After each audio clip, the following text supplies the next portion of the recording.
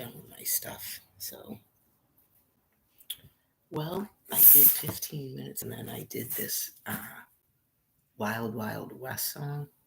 Not the, not Cool Moody and not Will Smith.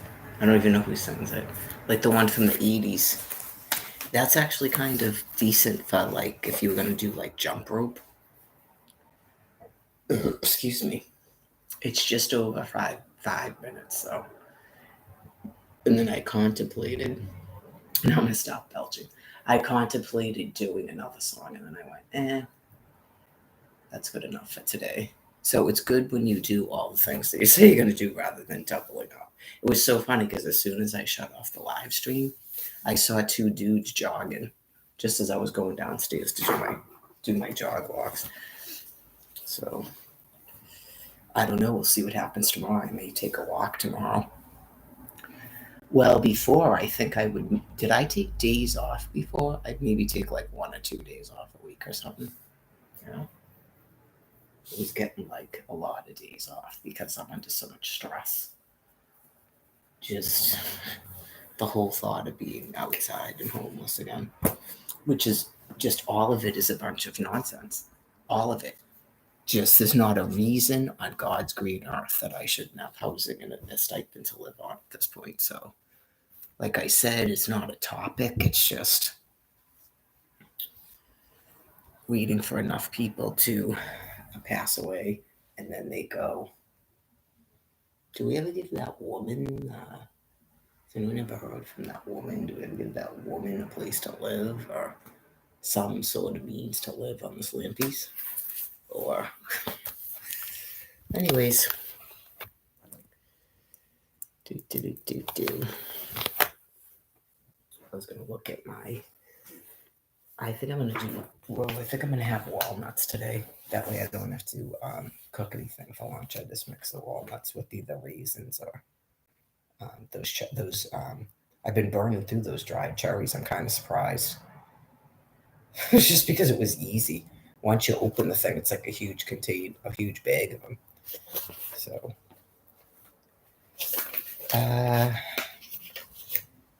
1, 2, 3, 4, 5. 5 more days till Carb Week. That's almost what I have in the cooler because I have a package of drumsticks. I'm pretty sure it's the same size as the one that I cooked last week. Right, and that was 3 days. One of the days I had 4. So that's 3 meals, and then I have a package of hamburger. That's 1 meal. In the past, I used to be able to make 2 meals out of it because I put so much vegetables in it. Right, when I'm not doing a salad and I do one of my meals, I could stretch one of those pounds of hamburger to be 2 meals, but I've been eating a whole pound of hamburger. Yeah. So,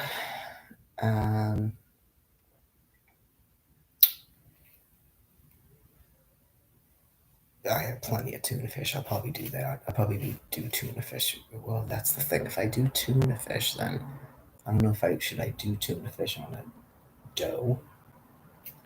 I'm not really supposed to eat a lot of canned stuff, but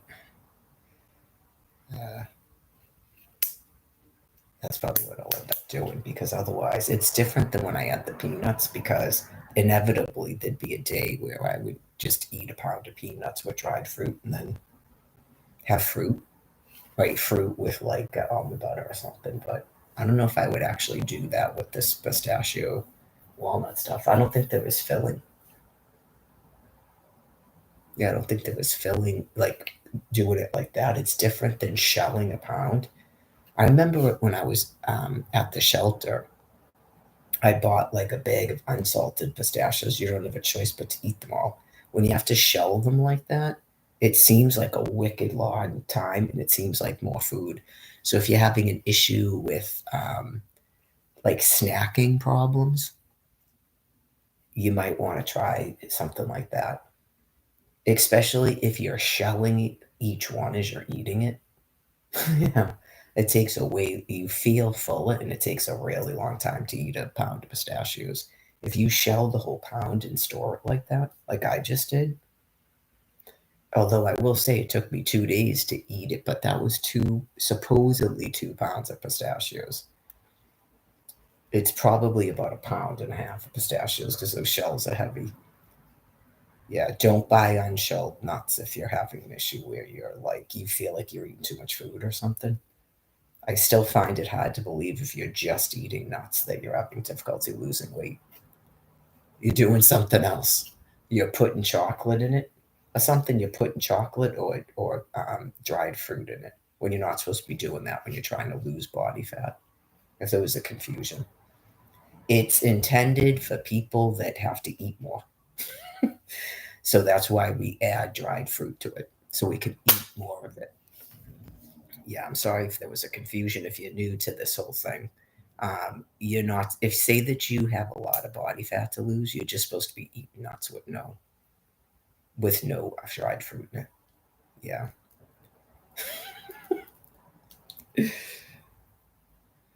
It's the nature of being hungry. Yeah.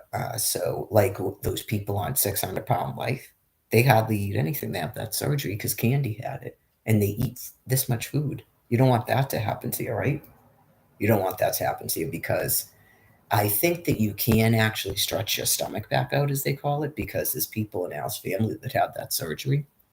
They lost a bunch of weight and then they gained it all back because they didn't incorporate lifestyle changes. That's why the surgery, in my opinion, unless you're literally 600 pounds, it's not going to work. Those people have severe cognitive decline and they're surrounded by people that hand them food when they can't get out of bed. That's why they're that big. Right. Like they have an issue where they would probably eat till they vomited because they are cognitively declined and they should be probably medicated. You don't, they still have to eat food, but it's an issue with their brain. You folks like her, she was driving around working, talking to people. She wasn't 600 pounds. I always thought it was crazy that she demanded to have that surgery. Right. Just all you have to do is change your diet and start walking. It is that because they sent it in order to qualify for it. They sent it to a psychiatrist after she flipped out and didn't know why she had to go to a psychiatrist.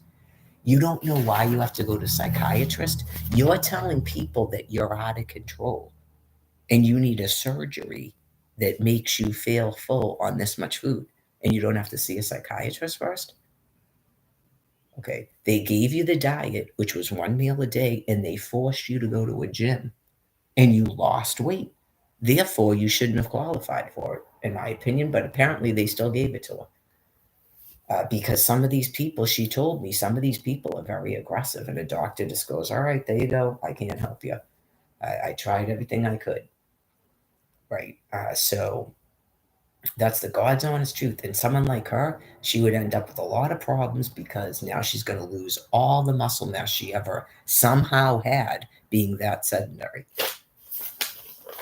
She got in an argument with the doctor about her increases in her insulin.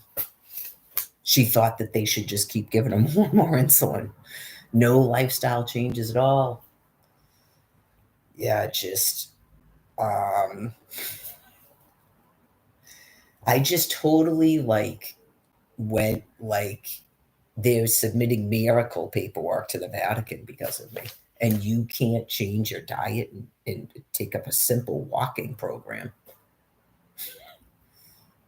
She went completely off of insulin after that surgery by just starving herself. What kind of a life is that? I eat like a pig. Yeah, you just go, that's. Anyways, it's for people that are severely cognitively impaired. I mean, maybe you get to the point where you go, I guess you're severely cognitively impaired, and now you'll be bound to a wheelchair because you are gonna be like so thin in the lower body that you're gonna break. You have to eat a lot of food to put on muscle mass, especially at that age. So talk about rolling someone over to change diapers. Right. So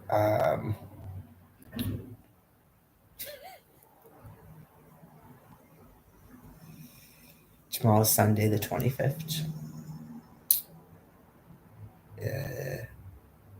Oh yeah, I was gonna do a new schedule, and then I just started talking. I don't know if I feel like doing it now, but what am I gonna do for March? I have a couple more days before I have to do, but I just brought the stuff in. I'm sitting. Uh, Remember when didn't I attempt to find a jump rope once at Dollar Tree? Yeah, I can imagine how much a jump rope cost.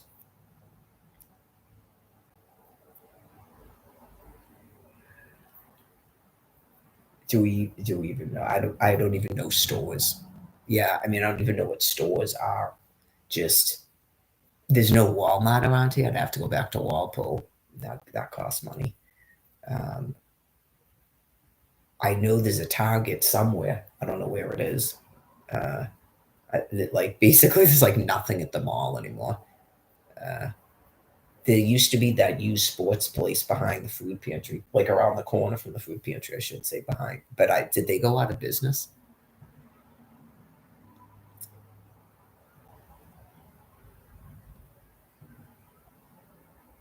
I would think Walmart probably sells jump ropes and like a used sports place or a Target. Maybe sports Dick's Sporting Goods. I haven't taken a walk out to Dedham in a long time. I probably should just to take a longer walk. Maybe tomorrow. Yeah, because I don't have to do any of my jog walks or anything tomorrow. So maybe it's not going to be like major nuclear material tomorrow. So maybe tomorrow. It's been a long time. Oh, yeah, that's right. I forgot to get flaxseed when I went to the store yesterday. So I did. I got more salad stuff. Yeah. Yeah. Now those lettuce bag is even bigger. But I think it's like bigger heads, which isn't going to help. The one from last week was better because it was like I don't know if it was romaine hearts, but it was small romaines. So one of those is a salad. Yeah. So I ate all of them. None of them were bad. I didn't waste any lettuce. Um, yeah, she had bags of stuff, which is probably more healthy. But by that point, I already had the romaine lettuce. So I was like, um, and that broccoli stuff I like. It's like I think it's the same. It's almost the same thing as that broccoli rabbi stuff, but I don't think it's as bitter or something. It tastes different even than that broccoli rabbi stuff. But Fran was saying she cooks it basically. I don't put oil on it, but when it's on top of one of my meals, yeah, I don't even put the mayo on top of that. I usually put the mayo on top of whatever the meat is. I used to make a dressing. I should probably get back to doing that, but um, yeah, because it would probably put more moisture on the food. It's basically, I started doing that dressing because the food is kind of dry if you just eat it like that. I will give you that, but I guess you got to be really hungry. It's just some people would go, "This is how am I going to eat this? There's no fat in this, and it's completely dry." Actually, there's a huge thing of fat on top of it. When you make those flats, that's all it is fat. But I get, yeah. I used to make a dressing. So if you're not on salt restrictions, I would recommend you make a dressing. Yeah, like you could do pot sour cream, pot mayo, and I used to use like pickle juice, and I used to put dill in it and garlic and mix that up, and then you just pour it on it, and it seeps into everything. The other thing you can do is put cottage cheese on it, or eh, not arugula, no, um, ricotta cheese. You can put ricotta cheese or cottage cheese, and that helps, even especially in a salad. Yeah, cottage cheese, sour cream, mayo. Well, you can get low salt cottage cheese at Stop and Shop. I don't think ricotta cheese has a lot of sodium in it. Yeah. And the mayo is pretty negligible. So it's the pickle juice. Olive juice is probably worse, but I used to occasionally use olive juice. So I didn't do olives last night because I realized the first night it's not really good with steak. You got to do black olives with steak. Yeah, the green olives are good with like turkey or chicken. So probably till the jar is gone. But if I'm doing hamburger tonight, I'm not gonna. It's not the same with beef. Um, and this is the weirdest thing because I was actually thinking about garlic because I was doing like a poo poo party for myself in my head about not having the snap card because that's one of the things I do actually buy is cloves of garlic, and sometimes I buy those shallots, not shallots, no shallots. Yeah, I thought I was mixing up with scallions. So those are like hard to get. I don't even know if a store would donate that, but we could try a whole bunch of shallots. Um, that's the thing I was asking Nancy about. It was for something. See if she liked those, that maybe she could try eating some of those. It was for some ailment. Anyways, and then she had garlic there. I was like, oh my god, she has garlic. I was just like lamenting about this. Remember they had the red onions once, and then I started buying them. I know because that's the other thing. You can put that in salad, and it's like you have salt in it. Yeah, if you're eating it going, this is like I have salt in it. Okay, well, this is because I've been on a low sodium diet for a decade. Yeah, like I'm sure my taste when I taste things is different than yours, right? Like when we first started doing this, I noted that granola stuff I bought once. You can totally smell hydrogenated oils in it. Yeah, I can smell sugar. So, yeah.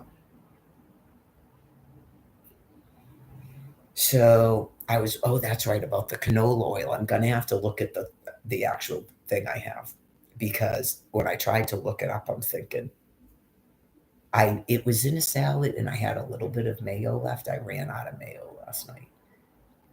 So I know just in time because they have mayonnaise at the food pantry, but um, by the grace of God, someone supplies the mayonnaise. Um, they won't tell me what's on. I had that mixed with a little bit of mayo in a salad, so I'm not sure. I'm like, I'm gonna have to look because you go canola oil is a liquid at room temperature. How are they making it like solid like that? That's your clue. They may hate hydrogenize. Can you hydrogenize canola oil? You just nullified the whole purpose of canola oil. It might be really bad for you. I don't know. I'm gonna have to look it up. But obviously, if I run out of mayo again, I'll have to use that because it's something in there. But over the long term, if you were buying it, maybe look at the label and find out what's in it. If it's got a gelatin or something in it, I'm pretty sure in mayonnaise, the egg acts as a. Because if you just take egg whites and whip them, it will whip into a thing like that. So I think regular mayonnaise, they don't have to put that in there. I should probably look at the ingredients of the mayonnaise too. But if you made it yourself, I think it's just made from whipped eggs, isn't it? Is that what mayonnaise is? Right. So I've never tried to make it myself, but yeah, it's probably like anything else. Say that we looked at the label, went, oh my God, they put crap in this too. And then you have one of those blenders and you just decided you were going to try to make mayonnaise or you looked it up online. It's probably going to be more kind of, it's not going to be as solid, but it's not going to kill you. Yeah, I mean, if they're putting any type of gelatin in it, make sure it's not pork gelatin. I think there's fish gelatin too. But yeah, there's other types of gelatin, but I think they mainly use pork. So we found out about the light mayo. I was using light mayo for a good year. Yeah, before I went tapioca. Like it's something somehow I found out about it and I looked and I went, tapioca. And then I looked it up online. Yeah, you bastards. Because that older woman, Mary Quinn, that was in the house I was in for 3 weeks, she talked to herself, and so she was saying something about light mayo and eggs. I just thought it was so funny because you go, I don't think she has a computer, does she? Does she have a computer in that room? And she took walks too. Yeah, she used to take daily walks. I saw her walking around Quincy last time I was out there. I pointed her out to that Brian guy. I was like, "Oh, there's Mary Quinn." She was in that house with me.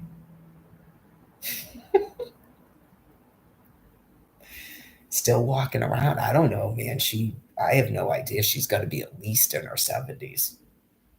Yeah. So, anyways, um,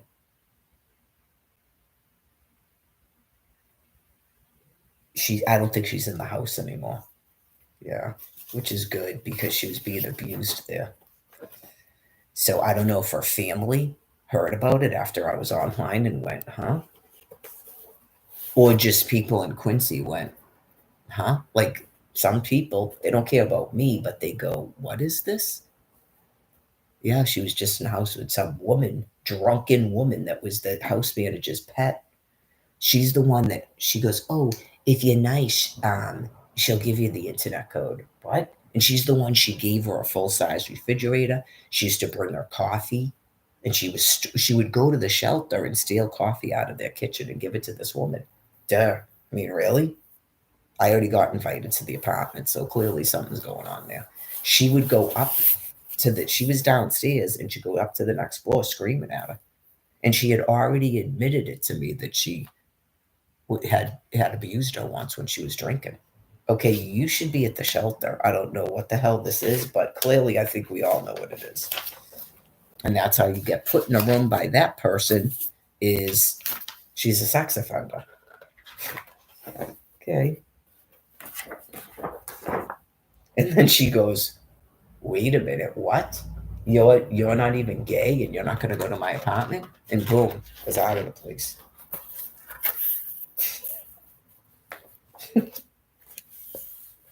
Probably the same thing with Rebecca Donahue. Already explained it because she started telling people she was gay, and then all of a sudden, the next thing you know, she's in probably the same room I was in. Yeah, you just go, what on earth? She told me that she got a write up from her because she asked her if she was gay. She, as an adult woman, we may even be older than this person. I don't even know. She looks old, but you go, we don't have a right to ask you what your sexuality is, and you're inviting Mary to your apartment. I think we have a right to ask you. And then I'm telling people I'm bisexual or gay, and I'm in your house. That's probably what Rebecca Donahue's attitude was like. I'm getting a write up because I asked you if you were gay. She literally gave her and that's probably how she got her out of there. She kept making up things when she probably tried to get her to go to her apartment. You go, what on earth? That's why you go, how'd you get a Section 8? Okay. All right. So um Friday I'd be due Friday the 1st to be doing something. Like other than walking, because the 28th is jog walks, biceps and abs. Okay, so leap year. So what? I don't even know what I'm going to do. Oh, it's carb week. That's right. Uh, usually I don't. Usually I do nothing because sometimes carbs just make you go. You don't feel like doing nothing. So I did 4 days last month. I would say I'll plan for about 3 because the fourth is a Monday. It seems like Friday, Saturday, Sunday, except I don't know what's going to happen on the second because they might actually have desserts. They know it's carb week. Um, yeah, I'll plan for the first, the second, the third. It's definitely not going to go any further than the fourth. I just know it. I know myself because after about the second day last month, wasn't I going? I don't know if I'm gonna. And I think I started to get a little bit puffy in the eyes. And yeah, I think after about the second day, I was like a little bit kind of. Well, what probably happens? Don't mess with me. I think what probably happens is At first, I feel sick from it because I have a completely clean living. So at first, I probably feel sick from it. But if I kept eating like that, I'd get used to it. Right? That's what I'm saying. Like, I'm not even saying I'd stay puffy in the eyes. I might get somewhat used to it, but the diet itself is horribly bad for me. Right? It's not just something about wanting to bodybuild. I don't bodybuild. Right? So it's a medical diet for my medical condition. So, yeah, like, I, what happened at the shelter last time? I don't know. I don't know if I've like, is it possible that they started putting something in the food like they did at the hotel? I don't know. I've never blown up that fast. That was 2 months. Yeah. Uh, I just spent August to December, September, October, November, December. I spent 4 or 5 months out there and I didn't blow up like that. Right? You go, is it possible that they started putting something in the food? It is. It's a little bit weird that that happened to me. I think it was only that one day. It's possible it has something to do with why people need to stay away from Quincy. Okay. Like it's something to do with the nuclear. But like, I didn't see anybody else doing that, but I don't know if they're naturally have more fluid or something, except for Brian. Because I remember that day, May 17th, and I said something.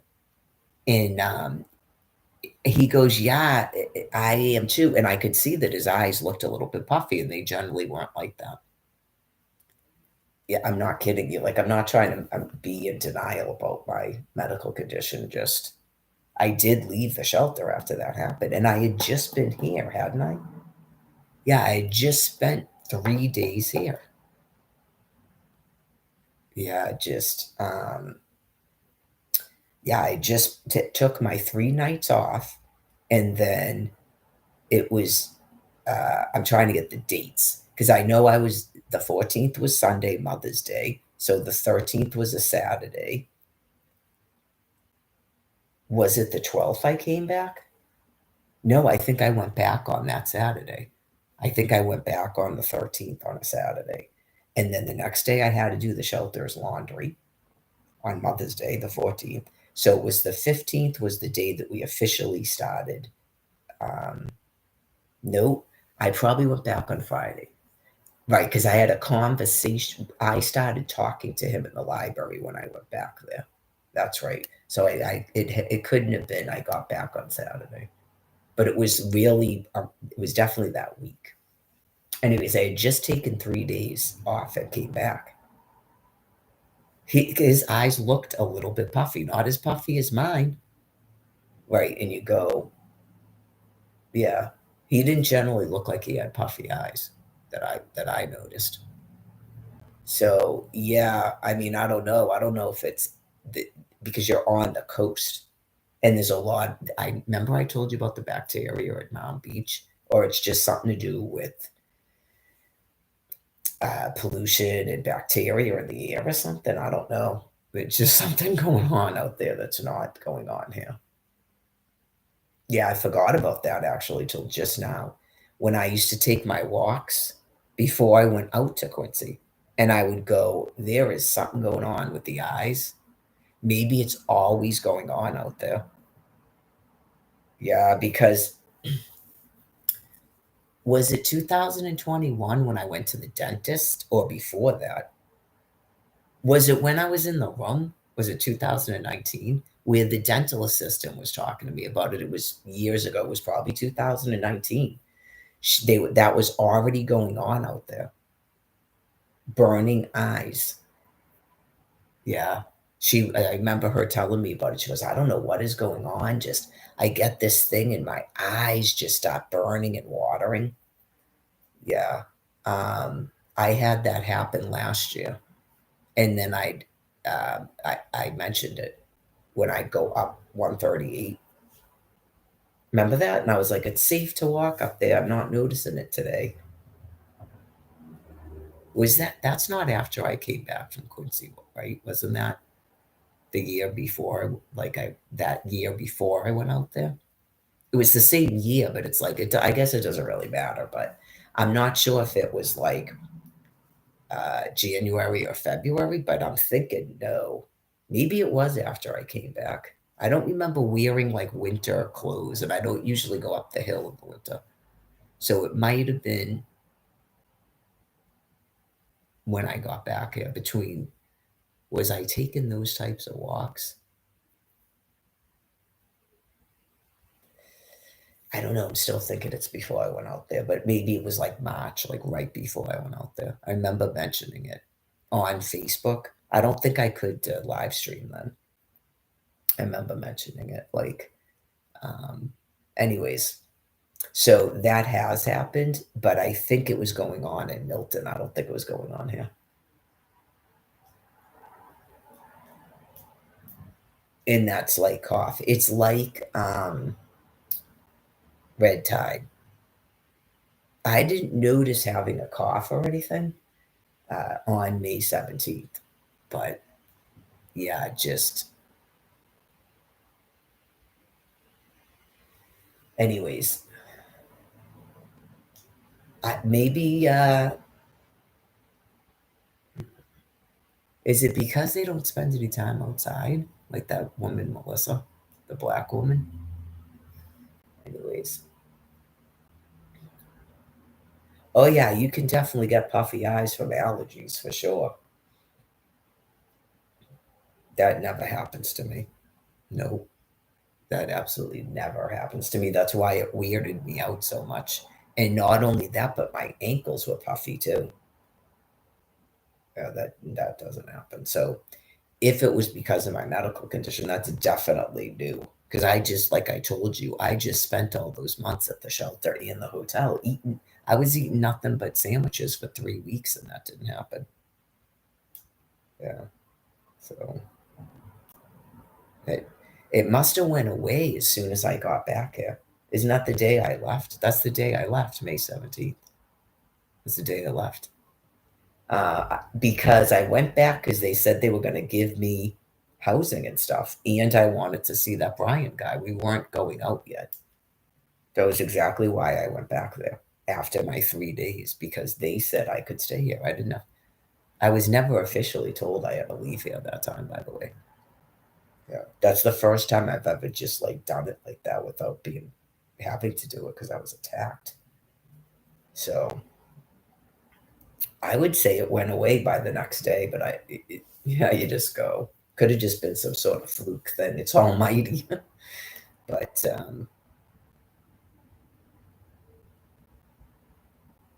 obviously, 4 days of carbs and salt is not 2 months of it. But anyways, okay, my schedule. I'm pretty relaxed now. Yesterday was a rough day, man. From 3 a.m. on. Yeah, that was.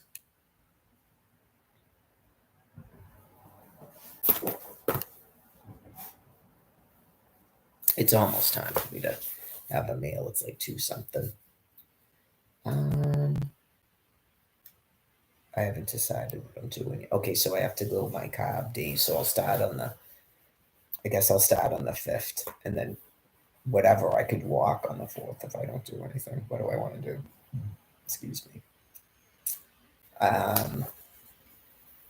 Didn't I say something about triceps?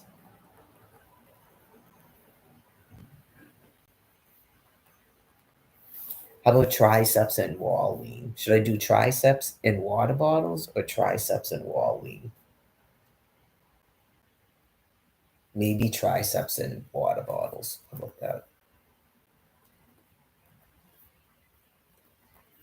Because I haven't done that consistently yet, and I already did a whole thing of wall lean last month. Well, we'll see. I'll probably still do push-ups. That's what I ended up doing this month. I didn't write push-ups on my schedule, but I did it every time because I had the mats out for abs. And then sometime this month, I'll have to do my regular walk. So it might be, should I do jog walks again with this? At least until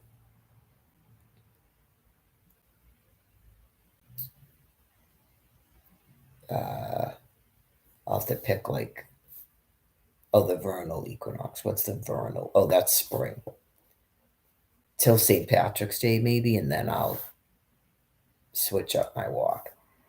Do I want to do my three things before the day I do my jog walks? Or do I want to do my jog walks the day I do my walk? No, wait, I was walking every day. That's right. Um,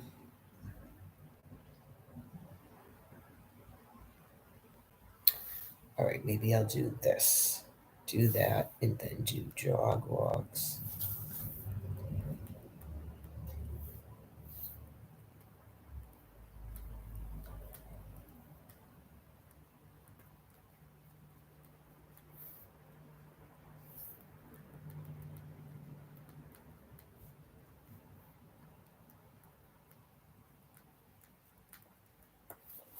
Yeah, do this part first, where it's every other day is triceps and water bottles. Don't go in the fifth, the seventh, the ninth. Triceps.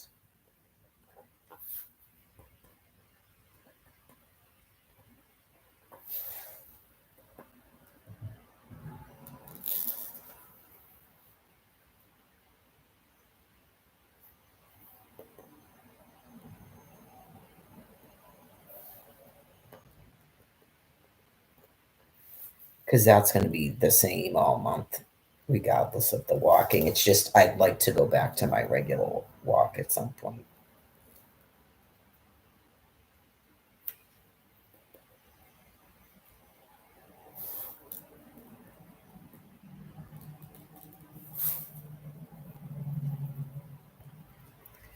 Oh yeah, if you've never done this before, where you write stuff on a calendar, make sure you put something underneath each month because it will press into the next month, like a piece of paper. I'm using that cardboard thing. Yeah, it's just if you've never done it before, you find out real quick when you write on it and go, oh no, and it like presses right onto the next page. Whatever type of paper this is, because it has a photograph or something. Uh, all right, so that's all month for that. And then at some point in time, so it's going to be, I'm going to put a question mark on that one, but I guess for right now, I'm going to keep it the way I was doing it. Okay. Where the first week, it's either going to be 3 days or four, because the fourth is, I put a question mark. That one's, and then I'll leave Friday, Saturday, Sunday alone. And then um, this would be,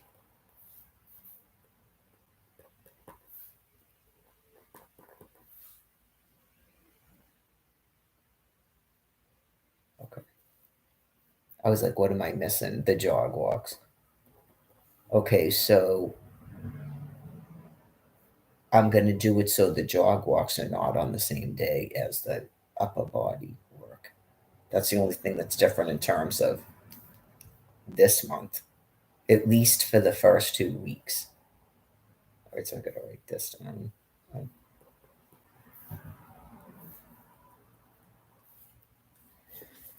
All right, so let me see.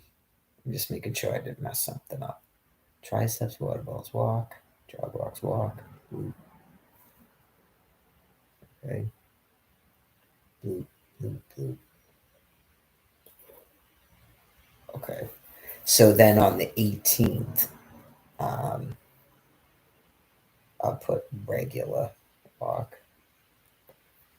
And then I'll find out if I've gotten tired or not when I have to start walking up the hill. Uh,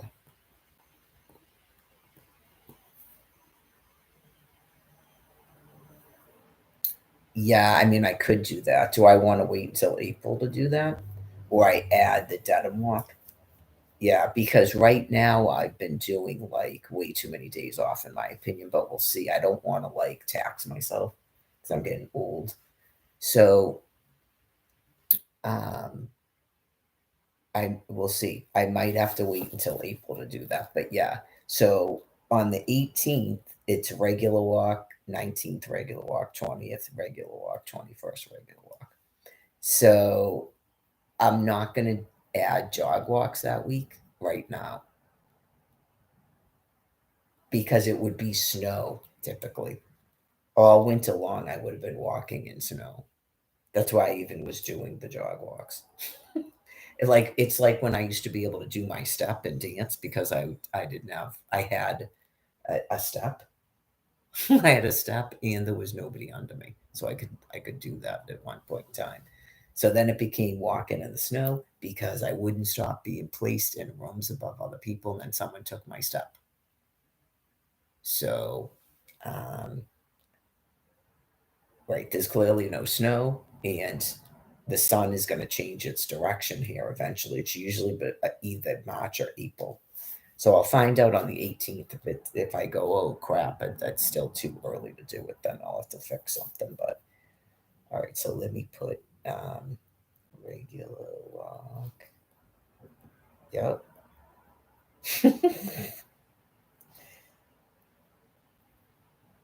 I think I'm gonna wait till April to do that with the Dedham walk. Yeah, because this is like, yeah, because I just went so long without doing that walk. So it's going to be the last 2 weeks of March. You have to do it 4 days in a row. Okay. And then Friday, Saturday, and Sunday is not on a schedule. Right. It's kind of like I said about tomorrow. If I feel like taking a walk, then I will.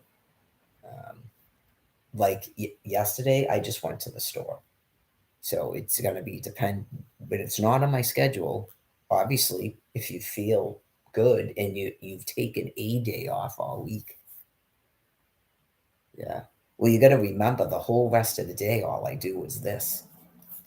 It's not like I'm working or something, and still, it's not even like when I'm at the shelter and I'm sitting in a chair and all that, right? We have to like walk to get to food a couple times a day and stuff. I don't have any of that going on. So,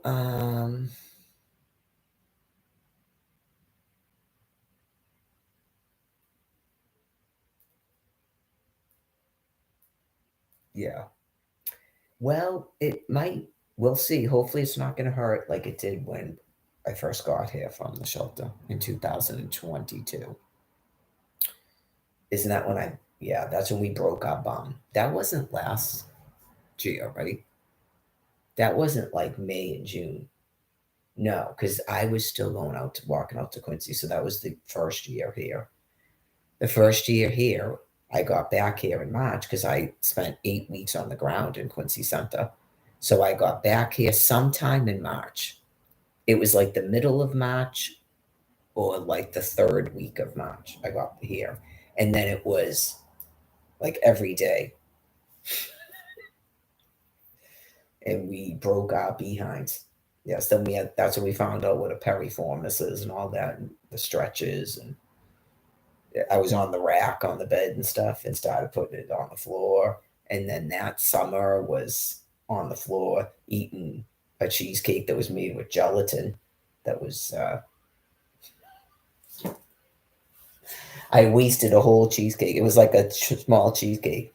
I started feeling sick because of the nuclear weapons. Yeah, it was like 3 weeks straight, and it got to the point where it was like starting to feel nauseous and sick.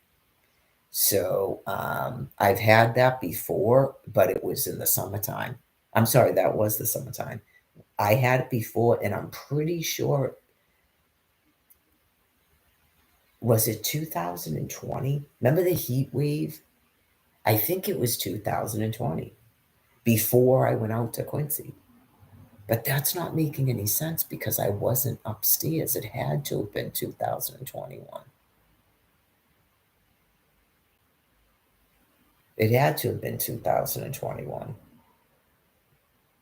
Yeah, I mean, I'm not saying it wasn't hot in 2020, Karen and Michael. It's just when you're outside, you don't notice it as much. When you're sitting under those trees and there's a breeze, it's way hotter out here. Yeah, because I was on the second floor of that house with no air conditioning. It was, and that's when I was freezing those gallon jugs and putting it right here because it was so hot. That was, unless that was after I got back. So it would have been after August. Could we be having a heat wave then? When I first started doing those Paula B things, I'm pretty sure it was 2021 before I was evicted. That was in August.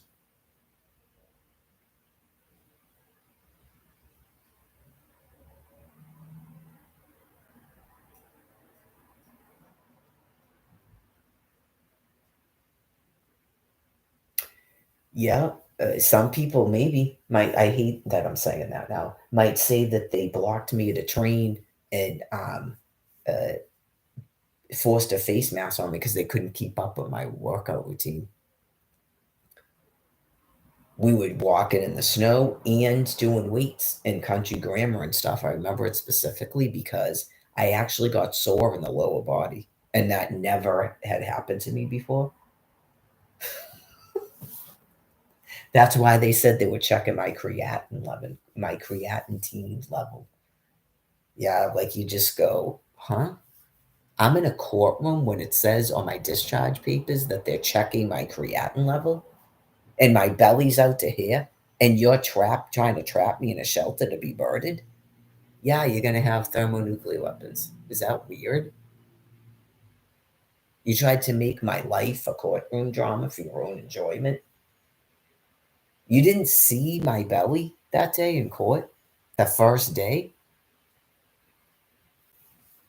Anyways, because I was in the shelter at the time. I'm not supposed to be in that shelter where I can't follow my medical diet, my rest program. Anyways, not you issue a stay away order and trap me there. And then say you tell everybody on earth that you're going to give me a voucher for housing. And then you go on a medical leave. Haha. Anyways, okay, so now I have my schedule. And then in April, I'm not going to write April schedule yet. Um, I might well, I'm not going to go 4 days, probably going up 138, but I might change my mind after the 2 weeks. I usually go like every other day, typically, don't I? I switch it up, like I go here and then I go out to Dedham. And then I think I started getting bored with Dedham, and I don't know if it's because it's too long, like I'm getting old and it just feels too long, or like something made me only start going out there like twice a week, or it was like when I needed something out there. Yeah. We'll find out.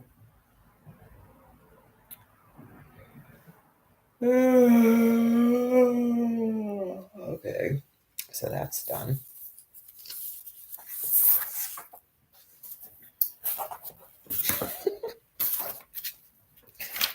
Big important stuff I do.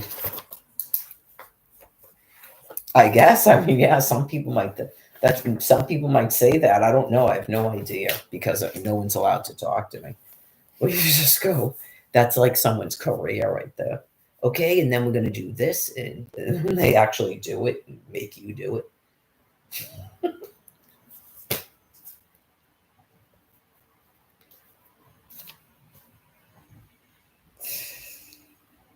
So, I think it's really better. Like you could do it right now if you haven't done today's thing. I think it's really better to do the whole thing. Yeah, even though obviously when you've got nothing on your schedule for tomorrow, it messes up the whole entire thing and just mentally it's not good. Right? Like because now tomorrow, right, I could take a walk or I couldn't take a walk because it's not on my schedule. But if I had to do jog walks Sunday and Monday, then here comes Monday. Oh yeah, you just go. Monday is push-ups, abs, bicep curls, jog walks, and a walk. and you want to now have to do jog walks the day before, what type of jog walks are those actually going to be? Shitty ones. Exactly.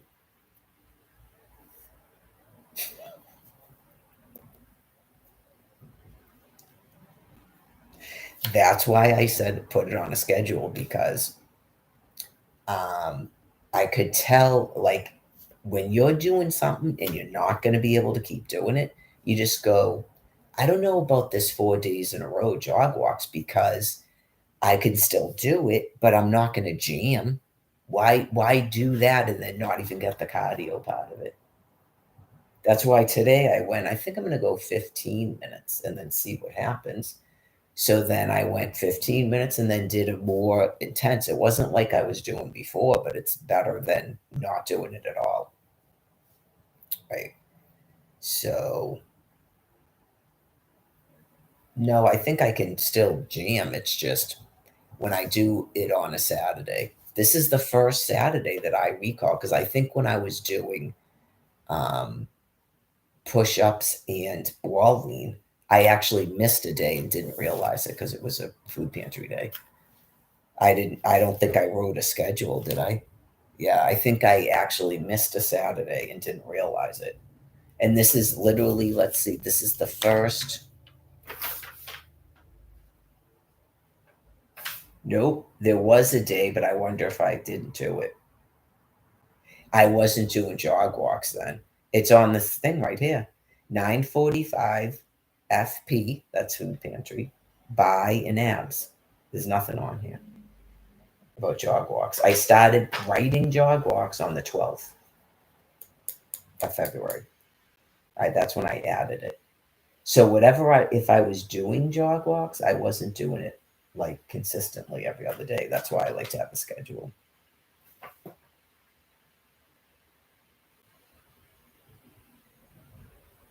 Right. So is that the day that I literally didn't do it? The 10th?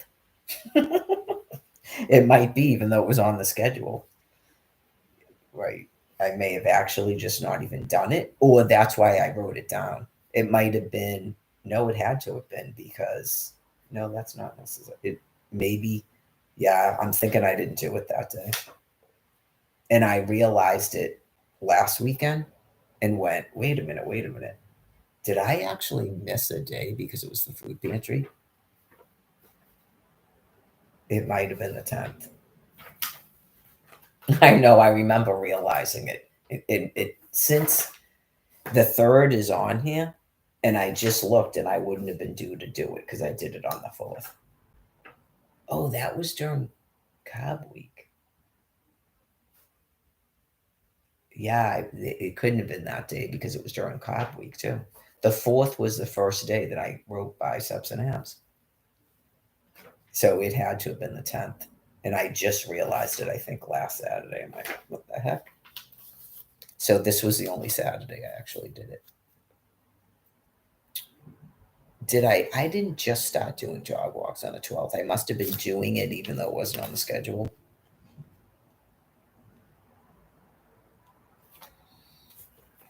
I broke the clip that's kept this thing together for a year. Now I consistently won't know where the pen is.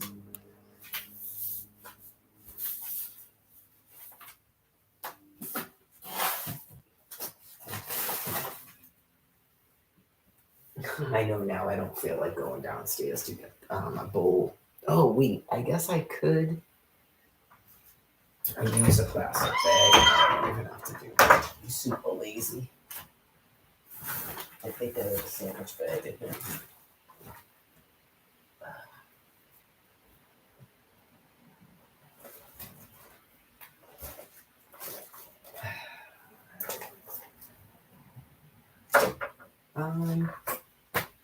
I can't believe I actually feel cold.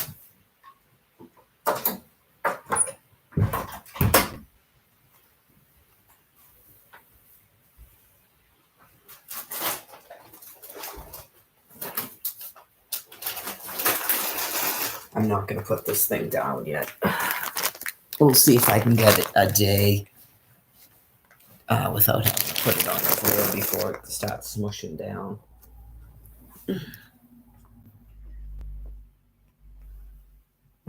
I did this for a couple of days, and then it was like I could feel the thing. I could feel the bar.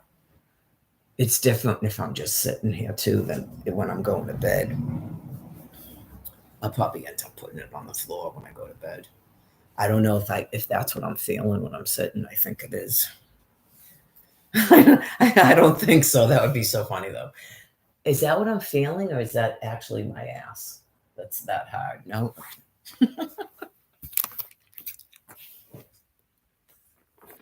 I'm not sure if that's what I'm feeling or.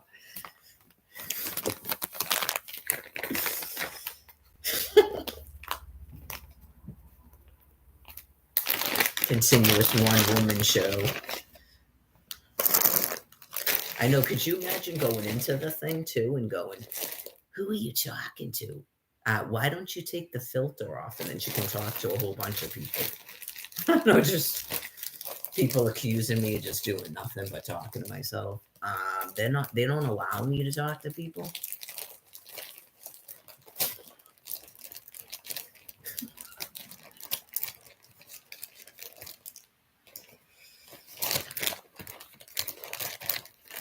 Right, so I remembered I had a sandwich bag that's supposed to be for the raisins, so I can sort through the raisins. But let's see, how much is this?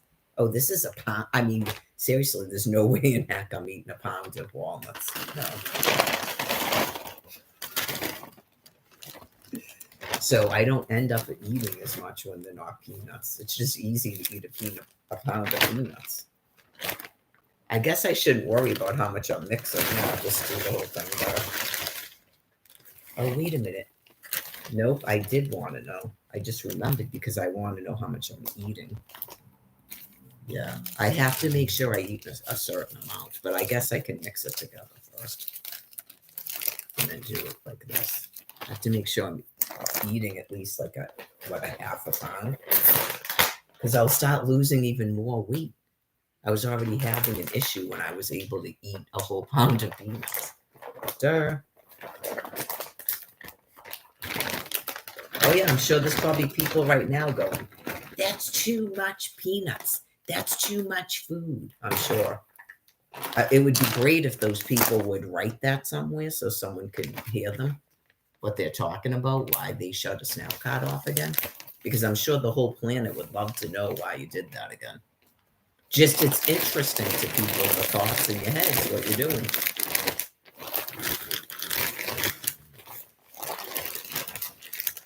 Like, are you causing people to be nuked by shutting off my food? That's why I want the Facebook back up so they can respond.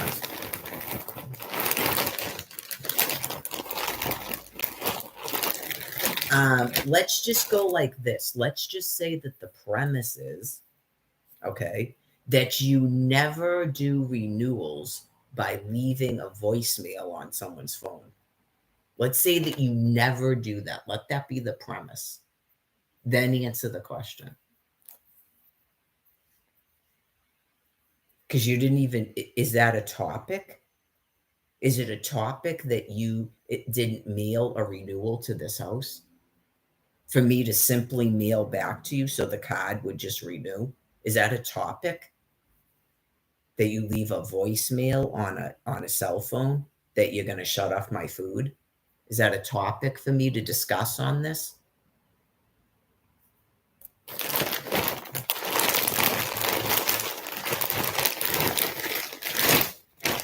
It's called dementia. Not you don't know anything about Mary Lagoa. You don't know anything about Mar-a-Lago. Blah.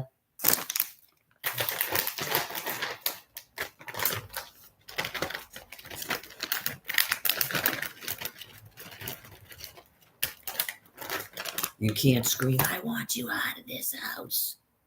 Just, we're not in your house. Just, is that a topic? Why do you keep shutting this woman's Snapchat off?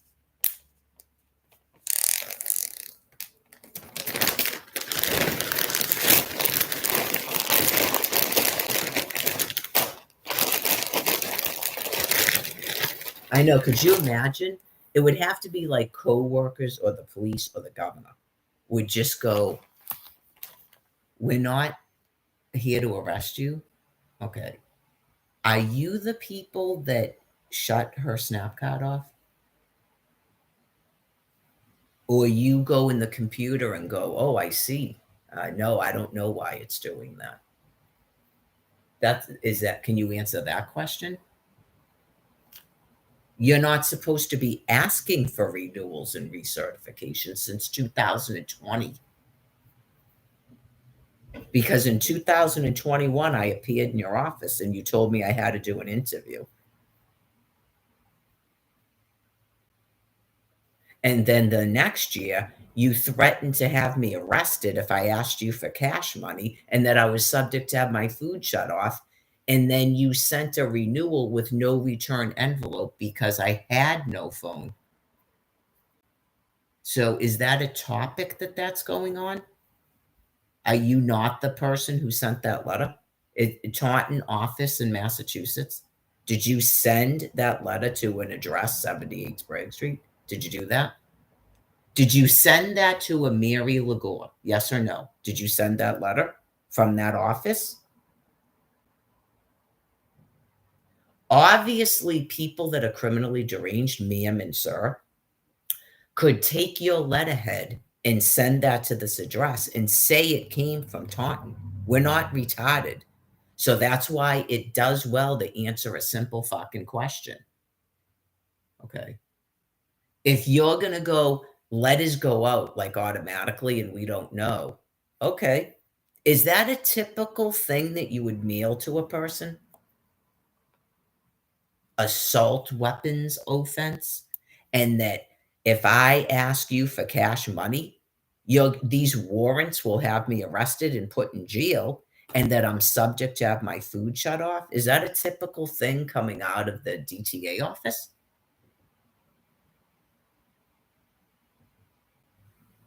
Okay, riddle me this.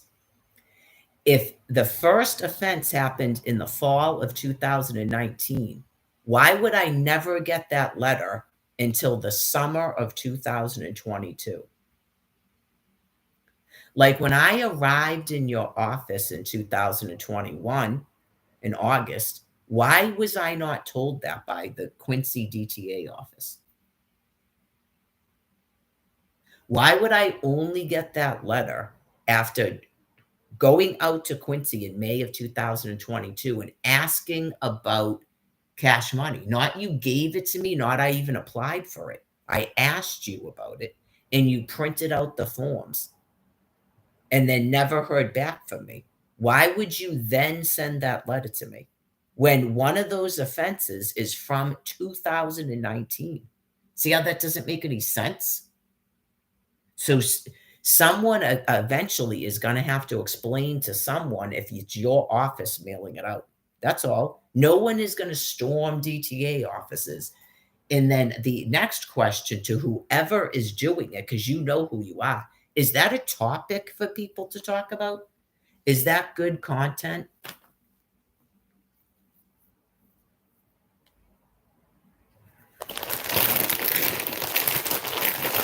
Does that spur a conversation to keep shutting off Mary Lagore's SNAP food card? Does that spur conversation?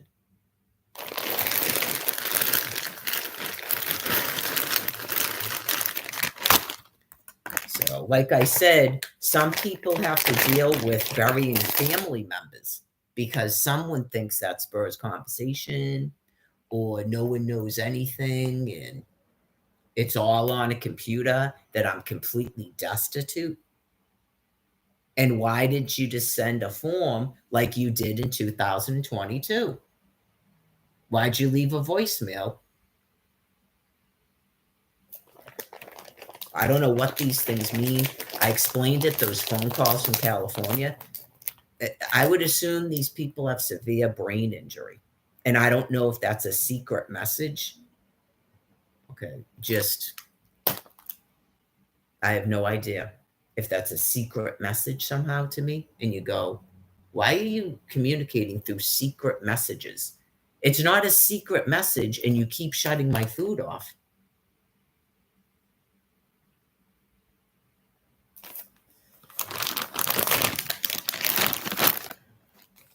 Okay, I gotta put some of it back in this thing. So I'm almost out of dried cherries now. Yeah, let's hope this tastes extra good, because otherwise just wasted the rest of the dried cherries for my pistachios. I figured I could substitute raisins.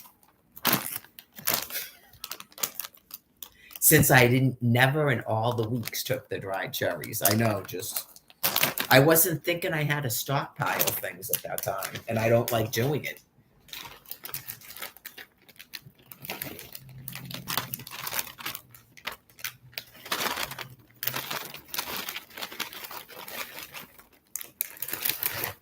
President Biden told us it was the EBT limit.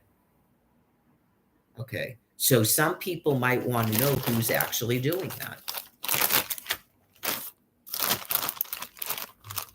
And that's what I'm saying. Is there enough brain matter that the person believes that they're initiating thermonuclear weapons, or that's like in defiance of your own president? What is that?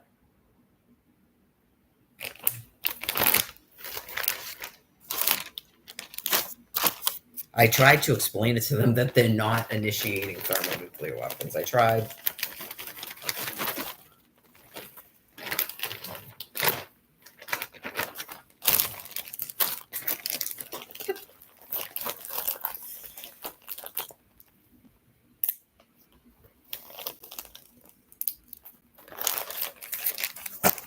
The guy with the thermonuclear weapons, it's about hospitals and holding hostages, keeping hostages. I mean, obviously, if you refuse to stop starving me, you're attempting to murder me repeatedly. It's pretty shocking. So you refuse to stop doing that. So of course someone is going to do something about it. But you just go, is there like what is the reason you keep doing it? He doesn't mean that? Okay. It doesn't mean the EBT limit, it means the debt limit. Does there really seem to be a limit on your debt since you've been printed $34 trillion?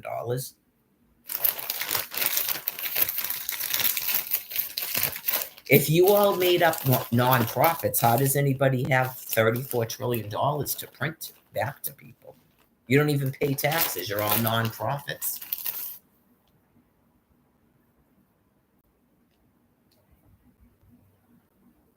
Oh, I'm sorry. Does your system of government not have to actually make sense?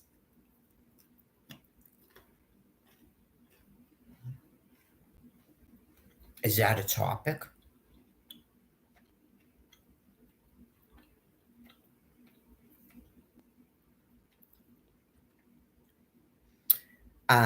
So when you guys were taking your turn sticking your penises in someone who's telling you to call her a toilet, you complain about her too?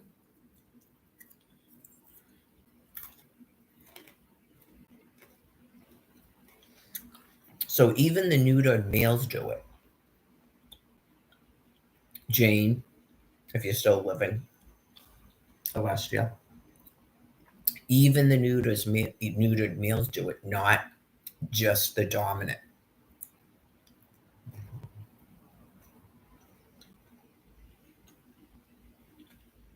Well, some people might actually make them feel better.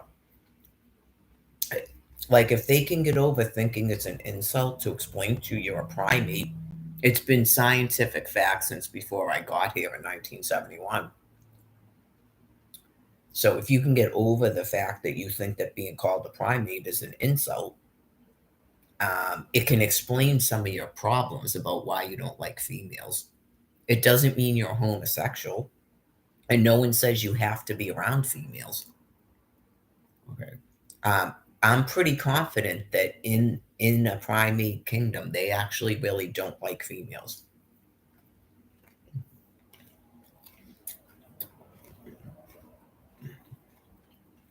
They're essentially all female.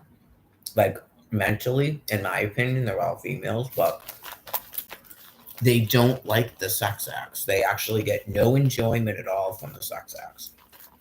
So people with cognitive decline, yeah, expect that. I would say they get no enjoyment from it at all. From like observing, um, interviewing people, different various things of conditions they have and stuff, and what I thought God was telling me.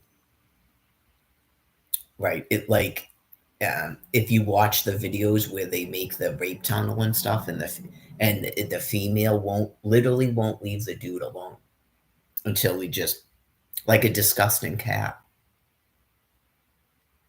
And like they don't. It's not even like a the even just the penis becoming erect or whatever. It's annoying to it. It does it to get the female to go away.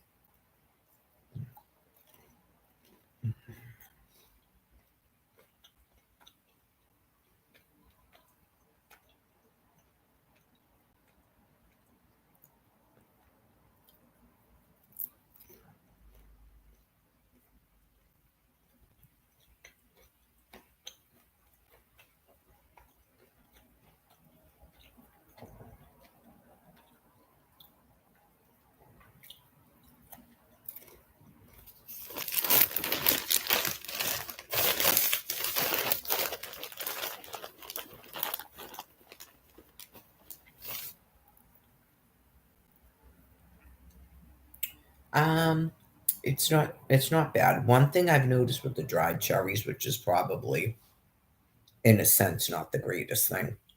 I think you use more of them. They're definitely not as sweet as raisins. Or they don't have as much flavor as raisins. It's something.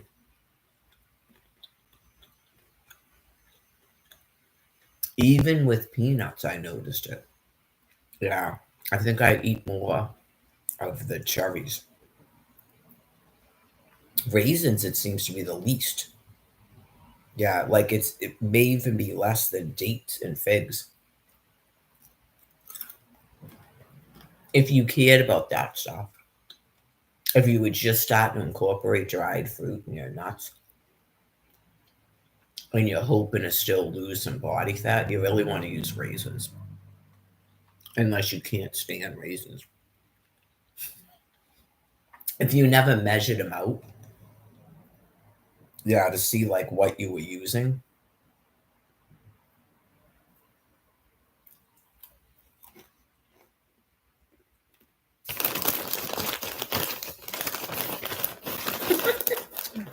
Sometimes it's nice to know someone who overanalyzes everything.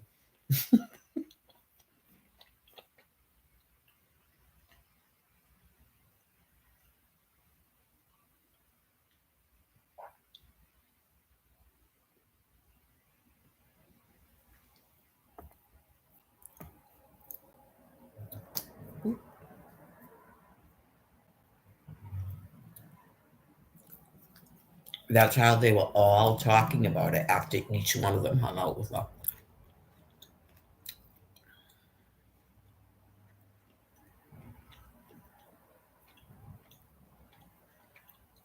Well, I tried to explain it. That's why you go. There's certain things some people really just don't want to know. Mhm.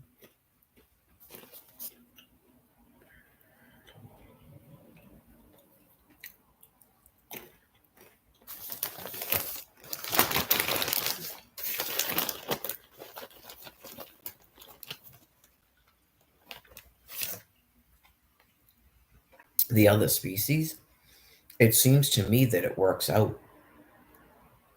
You ever see them on the talk shows? They all know. It's not really a secret, but it's kind of like once you say it in words like that, some of them might not like it. But the females want to be able to be friends with other females. And like a husband has his place, but they have female friends for like to talk about them problems and stuff. They're probably more themselves with other females.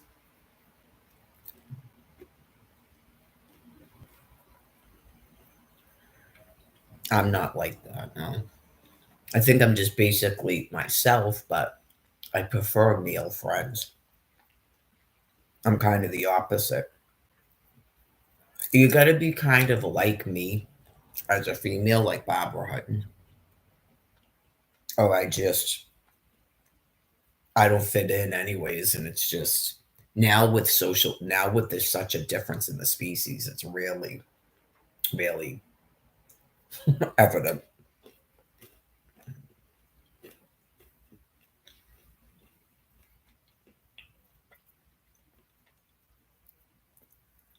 I don't think females get to have sex with more than one dude in a regular primate kingdom. Um, so that would make them think even less of that toilet. They know it even though they're neutered males. And then someone like her, she's clearly not producing any offspring. So you're just like, I don't understand what this is because didn't you toilet her 4 times? Um,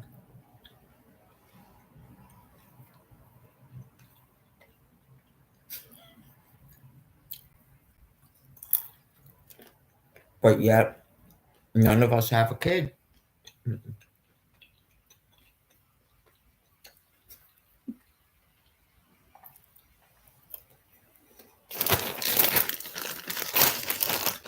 I don't even know anymore, nor do I care if she even has a boyfriend. She just all the time says the same story, and I wouldn't know that until now.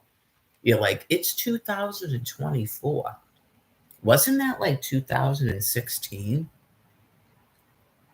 that you told me about this boyfriend that was in jail? It's got to be some kind of a grift. You go, I think I did say that. And she said that, oh, I just put my boyfriend back in jail again. What the hell? Remember Lupus Mary was doing that to Alex? The F away from me.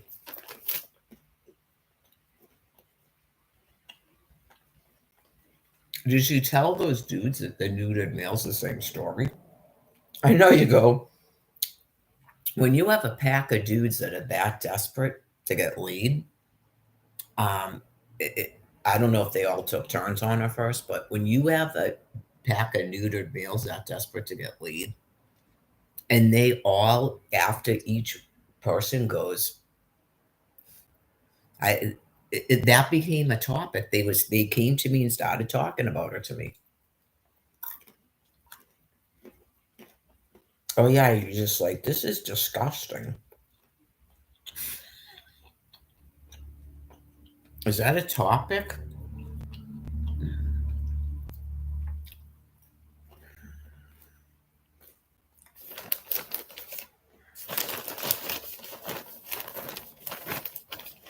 They probably think that I'm a dominant male gorilla. Yeah, that they probably do. If you ask them that, they'll deny you that. But sometimes people don't know what they're doing. That's why they see a psychiatrist. It's difficult because people like that will go to a therapist and they'll be like, "Oh, I got these problems or whatever," and then you say something like that, and they go, "Did you hear this latest stuff she's saying? How crazy she is? How are you explaining though? Did you do that? Did you say that to her? How are you explaining that?"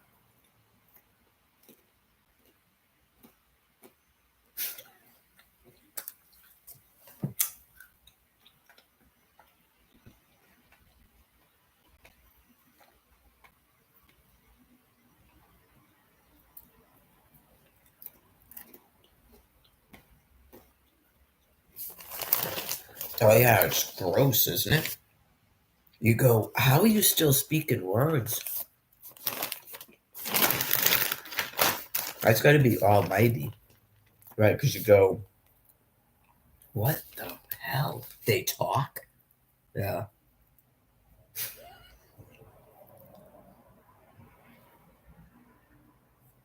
Yeah, so she told me to call her Lulu. She told you to call her a toilet? Oh my god.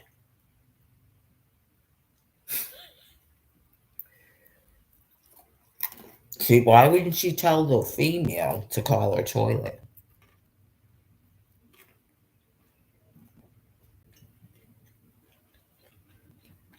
I don't know, but you guys might have some visitors more than Elizabeth Warren at this point going, what on earth? I told you it's your last opportunity to interview them because they're not going to exist anymore.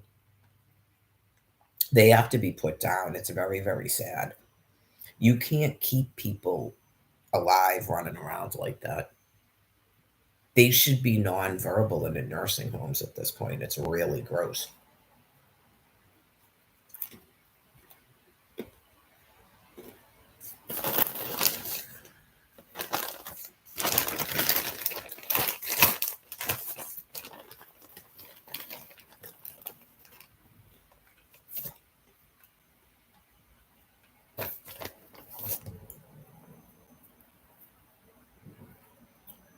So that's the only reason they're verbal, in my opinion, is because people want to interview them.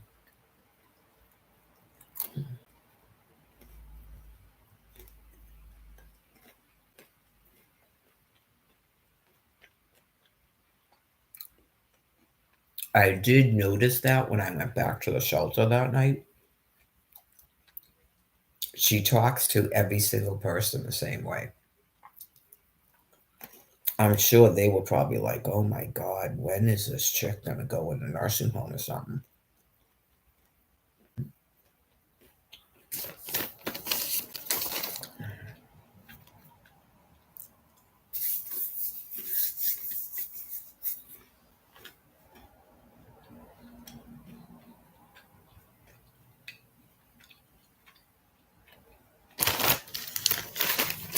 They don't really have the facilities for that.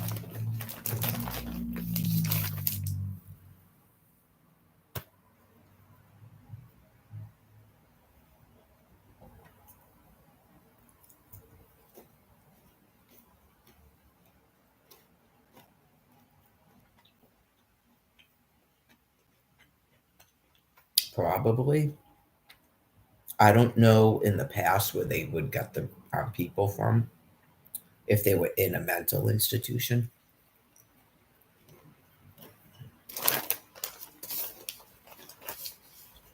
Someone was at the shelter that in 2019 that was hanging out with Vermel.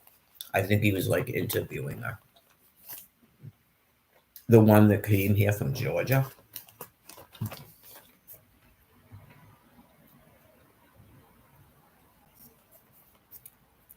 Yeah, because you could just tell how they were paying so much attention to her and asking her questions and stuff. Because she was like so insane.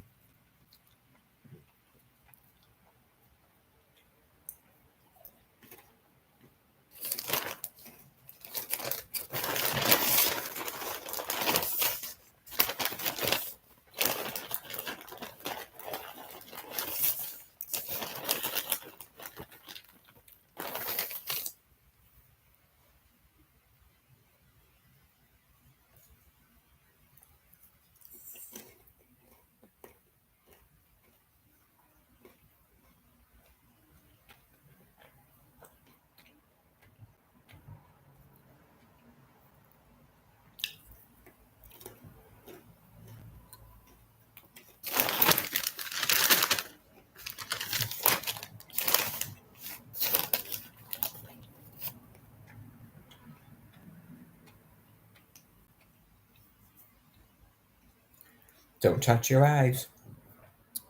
Remember that from last winter. Yeah, I will do it. I went like this with that powder on it.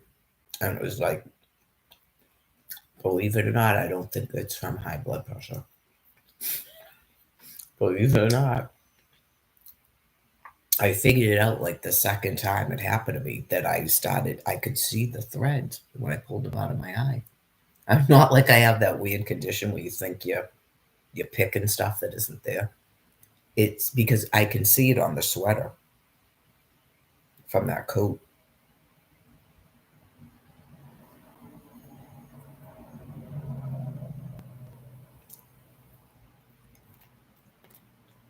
If you have, maybe it's all fur coats. I don't know if you have a fur coat.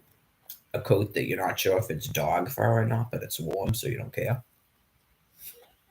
Whatever the case may be, the second you notice that it feels like your eye is, make sure you wash your face just gently and do like the put water on it like you're washing your face, and then see if it comes out off your eyelash or something.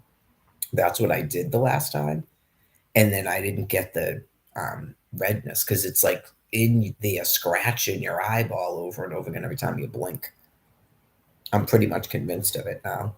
Whereas last winter, I had the thing last winter too, but I think it was from, I remember it specifically. I was eating walnuts, and then I like didn't wash my hands afterwards, and I went to rub my eye, and as soon as I touched my eye, it hurt. Yeah, like the powder from the walnuts. And then I ended up later on with that hematoma in my eye. I don't know what happened in 2017. Something weird was going on at the shelter. It has something to do with Quincy. I'm not kidding you. You would have thought it was from high blood pressure because I had pretty high blood pressure then. I was Jen was in the shelter, and she's wicked stressful to me. Yeah, and that's when they put me on the lisinopril because it was pretty high. So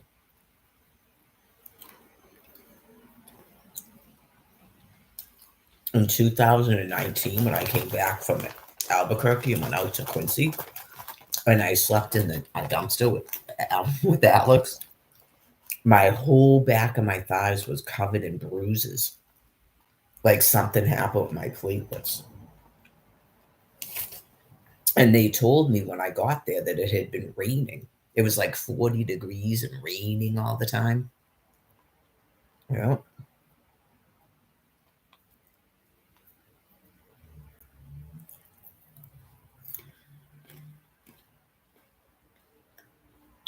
That's when I was getting like leg cramps so bad because of lisinopril. That part of it's from lisinopril. The bruising might be from the lisinopril, but I don't think the bleeding. And I went to the doctors, with my eyes like that, and the doctor said nothing. Doctor said nothing about it. So Jen was like, "What the fuck's going on? Now it's in your other eye." It was like both of my eyes were just completely hematomas. So, anyways, um,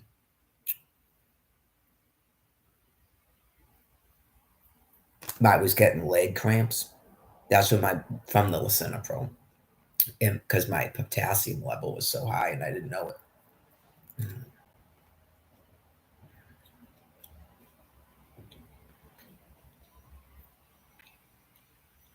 it. So by February of 2020, because I was off of the lisinopril when I went to New Mexico.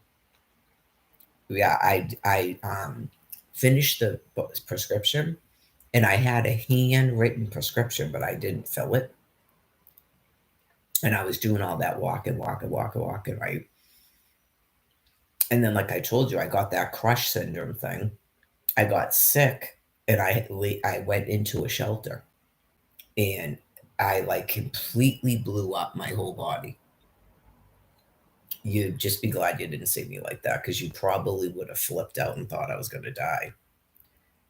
So I couldn't even open my eyes in the morning. They have like a bathroom, and I'd go to it and like take the shower and stuff. Like it just as soon as you lay down like that when you have that crush syndrome, it takes over your whole body. I don't know if you can prevent it from getting that bad if you have the person laying in a bed upright like this. But yeah, it like um from doing so much walking. Like my feet were covered in blisters. Yeah, I was walking 25 miles a day. So I'm pretty much convinced it's a crush syndrome. So anyways, I of course thought it had something to do with my kidney disease, so that's why I started taking the lisinopril again after it went away. It went away first when I went into the shelter. But when you first lay down like that, it's just it takes over your whole body. It goes all that fluid goes through up your whole body. So, anyways, if maybe that happens, don't let them lay flat. Right, like put them in one of those hospital beds like she has, and then it will probably just be contained to their lower body. But like happened in 2020 when I walked out to Quincy. Right. Because that was, I walked 47 miles and then I walked out to Quincy. And it was the same thing. My feet were covered in blisters, they were bleeding. And then it started out with my feet and my legs. But then when I started laying down, I had it in my eyes. Yeah. So was I walking a lot when I went out to Quincy? I suppose by May, maybe something like that. That's my regular walk route, though, isn't it? Maybe. But, anyways, it's not like that. It's way worse than that, what happened at Quincy. It's way worse than that. Anyways, even what happened on Mount Beach when Karen goes, yeah, your face does look swollen. It's way worse than that. Yeah. So, anyways, like I felt like my liver was in my pelvis. Like and then my eyes, I couldn't even open them, and my legs and my feet were all swollen from fluid. So once I laid down, it was like through my whole body. And then it went away because I wasn't walking like that anymore. When I stayed in the shelter, I think it was like a week or two. Did the dishes, stood up for about 4 hours straight doing dishes. But I went to a Walgreens and filled my lisinopril and started taking it again. So I thought it was from that. And it has nothing to do with that. But I thought it was from that. And all of a sudden, like, I just started pouring urine. It's like when you have a baby, but like way worse. I had to go to the bathroom like every 10 minutes. And it was just a full bladder of urine. Because clearly, where's all that fluid going to go? And then I remember by the time I got to Roswell, I was like, what in the hell? All of it was completely gone. Yeah, it was completely gone. I'm clearly not dead. And at the time, I think I thought it was from taking the lisinopril again. I don't think it is. It's like a weird phenomenon that people probably aren't used to happening because people never do that much walking. So I remember my abs. I remember looking at them in Roswell going, what in the hell? Never again will I ever look like that in this life. Nah, I don't think I'd ever look like that again in this life. I look like I swallowed a bag of marbles. It was awesome. I go, what in the hell? It wasn't just like those lines. It was like just the way that my abs did it. Has that ever happened to anybody after a marathon? Someone knows. And they'd probably laugh and go, yeah, it's like some sort of thing that people aren't used to seeing because, like you said, no one walks that much.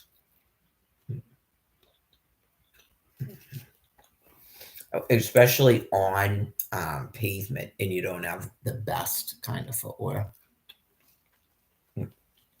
So, anyways, it happened after I walked out to Worcester, but not as bad.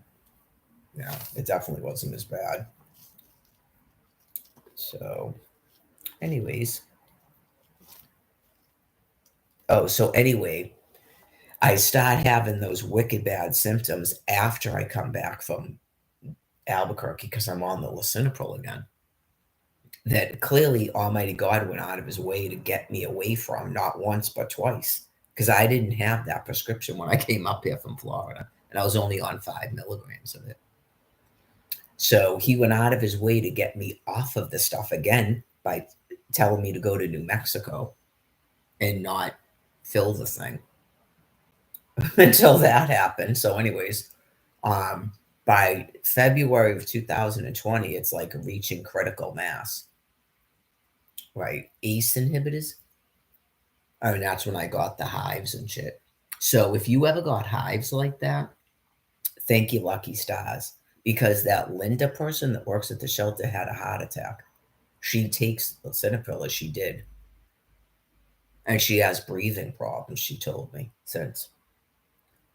Yeah, I mentioned the thing about I thought it could do damage to your heart after I was walking in the snow, and my heart was like pounding out of my chest.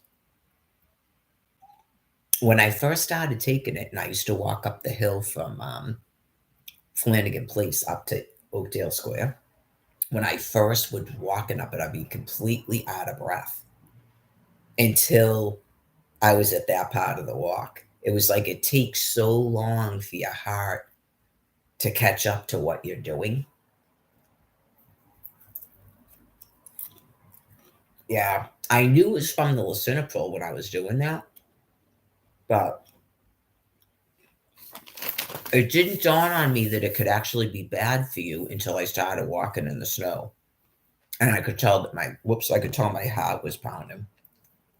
That's when I mentioned it on the thing. Whoever can see the internet when I use it.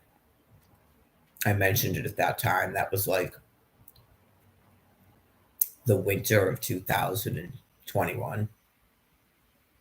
I remember mentioning it going, has anyone ever like, do you have any athletes that take lisinopril? I'm not sure if it's really recommended for athletes to take lisinopril because it slows down the heart, in case people didn't know that, opens up all your arteries so your heart has to work even harder when you're making demands of it. Whereas the general population, all due respect, Americans, you never do that. You never make demands of your cardiac output. Right. Like athletes probably have to be treated completely differently if you're gonna still keep doing that with your medications and stuff.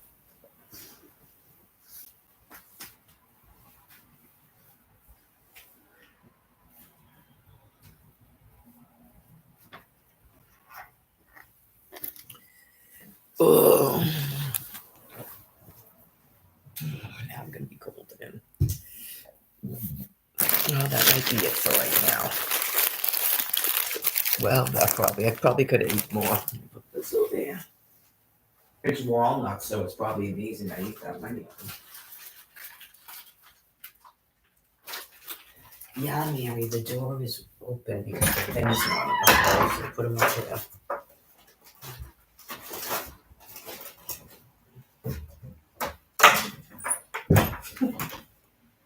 I can put the cherries back in there too.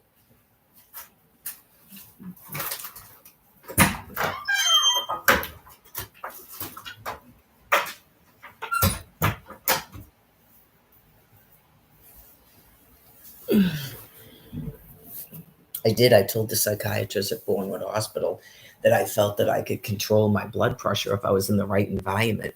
And so far yet, they can't put me in the right environment.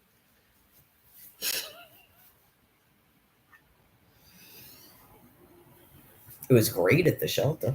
The nurse practitioner took us 140 over 80. That's really good for me for blood pressure. If you look at my medical record, I'm sure they wrote it down when they took it before, right? I'm sure if Dr. Ron's office went, holy crap, what has she been doing? Because it was like 194 over 90 or something.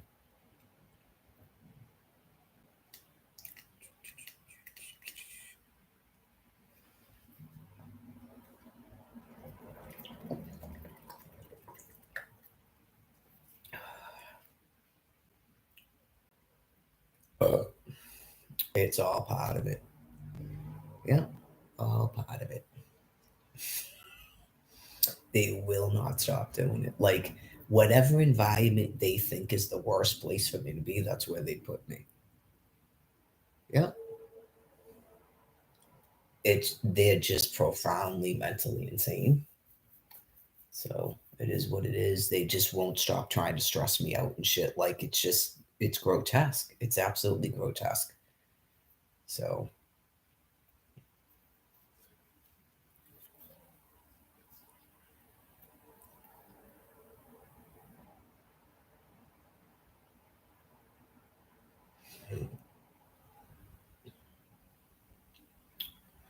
Oh, so like I was saying, if you got hives and that's what made you finally stop taking lisinopril, consider yourselves lucky because some people literally died from it, from high potassium.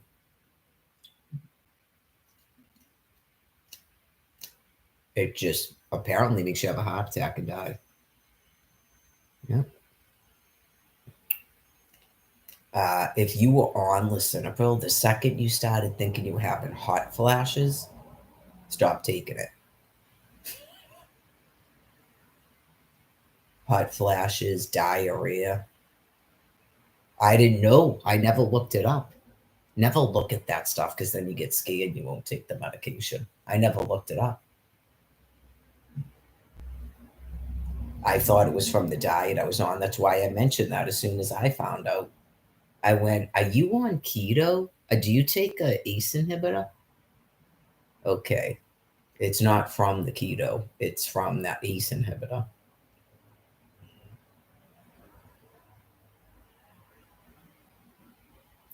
I don't know about the leg cramps, but it could be the leg cramps too, because I've never had them that bad since I stopped taking it. Especially when you're my age and you're female, you think everything is from menopause and pre-menopause or caffeine in menopause. So some people get that facial swelling. That's why they give them plasma, right? Not that's a virus you can get. Anyways, hopefully everybody finally got that message, right? Just why wouldn't they tell us that? They didn't know they have aphasia and they're not prophets. Like their brain functions different than mine. Okay. They're not expecting words and phrases to come into their head that are not their own thoughts. But yet, then some of them get wickedly sick, and it's probably why they can't be like me. Some of them get wickedly sick, and they think every single thought they have is coming is God talking when it's not. That's why there's a book. That is why there's a book because you're clearly not me. You don't get the cheat. It's just your brain and your psyche are created differently. But he's clearly talking to you. You were all over television and you got to have a plasma and this and that. What? And you got to put a face mask on and don't let them in here without a face mask. What the?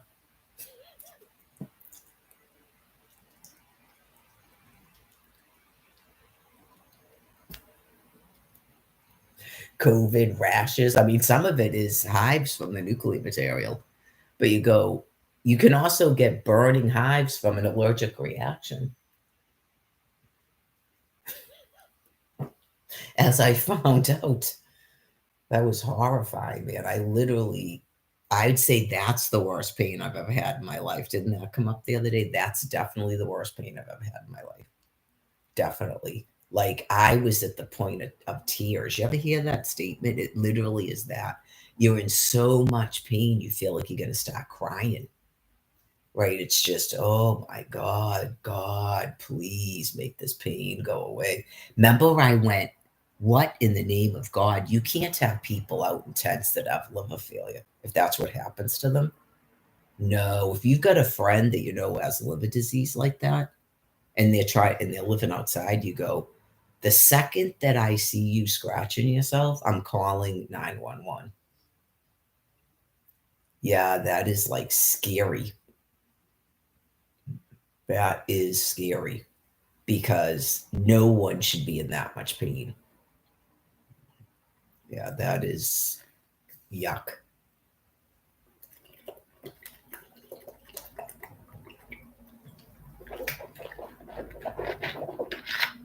Whatever they do for them, which is probably painkillers because it's the end of their life, right? You just, whatever it is they do.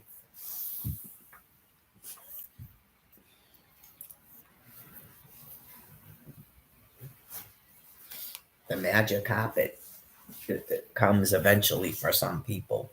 Other people, they just slowly, you can see it, they just slowly get more and more sort of like tired and sleepy. Some people, unfortunately, I'm sure most people would prefer to get slowly more tired and sleepy.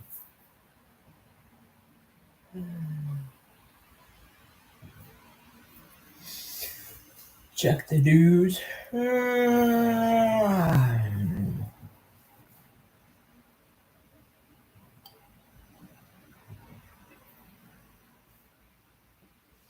Just every time I wake up and see her in that wheelchair, I feel relieved.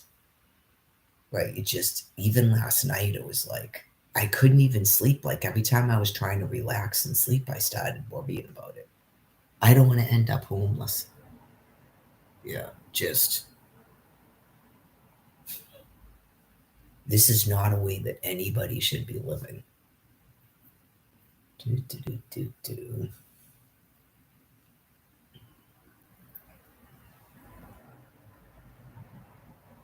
That's why I said what these people have done is definitely the death of them.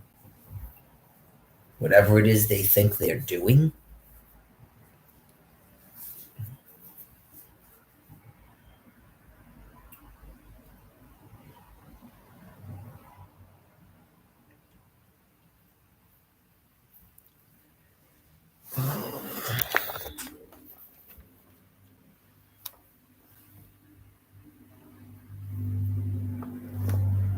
I don't know why these people that give out incomes and housing, excuse me, would still be in some sort of whacked out denial where they will not accept that they did something wrong and this all has to have a greater meaning.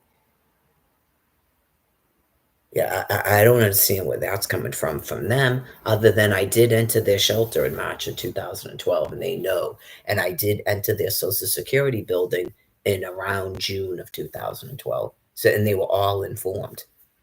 And my children were still minors then. So, yeah, you just go, oh dear God, you're the same people? Because that's not helping things.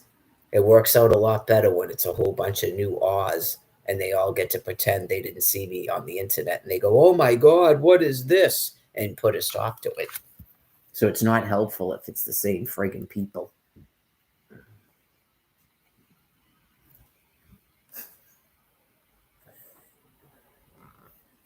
Even Taylor was still attempting to do it when I showed up there this last time. She was still attempting to do it, and someone sabotaged it again.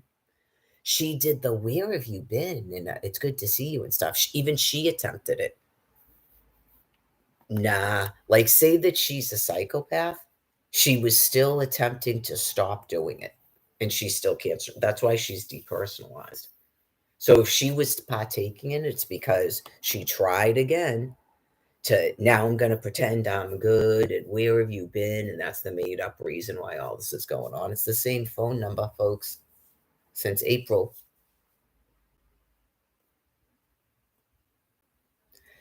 Oh, yeah. The other thing, too, is that Luquette person set up an email address that I can't even access because it's through her telephone. And it's supposed to be all my housing stuff goes to that.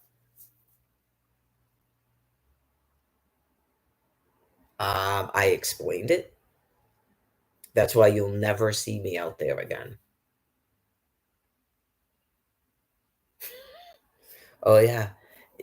She's gonna be, I don't even think that are they calling it a caseworker still? Okay, and then you get a voucher, and you have to have meetings with them, and so it depends on the person how often it is. So I'd have to have meetings with her. Get it? Why would I have to have meetings with you? How are you people this sick?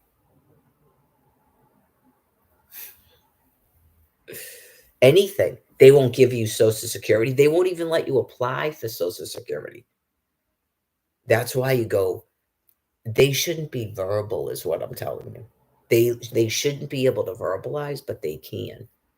So, I don't know if that's why Elizabeth Warren went out there or it's to, represent a war or something, but they probably just went, what did she say?" Okay. So that's why they won't take applications for Social Security for at least 4 years now because okay. 'Cause remember they interviewed the thing out in Las Vegas, and she said everybody has to have a caretaker or be a caretaker? Oh my god. Okay, okay. So, it's a voucher, it's not a Section 8, okay? And you're the tenant? Like a person renting an apartment, okay? This is what they're saying, a person renting the apartment. Mary Lagoa is not on a lease, okay? It's Luquette, whatever the fuck your last name is, okay? And she can't have overnight guests, okay? And she has to have meetings with you, and it depends if it's once a week, twice a week, once a month. What the fuck?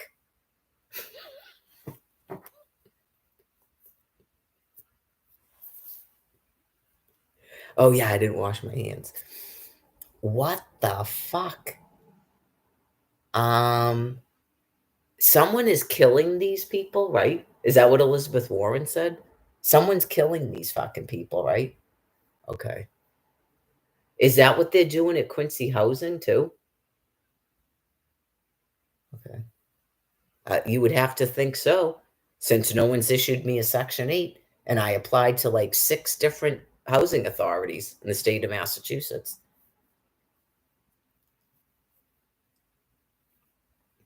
That's why I said, how did how did Alyssa Colby get a Section 8? Does she have a caseworker?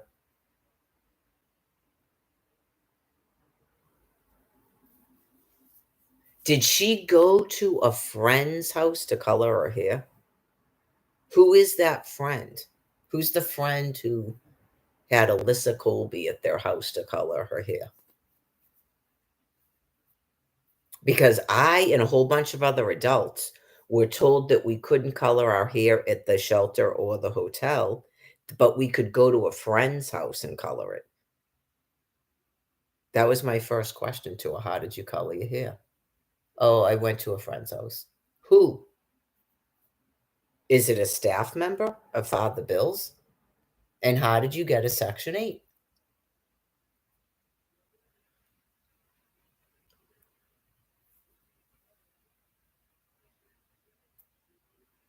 I know you go, who are you talking to at this hotel that's a homeless shelter? You know someone who has housing? Okay. Why is that person not supposed to let you move in with them? Because that's what other people are fucking told. Get it? Okay. Why don't you have to live with your mother or live with another person who let you in their house to color their hair? Lupus Mary was living in somebody else's apartment on the couch. Joey lives at someone's place in Hull. Okay. I know Joey has been around Quincy since 2016. Okay. How did you get a Section 8? Okay. So someone is killing these people, right? Because there's about 7 million people at least in Massachusetts. Okay. It's a city of 100,000 people. How do those people have housing in Quincy?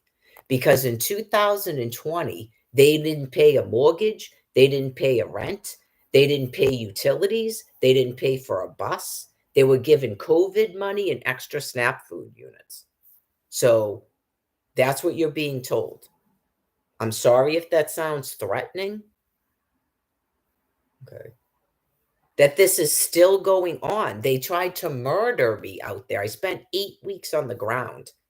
How are you people living there? Were you given Section 8s?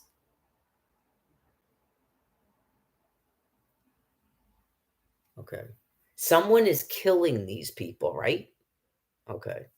Not Quincy Housing ever tried to get into contact with me about a Section 8, and I ignored them.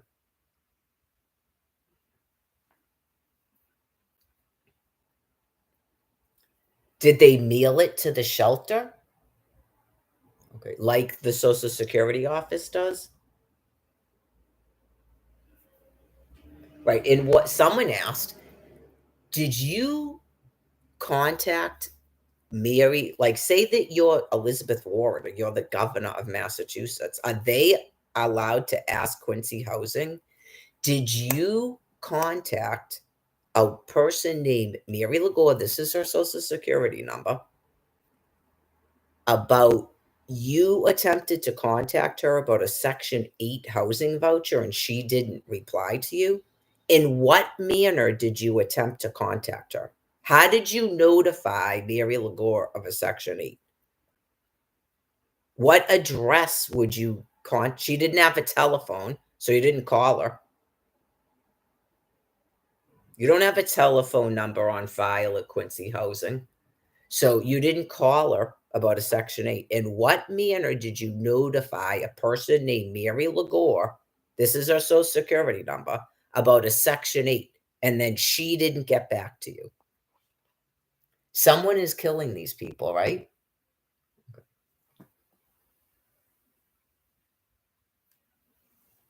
People don't want their services to be shut off, and people have had a fucking enough of it. A police force is not on this land piece to protect fucking criminals.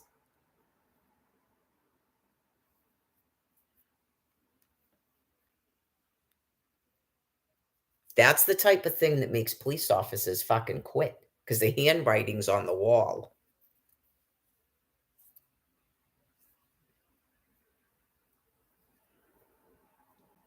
Because at that point, it appears that you're literally protecting a city of criminals that keeps trying to fucking murder a private US citizen. It's been going on for 13 fucking years.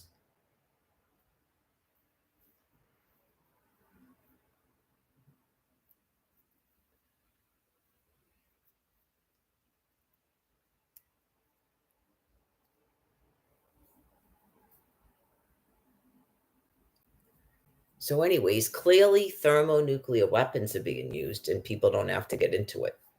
Because after a while, you go, is there some reason that you've never arrested any of these people? Like, I was fucking amazed when I went back to that shelter in March and those things are still there. Like, is there some misunderstanding about attempted fucking murder, hostage taking? Okay. Has anyone ever called there when I was there and they were told by these fucking things that they can't tell them if I'm there? Okay. I witnessed it myself with Nicole. That Marge person came into the fucking dorm and said, "There's some man at the door for you."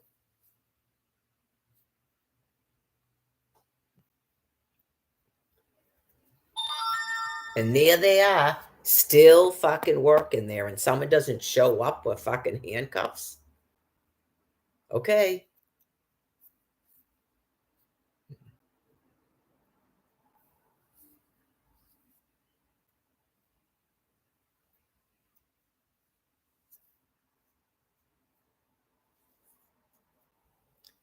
So, anyway, um, most of your police officers were switched out with the military.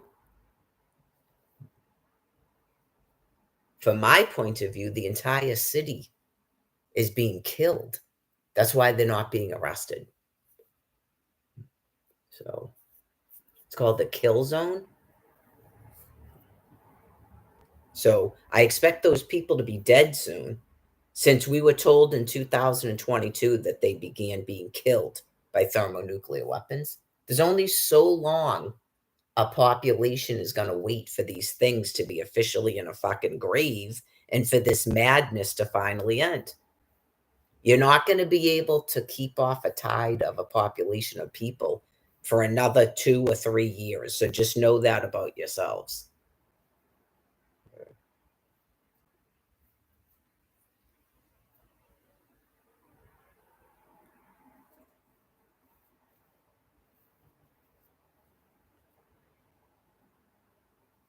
I myself have never been arrested by the police, in case people are wondering. I've never been arrested by any police officer on this land piece. I had one police officer in Albuquerque that was gonna just go, "Okay, bye," and I leave a Walmart, and then you had a female that insisted that she said she was gonna charge me with battery. Not I was arrested. So that's one of your problems that was you found out that day. Uh, I wasn't arrested in October of 2019, and I wasn't arrested in January of 2021. I don't even believe there was a police report filed. I believe that those people got all of that information off of the fucking internet. Absolutely. I explained it. Even when I went out to Quincy, the cop did not call up the right incident, and Luquette didn't call up the right incident. I don't believe there's any fucking warrant on file. I said that from the get-go. So, say that there was never anything filed, okay? And there was never any actual fucking bench warrants for my arrest because I didn't show up at a pretend court date. And then someone actually just proved how criminally deranged some people can be by what they did. That they literally looked at something on Facebook that other people can't even see or comment on and made up the entire fucking thing because none of it involved the police except for that Scott guy. But he didn't arrest me. He didn't tell me I had to. He didn't go, I'm going to arrest you or you've got to go to court. He just said on his phone something from 2017. That's not what either one of those things is. Just as an FYI. And Luquette did the same fucking thing. She pulled up something from my file, and it's a police report that's not me doing anything in 2017. So those two people don't even know what they were talking about. All due respect to him, whatever that was.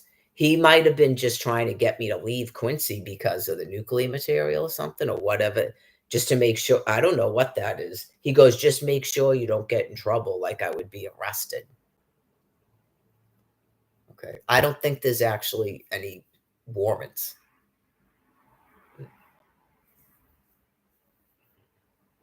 I looked it up myself. There wasn't even case course. There wasn't even cases listed on the court thing for me or Brian Buchanan because all of that shit was closed in 2020. And then the lawyer actually kept it going all that time. And then when she opened up a file, she never showed me a fucking file. They will tell you anything. They will tell you any fucking threat. They're criminally deranged. When she opened up the file, there was no fucking police report in there. She had something typed out that was supposedly a statement from the fucking victim that I needed mental health help. And there was photographs taken on someone's fucking cell phone from inside the train. There was no police report in there.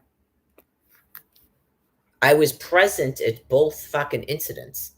I was never arrested. The police never said I was being charged with the fucking thing. They never had me sign anything. Just like happened in Albuquerque. Maybe that's why. Because had that not happened, I wouldn't even know that what you're doing is completely fucking criminal and you're being killed for it. Oh yeah. She brought me from Walmart into the fucking police car and told me she was charging me with battery. And it had a piece of paper and I fucking signed it. And then they mail it to where you are. They mail it to your fucking address. Even if you're not arrested, they do that. So you go, I wondered from the beginning what the fuck this is. You go, what the fuck are you on? Maybe the cops said the same thing. When they heard about this, they went, what? Because they know they didn't fucking arrest me. They didn't charge me and they didn't fucking file anything at a police station. And they know it. It's almost like when they take pictures of people at fucking Walmart when no one's ever arrested and put it all over the fucking internet.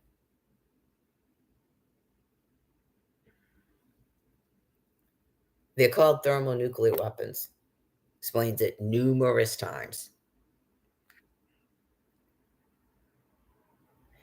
Okay, so did you contact Mary Lagore in the spring of 2023?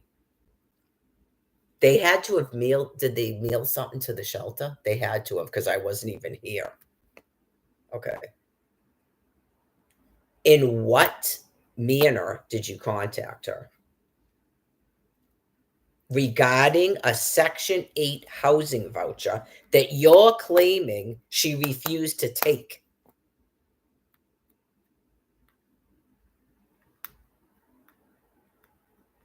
You're being euthanized for treason and crimes against humanity.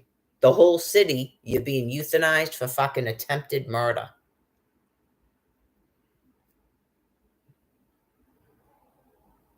Not, I have assault weapons offense fucking warrants. You can't read words? There's a photograph posted all over fucking Facebook numerous times. Assault weapons or offense. Does that sound like I'm being in a fucking court case? And you threaten to put me in fucking jail repeatedly and tell me to go back and forth to Quincy in the middle of a fucking nuclear bombardment?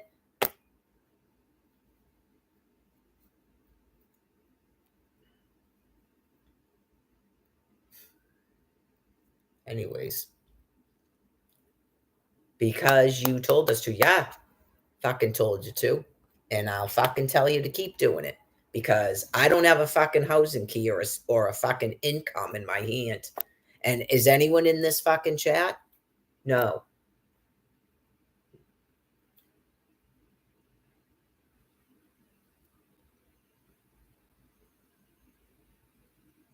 It's almighty. We'll see how many fucking days these creatures keep withering the fuck around out in a kill zone and denying fucking reality. Just put them in the fucking graves. No one wants those people out here. They're never going to leave there. I told you, they are never going to leave there. That Brian Buchanan dude himself told me he was hanging around Quincy because the liquor was cheaper. There is nothing out in the suburbs for those things. If you're afraid of these people, they stay in a city for a reason, even when they don't even have housing. Back in the day, that Sandra person, she's from fucking Ireland, but she had to be housed in Quincy. It's almighty. I remember meeting these people and talking to them. Oh yeah, like a decade ago now, over a decade ago, some of them, they had to be housed in Quincy because that's God doing it. They waited 6 years, these fucking people, with collecting Social Security, living in a shelter, living in tents, because they've got to be housed in Quincy. Oh yeah, you got to be housed in Quincy, all right, for a reason.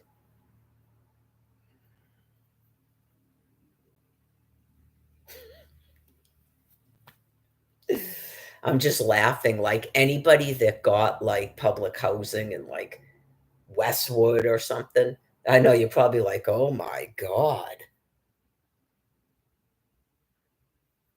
it's almighty. That's why I didn't know. I doubt these people knew what they were doing. They cannot control their own brain. I can't control my own brain. When Almighty God says he's doing something, he's doing it. Yep.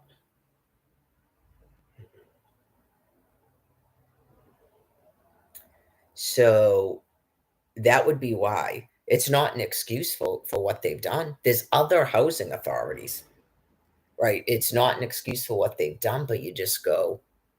So, but a Section 8 is good anywhere, but it shows you why you shouldn't have any sympathy for these people. I don't. I have no sympathy for them, zero sympathy for them. That only makes sense for people that were trying to house me in a kill zone, not a Section 8 that's good anywhere in the fucking country. Any housing authority can issue you a Section 8.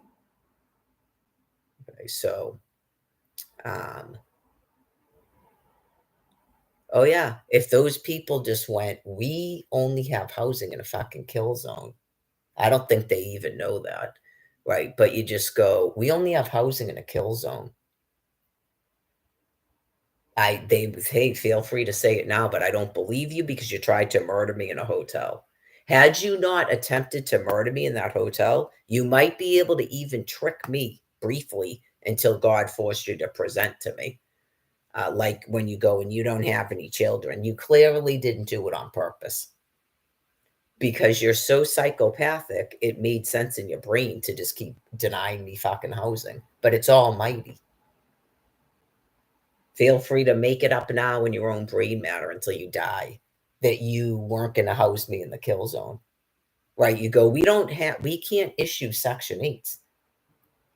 They gave you $4 million. You could have bought me a house in Florida or in East Bumfuck away from the kill zone. That's not a valid excuse, but make up whatever you need to for the rest of your time. Right, just that doesn't explain a housing authority not issuing me a Section 8, and it doesn't explain a judge issuing a stay away order to the entire MBTA trying to trap me in a fucking kill zone filled with violent sex offenders. Okay? There's no way out of it, folks. That's why they went bonkers in the courtroom. You could watch them degrade mentally from April to August when I stopped listening to them. You could just watch them degrade mentally. I mean, the people that are in charge, like of the firearms and guarding people there, probably went, "What in the world is this? God is explaining to you how sick these people are." They started talking in some alternate language. They all have aphasia. I'm not kidding you. And they clearly made up that they were controlling the nuclear material. When do we expect full surrender? Is that a typical thing you hear in a courtroom?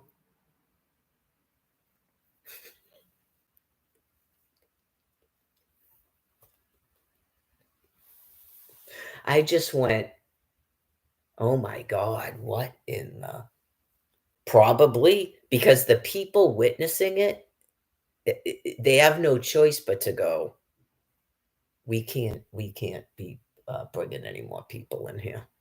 Do you get what I'm saying? It's like Faulkner Hospital. God would make people that insane until they stop it, right? You just go, uh, just act like you don't see her. She's clearly not going to do anything that would make her have to be arrested, right? You just go, just act like you don't see her because if you saw these people at the courthouse, you're not going to tell anybody to be dragged into a courtroom. That's why when I heard about the cops putting Chris in jail for like 30 days, I didn't think anything of it. When you're not aware of what's going on in other phases of your government, you sort of probably would get freaked out by that, right? Yeah, you just go, um, yeah, just people going, "Can we bypass and just you put me in jail?" Because I've already been to their courtroom 4 times. They told me this was cleared away. That's why I want someone knows this is available to people to view and they look into it. I don't mean to sound mean, but you just go, "Did you talk to him on the phone?" And it sounded like his voice. Okay. Did you see him in real life? Or it's just someone is texting you or on Facebook saying they're Scott. Okay. If you saw him in real life and talked to him or talked to him on the phone, sound like his voice. Okay. Obviously, I reported it so people could look into it. Um, Right, because if he told you that he went to court and they told him that it was all set and you thought that he was making a mistake, that's exactly what happened to me. They're mentally ill. I was told I was on pretrial probation, and then these things I met with the chief of probation, and I was, assigned a probation officer, and I was told I had to go to these mental health appointments until the next court date, and then it's dismissed. That's what pretrial probation is. Okay. And I told the lawyer specifically, if we can't do that, then just Do you continue without a finding or plead guilty? Okay. So all of a sudden I show up. I told before I even showed up, the lawyer calls and says she wants my phone number. I mean my social security number to get my medical records from Bournewood Hospital. And I go, no. And then I explained to her, I don't even she was saying that thing again about hiring our own psychiatrist. She go, I'm on pretrial probation. This was already settled. What are you talking about? I'm in weekly mandated mental health appointments. Actually, it's conditions of release.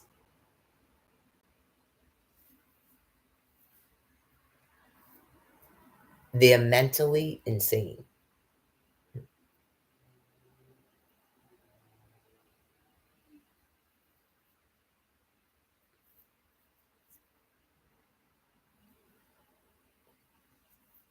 They took South Shore Mental Health that I closed down after the last round of this insanity. They literally closed an entire medical facility called South Shore Mental Health. Okay. They reopened the place and called it Aspire. I knew it was fucking weird because I'm going to tell you this right now. I called before I knew that I had to do these mandated court things. It was before I went to court because I just went, all right, maybe because it's God. He put it in my head, obviously, because I was feeling wicked, relaxed, and zen. And I go, well, maybe I'll just, maybe I'm ready to talk about like what's happened to me. I'll get a therapist, da da da, because I'm done talking to fucking insane people, right? Who just that's not talking to people. That's people vomiting their inventory at me for 12 years. So I had had enough of it, and so I went to see that. I mentioned to that Luquette person, and she put in a referral. What's her name? Destiny, who doesn't even work for Father Bills anymore. Okay, and weeks, literally weeks went by, and I didn't hear anything, and then they had someone work in there. Is she the one whose name's Destiny? They're black people with weird names, all due respect. Maybe she's Destiny, and the one before her is Desiree or something like that. Okay. So she tells me, I see there's a referral, but she's probably like, I don't even know who this person is. Have you ever seen her in the shelter? Because that's how sick they are. I know who she is. I've seen her in the shelter before when I was here before, but I haven't seen her this time. Like that Luquette person doesn't even know that this chick doesn't work for Father Bills anymore. So, anyways, she's new. She's nice. She's the same age as my daughter. So she's going to refer me to someone else. Obviously, I'm going to have therapy with someone that's the same age as my daughter and has no idea of what I've just been through. So did I see her a second time? Yeah, and that's when she, um, said something about this Aspire, so I don't know if this is all community. Okay. So she calls to set up the appointment, and the voice sounds recognizable, like it's the same secretary as when it was South Shore Mental Health. Okay. And she asked me questions, and then she goes, "Are you still smoking?" And I said, "No," because it had been like 5 years of not smoking cigarettes. Um, and then she sets up an appointment for me. Okay, great. It's like speakerphone, 3 people on a speakerphone. So, I get a call from it's supposed to be what was the names? Mary something was the therapist's name. I get a phone call from this person. She now needs to change the appointment to a Saturday. Okay. So, right off the bat, you go, okay, an appointment was made and you're calling me to change the appointment and it's on a weekend? Okay. So I do it because it's almighty, and I come into the place, they don't even have all the lights on. Like, I am not kidding you.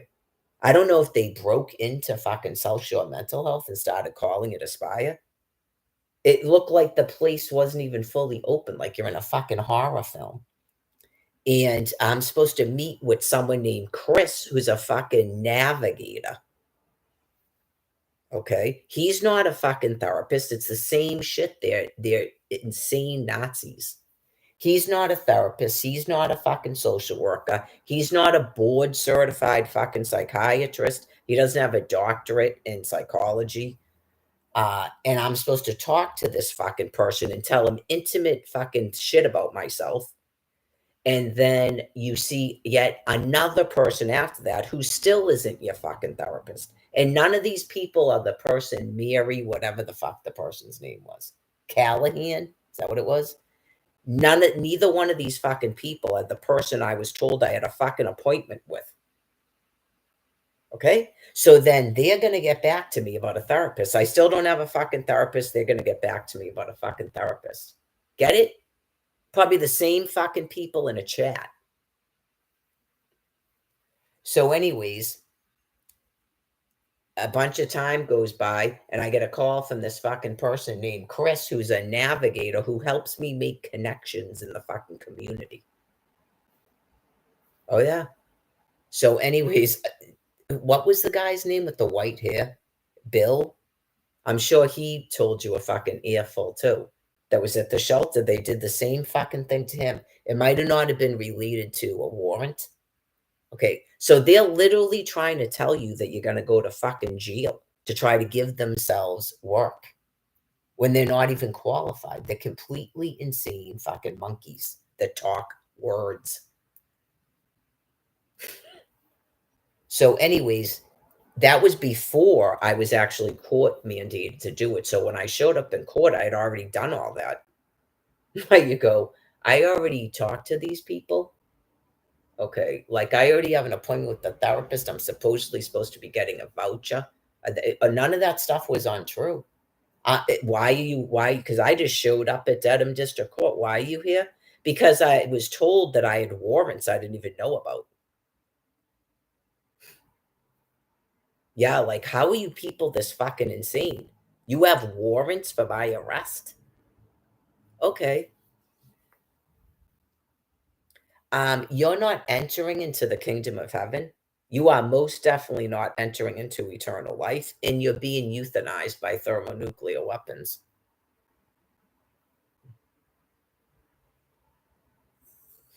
Fucking threaten me again. I don't know what even caused you to even think to do that after the summer of 2022. It's fucking amazing. Amaze balls. Did you have a good winter?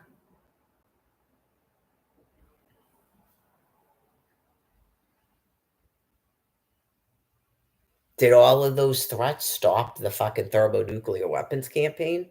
No. I know. Can you imagine NATO, whoever the fuck is doing all this? Thank you, by the way, whoever's doing that. But can you imagine being that fucking insane? That's obviously God doing that to them. Like they're begging to be fucking killed. I know you go, how are you that insane? Not only are you not doing the one thing that may have stopped you from being fucking nuked to death, you're making it worse. You're digging yourself a further and further fucking grave with every passing day. That's why I said, talk about a fucking death wish.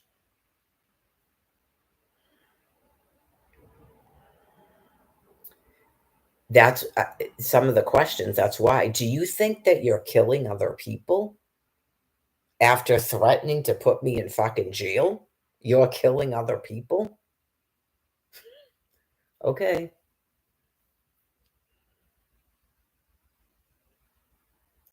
Are you killing other people after trying to murder me in a hotel in Dorchester, Massachusetts? Are you killing other people and that will save your family from the drivers? It will save your family from the drivers, but you're not going to be in this physical form. You'll be like, I don't even know. I don't even want to accuse Charles Manson of not being my species, but maybe that Brian dude and Toilet.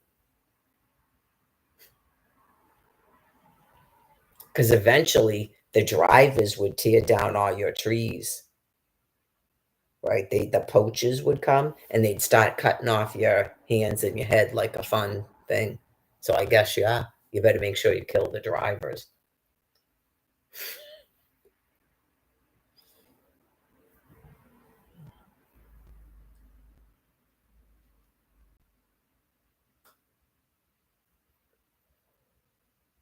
Oh, believe me, when I in 2019, when I went to Albuquerque, that and just well, just so you know, the dude was telling me what they were already faced with by 2019.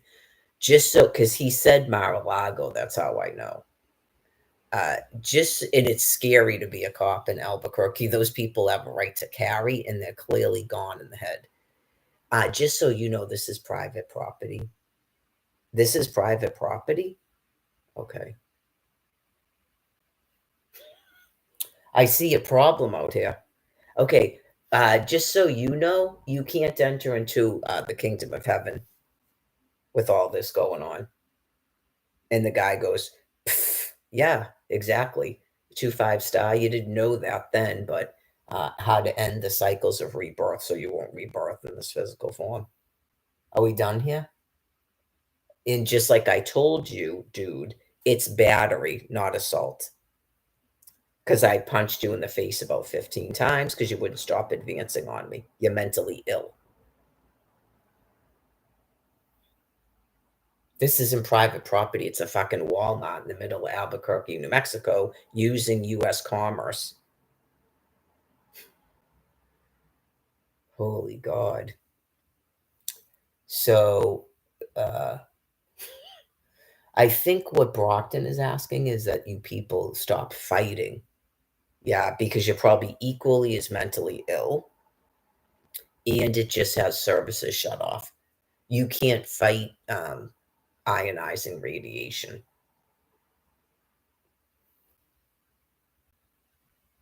Right. It's like this too, because Gabby requested this, who has lung cancer and his foregone treatments after partaking in the treatments. Okay. Um, has requested that we don't have to keep talking about that. You have to free all the hostages, and I'm a hostage. Okay. So, in order to stop talking about that, you have to stop keeping me a hostage. If you don't know what to do about housing, you just approve a stipend for me to live on. And I can pay a rent, I can get a tent, I can it's summertime is coming, I could go campground to campground all summer, 2 weeks at a clip. Okay?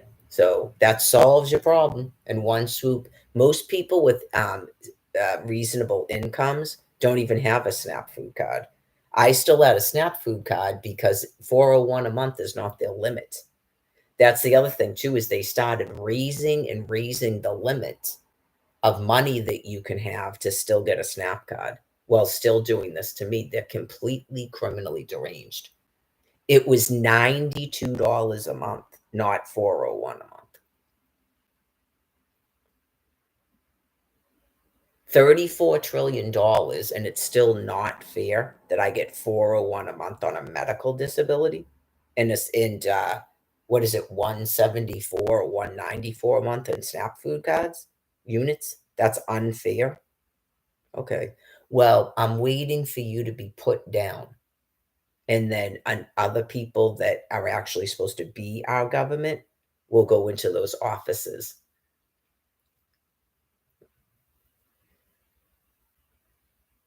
Right? Because you clearly, during the pandemic, made sure that I didn't even get extra SNAP food units I was supposed to get. Not I needed to contact you like the COVID money. I didn't have to contact you about SNAP food units. Everything on the planet was shut down. None of those people contacted you. You gave out extra SNAP food units to people and purposely made sure I wasn't getting it. So you're most definitely being euthanized. You can't target a private US citizen to be doing that. Okay? It's part of crimes against humanity. That's why I none of it to me matters, to be quite frank, because when people have the brain power to develop thermonuclear weapons, what the fuck do they care about a government? or international laws. Okay. But in order to explain it to you within your species, right?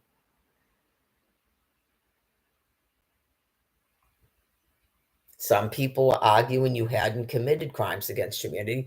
I heard that you people were trying to argue that that doesn't apply to US citizens. US citizens can't commit crimes against humanity. That's why the whole crimes against humanity laws were invented. I know you go tell that to whatever, how many thousands or millions of Japanese that died in World War II. Tell that to them that they can't be found guilty of crimes against humanity.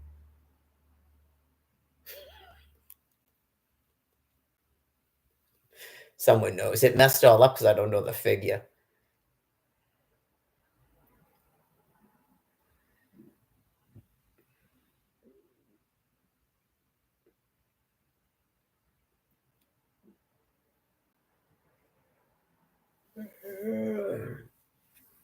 So, well, it was supposed to get one more day break, and then Monday next week's gonna be brutal. So I explained some of it. Any amount of walking hurts, and if you feel like you need to have carbs, then do it. I'm basically waiting till the first, and I mean, unless I start feeling like I'm gonna completely lose it. Yeah. Sometimes the carbs help, especially at the end, it seemed like. Yeah. So if you're already having an issue, then by all means, please eat some fucking carbs. Just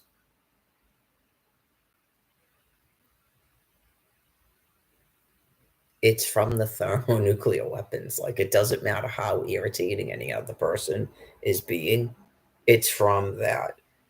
And I just everyone doesn't get something at the same time because your best friend is pissing you off.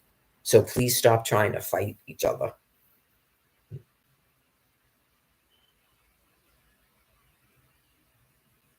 It's a biological stress that none of us are used to. We don't have any experience to go by. We've never just gone to the doctors for 2 years and been continuously x-rayed. So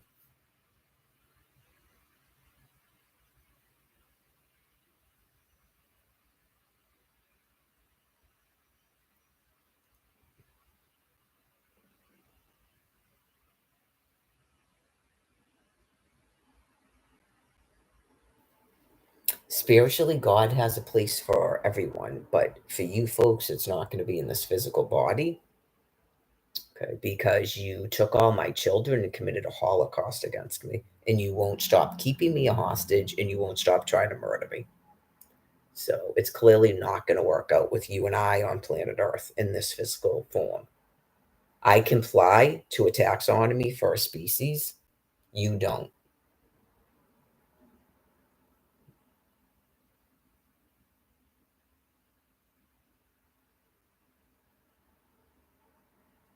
Even making up in a sick noggin that you're keeping me a virgin by shutting off my complete means to live is a form of profound mental insanity. Not you're my species. It's just like people that wouldn't issue me a cell phone to call for help.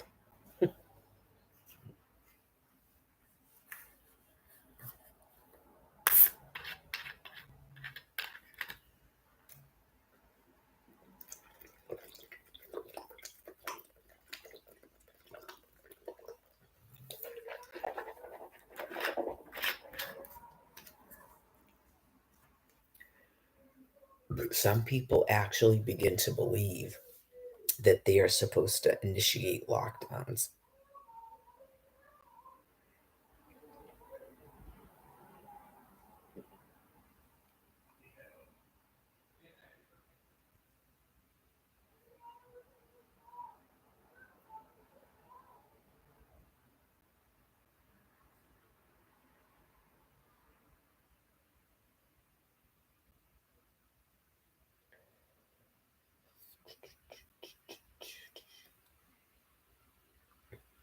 I'm going to check the news in a second.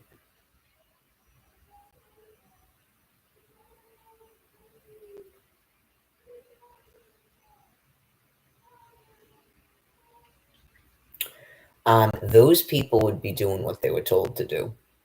I don't know anything about this insanity at a DTA office and a Social Security office, if anyone would ask.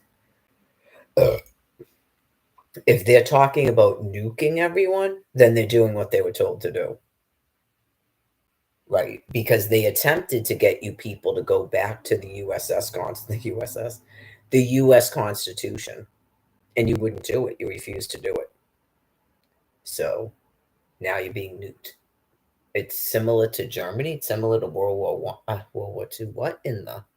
It's similar to World War II. So, if you thought you were in a life walk, okay, that has to do with cognitive impairment. If I try to explain it, like some of the things I've noticed in people, I would say I don't know if it's everyone because I don't know if Barbara Kent was doing this or Candy, but some people they think that they're enlightened.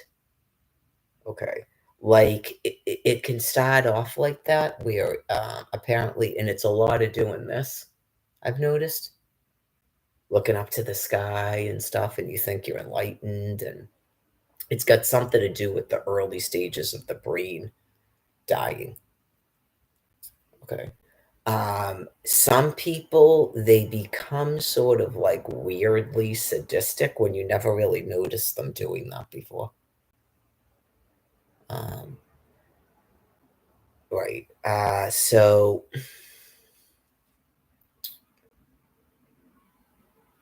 I know what we were waiting. I gotta wait for him to tell me stuff. Yeah. Oh, okay. Thank you. Because I do that thing, I start to get worried about myself.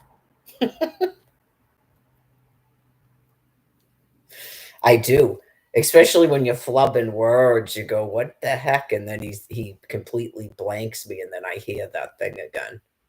It's me talking. If you thought that you were on, like, a life walk or a history lesson, okay, you have cognitive impairment, okay, some of it is because some of it is similar, from what I can tell from, reading the stuff myself. Um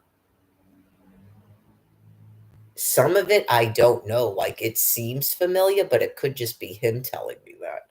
It seems familiar, not that it's even stuff I've, like, read about, quote, unquote, "World War II." Um, but, yeah, that's up to other people to determine about Hitler and the SS and the Eye of Horse and stuff. And Kevin Spacey is an actor? Like, was Donald Trump an actor? Didn't he have a Celebrity Apprentice show, and he was a real estate mogul? Okay. Um, Ronald Reagan was an actor, right? Okay. So,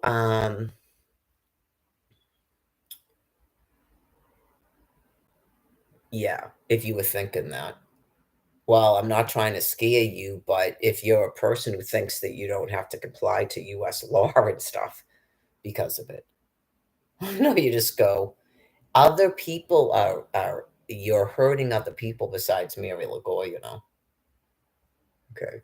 Like, emotionally, you're hurting people, and I explained it. There are people who realize that they're most likely all gonna die, that they have to bury their own children. Because how would their children live here if God kills them first? Get it?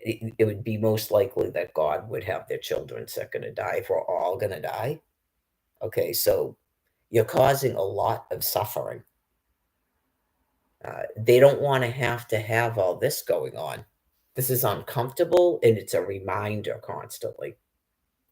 So the amount of restraint that people are under can cause sort of behavior too, I'm sure. Um, so I think they know I'm not the person doing that.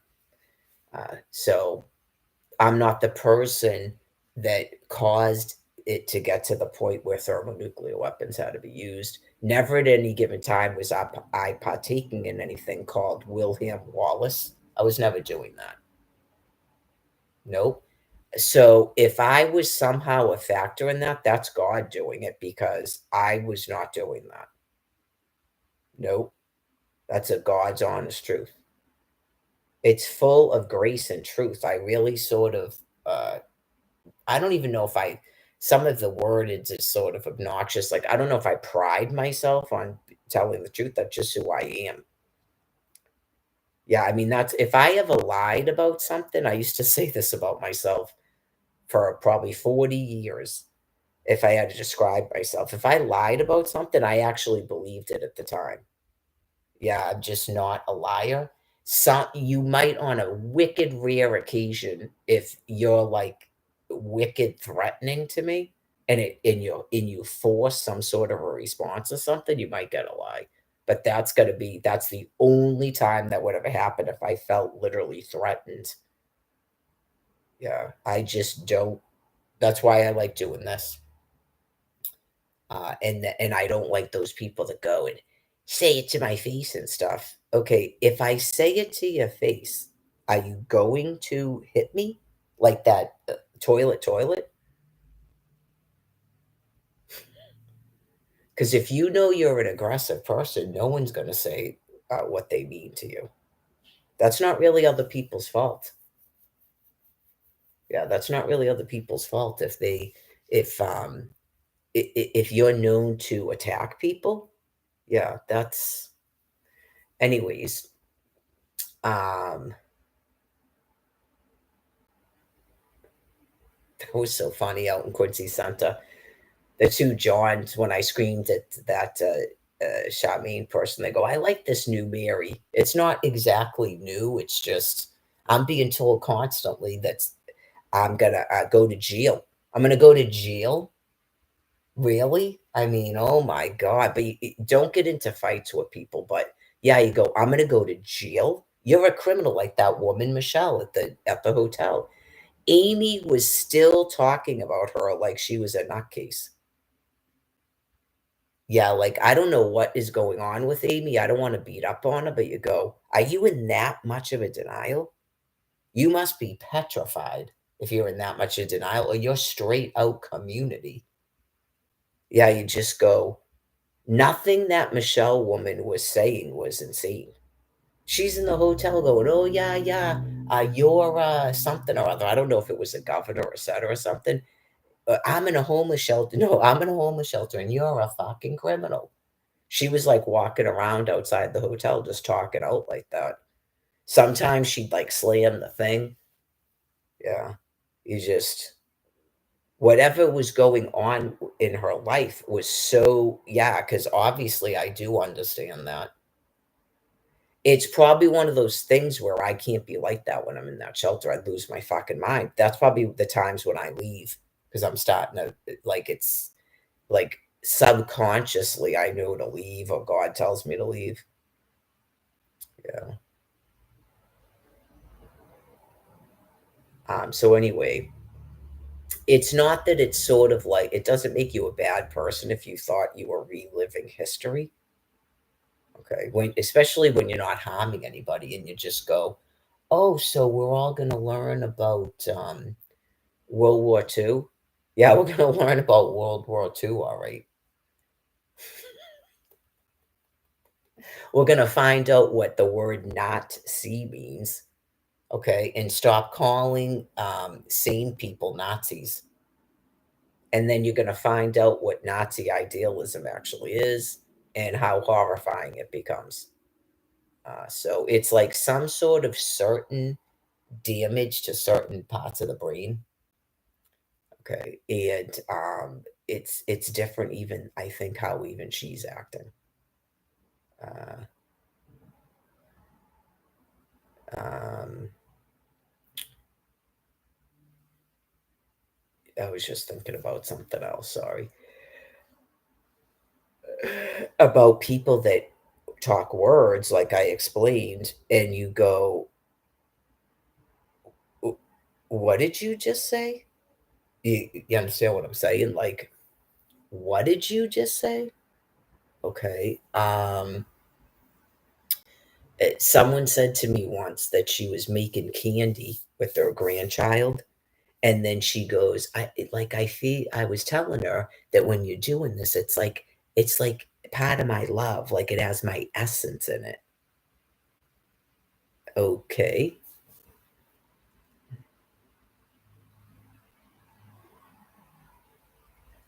I know, I guess it didn't dawn on me at the time when Brian goes, "Oh, she told me to call her Lulu."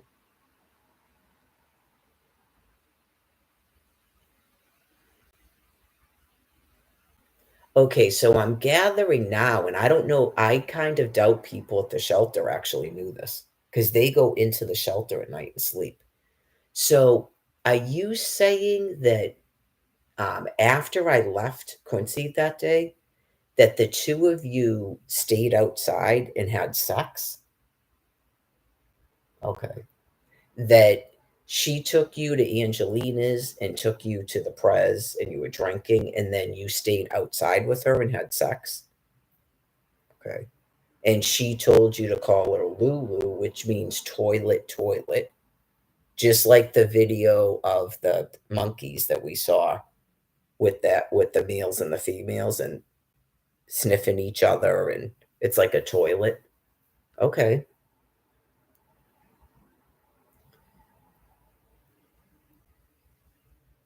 That would obviously explain why she was acting so fucked up when I came back there. It's no, she's fucking disgusting. It's a good thing I didn't know that, but I think that Crystal and her boyfriend knew, and they were probably it probably made them disgusted with other people because they probably couldn't understand why nobody else told me that you guys were doing that unless they were out that night. Like, why did literally no one else tell me that Brian was hanging around with her? So you go, what else was Brian doing that you guys didn't tell me? It's not that I care about Brian anymore. It's just, it becomes scientifically interesting how disgusting and insane a group of people are and how they're actually able to keep talking words. Mhm.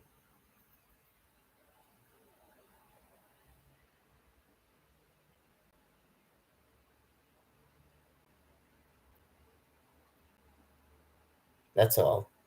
That's the God's honest truth. I don't know if people thought I was mad at them or something. It's just, uh,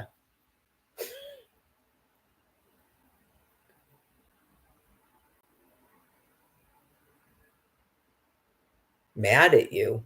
You're being put down if you're still living. After what happened to Lupus Mary, there's no reason on earth that thing should still be living because it's been 8 months. Yeah, I would think that probably the two of them have probably died, but for whatever reason, nobody tells me these things unless I like travel out there and they happen to see me. It's like some weird thing about that population of people. And at first, like I said, I figured it's because no, I'm blocked on a Facebook and they can't talk to me, or I don't have a cell phone. But it's just some weird. I knew it like in 2017 is when I started to begin to realize that they're just completely fucked up. Like that Sam person. How many times did you see her talking to me in a shelter and stuff? And she's in the library, and that Jack guy is there, and that Logan guy. Never once did they ask to go on my Facebook page. Why do you even talk to me at all? You're all friends, you're all on Facebook. Why do you even talk to me at all when you don't ask to go on my Facebook or be on your Facebook? Even that Brian dude logged me into his Facebook page, and apparently he told Martin his first and last name because Martin sent him a Facebook friend request. Right, so you go, "Why do you even talk to me?"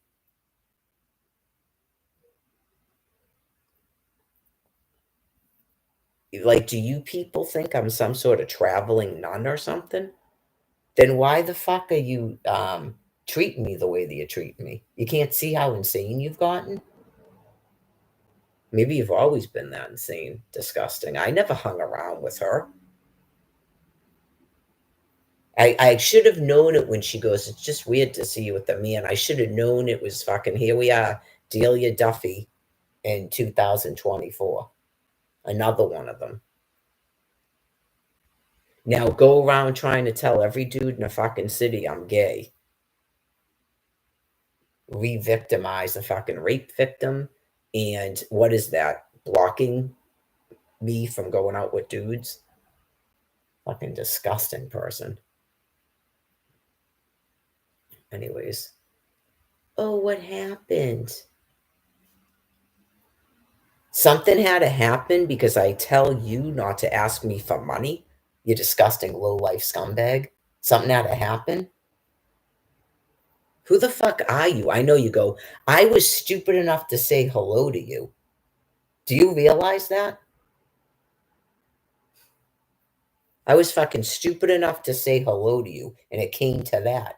You fucking going around Quincy Center with a dude I told you was my fucking boyfriend and most likely blowing him. And then I get back there and you don't even tell me anything's happened. And you're all pissed off and acting like I made plans with you to hang out with me. That's exactly how she was acting. I'm just like, what the fuck is this?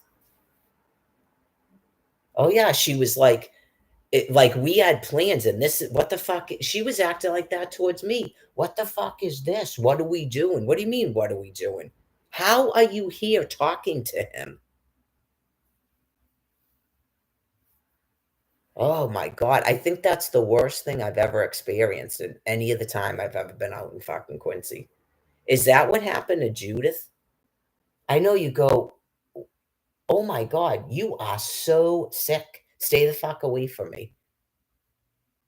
That dude is probably sick like that, Judith, and maybe you didn't know it. He's probably like a monkey, like that fucking Brian thing. Yeah, and obviously these chicks are fucking disgusting. You're like, what the fuck you want? Because she's one of the people that apparently Brian went around telling everybody I was talking shit about him. Oh yeah, just when was I talking shit about you? Permanently stay the fuck away from me, every single one of you. Every single fucking one of you. Stay the fuck away from me. I'm sure I'll never see you fucking things again.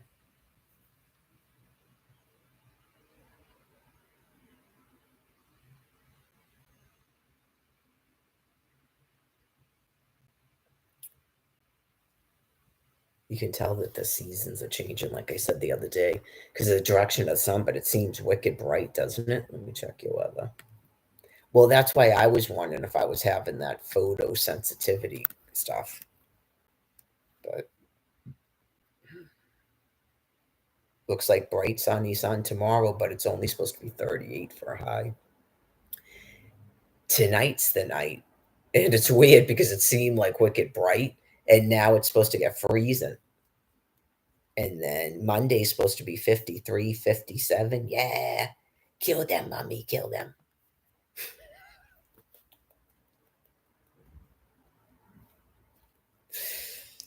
If I had to bet money that I would say that Sean thinks that's funny too. Yeah, just like that's one of the maybe he said it once in his life to like Mark or Batman, Mike, and if they ever heard me saying that, they'd go, "Oh my god!" Just it just all of a sudden comes up to them, kill them, mommy, kill them. That's what he does. He does weird stuff like that. I saw him doing it to Mark. That's why I know he wouldn't be mad about the thing when I put originally it was a photograph of some dude's disgusting like pimple back, and then it was like a photo of Ron Goldman going like from studs, like he was checking out someone. Sean would totally think that was funny. And if he doesn't, then he's being completely hypocritical, right? Because I saw him do it to Mark. I'm just sitting there having a conversation with Mark, and here comes Sean, and he had ripped out something out of a magazine and handed it to him. And it was like some chick with a big, huge, pregnant belly, and it was like a half shirt. And Mark just goes,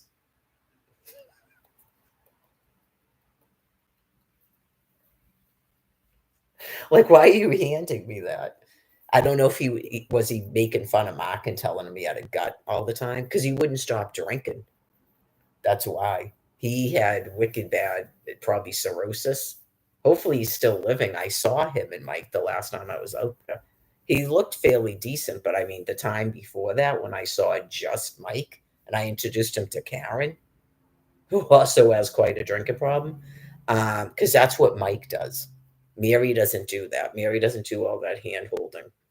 Yeah. So, um, yeah, he was telling me about, and then remember, Mark showed up at the shelter and Judy didn't know who he was. She admitted it to me. She goes, "Now, who is he?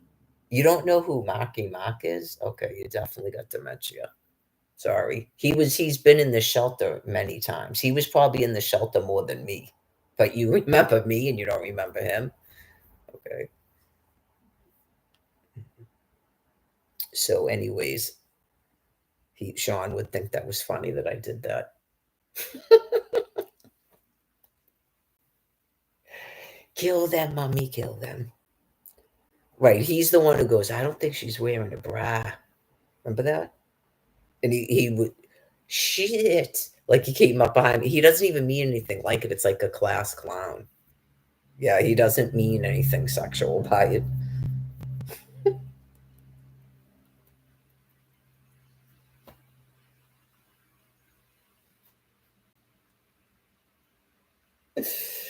Anyways, him and Jonathan, yeah, they don't actually mean it's like when you're like in junior high school.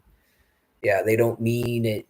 It's almost like you're being teasy. It's like a friend of yours that you the same type of thing. You're just being teasy and stuff. You're a kid. You don't even really know what you're doing.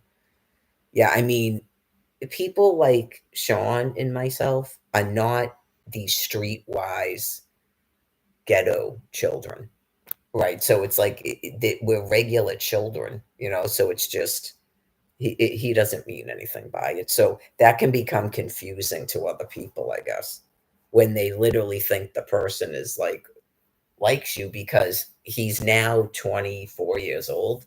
But I think he doesn't really act like that with everybody. Maybe now he does, but I don't know if he did then. Because when I first met him in 2016, was it? He seemed very stiff and stuff. Yeah, so I don't think he's typically like that with everybody. He just knows obviously I'm harmless. And he's expecting at some point in time that I will not be like having a crush on him. That's why Jonathan was acting like that too. Probably when you meet someone for the first time in that cycle, at first that's how I kind of said it was like with Patrick. At first, you sort of might be a little bit confused about what is actually taking place, and then it's like, oh, yeah, you just go, yeah, this is like Alex. This is not a person I'm gonna go out with. Uh, right. So, uh, 59, 51 feels like 10. How does it feel like 10 already? How cold is it supposed to get? It says sunny feels like 10. It's supposed to be 17 for a low.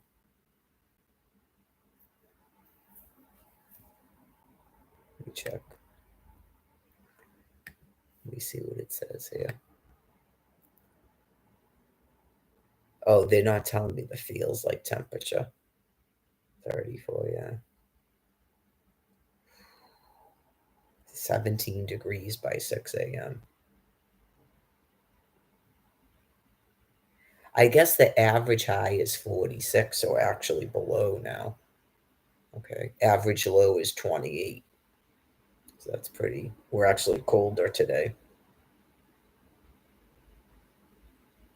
So by Monday, is the average high still 46, or does it change from Saturday to Monday? Well, it might because we're going into March, so I don't know. Because it clearly changed. They told us a week ago the average high was 37. That's a 10-degree difference.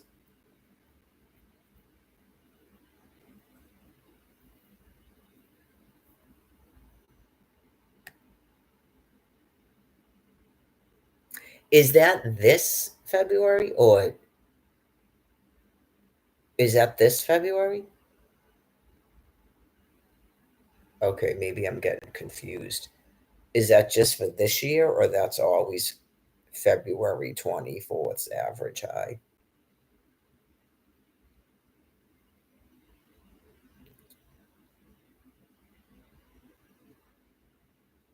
Oh yeah, let me check here. For some, I know I was like thinking I was like supposed to be doing something. It's 4:45. Not supposed to be doing anything but this.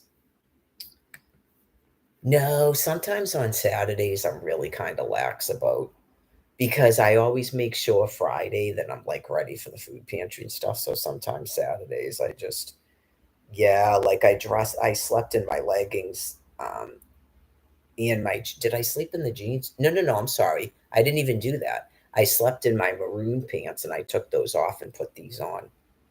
Yeah, but sometimes I'll literally just sleep in what I'm gonna wear to the food pantry.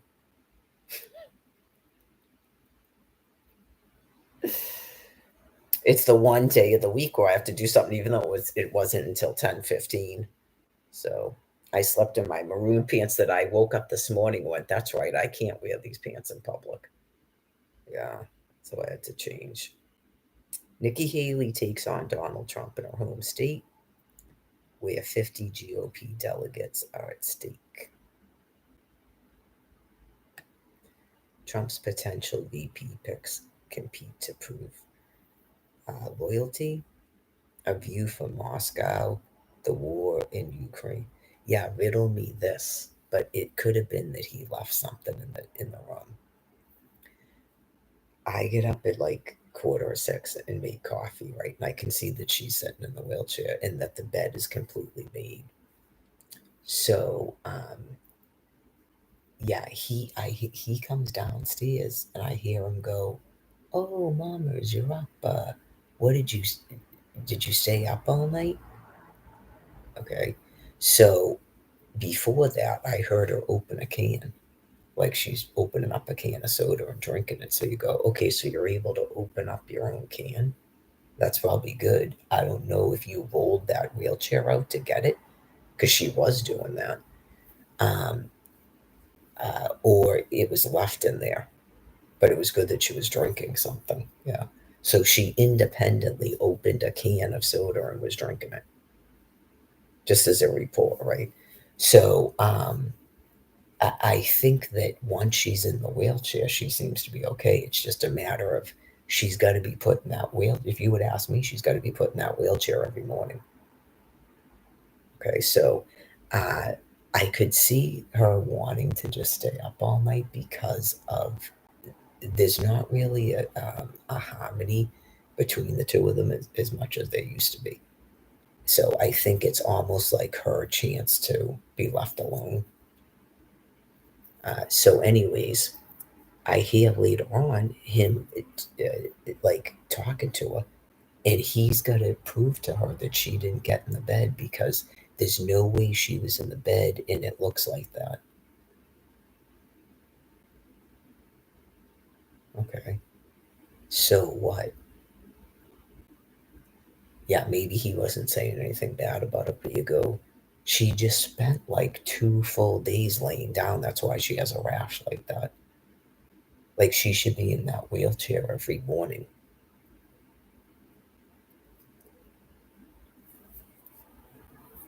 Yeah, so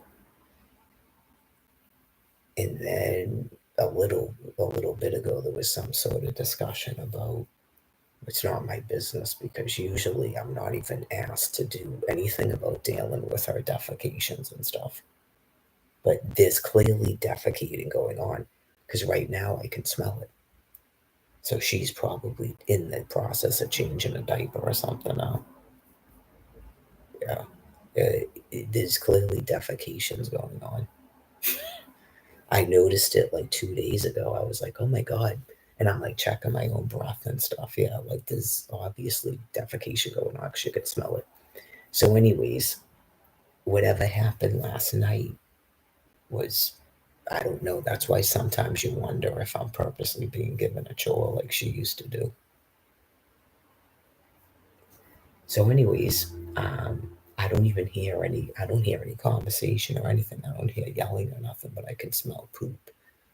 So,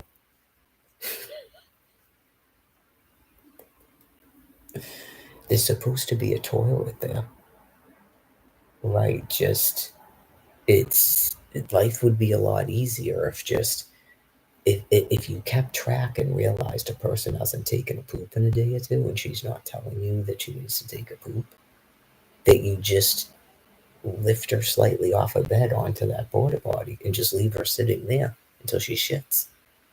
It's not rocket science. Uh, so anyway, um, I just listened to the talking on the way back from the food pantry, which has got to be, that's got to be God talking and a person just talking out. So hopefully God will mention that about, why not just every single day make sure that the woman is put in that wheelchair? Only he knows if he left her a can of soda. Okay, like, did she wheel the thing out there and get the soda from next to the fridge or out of the fridge? Weeks haven't gone by since I've seen her in the kitchen. Okay, and then he mentioned the thing about her eating sweets and stuff, and I just said something about, I would think you just want this woman to eat whatever she can eat at this point so she has energy.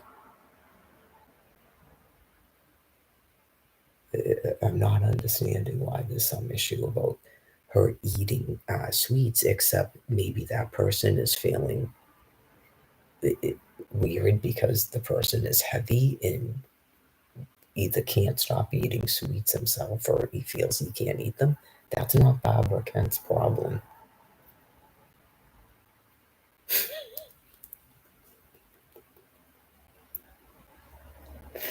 Could you imagine being 89 and you just became bedridden and someone keeps telling you that you shouldn't be having desserts and stuff?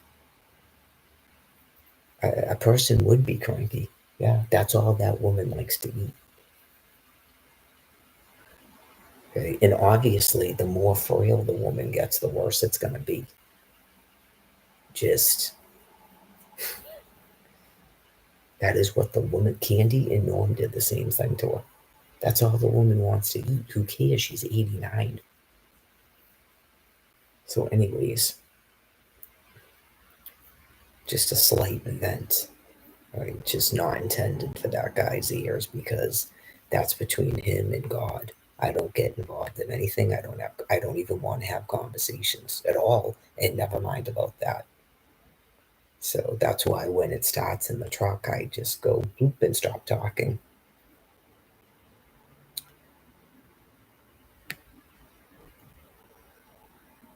So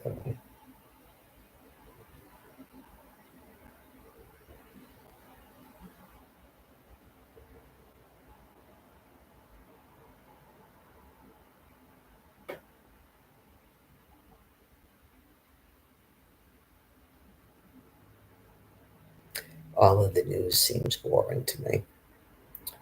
It's like the weekends go off into Never Never Land from anything that people were discussing. But that's CNN. That's not the local news,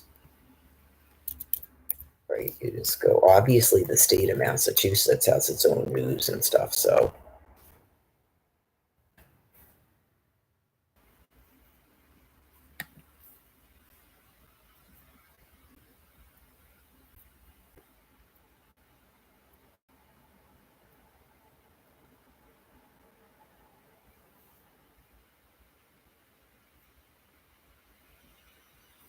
fire in Middleborough. Teen hospitalized with serious injuries after shooting in Stoughton. Multiple children taken to hospital following police. Okay, that was the Medway one.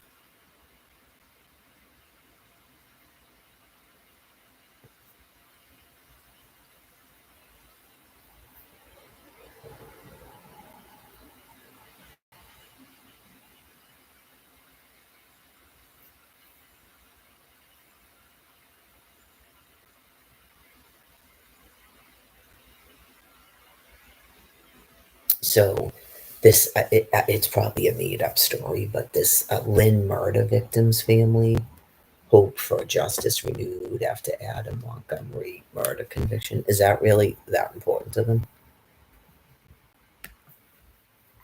I don't mean to say it with like a judgment tone. It's more sort of a question. Is that important to them?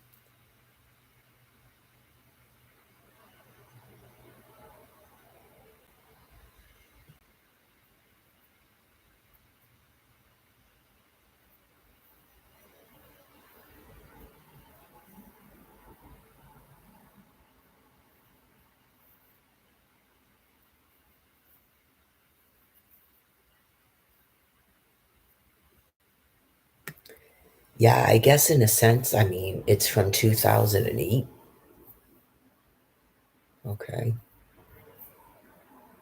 So you had a family member that was 28 years old and was murdered in 2008, and you're aware that the person was murdered? Okay. Are you able to just are you able to just explain what you're talking about? Uh, if it's a real case, which I doubt, are you able to explain what you're talking about? Sometimes I'm getting little bits and pieces of answers for people through the media, even if they're blocking you from answering me. It says Darlin's case is unsolved. So it sounds really like a made up story because it says the word justice and stuff. Justice renewed. Um, 16 years already, blah, blah, blah. Okay, I'm not helping you find lost family members. I'm absolutely not doing that at all. So I don't care if it's been 150 years. That's not something that God is doing anymore. Okay. Um, you were given a proof that Almighty God exists, and you had a group of people. It was explained to you about cycling within your species and mine.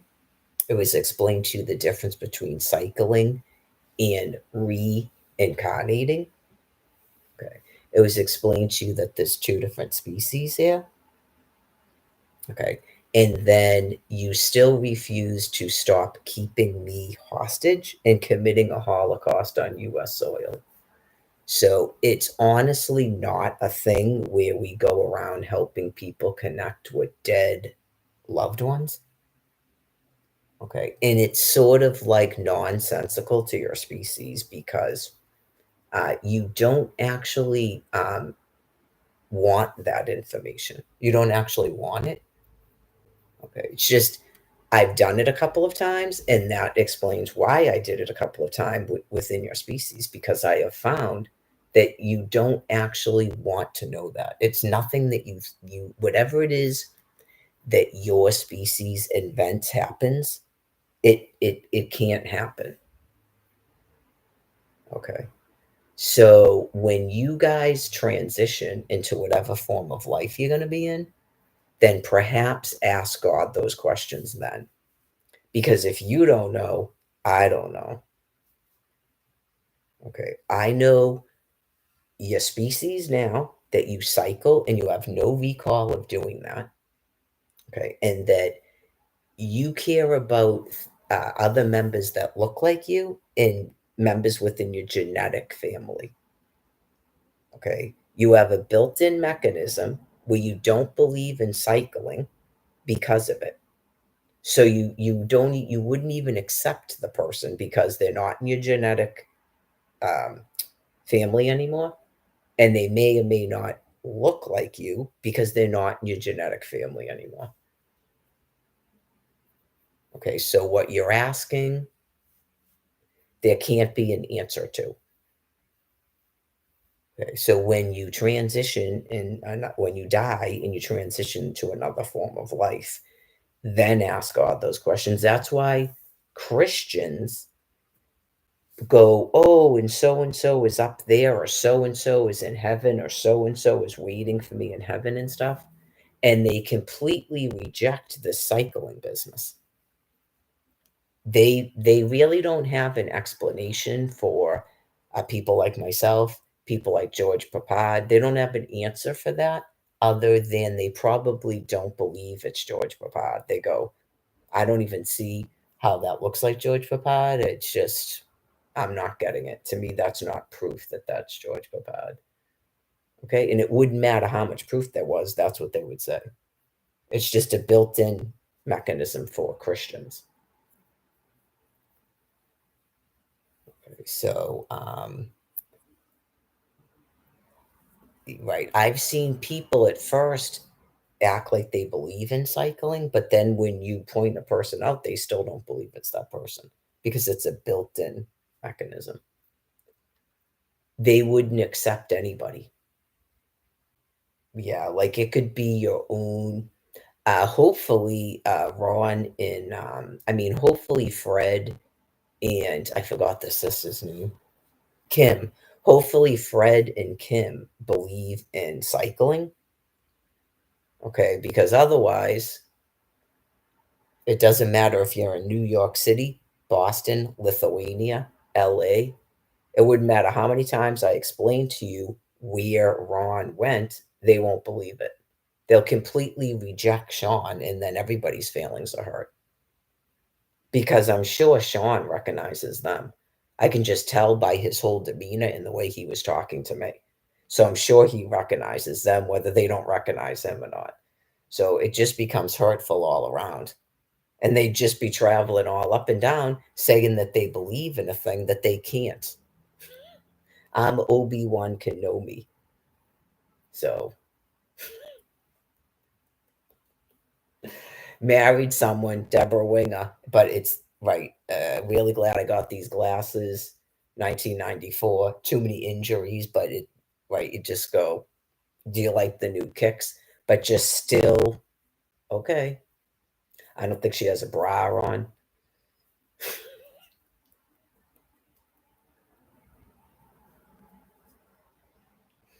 The shirt, the wrinkly shirt, remember that one? And I go, I think you need this. Did I say he needed a shirt ironed or it's like really wrinkly? And he just did that thing he does. And then lo and behold, there's some interview afterwards. The interview wasn't afterwards, but I saw it afterwards. She says, he just knowing Ron, he just take a shirt right out of the thing. Did she say wrinkles and all? That would just be so Ron. And I just go, what the fuck?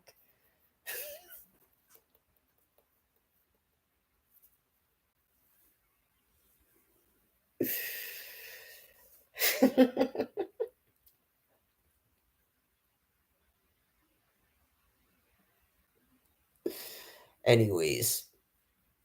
Oh yeah, the head nod thing too. Remember that in the video? He totally does that too. Yeah, you just go, "Whoa." It's like that with Alex too. It's probably if he didn't do that around you, but he probably does, it's like presenting. You just go, "Whoa," and then when you see the stuff, it's like God makes you notice it, and you go, "What the?" Yeah, just he was just doing that. Anyways, so it's like a built-in mechanism, so it becomes hurtful to everybody. Right. So it like say because if he was your species, he wouldn't believe in it either. He would just think it was funny. That's what's so weird about it. Like they would even laugh about it, but they don't actually believe it. It wouldn't matter how many times I said that dude in the picture that I slept in the dumpster with was George Papad. They would laugh, but still not actually believe it. It's weird. Like Rock Hudson, his name is Spike, and he did that weird eye thing when he goes, "But you think I'm cute though," like just like he does in the films. But that's not Rock Hudson. Okay,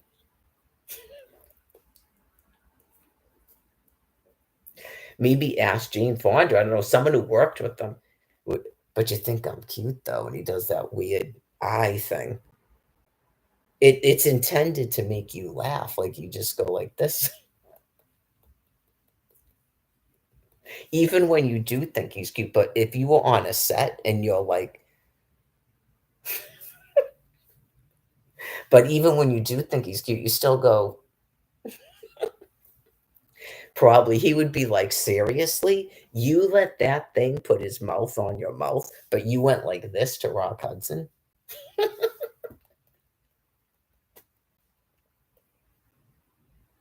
I leaned in with the weird eyes and you went, "Whoa."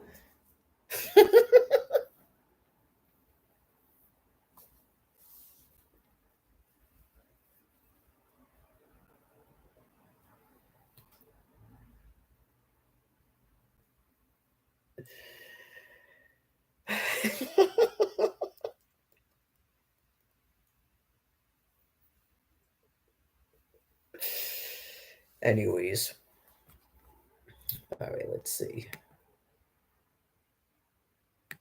Uh, isn't that why you're doing it?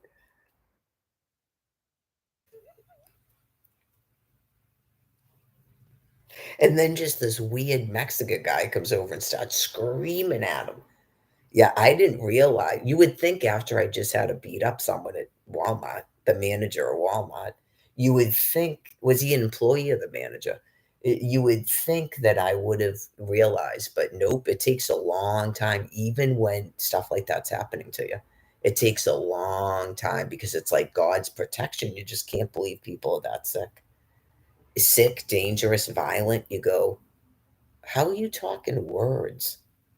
You literally went up to a person and went until he left a bench, like a literal animal.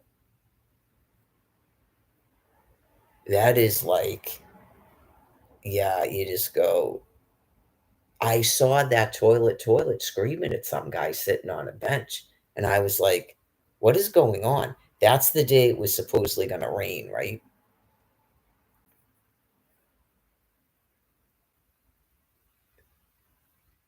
They were interfering with my phone calls. Yeah, like that day, apparently they didn't want this dude to be able to tell me not to come out there or something. I don't know because I didn't even get that he called me or the message until after I got there. Yeah, and then the time after the '80s concert, wasn't I right in the middle of talking on a Rumble? And I was in a wicked good mood and stuff.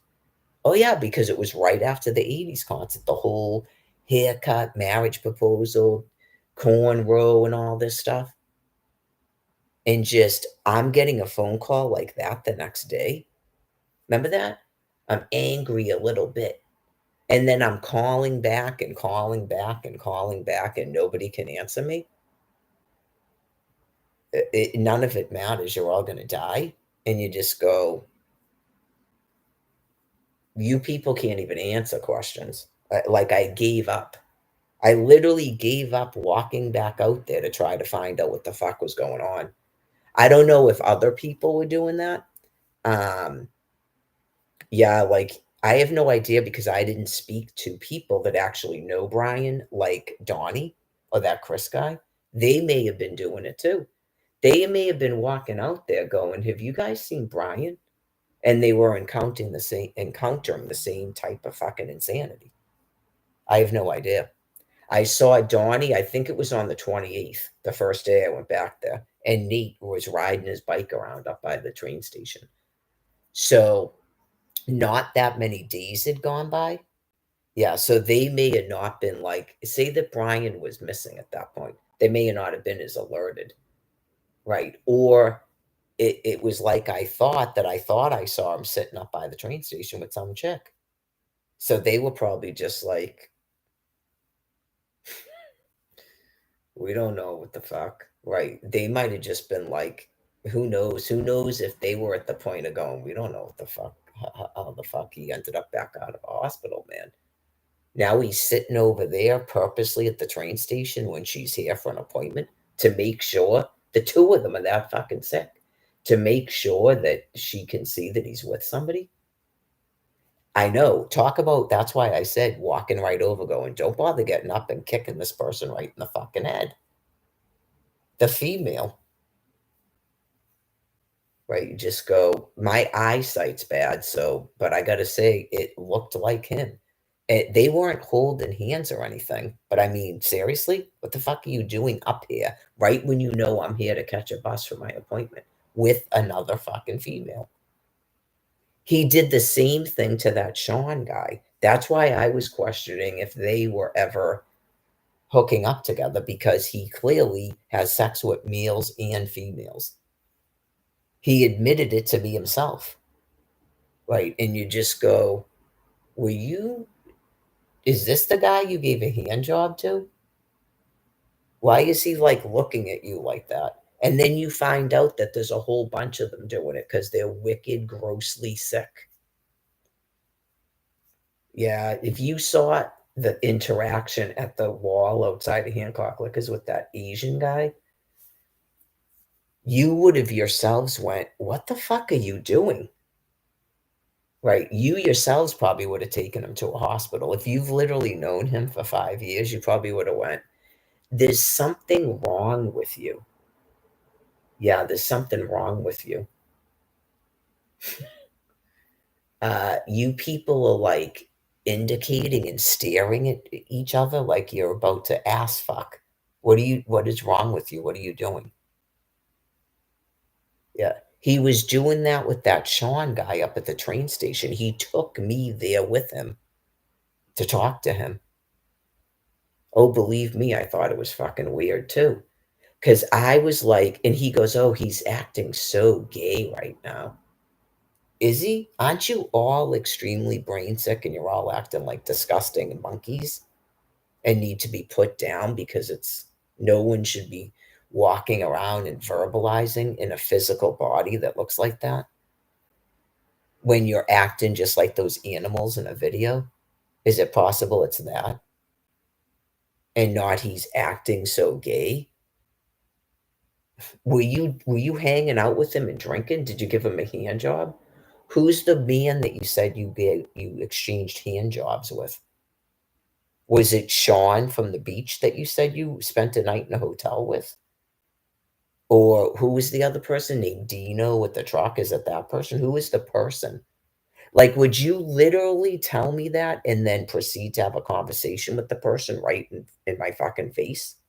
I think you're that sick after what happened with Lorraine.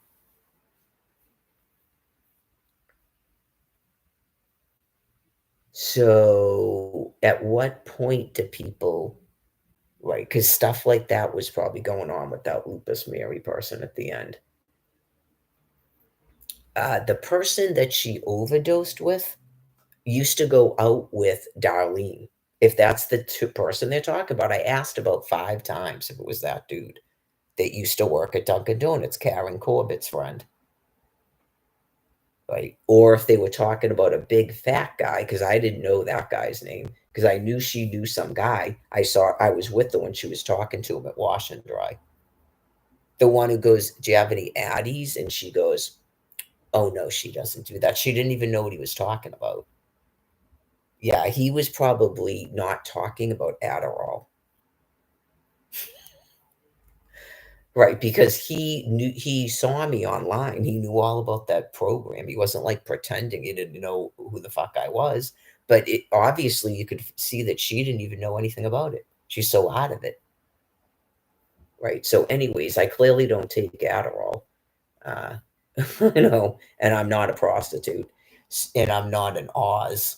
So I don't interfere in you guys' lifestyle.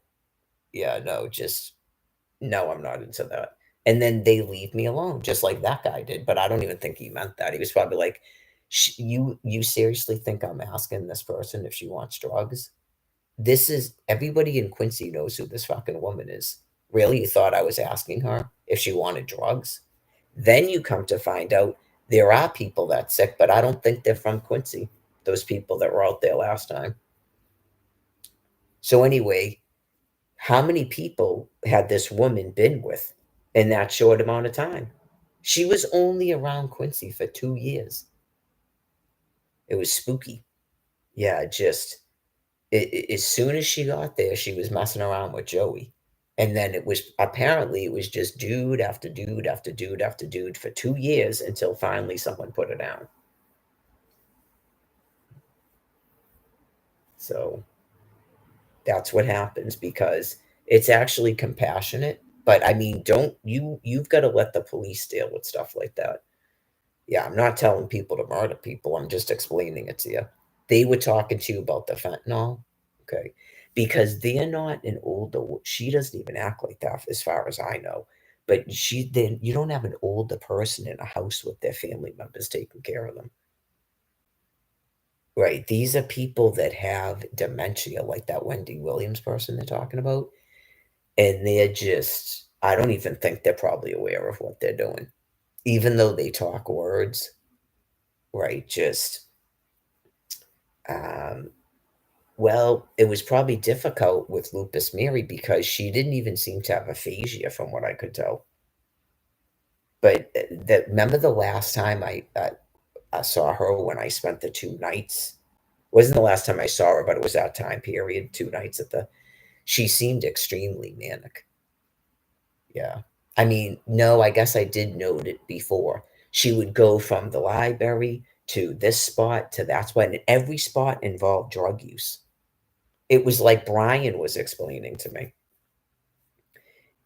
That's why I was like, "He's out of a hospital?" Like, he seemed almost like he had end of life dementia. Yeah, you just go, "How are you talking words?"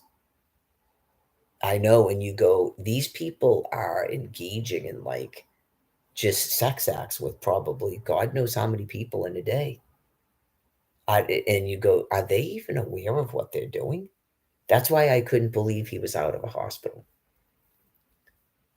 Yeah, just after that, I don't have a need to go to Quincy again, especially after the mayhem that happened after that. And then I'm on this thing, and everybody on a planet, because I think if Benjamin Netanyahu's in another country, yeah, you just go, they literally cannot account for this. They can't tell her if a person is living or not.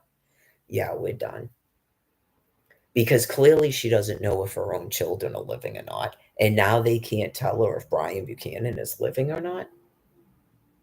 At what point in time are you people the ones that are mentally ill and not me? Like, did you know? This would be another good question. Did you know that people can be so mentally ill that they literally begin to think that sane people are mentally ill? If you say that it's easier actually for the people out in Quincy, if you know that you say you have a diagnosis, sometimes they forget. Okay. How are you getting your social security checks?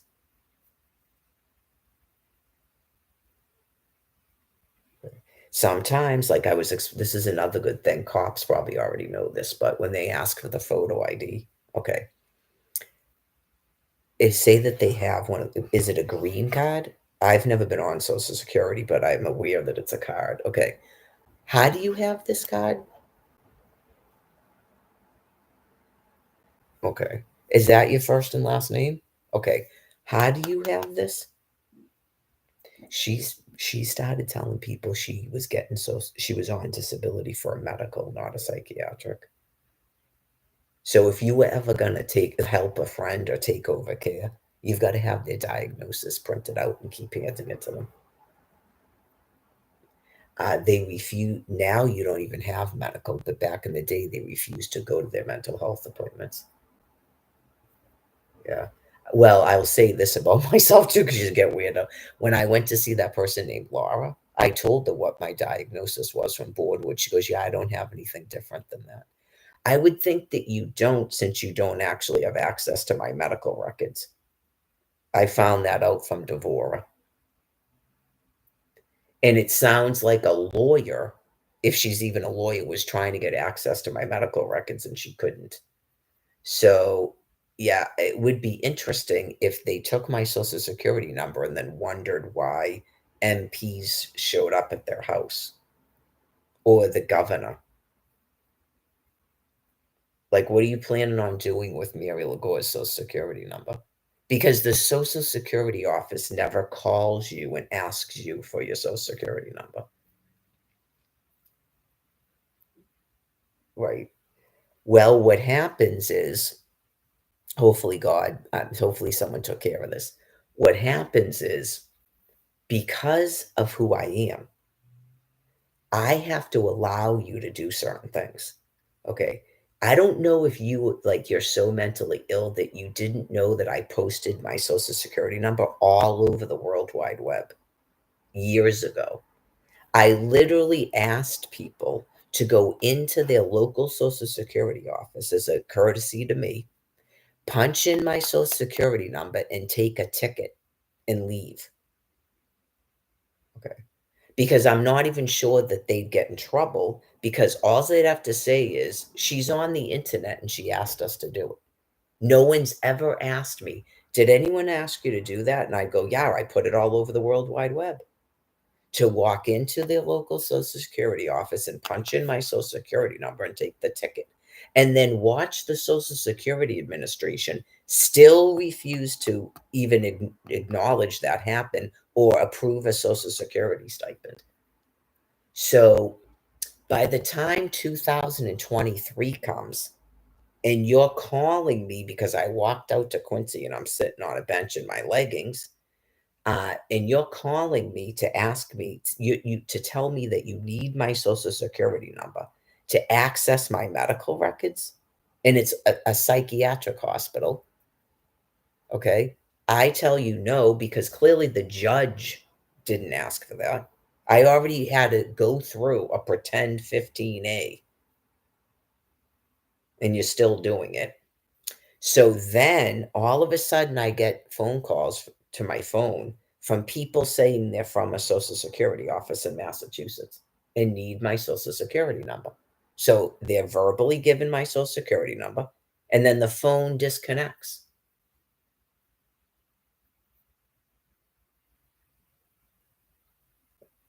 So at what point are you mentally deranged and not I'm crazy?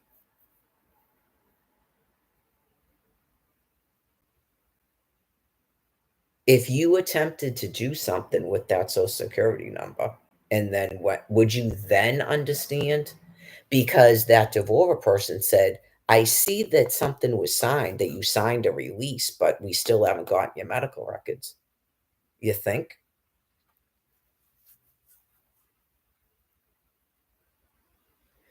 That would be a way that people could be counseled that they're mentally ill. Like, say that at some point in time, maybe in 2021, okay, when I asked for a medical diet at a hotel, 2022, and the governor of Massachusetts was on the television explaining medical records on your phone. Okay. Maybe at that point in time, the government and the military said anybody that tries to access this woman's medical records or her FICA score, whatever, because we already know she gave out her social security number too. Are we allowed to, arrest them? Or do we simply not allow them to access it and then see if then someone can talk to them about, okay, so you never got my medical records. Why?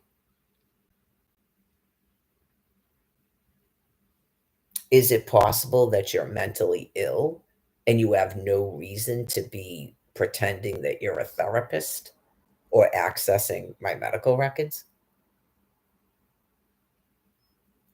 Is it possible that you're not a lawyer, you're not a defense attorney, and that you're mentally ill?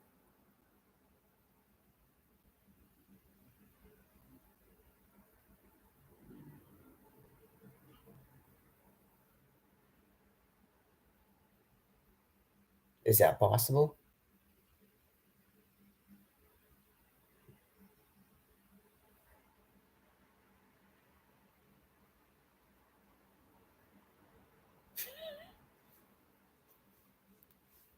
Because if I signed off for you to have access to my medical records and no one gave you that access, that's what I would give you as an answer.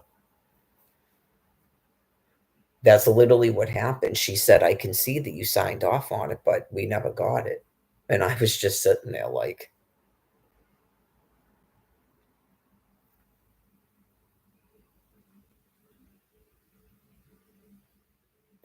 Obviously, I believe that it's not just her because that wasn't her voice. I believe that that was seen as some sort of challenge then, that they're extremely dangerous and insane when you tell them that they can't do something. And so they were gonna do whatever to get my Social Security number. Did you try looking at Twitter? Was that too difficult to go to twitter.com and see my Social Security number typed 20 times?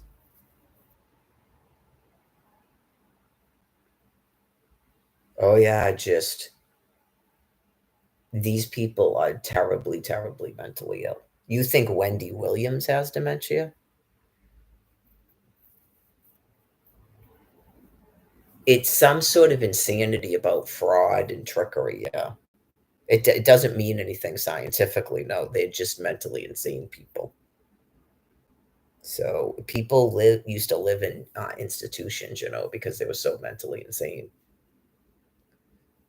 So,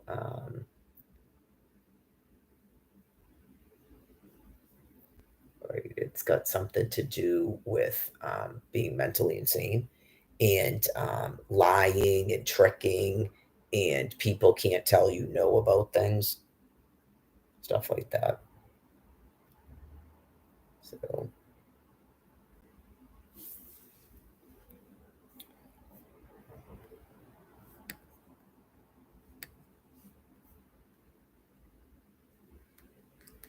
yeah, I mean, you would hope so. Yeah, like, if you don't want them to be able to access my medical records probably because you go, "There's not what would be in there?" I'm pretty open about myself. This I don't think there's anything in there that's a secret, but, you don't want anyone being able to add or take away from people's medical records. That's a little bit spooky, but there was some sort of an issue in Ireland when I visited there in 2010 that had to do with people's medical records being computerized like that. If it wasn't happening, I think people had a concern that people would become that sick and start altering people's medical records. So they already knew there was some sort of insanity that existed like that, that people were just doing whacked out stuff that doesn't exactly have a meaning.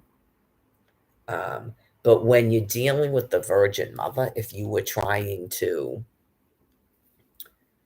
do an info war, I could see people doing that. Yeah.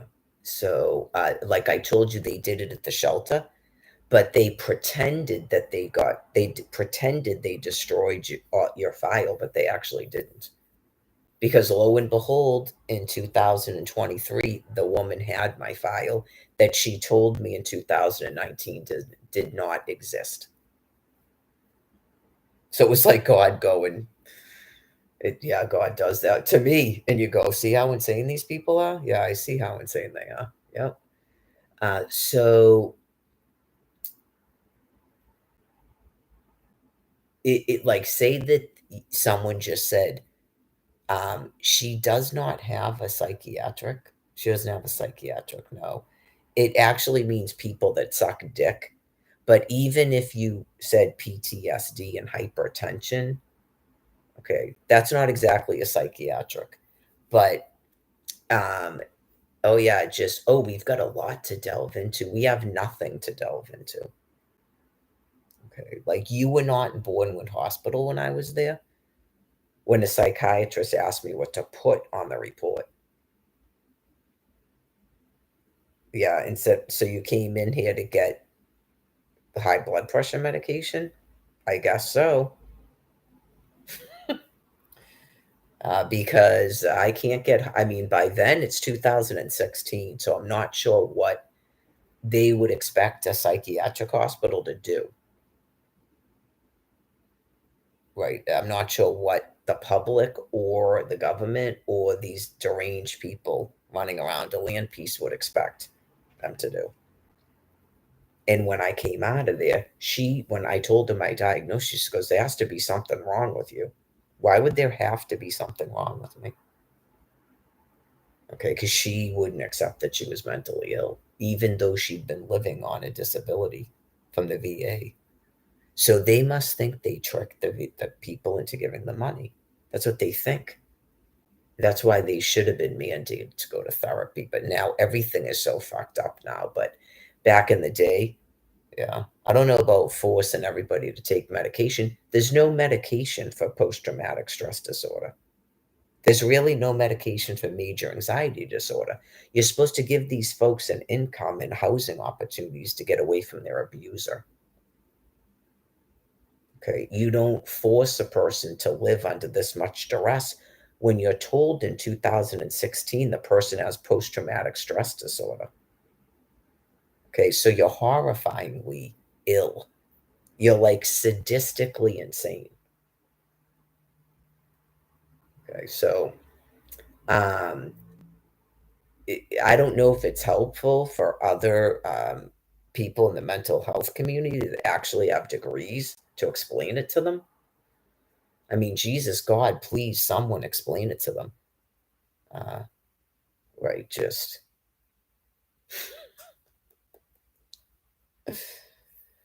there were people in here going, "Well, we can see a 2 5 star," but first they said it just looks like folds of skin, and then they go, "I think you just attach special meaning to it." Okay, you're mentally insane. Whoever you are, using monikers, um, you have mental illness. So I don't know if you believe that you're playing a role. I explained it. When I tell you things about that how that Brian guy was acting and that Jay guy and that guy Stony, and then you come to find out that they're having sex with other men and stuff, are they playing a role?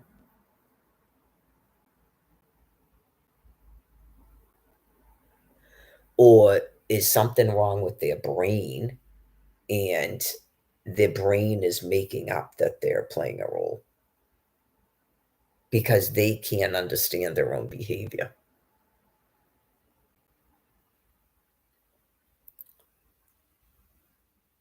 Right? Because clearly sex offenders make up things that they're doing that they're not actually doing. So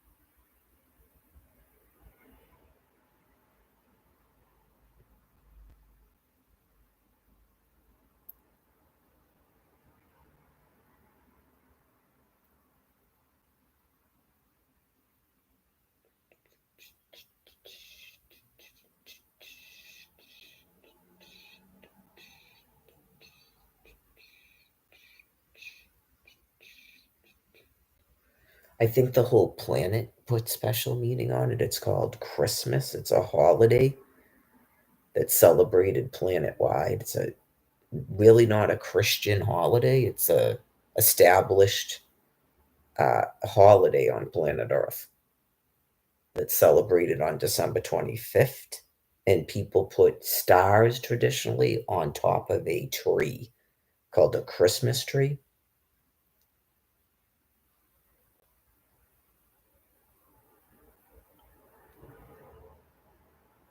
So I personally don't find that to be some sort of a coincidence when you have artifacts that are at least older than 1971.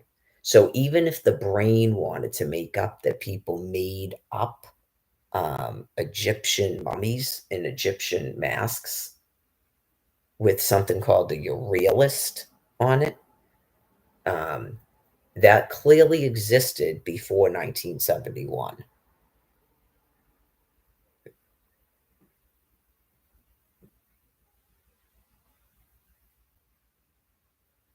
So, yes, someone typing that in a chat has a mental illness. So, is that a mental illness that can be treated? Uh, that in itself,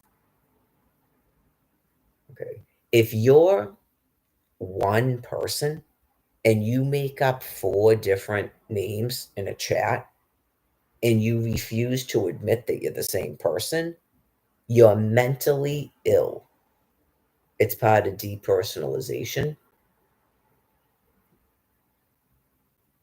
So typically, people that are mentally ill, whatever, that exists in life, but they're not allowed to use filters and stuff to filter other people from talking to me or viewing me. They're not allowed to destroy a Facebook with photos and science on it. They're not allowed to destroy a YouTube channel with hours of live stream and other videos. They're not allowed to shut off Twitter accounts with doctors were reporting that this was happening to them. So that's like a different level of mentally ill,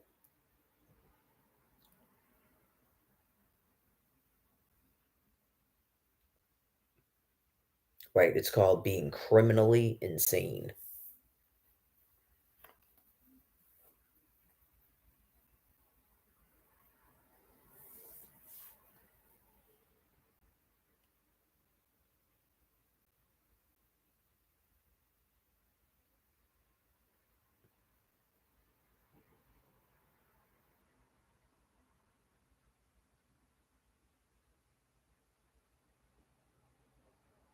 I explained it about the Aaron Carter person. Okay. So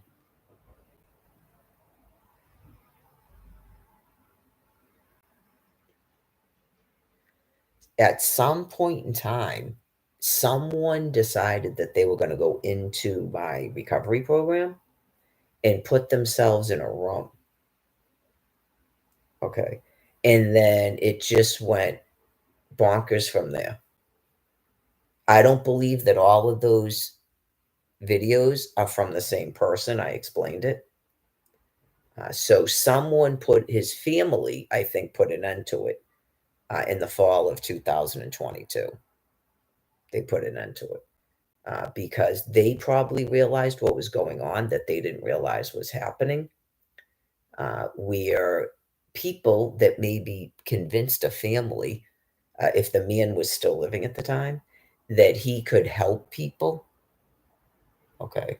And then I don't know if something was made up that they were actually doing my recovery program when they weren't. And clearly, at least a couple of them were straight out sex offenders. And then they, from my point of view, they began making up chat rooms like separate internet prisons, trying to corral all of the people from Twitter and stuff that were part of Anonymous into their own private internet shows. Okay. So, really just waiting for those people to die so that the regular internet with people talking to each other the way they always did goes back to the way it was. So, you in modern days, you wouldn't believe there'd be people as sick as they are because they've been allowed to be running amok like this for 15 years. So 15 years is a long time. Just like I explained about the real estate.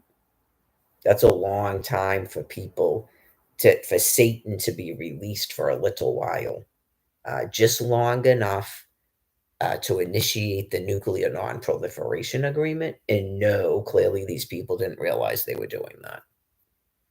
Okay, because if you were a group of people that decided that you were going to initiate the nuclear nonproliferation agreement, you wouldn't involve innocent private US citizens who aren't even aware of what you're doing. And you wouldn't be terrorizing us within these holding tanks. So the brain can make up all sorts of things when it's that mentally ill. Like they did it on purpose, they're masterminds, all of that stuff. When I don't believe any of that to be true. I don't believe any of it to be true. I explained exactly what I thought happened with this particular thing. Okay, it's some sort of sex offender that usually preys on children. And Almighty God convinced it to do this. So, like I said, to me, it appears to be one person, but who knows? Right. But the main person that types in it that was doing it before, I don't know about this business because it's a whole new channel, but whoever was doing it before is definitely like a John Cooey type sex offender that murders children or would murder children if it wasn't distracted by doing this with me. Right. It's an extremely sick person.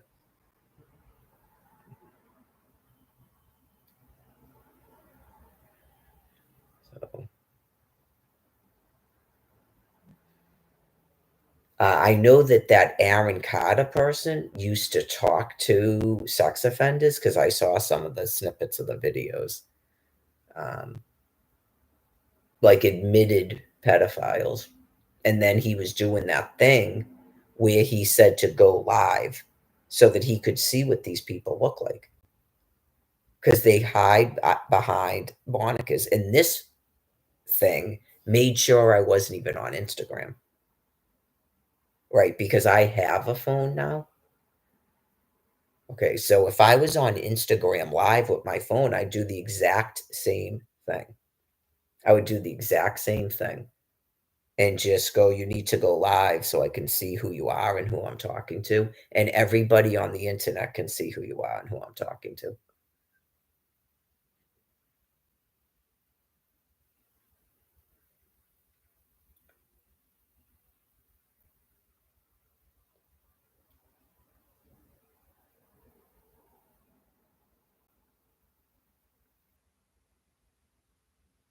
I requested some of these people, by the way, just a reiteration of the work I was doing before, um, that they get a notebook and they begin to record. I would say that they need to do it once every hour for a week. That's not really a heavy assignment to prove that you're sane.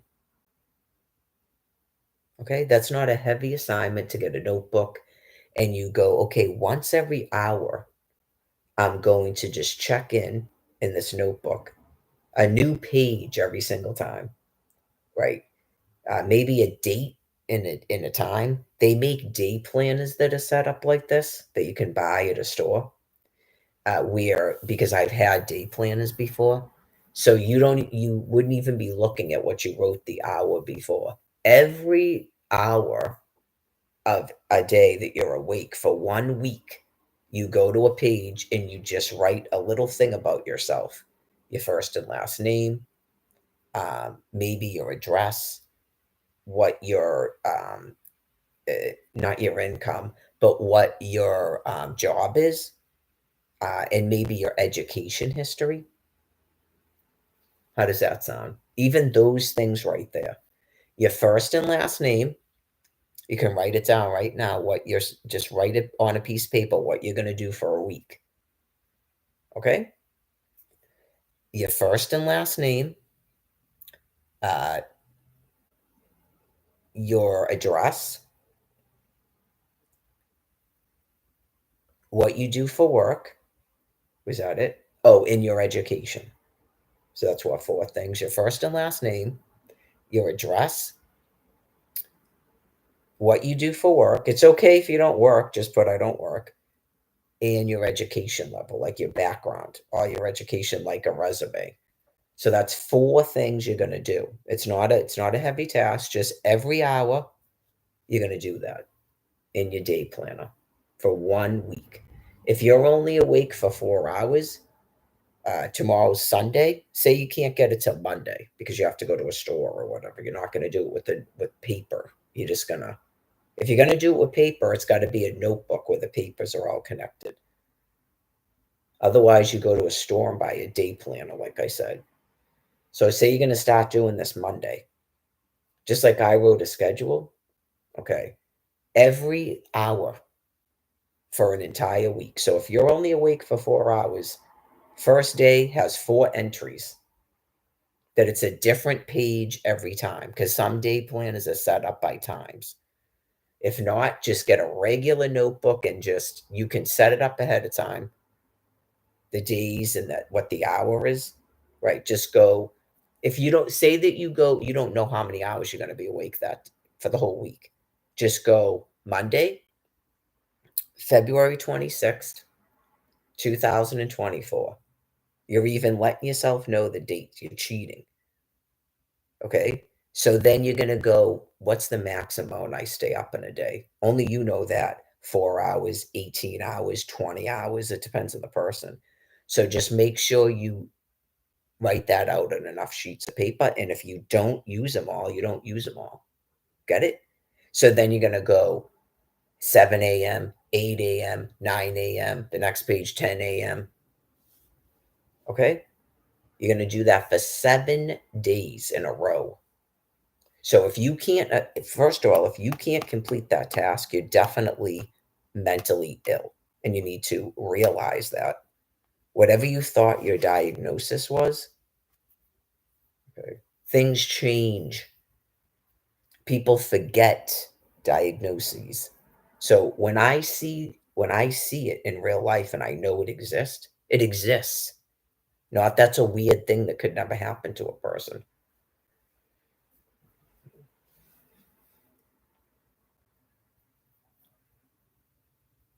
Had I been in charge of this woman's care, I would have had her diagnosis in my hand. So every time she said something, she'd be showing it to it, and I would have had her make videos.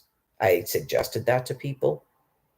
If you're in charge of caring for someone, okay, um, you have a copy of their diagnosis from their doctor, their primary care physician, okay, and then you have them do a video. You turn on a laptop or a phone and you videotape it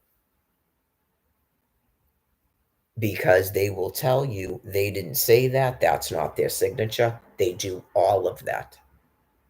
Okay. Is that you?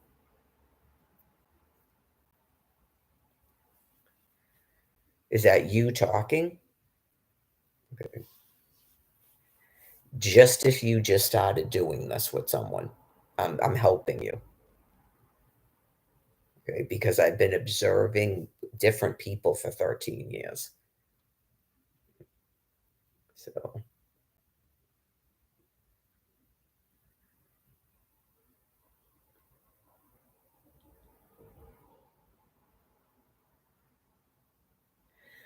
as an example, someone that's only 19 years old that goes, I haven't, and it was like the way she said it too.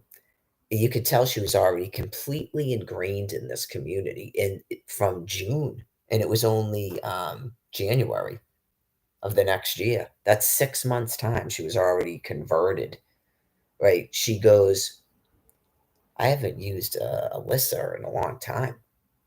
You haven't used Alyssa in a long time? That's your name. Your name is not Sai. No. Okay, just you haven't used your name in a long time? Okay. That used to be a crime, by the way. That used to be a crime. So whoever she's been talking to is clearly just as sick. That would go on for 6 months. You're like, have you seen a doctor or a psychiatrist since they've been keeping you here? Okay. There was another one too. I'm pretty sure it was that Melissa chick did the same thing, and I go, oh, but and she goes, oh, that's not me. What? At first, you go, whoa, maybe I just didn't recognize a person. No, it's not that. That can happen to people, but nope. They who knows, maybe that Brian Buchanan thing is doing that. And people go, "Hey, Brian," and he doesn't answer them. And then when confronted, he claims he's not that person. He already admitted to it. He already admitted to it. He told me that he used to call himself Doug when he was in Boston. That's what he told me. At first, if a person's a prostitute, because I made excuses for it too, you go, okay, well, maybe you're right. I can see that. And he's telling me that, right? I went, it's not like someone walked up and went, "Hey, Doug." And I go, "Why do you just call you Doug?" It's not like that. He goes, "I used to call myself Doug when I was in Boston." And so I'm thinking, based on everything he's telling me, he's a prostitute. And so he came to Quincy, changed his name, and figured that he could, or like since he had a Facebook and everything, and especially after the hospital, I figured Doug wasn't his real name. He knew it wasn't his real name the whole time. Like he was a prostitute in Boston, and now he's not a prostitute, but he clearly was still a prostitute. But I think he depersonalized to tell himself he wasn't. So when you leave, when you're not hanging around with me, do you turn into Doug? Clearly, I know you go. Was that Doug in the bathroom just now, and now it's Brian? Or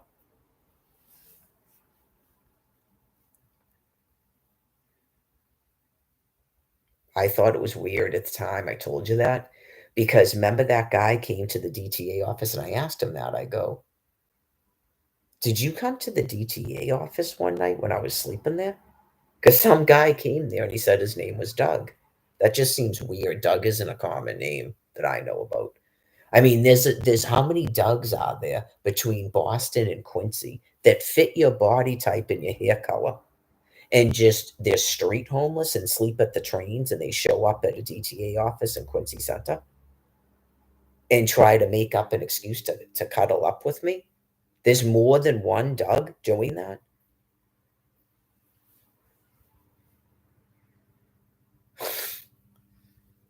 It's possible. And then you told me you've been out here for 2 years?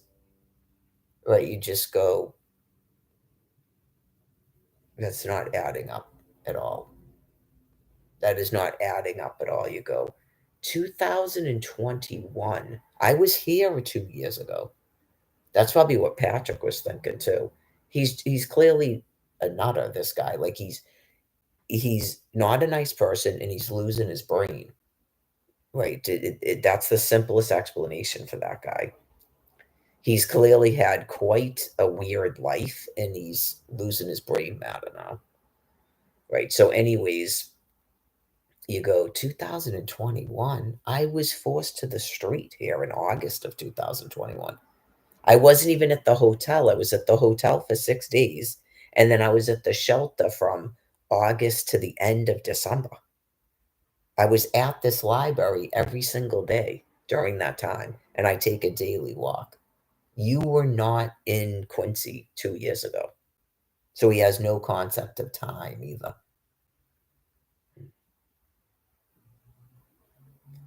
No concept of time, making up mad stories, probably depersonalizing all over the place. Just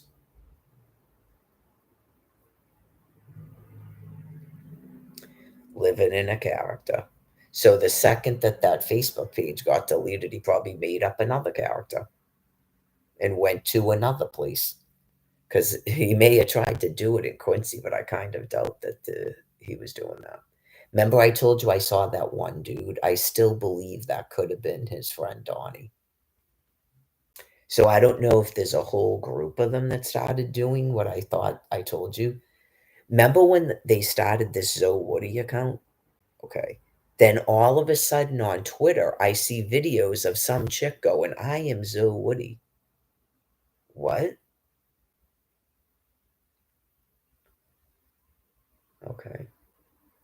Is that what the Brian Buchanan Facebook page was supposed to be?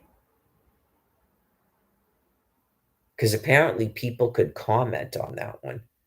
Were you people all calling yourselves Brian Buchanan?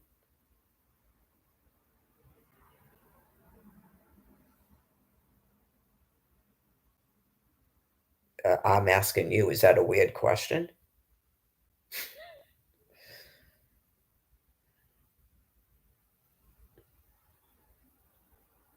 Oh, yeah, talk about closing a hospital.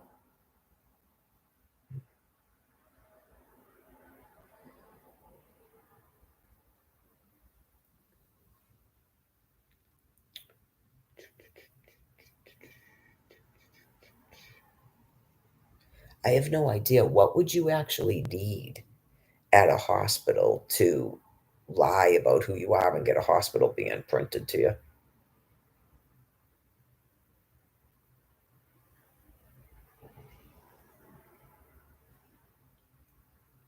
Would there have to be a medical record to be able to do that? Yeah. That's when I figured, all right, I guess this actually is his name and his birthday. That's when I kind of stopped being suspicious about it. What the fuck is this person? Because obviously I'm not the only person, right? If you were like, wow, paranoid, it's not paranoid. Because Patrick obviously thought there was something weird about him too. It's probably because he said he's been there for 2 years, and you go, "You've been out here for 2 years? How do we not know you? I don't think you've been out here for 2 years." Okay, so right, I've got to be honest. When they printed out the hospital band and it has his first, his last name, E as a middle initial, and his birthday, I went, "Well, I guess that's actually his name." And then lo and behold, that's it. It got even fucking weirder after that.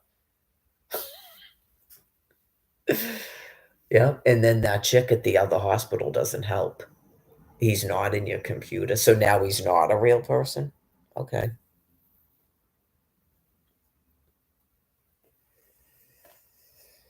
Anyways,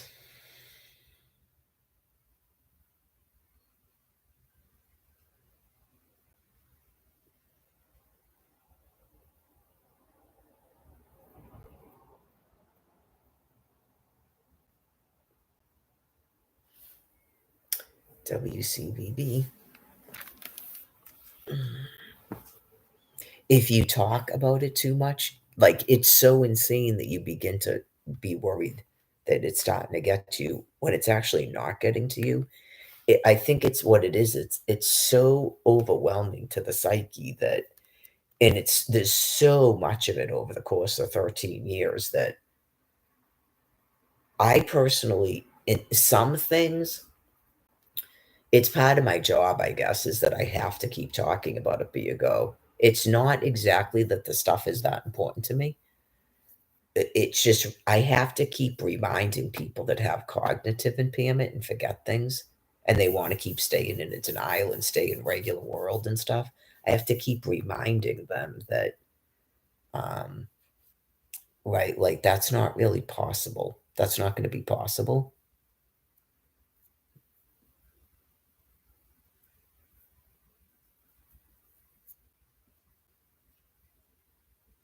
Right. Some people are going to have to make plans for their extended care. Right, because some people clearly are having issues with their brain. And say that you feel that somehow you're caring for yourself or something. Okay. Some people, it's going to be a little bit of a struggle as long as they can. It depends on the person. She went so long without driving that, right? I guess the people that don't walk anywhere, the second that they can't drive anymore, clearly they've got to come to a realization that they have to make changes in their life. Yeah. So,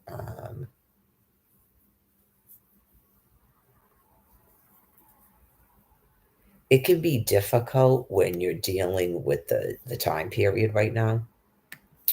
Like the dude that showed up under the bridge to give the woman underwear, and then he wanted her to explain to him what was her plan for how she was gonna live. What's her plan for how she's gonna live? We're waiting for you people to die. That's our plan for how we're going to live, right? I mean, it's day to day to day because clearly you people are having a severe brain plague. Okay, it's just I'm not sure there is a plan. I don't have I don't have issues with walking to grocery stores or walking to a food pantry and using an EBT card. Like at the thing when she said something about paying bills, almost like she's trying to now give me a psych eval. Paying bills? I'm destitute. Don't try to give people psych evals. You're mentally insane. Okay. Paying bills? I don't have an income. I've been destitute for 13 years. How would I pay a fucking bill? Okay. That's why I go try giving me an income. I'll gladly pay a bill. And I just look at the security dudes and they're just like,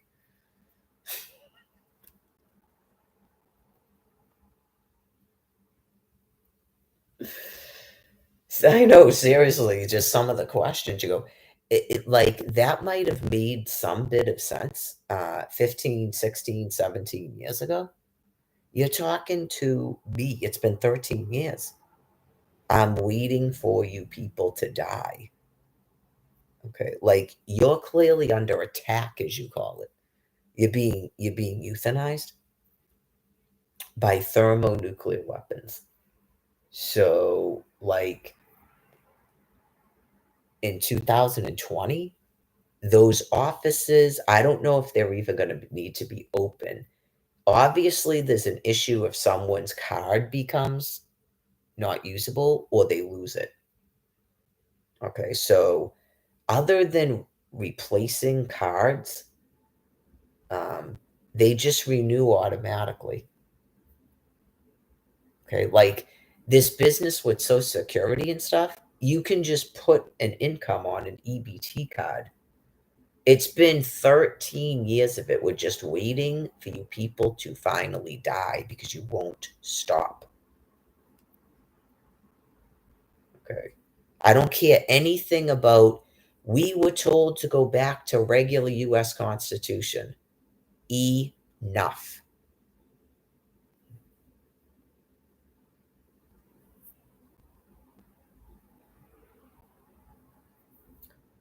So when you people finally die that broke into two federal offices, and then I don't know about the one in Taunton, and that stuff is fixed again, there are going to be people that go around and they catch anybody that's trying to access those computers.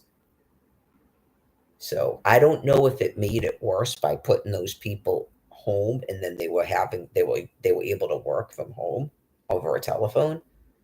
Were they given access codes into the governmental computers? Okay.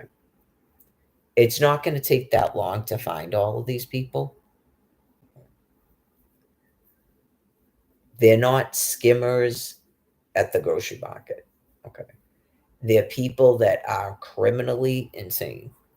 So I would say I'd start there, people that were working at the DTA offices when they were told to work from home.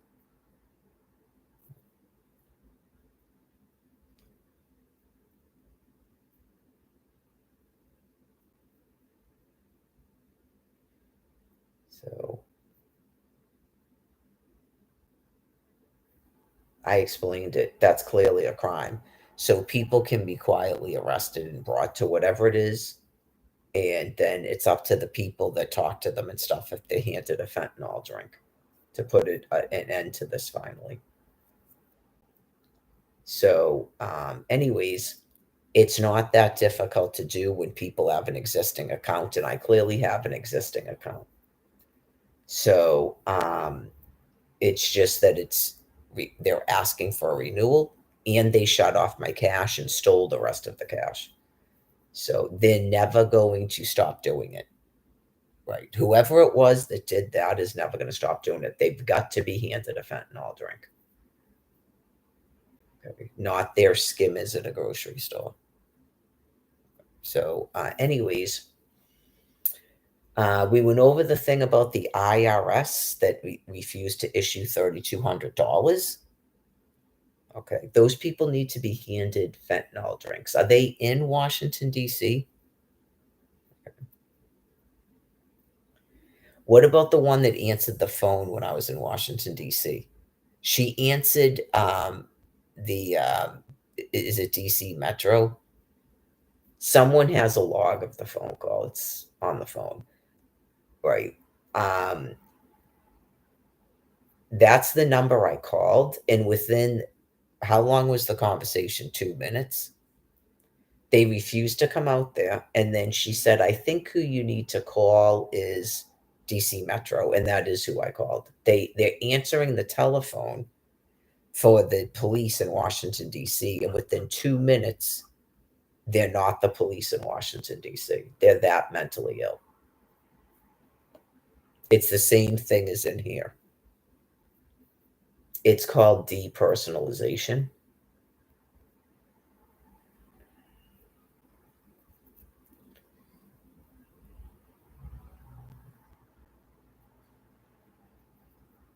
So, my hand to God, I just went, okay. And she said it's not their job to protect me. And I verified that. I said, okay, I told her it was Mary Lagore. And I said, okay, it's not your job to protect me. Okay.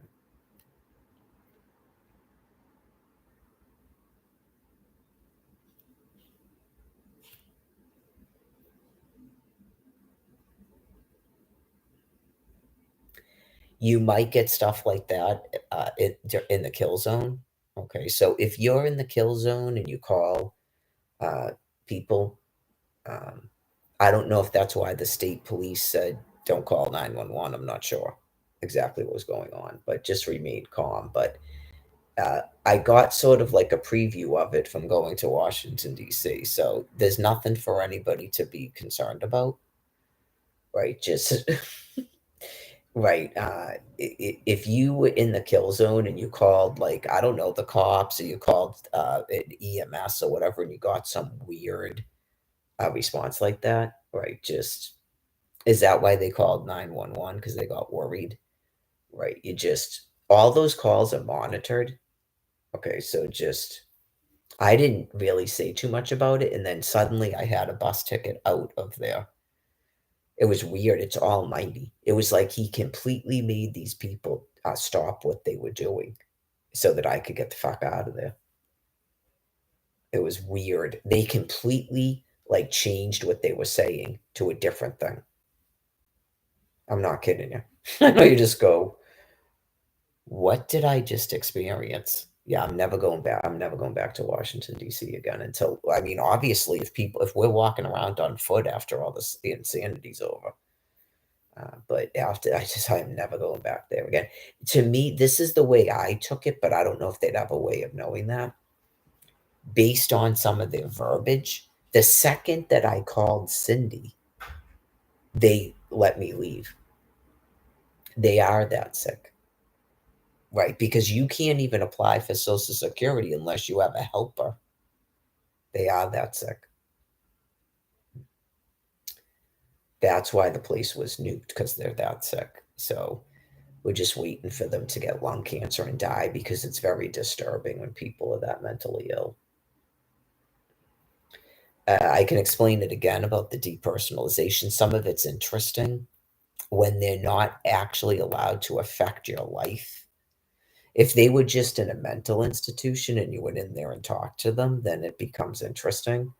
Not when they're saying they're police officers and they're running your DTA office and they're running shelters and they're working for Quincy Housing and stuff. Then it's not interesting. Okay. It just becomes scary. Okay. And sad. And then hopefully they have some kind of co-workers or family members, people they knew in high school, somebody that can sort of help them understand that they became very mentally ill. Okay, so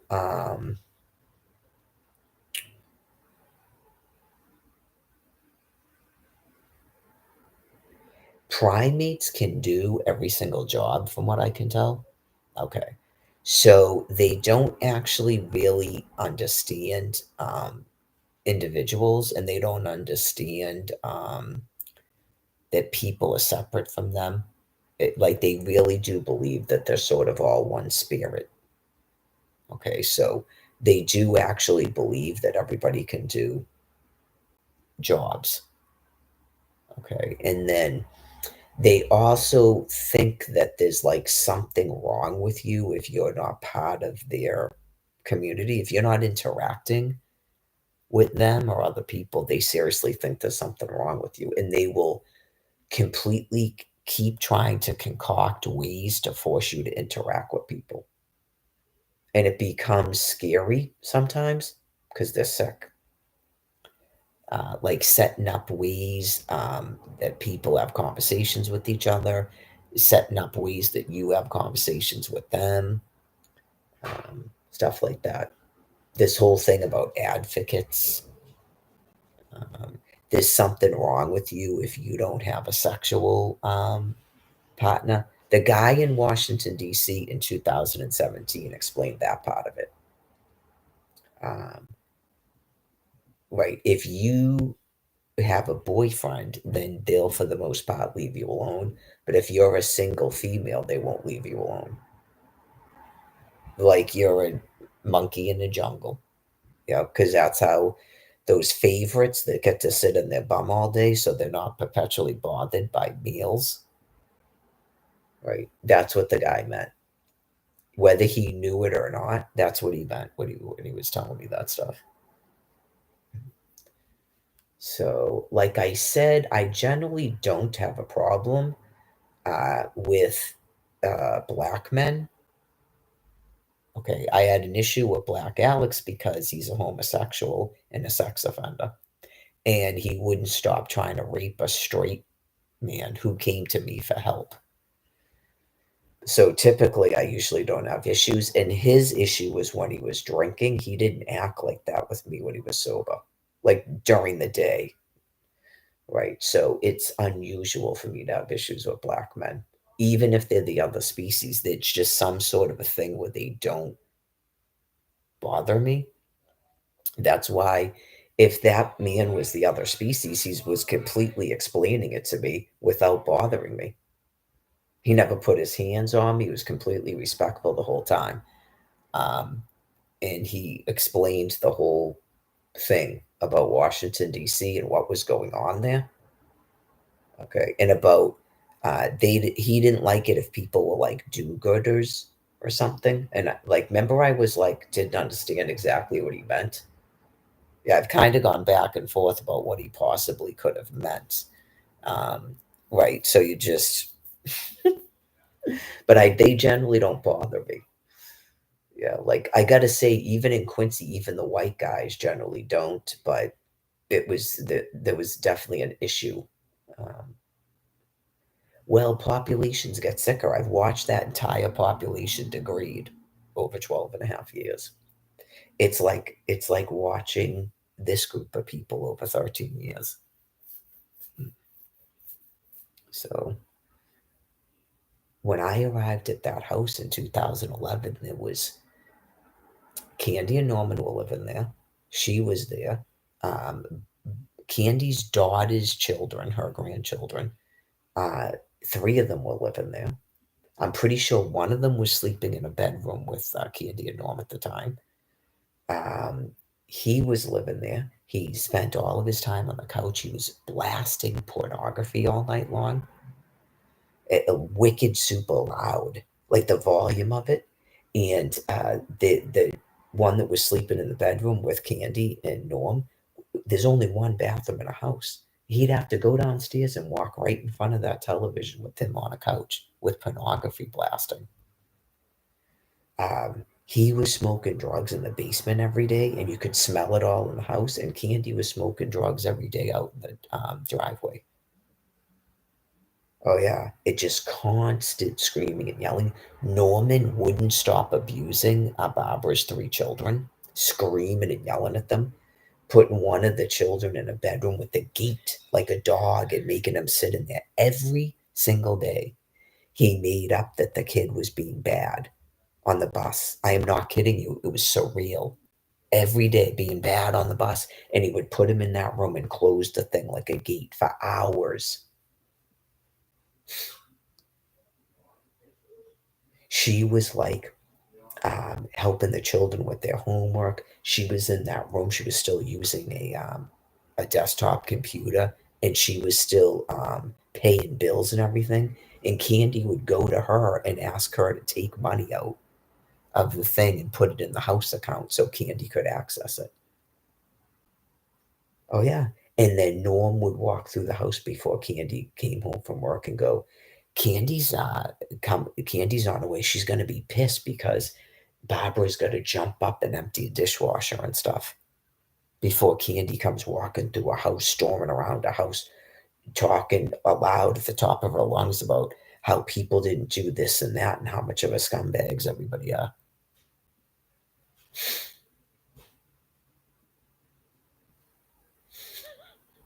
Cindy was coming, dropping off her youngest kid.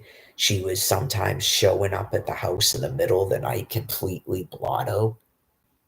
Oh, yeah, just weird, weird stuff when I first came up here. Michelle was having some sort of a secret boyfriend, and she's taking off for days at a time and leaving the kids with Gabe and all this stuff, and just the stuff I've had to like listen to. And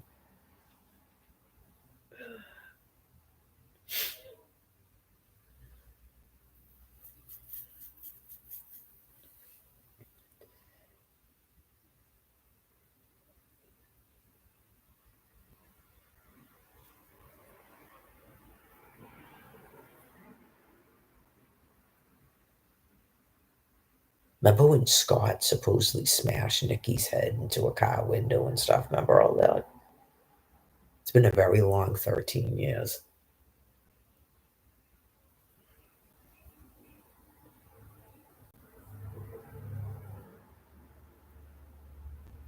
So, yeah, Alyssa Colby needed a Section 8. So, anyway, they're called thermonuclear weapons. Literally just waiting for people to die, which is not the woman downstairs because she pays the rent.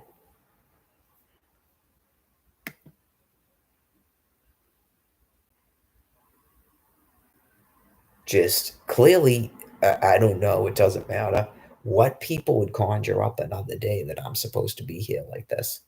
I know you just go, what the fuck?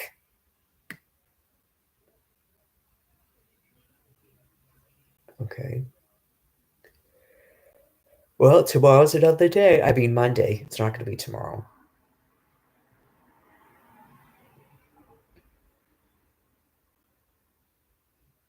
Okay, troubled hospital group.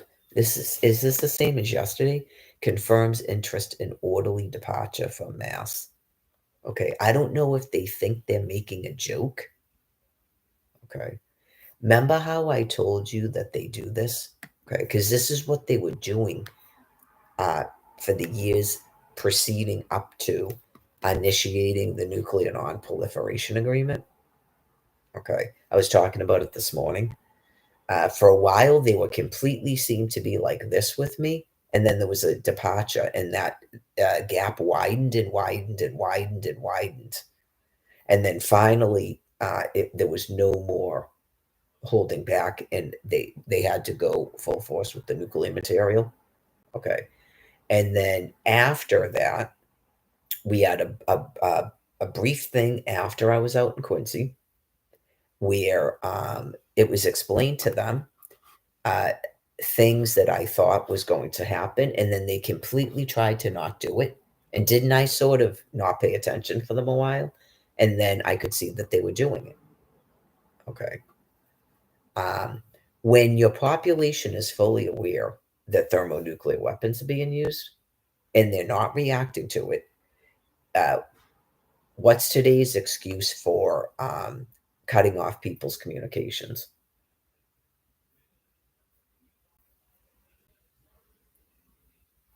I'm not talking about calling 911. I'm talking about social media in this hostage situation with me.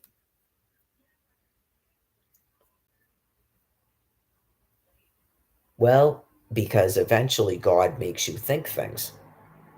So I think that's probably the message. Some of it's for me, so I don't flip out.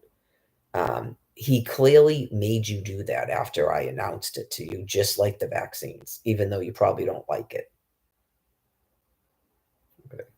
Well, over the course of the last couple of years, if you could see that, if you stopped forgetting that it was going on, he would have to make you forget it at first because you would fly into a rage and then revert again. I watched it for about what, 8 years? 8 years of mental torment watching it go on. The complete antichrist. And then probably, I guess, in retrospect, in hindsight, he explains to you again that it's antichrist, that you have brain disease. Okay. And that you don't want to come out of your world and you're having a denial and you're afraid. And so you keep reverting each little step we take forward now. But it was really bad before. I watched people in a torment during the face mask vaccines business when you were told specifically to make a vaccine and shut the fuck up about the face masks. Okay. So then you were forced. I watched you almost like you guys were in a debate in your own heads. Okay. Just going, they're trying to murder people. So yeah, there has to be a vaccine. So they stopped doing that. Okay. So to pull you out of it. So, and if you're going, why did he just pull us out of it? I'm explaining it to you right now. Because now today we're discussing the numerous times, if you can recall, where you tried to go antichrist on me as a prophet, not I'm in charge of you, and then God had you do it. It doesn't mean you blindly follow everything I say. That's not what I'm saying.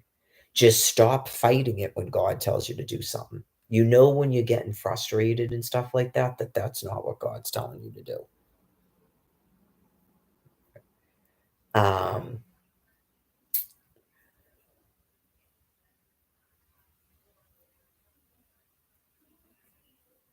I felt that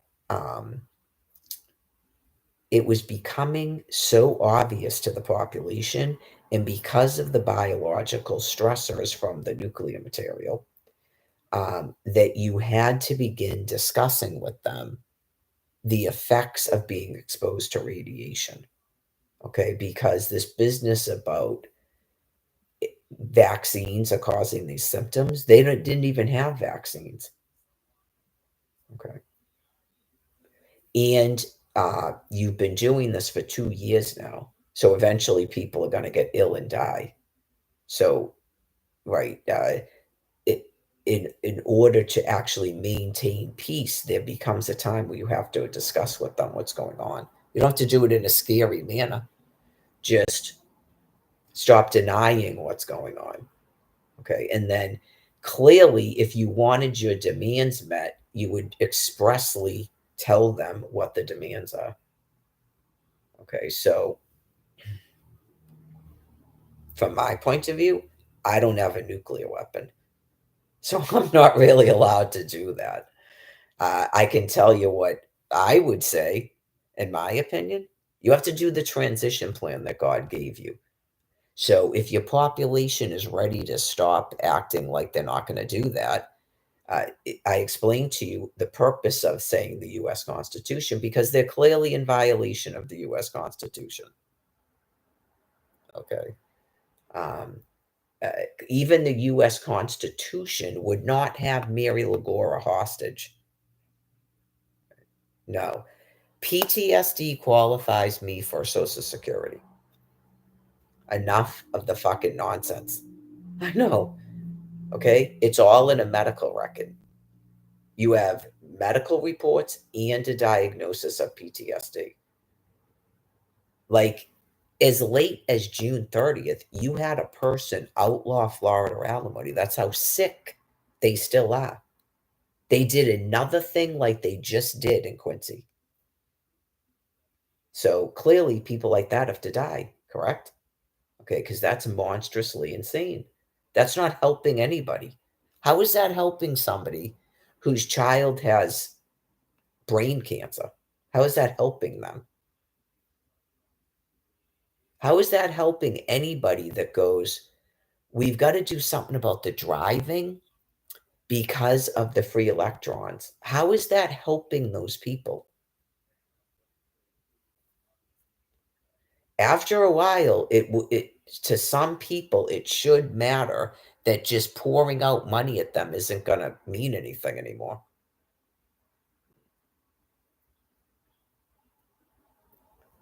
It's been 15 years. You can't keep doing this for another 15 years. So you're a problem. It all comes to an end. I explained it to you all about your game that has to come to an end eventually. Like, you're not even recognizing thermonuclear weapons. You still think you're in 1939 Germany. You're in 1945 Germany, dude, and dudettes. I think the Japanese were aware when 2 fucking bombs fell on them, okay? I'm pretty sure they probably stopped the fuck what they were doing and gave in to the demands by the people dropping fucking bombs on them. Not I fill out more forms. Forms already filled out. You outlawed alimony because you were told at a fucking court that I was gonna try to get Social Security, and then if that didn't work, I was gonna have to go after my alimony, so you made sure I didn't have either thing, and that serves no fucking meaning.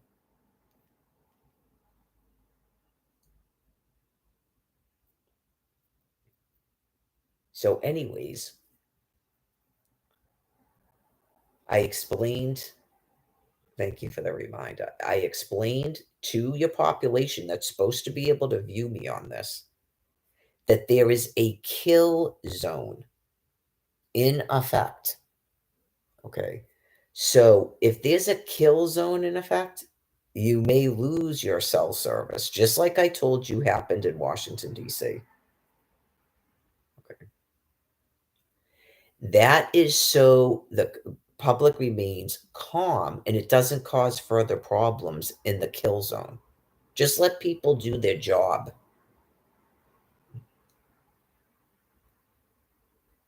Rest assured, you don't need to know about these poor people in the kill zone and what's going to happen to them and blah, blah, blah, blah. I already explained it.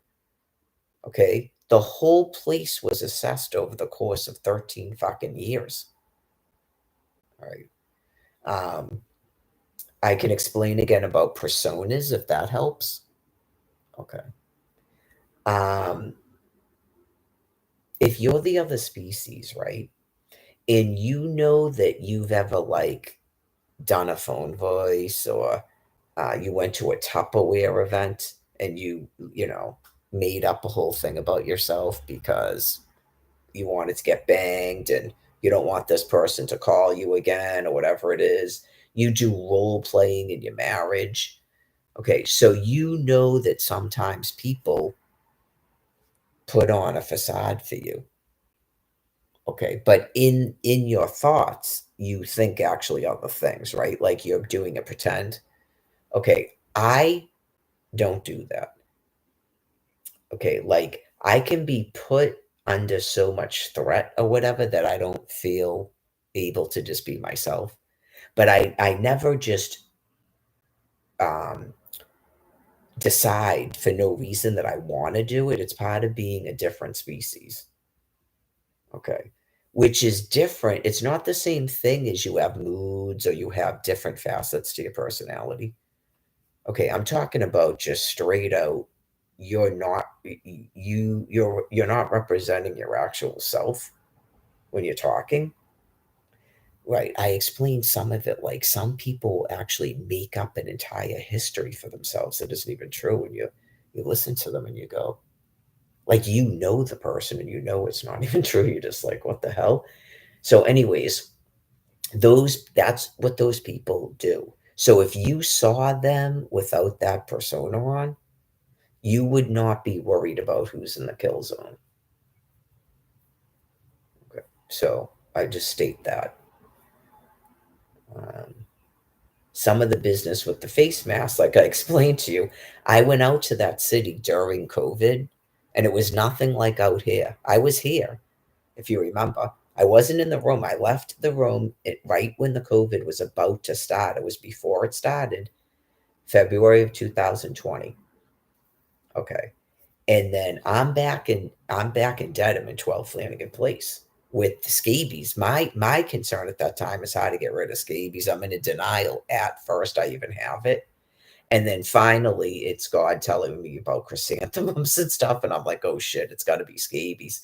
What that's what God's telling me. It's gotta be scabies, right? So I announced to everybody it's scabies. And so I go looking for chrysanthemum and chrysanthemum oil, can't find it anywhere. Candy and her were helping me buy it at Walmart and had to be delivered to the house. So then I was explaining to people, these people can't even get treatment, right? They can't even get treatment because I went to the CVS in Dedham and they wouldn't let me get an appointment at the mini clinic. Okay. And you have to have an income to buy Rid, and I don't think it works on scabies. You have to have a prescription for scabies. Did you know that? If you don't know how to get chrysanthemum oil, you have to have a prescription. So, anyways, um, yeah. So I get the chrysanthemum oil, run the test as I called it, and it's definitely that, the little black specks or whatever. So her was it the dryer? It had to have been. Her dryer was not working. I'm trying to boil clothes. I know, talk about Germany. I'm trying to boil clothes to kill scabies because I don't have a dryer. She always had a dryer. It was like weird. That was all going on at the same time. So, anyways, I sat going to the laundromat because she was still able to give me money then. I don't know how much she was giving me. Maybe like, was she giving me 200 a month then? Or I just had it, I guess that doesn't really matter, but I was walking with the cart to the laundromat in Dedham, right? Because you have to change your bedding every single day, even though you're only treating yourself like three. I did it like 3 times a week, and I'm spraying Rid. I went and got Rid to spray like the bedding and stuff. Because and so and then I took a walk in the rain, and I thought that that caused the rash because I sprayed the coat first. Yeah, no, it was an allergic reaction to ACE inhibitors. So anyway, your COVID business is all over the place, but I'm like so caught up with scabies and I was in so much pain, but I remember it happening. And I was like, what is this? Because I had just made a video and I was talking about masks, wasn't I? It's probably a coincidence. And I go, people do that in China about the pollution. So some people probably thought like me that maybe that's what they were doing. And I remember Candy. And then she's like, I got some masks and some gloves and just I was explaining to her about, or she was telling me about they're gonna make people wear these to and I go, that's I said something about not wearing it or something about that's insane. Because she goes, no, it's a real virus. There's no way that's a virus, Candy. Corona? Wuhan, China? There's no way that's a real virus. Like Corona's a beer. There's no way that's a virus. Like I took it as a joke, and a joke gone like horribly wrong. Corons, maybe radicalized oxygen species. Okay. So, anyways, um, she, yeah, her and Norm were out of the house by May. I don't know if they thought it was a real virus or she realized that her brain was going at that point. She might have actually thought Norm was going to get sick. Him and her were acting completely out of their fucking minds. Oh yeah, they'd be sitting in the living room and he'd be screaming at the top of his lungs like he was gonna kill the two of them. It really because I remember sitting in the room going, "Oh my God, what are they thinking up there listening to him screaming like that, like he's gonna kill them? Yeah. So, anyways, just more talk about what to do about the house. What to do about the house? The house was sold in an auction. It's already been foreclosed and sold. Yeah, just like a complete disconnect. But anyways, um,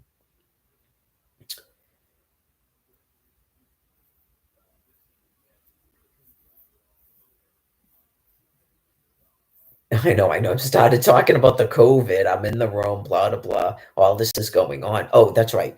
So I ended up going out to Quincy, as everyone knows, that July. First, I walked to Worcester, came back, had the whole to do with that, and then the police told me to leave to a closed fucking shelter, and then went, "Where were you going?" It's almost exactly like the nurse practitioner at the hospital. Some of them are that mentally insane. Just, I need you to step out of the room. And then when I say I'm leaving, she goes like this. They're completely fucking insane. Oh, yeah. Okay, you just told me to leave. You were going to give me a ride to a shelter. And now you're going, isn't the shelter closed? You just fucking told me to leave here. And that you were going to, now you're not going to give me a fucking ride to the shelter? You're mentally insane. I wasn't even wearing face masks. I had a fucking walk there. And I'm indigent. Was I going to jump on a fucking train? So the state police fucking picked me up and drive me the rest of the way. 2 days after walking 47 fucking miles, by the way. So, anyways, I get out to Quincy. Oh, yeah, the library is closed. They've got fucking fencing up all around where Quincy Market and the Pres were. And that's when I found out that they were all getting fucking money checks, extra SNAP food units they were selling to buy more booze and drugs. Dawn shitting and pissing in front of a tree. Jack's there. Gross Derek is there. Yeah, you just go, no, wait, Gross Derek wasn't there. That was 2019. I'm mixing up. Jack was there. Jason was there. Dawn was there. Lester showed up from he was at the shelter. He wasn't at the hotel yet. And he had the beard. Okay, and I'm going, what the fuck is this? Oh, yeah, that's when I flipped out. And I think it was Billy and another guy showed up with gallons of water because I flipped out and brought water to them they were living at the fucking alcove of the library with the library closed. So, and that's when I found out their bus was free if you put a face mask on. Oh, yeah, just what in the fuck is this? So if you're in the kill zone, okay, you literally should have been killed at that point. Not it's weird that people are killing you now. Okay, you should have been killed at that point. Your entire police force was replaced after that. I don't know if you didn't notice that. I did because that Scott guy showed up in 2021 and told me he had been there about a year because I knew he was new. It was always the guy that Mike, wasn't that his name? Who looked like Colonel, not Colonel Mustard. Is that what they called him? Custard? Colonel Custard, who wore the hat. Yeah, that his name was Mike, right? He was always on the patrol at the library, and Jake was in the suit jacket and did security. Not this guy Scott. Okay, so if you say that you're that weird guy Brian and you didn't know that, I don't know why you moved to a kill zone, but clearly you need to be in a kill zone because you attacked me. You're dangerous. You're a sex offender and you're dangerous. That's why you decided to go to a kill zone, apparently. So, anyways, same thing with that Greg Ryan guy. The whole group of you. That's why you're there. It's a kill zone. You lost your brain matter. So don't worry about it. Anyways, um, it's like a war. It's a kill zone where people get killed. I know you just go, seriously? Stop calling 911. Okay? So anyways, I explained it to all of you after August about Washington, D.C. So, is that why they were calling? Going, if we were in a kill zone, we wouldn't be able to call 911. Okay. Does that keep you in the kill zone? Okay, there you go. So, anyways, just keep drinking your booze and smoking your drugs. It's called lung cancer, not someone shows up with the machine gun. Someone might show up with the fentanyl drink. I don't know, but they're not going to show up and kill you with the machine gun. I don't know if they're going to be allowed to do that. Believe me, there's people that would. That they grew up on video games and they're in the NRA, they're in the military, or they're cops, or they're retired cops that have had it up to fucking here with this shit. But I don't know if they're going to be allowed to do that. I'm not going to lie. There are people on Earth that would show up to a city like that, like a video game, and just start pegging you people off.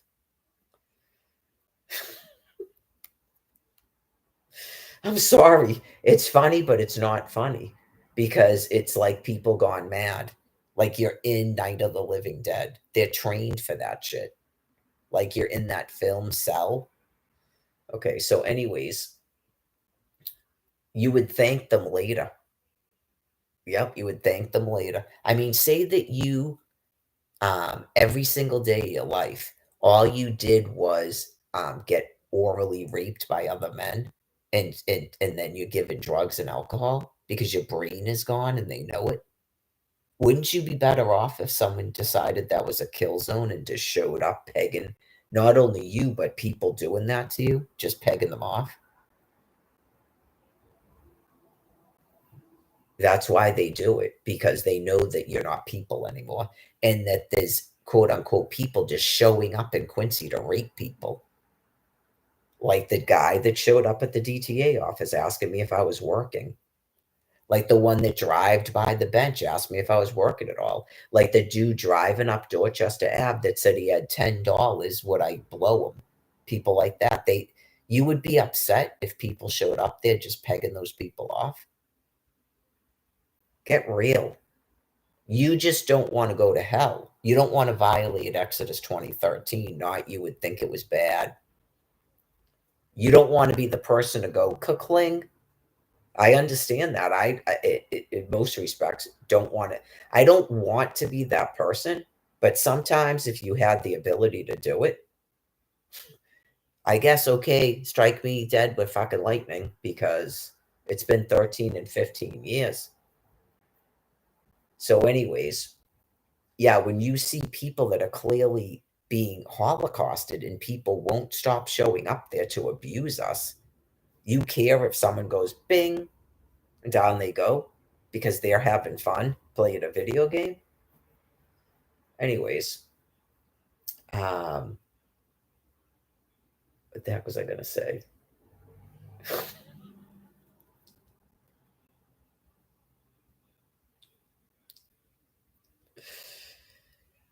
um,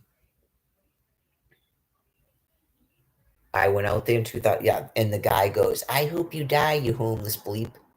He was basically trying to see if I was a friggin' prostitute. I know. He's like, "Are you all right there? Am I all right here? Do I need anything?" Yeah, you dead. That's what I need. Fucking break. And then scream, I hope you're dead, you homeless fuck, to the Virgin Mother, because I won't blow you. What are you, 80? Disgusting fucking pig. Anyone cares if someone shows up there and blows that head off? I don't know what's going on.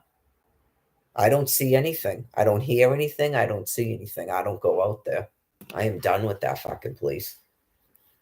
So, anyways, um, yeah, I would think so eventually because a lot of those people get all excited like there's going to be a war. There's not going to be a war, right? But you go, I think you know if you've done enough dastardly deeds, but some of them are actually, God just reminded me of an incident, but I don't think it was, that bad, where a person literally attacked a person with a bat and went, "You're arresting me?"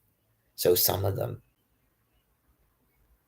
that's why I told you don't want a war like that because some of them will actually act like that. Their brains are completely gone and they depersonalize.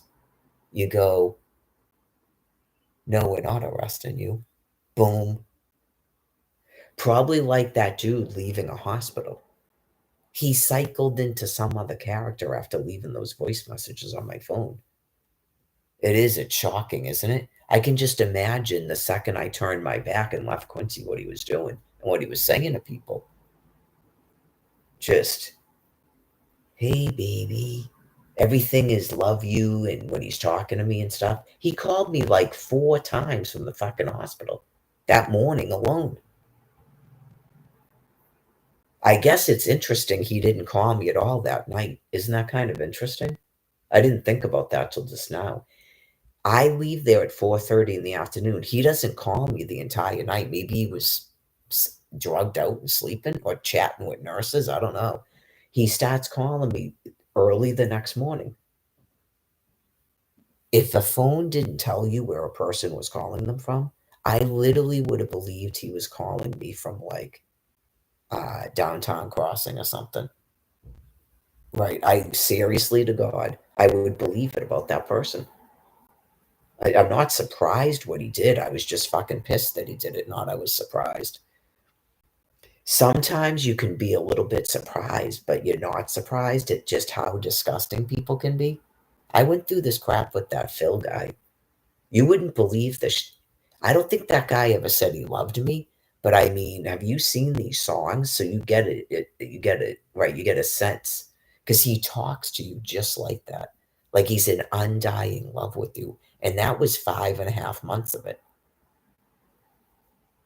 No, I don't think I ever really believed it either because you know that the stuff that they're doing can't add up to what they're citing.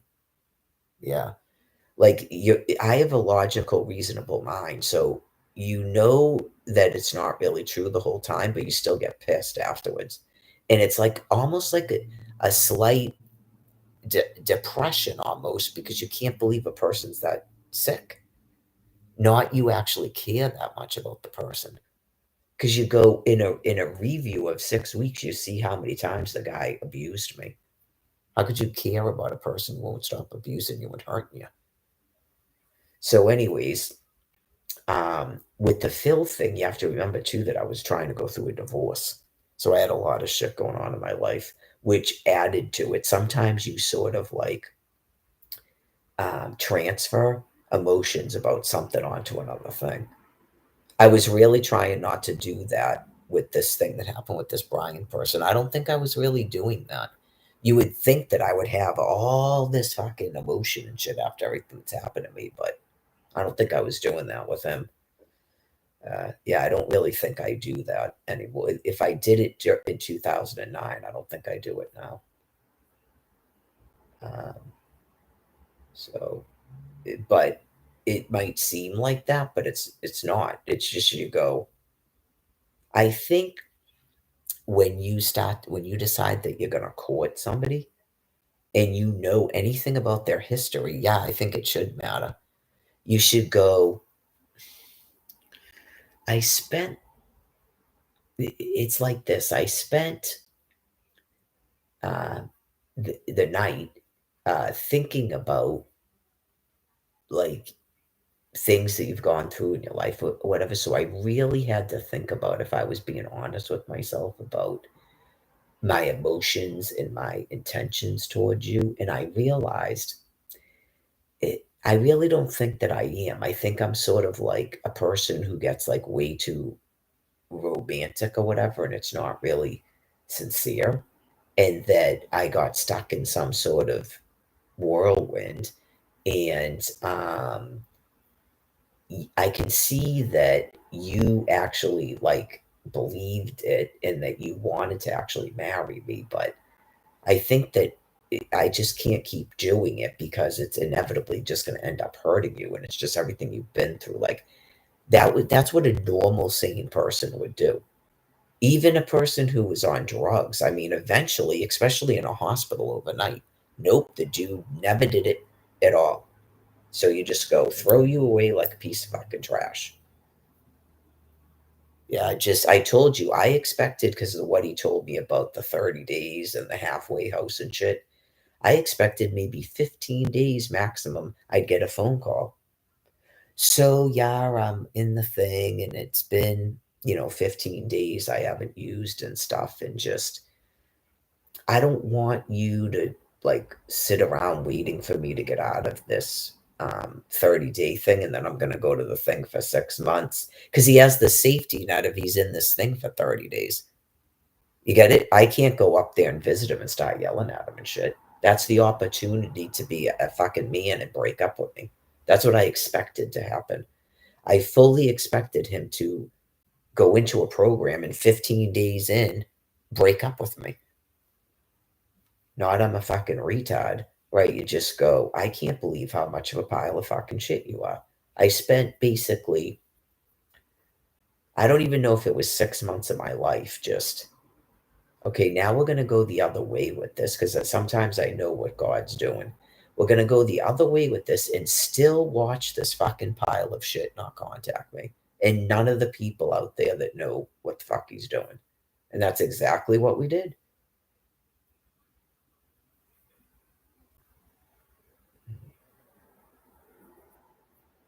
I can see it on my phone, so they can fucking see it. Oh, yeah, I keep forgetting too. Cindy came and confirmed it and said, "What happened to your channel?" They deleted it with all of my fucking material. So clearly, if I can see it on my phone, it's visible to other people, even though they can't chat. Right? So you just go, what did we just experience? What do you think you just experienced? You just go, this is fucking stunning right here. Yeah, like maybe you're doing what I did when I first got the phone. Yeah, like you go, okay, so all the other times when I left Quincy, right? Could you still see me on Facebook? I presumed you guys couldn't see me because you act like you don't know anything I was just fucking doing for a year. So that's all an act, and you all do it, and you're gonna continue to fucking do it. I can't talk to you fucking things anymore.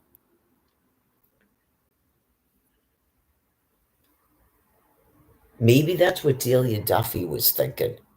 Is that when she first realized that people couldn't see each other on Facebook? Anne Marie went through this too, and I explained it to her. I go, I didn't see any of it. Yeah, I wouldn't lie. Right. Alex said he doesn't use Facebook because you can see he had 10 accounts. They kept shutting him the fuck off. Right. You go, you literally, because that's when Delia goes, you didn't know? It's all over Facebook. And I'm like, I don't look at your pages. Right. She has a bunch of Facebook accounts too. So you go, they had actually sent me messages that didn't show up until I went out there and talked to them.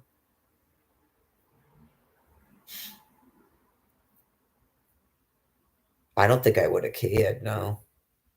No, I probably would it would have been handled better because it would have been in writing, and then maybe I would have said, "Oh, I'll come out there and talk to you." I wouldn't have cared if Jen and Delia were going out. It would seem obviously weird, but I wouldn't have cared, right? You just go, "Oh, okay, I'll come out and talk to you then." Like, they needed help because they were in a toxic relationship is probably why they were doing it, in truth. They needed someone to help them get away from each other because that was really, really bad. Jen even told me she tried to contact Becca, right? So she was definitely trying to get away from her. And I believe Delia was trying to get away from Jen too. If you don't know anything about toxic relationships, you just have to believe people when they tell you. It's almost like you're bulimic or something. You're like stuck in it. And yeah, sometimes you need a person's help to help you get out of it. So that's probably why they were reaching out to me on Facebook. So,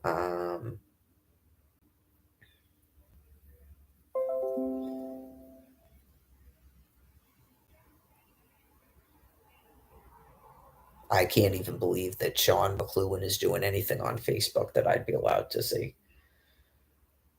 Just some prompt show pops up about Facebook, but no, I wouldn't have cared because I don't have like an emotional attachment to Jen like that. Yeah, like the rape and stuff is so long resolved that you just go, it would have been handled a lot better. Like, what's going on? Okay. Okay. I might have gone, when did you guys start hanging around? Okay. I explained how bizarre it was in 2020. I think Karen actually did get that message, right? Where you go, okay, wait a minute, Karen. I'm on Mount Beach with you and Michael, right?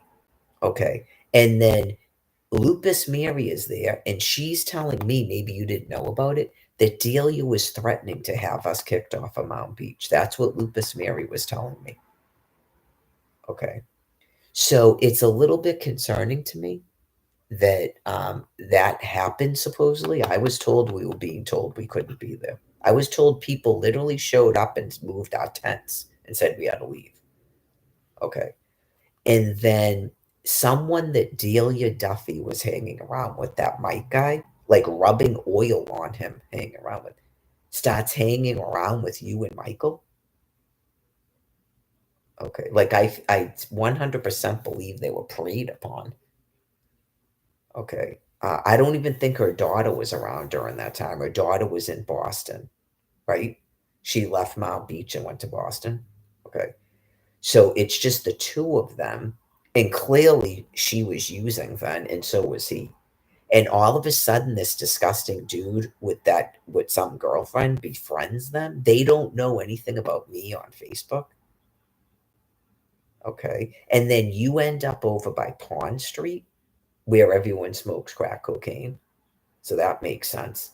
And you got yourself in a really bad situation. And that's why she was talking to me, to help her get away from that Mike guy. Because she got involved in some insanity with the dude that was hanging around with Delia Duffy the year before. Gross. Because I wasn't there to go, I don't know if this is really a good idea, Karen. I just saw him hanging around with Delia Duffy getting oil rubbed on him by her. She's disgusting.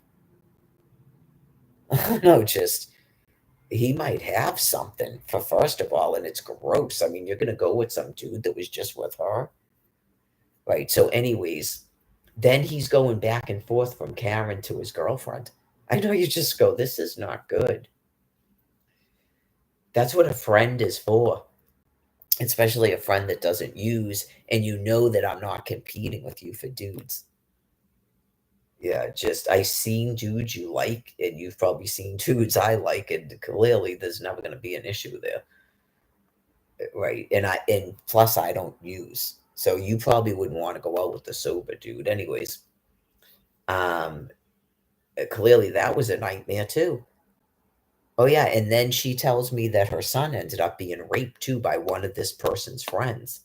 You just go, Karen, these people are criminal. They're like predators that purposely got rid of me. Like you helped them by your behavior, but they purposely stirred up a pot and got rid of me because they're disgustingly insane. That's why it's a kill zone out there. That is like gross. Yeah, so I come back and then you just go, what the hell? You're sleeping with Jen Vickery? I told you people she can't even consent. So did Joanne. I know you just go, what in the. Anyways, I'm sure if Joanne heard that, she'd go, oh, I can't even hear it anymore. The stuff that Jen's doing, it's so gross. Yeah, just. Anyways, she was removed from Quincy for her own good. Even though she goes, I'm not going to be controlled. It's a kill zone. Just stay in Maine. I know, what the hell? I know she was telling me about how insane it was, and I was sleeping outside, this and that. Go back to Maine, Jen. It's a kill zone. Just, I know, what in the hell of hell. Anyways, yeah, obviously after 2020, just even that alone, never mind the other two visits, you just go, I don't think anyone is wondering. So, 5 hours already.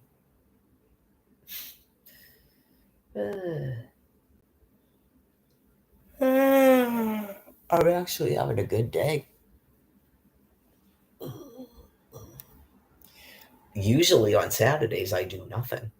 Yeah, I actually did some stuff today. Uh, I'm not even worried about dinner or anything. What time is it? 7? Sometimes I'm like that on Saturdays too because I have so much fruit. I have almond butter, I have bananas. I already even have the stuff out there. We'll see how I feel. Usually by about 8 o'clock, I make a judgment call. I've been known to cook food later than that, but I think I cook eggs and make a salad. I don't know if I start cooking like food at that time. So I'll have to make a judgment call about dinner by 8 o'clock. But I'm gonna get up right now and use the toilet. So, anyways, I'll find some more my topics.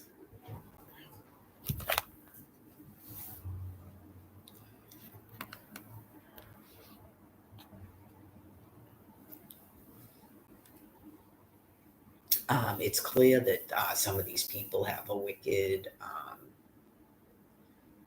uh, sickness going on, like I explained, where they think that they're supposed to be doing some sort of fraud and trickery constantly with me.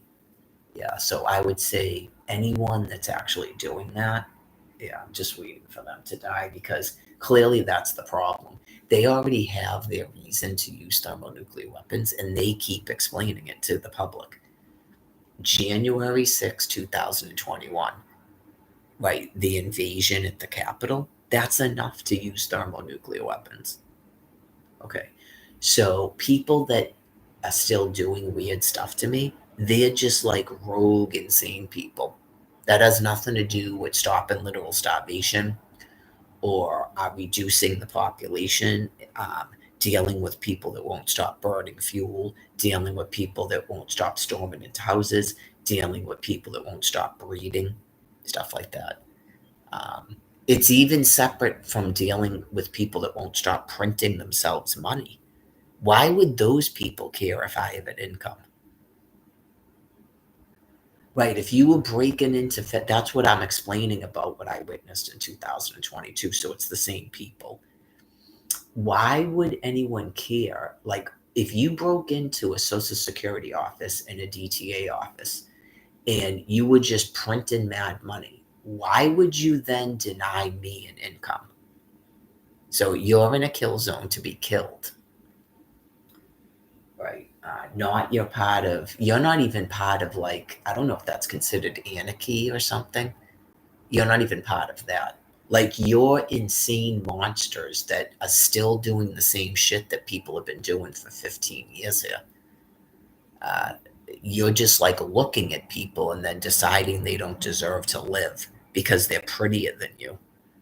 I don't have the right color face. I'm not in your monkey clan. Okay. You have severe brain loss and you're monstrously insane, and I don't feel bad for you. And the reason, a big reason I don't feel bad for you is you're not people anymore. If you had a functioning brain, you would be screaming at people to give you a fentanyl drink, going, how the hell would you just leave me like that? And why would you let me harm all these fucking innocent people? That is what you would say if you had a functioning brain.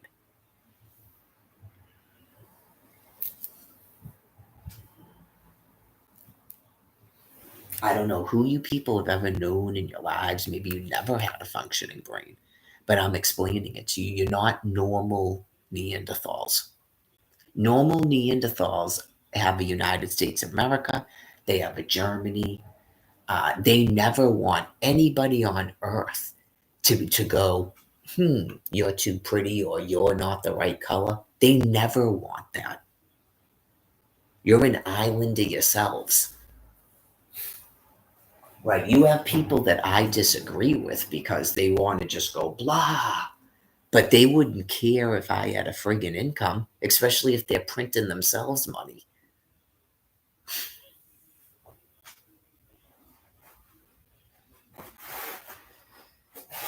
I know you go, you're the group of people that wants DCF still because Mary Lagoa's transition plan has no DCF. Mary Lagoa's transition plan is leave us the fuck alone. Yeah, it is. Her transition plan is one card every person the same amount. This is definitely not her transition plan. On top of it's not United States of America, PTSD, the Social Security, and the disabled housing. Okay? Because you were allowed to decide that you're going to outlaw Florida alimony. That's what you decided you were going to do as a people. Okay? You did it. You holocausted a fucking innocent homemaker and her children for 13 years to outlaw Florida alimony. Now give me my fucking Social Security.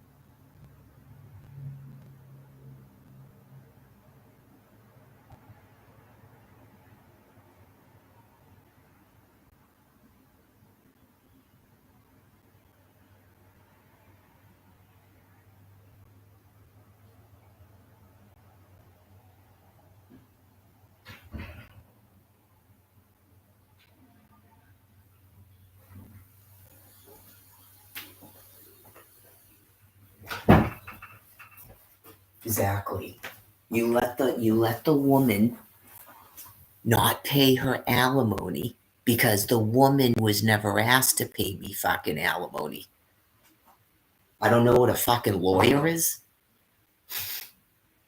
You let the woman get out of paying alimony. You let the woman get out of paying child support. You let the woman keep the house and get rid of it so Mary can't live in it. You let the woman take all of Mary's fucking children and have no relationship at all with them.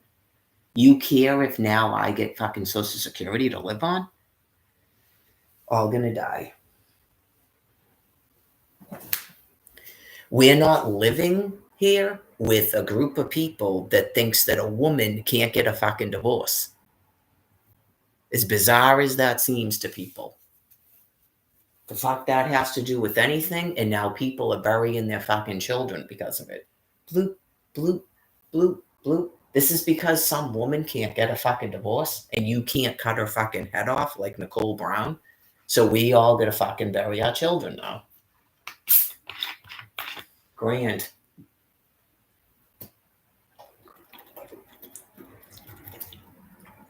People have a right to housing, money, extra money, SNAP food, extra SNAP food, because they're running around sucking everybody's dick and bending over in public, and that's a show for people.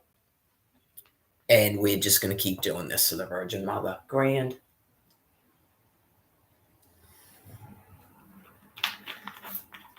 Oh, yeah. Remember when you people thought you were going to build libraries for yourselves and you're going to play a guitar and get chicks, or you're going to be a very important person? Now you've been reduced to this.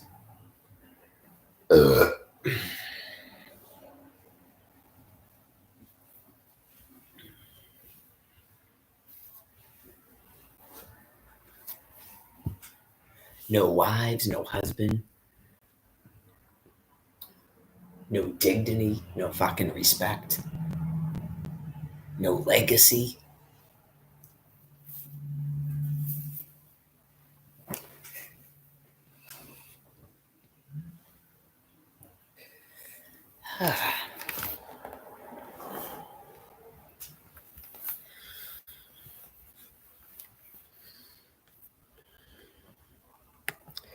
It's called an Arton.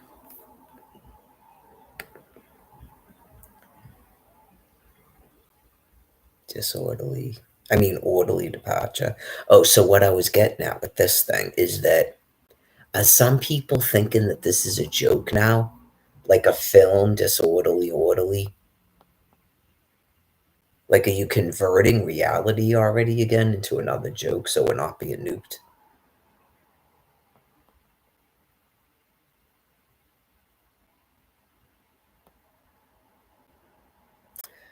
This is the problem with telling a population of people that there was a fake virus, because now they literally don't seem to believe that people are dropping dead from lung cancer. Yeah, like, I think that they think that's some is that a joke? Okay.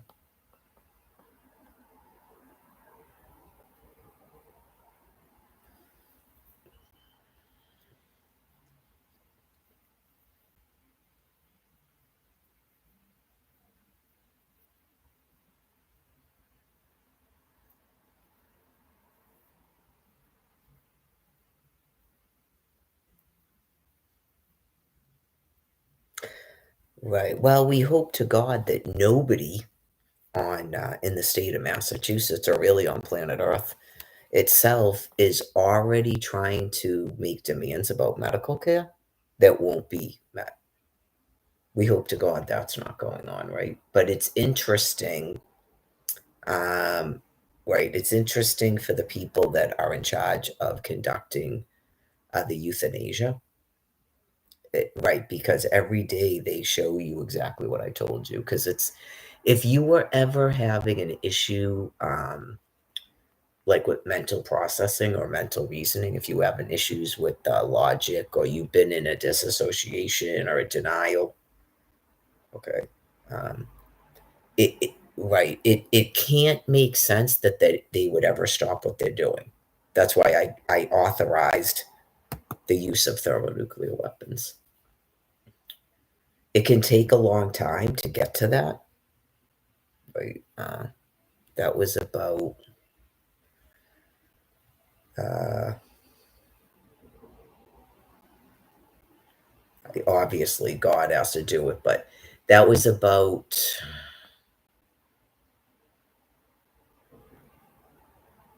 I know me and the math. Is that 11 years? 22 minus 11 is that 11 years? Okay. So it took about 11 years. That's a long time. Yeah. It took about 11 years to go. Um, I can see that someone has detonated a nuclear device because my knees won't bend. But it's going to probably take me until July to authorize you doing that. Okay. And that you need to be doing that if you can uh, in a more intensity during the winter months. So, right, that wasn't done the first winter.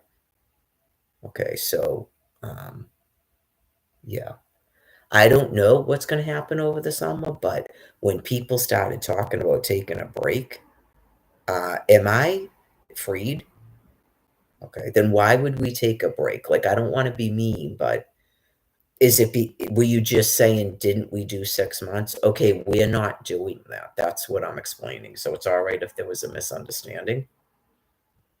Okay, I went out there in the spring of 2023. We're not gonna need another 6 months because it has to do with human, dignity.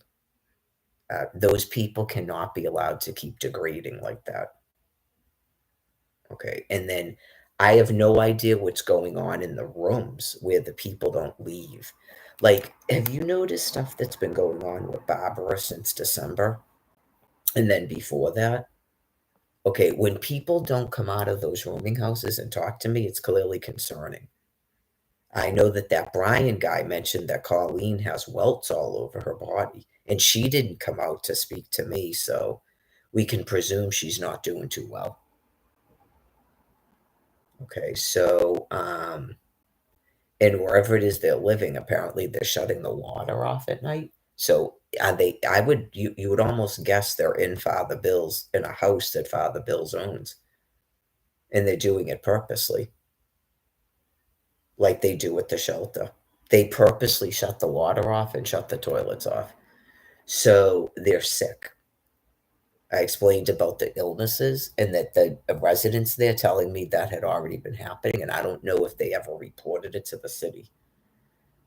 Okay. Like when they were sick the other time, they may not have showed up at the library or something, puking all over the place. The library staff seemed to be surprised. So was that not, did they not know about the other time? They might have not have known about the other time. Okay. If they put people on a quarantine, they started quarantining people again, didn't they? They started putting people in Gateway and stuff. I think they forced people to go to the hospital, and then that Kim person was one of them. They wouldn't let her sleep in a regular bed. They stuck her in Gateway on some sort of quarantine. They won't stop doing it. They're profoundly ill. Good luck getting anybody in that shelter because it, in 2021 there was people in there from other shelters already going, they're not doing this in other shelters. I don't understand what this is, because they were probably shocked. I had been not in a shelter at all during the whole 2020 and up until August of 2021, so I didn't know. I knew it sounded bad when Jack told me that that guy Black Brian that used to work there was going to the hotel. I went, huh? Yeah, like, when I guess when you're living through it, what are you gonna say? Because nothing you say ends it, but you go. The second that I found out they were doing that, I was immediately alarmed. Okay, and then obviously I was sent there for 6 days, and then they made sure to get me out of there, and they did the same thing to Paul with the bike. They didn't want him there either. So I don't know if he's notoriously reporting things, right? They did not want me in that hotel. Right. So, like I told you, as soon as I got there, I could tell it was weird. And they were like even isolating people at the hotel from each other. They were trying to keep the people on the third floor from coming down, even at dinner time, so that we wouldn't even know who they had up there. And they would know who they had downstairs. There's no reason for that. Oh, yeah. But yet some dude can show up to the shelter and Marge goes and gets Nicole for this person. We would presume for sex, even the way the woman was talking, they're like grossly ill.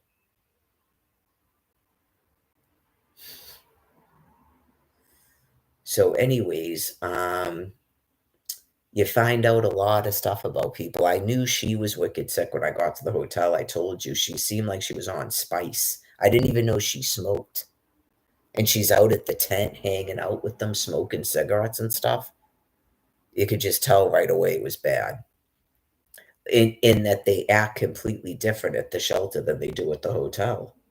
Right, you just go, "This is how are you not letting people bring food?"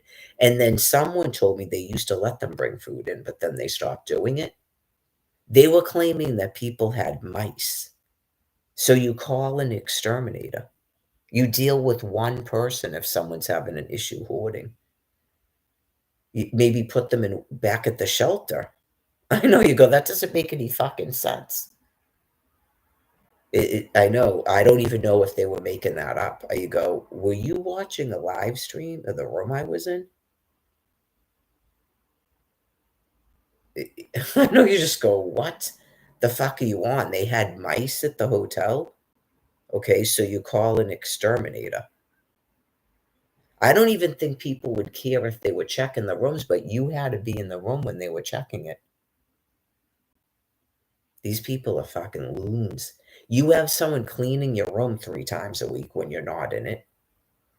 Why would you need me in the room to check my room? Yeah, it just, oh, no. No, no, no. Anybody that left there going, you did the right thing. You definitely did the right thing, because I've seen some really extremely fucked up shit. And some people will literally rape you, and then they'll be talking like they're talking about something else, and they're raping you in a room because they're completely mentally insane. Right, they will make up, it's like a child molester. I know you just go, obviously, people are not familiar with, child abuse. That's a common thing that they do. Remember the stories where they make up excuses where they have to hold down unruly children? That's the stuff they do, right? They hold them down and then they basically dry hump on them to get off. And that's their excuse for what they're doing, that the child was unruly. Yeah. So, anyways, just as an FYI to you, right? You go, why do you, that Michelle person kept leaving the room. Like, why would I need to be in this room? I heard her go, I haven't had a room check in 2 weeks. Yeah. And then remember they started making people share hotel rooms. I would have left at that point anyway. Amy stayed there for that. She was put in a room with that Michelle person. I know she stayed there for that too. They offered her her own room in one of their rooming houses and she wouldn't take it.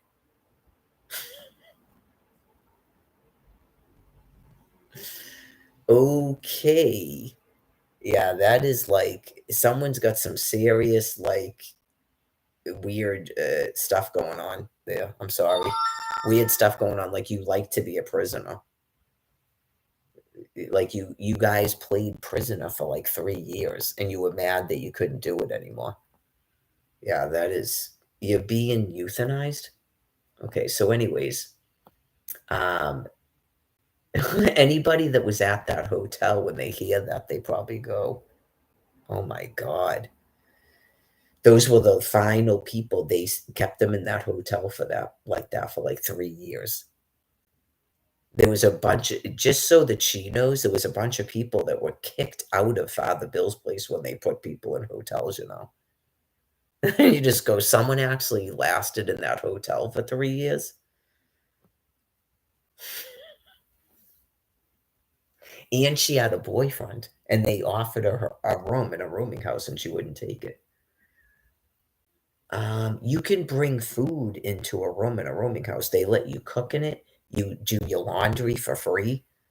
You don't have to have your bags checked. You can have your boyfriend over all day long. It's just you can't have someone in your room for between 9 and 11, like 9 p.m. and 11 a.m.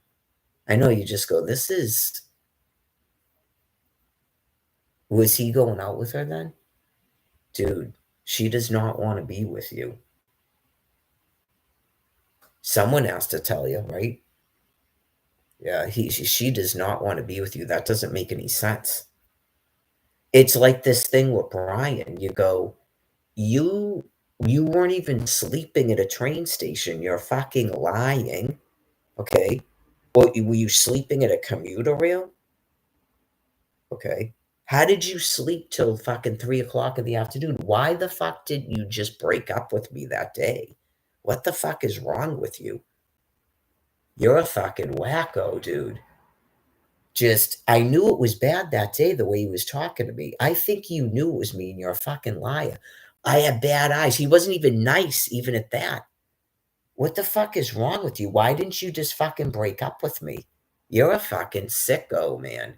That day that I walked out there that Charmaine was on the bench, there was a whole conversation. After I said you were a fucking pile of shit, because you are, there was a whole nother conversation. You're a fucking nutter, dude. It's just like Greg Ryan said, I'm not buddying up with him, but you're a fucking nutter, dude. I can imagine the rash of horseshit you told that dude.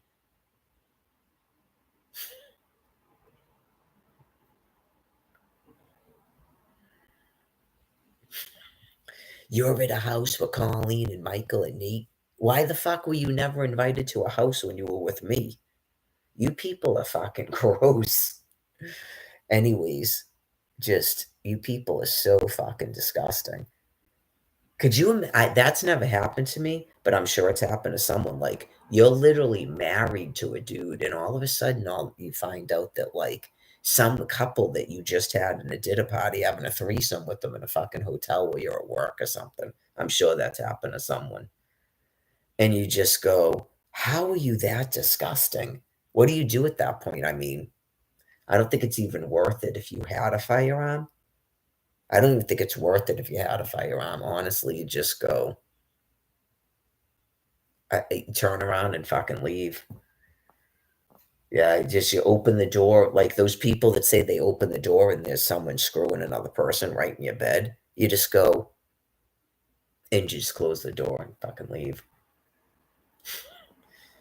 I know you just can't believe in life that people would be that disgusting, but they are. They exist, and hopefully they exist in a kill zone. But because of social distancing, they can't blend in, especially if you prop a court. Like Katy Perry can't go 6 months without sex. So she's not going to agree to prop a court somebody. Just not going to happen.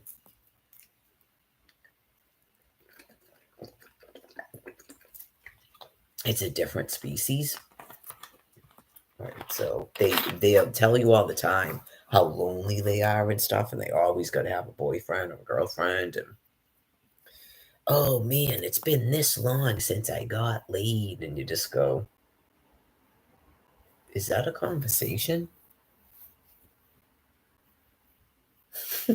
I know you just go, um, so what? Yeah. Well, sorry, Sean did it. Sean started doing that, but I think he was doing it to be a wise guy. He was trying to embarrass that Jack guy because maybe he knew something about him. Um, yeah, I don't know. Like he might have been trying to embarrass him. Like that Jack guy might have had a problem where he was like a sex addict or something. So, because Jerry told me he heard stuff about him. So I think he liked him as a friend. He might have been trying to help him because he definitely did like the manic eyes and stuff. And just, I know you just go, so when's the last time that he didn't answer? He didn't answer any questions about that Sean was trying to ask him.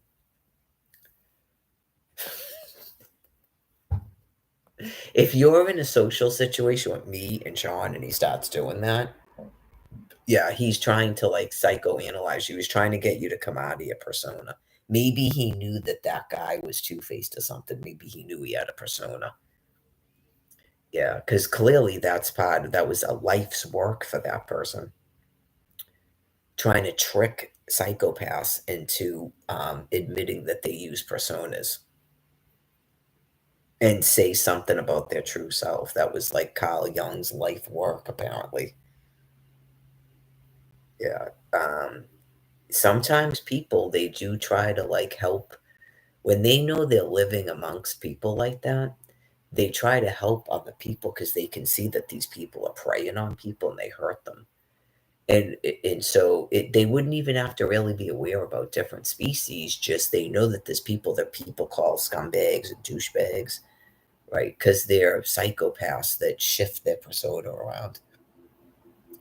So what you do, like he was doing, is you present that there's some sort of school of thought where if you admit, like people that don't admit that they use a persona are somehow trapped in it. Yeah, that's what you do to them, and apparently it works like a charm.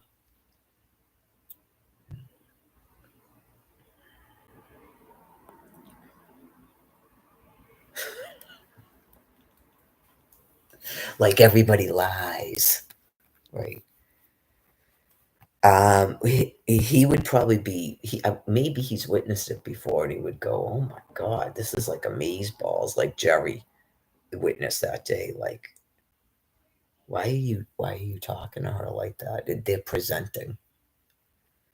From what I can tell, God puts them in some kind of delusion, and then they think it's normal what they're doing.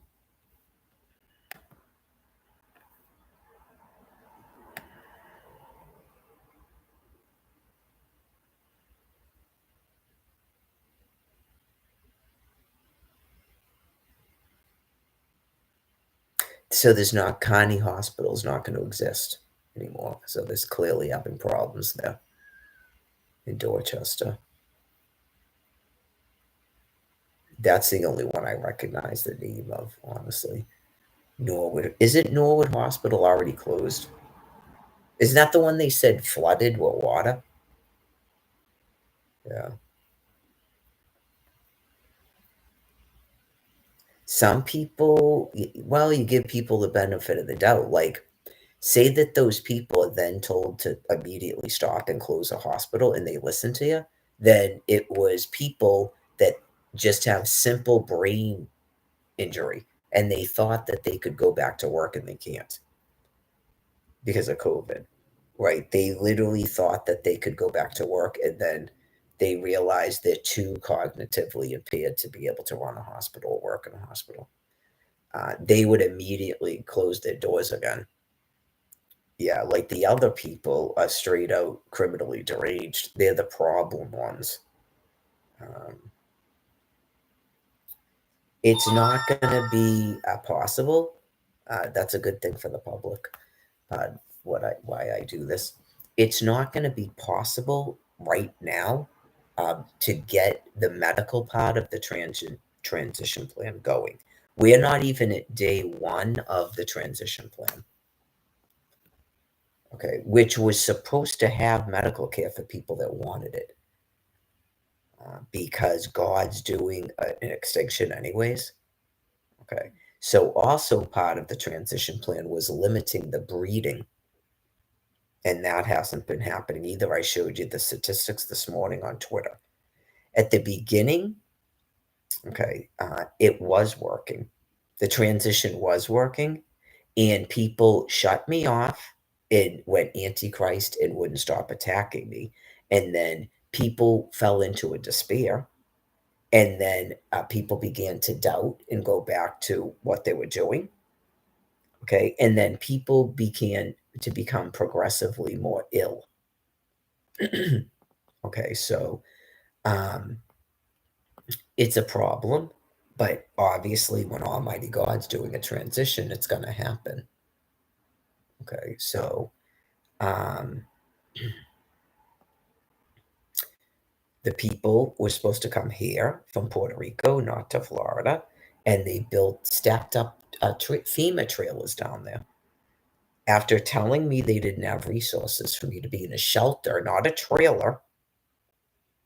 Okay, so hopefully most of those people got lung cancer and are either dead in the ground or half on the way, because that was another thing that began recently. So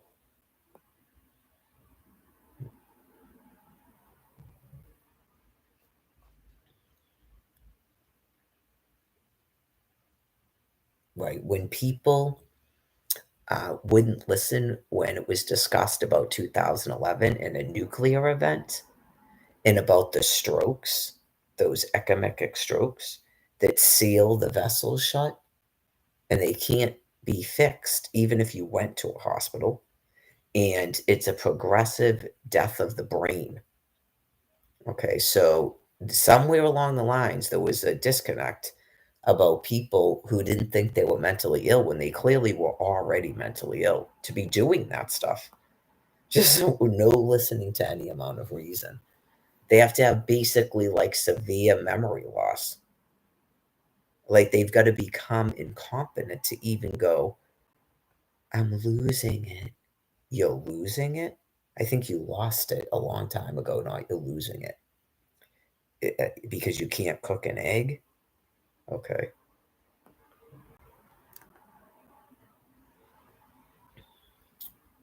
It wasn't when you kicked me out of your house in 2012 to the street when I didn't even have a SNAP food card.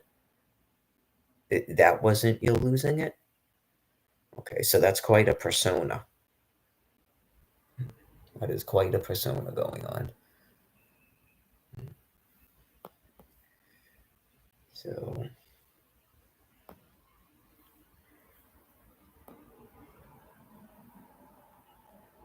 I think you came here for me to test you, and supposedly you contacted one of my children on Facebook and that she asked you if you got me any help, and that means that my children think I'm mentally insane. That is what you told me.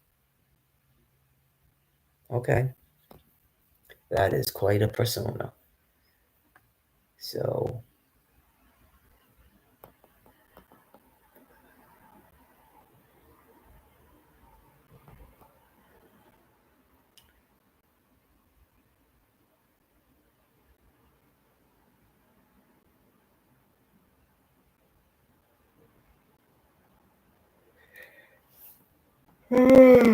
in terms of the medical, okay, they're not able to provide it.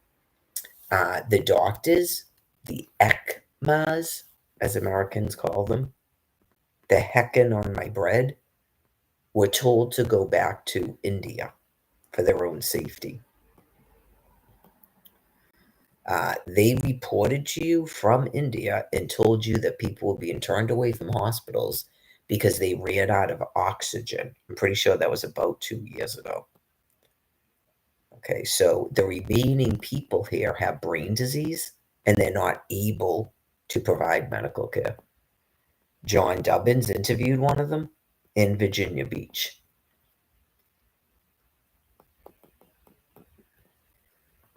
What's his name? Brandon. I might have got the name wrong. So I know, would he use the name Brandon? I don't know. Anyways, um, where you could clearly see that he was having issues with his brain, and he used to do, was it vascular surgery? Okay. So, right, it wouldn't matter how much you paid them.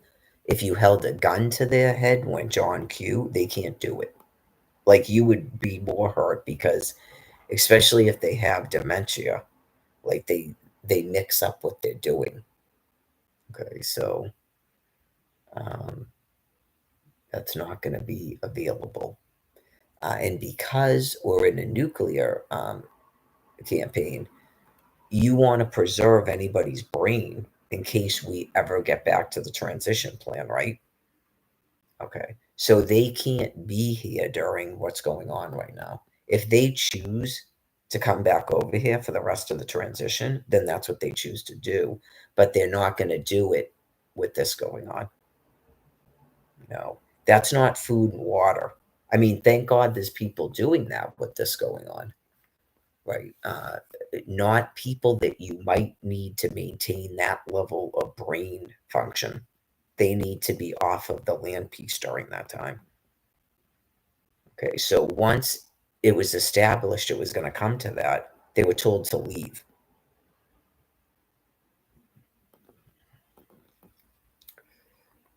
So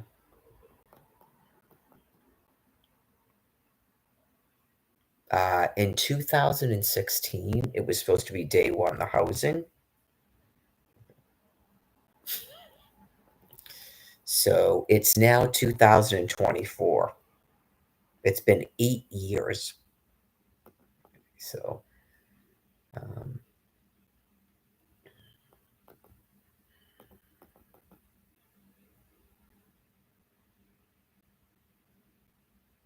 yeah, still like this. I explained to you what happened the last go round, where they still are doing that thing where they're purposely mailing things to the wrong address. It's clearly been going on for a long time, just like James reported. Okay, because they're deranged, so waiting for them to die. Okay. Um,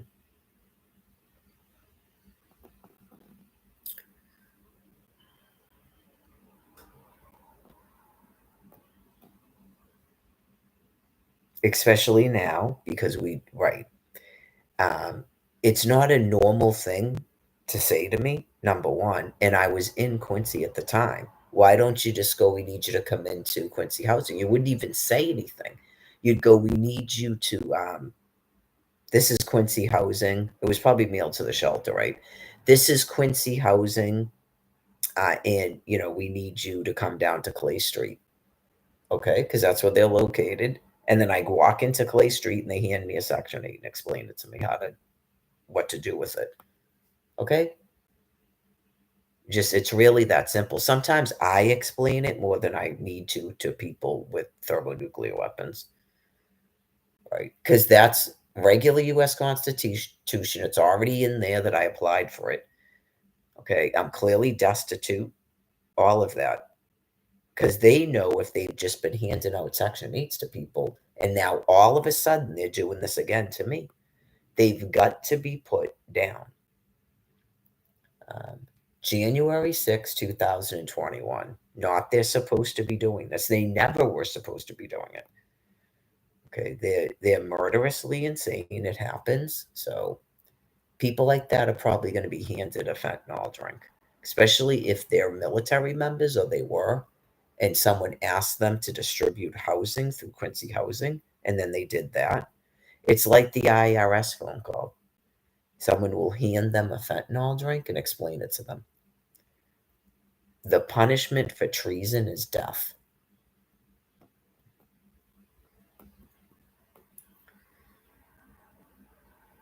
So, anyways,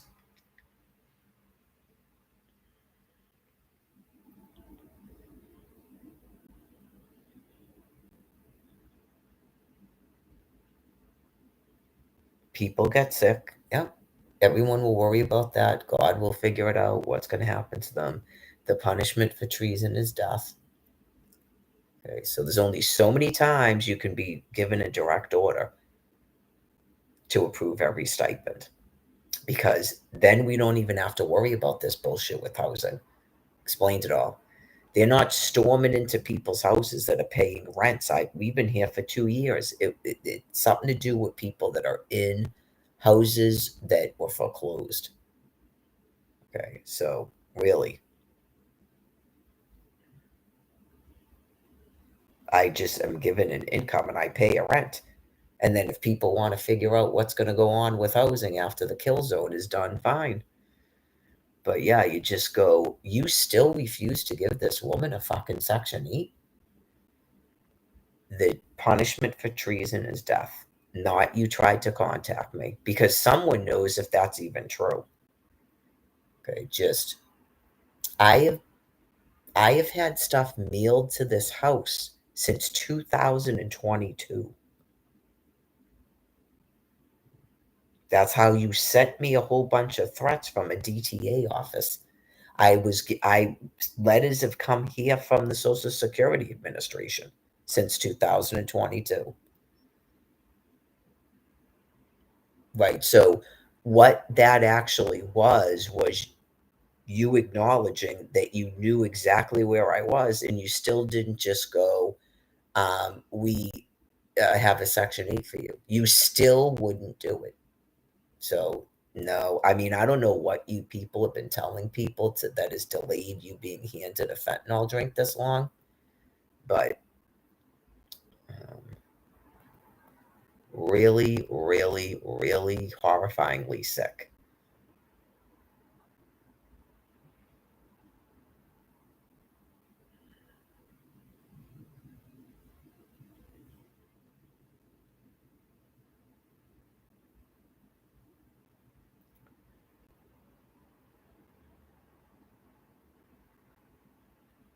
Wasn't it around before Aaron Carter died that I began discussing it?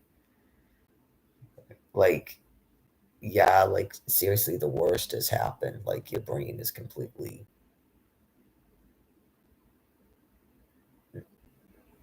How many ways and ways can you explain it to them?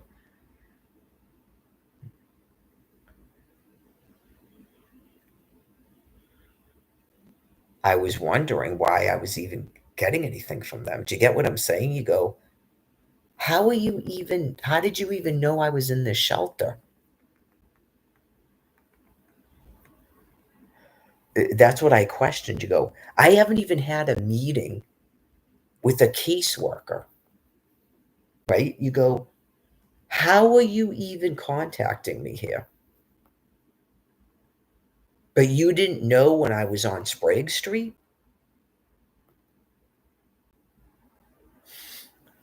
Holy mother of fucking God.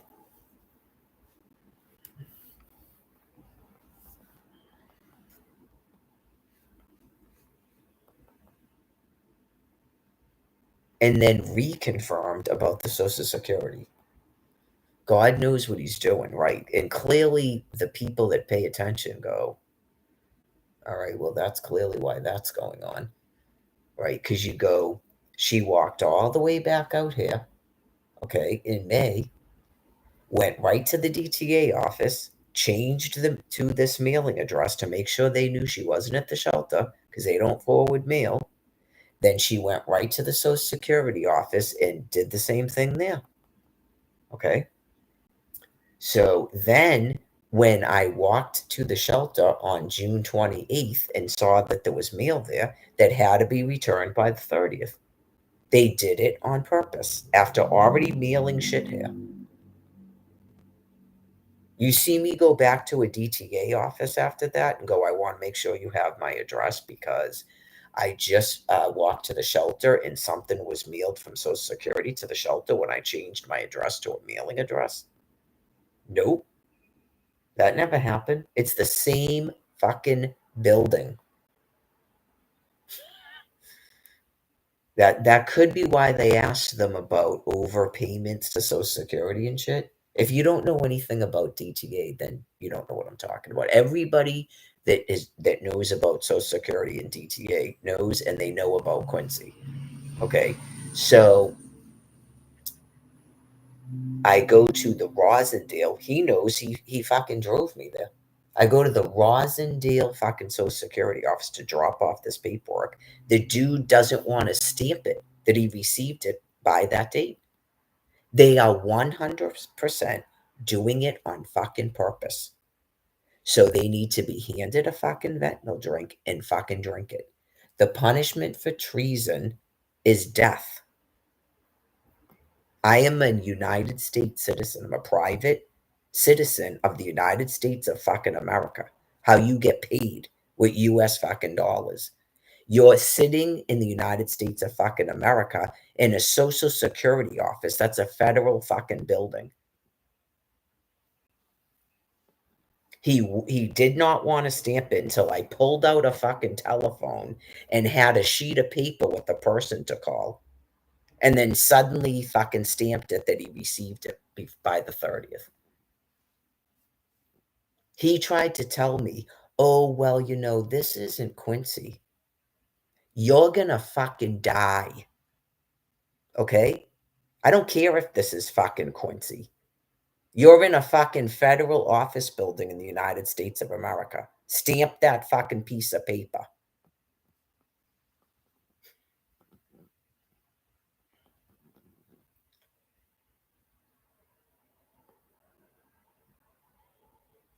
I don't live in a fucking homeless shelter in Quincy, Massachusetts, you motherfucker.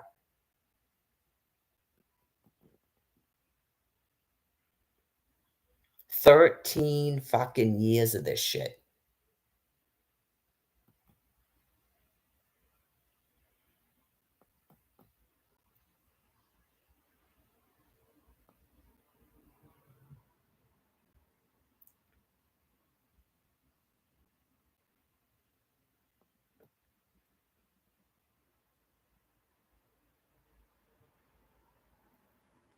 So Rosendale is in the kill zone.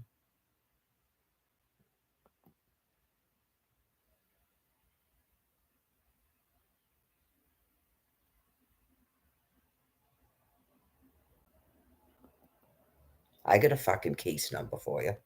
It's called 660 fucking 6. They're called missiles. If you want to go around with cases, you fucking do that. Okay? You were told to approve every fucking stipend. Do you have a case number? I got a fucking case number for you. Take your fucking fentanyl drink.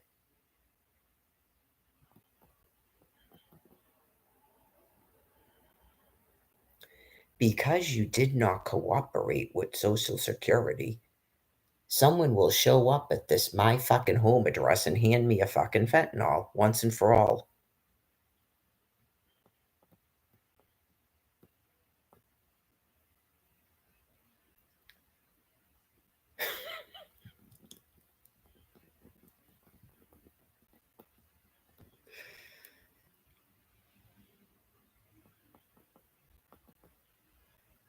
That's what I said. Someone else can ask them. I have no idea. You go, what the fuck does Social Security mean in your language now? Can you explain it to us? What you mean? What do those words mean? Right. Like just elaborate what you're talking about, like logarithms. Okay. So Mary Lagore did not cooperate with Social Security, so you shut off her fucking medical disability? Okay. What does cooperate mean? And what is Social Security? Is that an income that people live on, or does that mean something else?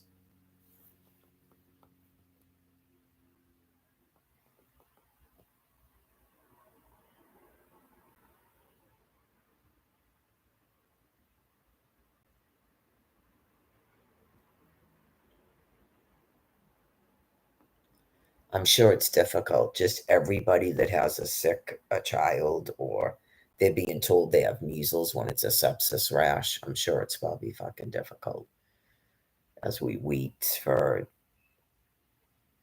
someone, anyone, to hand these people a fucking fentanyl drink, or for God Almighty to just fucking drop them dead once and for all.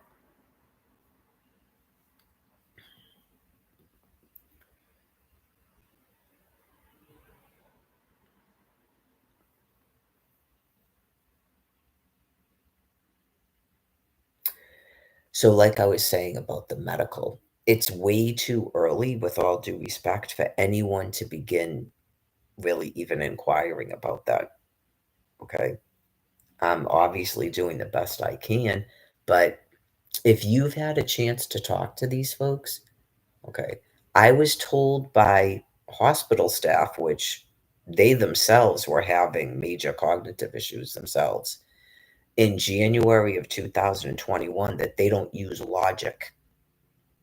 That's what I was told in a hospital that had the right to hold me there for 24 hours, strip me naked, and put a face mask on my face and stick a Q-tip up my nose. Uh, that they don't have any logic. They're not using logic. Okay, thanks for the information.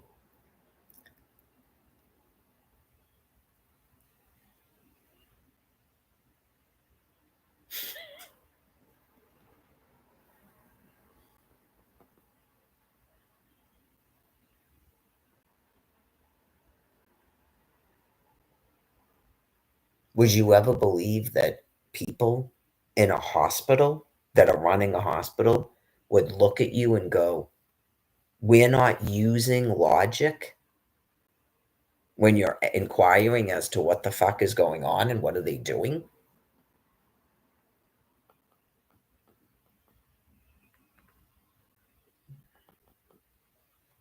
I just turned to the nurse and went, God explained to you how sick you are? Because that's not a sane statement to make.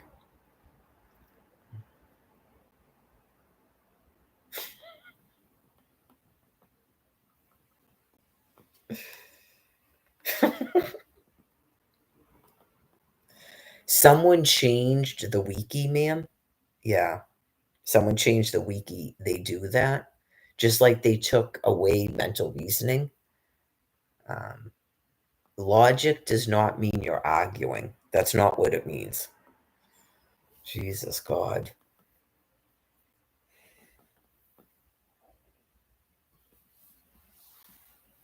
It's part of a psychiatric evaluation.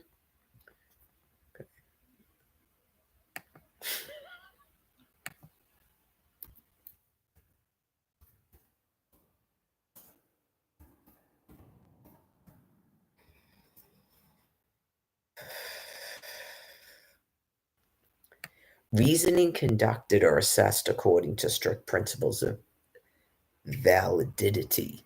Does that sound like something you don't do in a hospital setting? Okay. Logic is a science that deals with formal principles of reason, such as rules and tests of sound reasoning. The arrangement of facts or events in the circuits, hold on. The circuits, hold on. A science that deals with the principles and criteria of validity. That was the other one, too.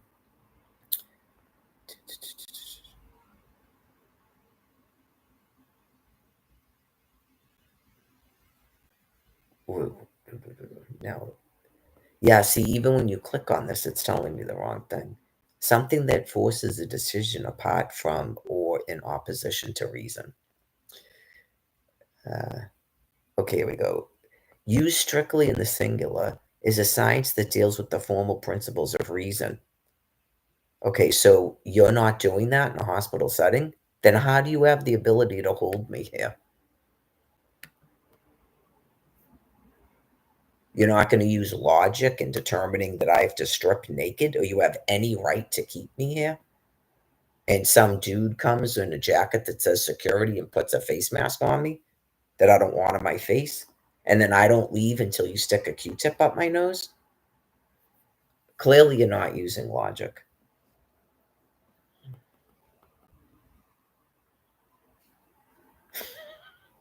Clearly, you are not using logic. Just what the fuck?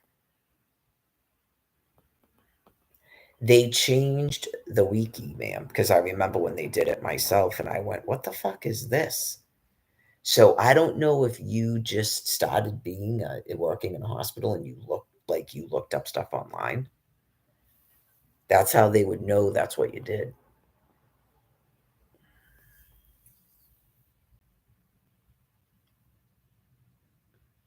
Right, like you literally don't know what the word logic means anymore, and you fell victim to someone changing the wiki.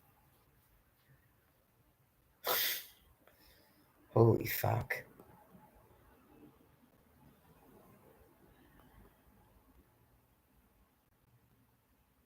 I knew as soon as they started saying something about logarithms, wasn't it? I was like, what the fuck does that even mean? Well, part of what happens, and I even when I explain it to people, they still do it. You can't really pass a psych eval that God is doing. Don't even try. You're better off not really overthinking it. You're really not. Like, say that everybody was being nuked for 4 years and you kept trying to say that you weren't having any type of brain fog ever, they would know you were lying. Yeah, I'm helping you. They would know you were lying. Um,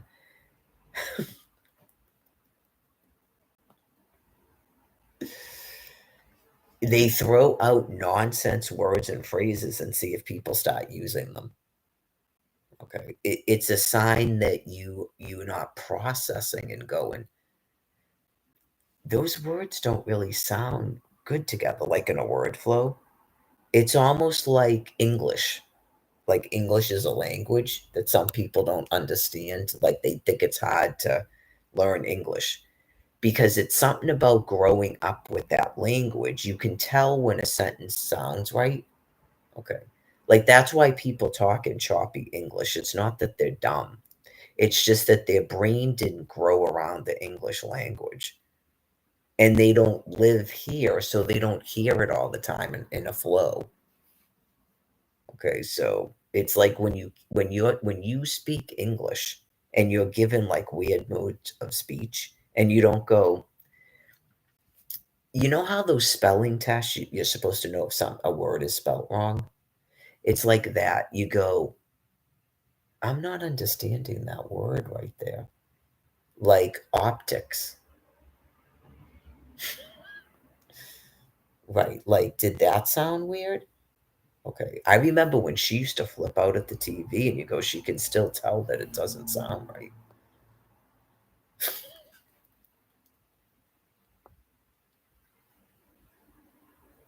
She said something about it in the bed today. How am I supposed to vote in something, something? Yeah.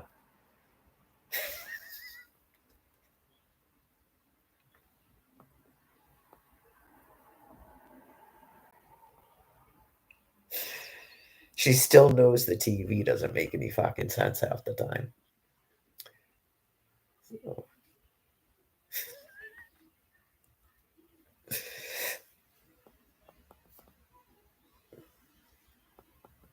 January 6th, 2021. So, what is the reason with this Mary Lagoa thing? Like, anybody that asks? Okay, just as an FYI, anybody that asks you people what you're doing, okay, that's why they're asking you. Okay, so, um, if you're doing this for any other reason, but you're trying to initiate, like, thermonuclear weapons, how many times would they have to tell you January 6th, 2021 before that's not the reason you're doing it? That is not the reason you're doing it. So,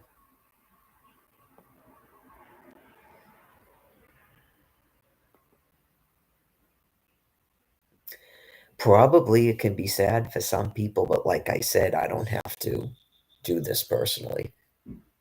It's probably better that way because it's objective. Um, they may have started out right, and then because their brain got sick, they don't understand what they're doing and just leave it at that, and it needs to be re-explained to them. Like because they won't stop working or whatever this is, it's different than just like the woman downstairs. It's different than that. Okay, so people have been trying to get people to stop doing what they're doing for 13 years, and this has been 4 years like this. So some of them are extremely young, like the one who goes, "We haven't done it like that in over 2 years." You have complete dementia and you're guilty of treason, which the punishment is death. Okay, like even the phone number I was given was wrong. Remember that? And then you have to call by a certain time, and all of it is being done on purpose. Like they literally believe that there's a governmental agenda where you're supposed to keep a woman destitute. They've got to be put down.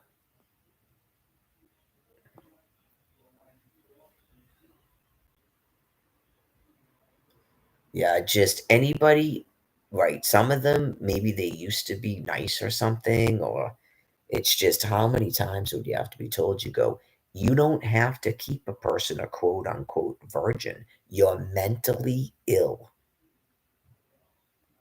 And clearly you've been told a zillion times to stop what you're doing.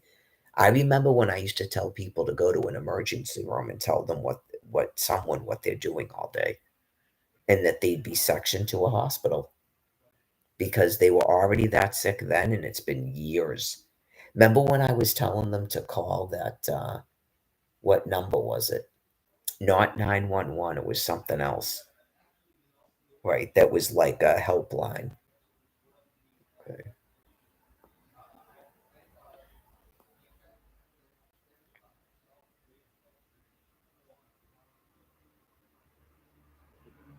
These people doing this with the internet, it depends on who they are. Someone needs to find them and find out if it's just a matter of someone right in their face going, "You have to stop doing that." Okay, did she tell you to stop doing it? Okay, you have to stop doing that. Right, and then if they can stop doing it and that's it, I'm talking I don't know who those people are. I told you I'm not doing a guessing game, but these people with the housing and the stipend to live on, they've got to be put down. Yeah, they've gotta be put down. We already solidified all of it, and they would agree with me, right? The Social Security office, the DTA office, and housing.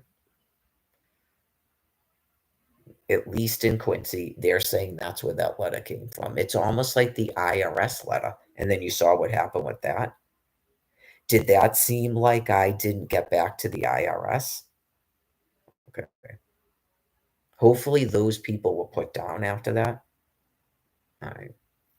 Because just a reminder, what happened after, I did not notify the IRS that I was at 38 Broad Street.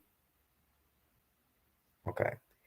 And, what address did the DTA office insist was my address? Lawrence Street? Okay. So, How many times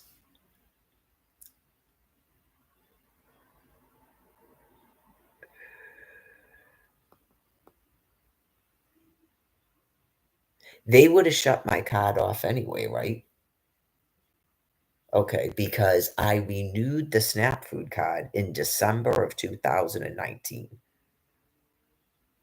So they didn't even give me a year. Oh, were they doing it every 6 months then?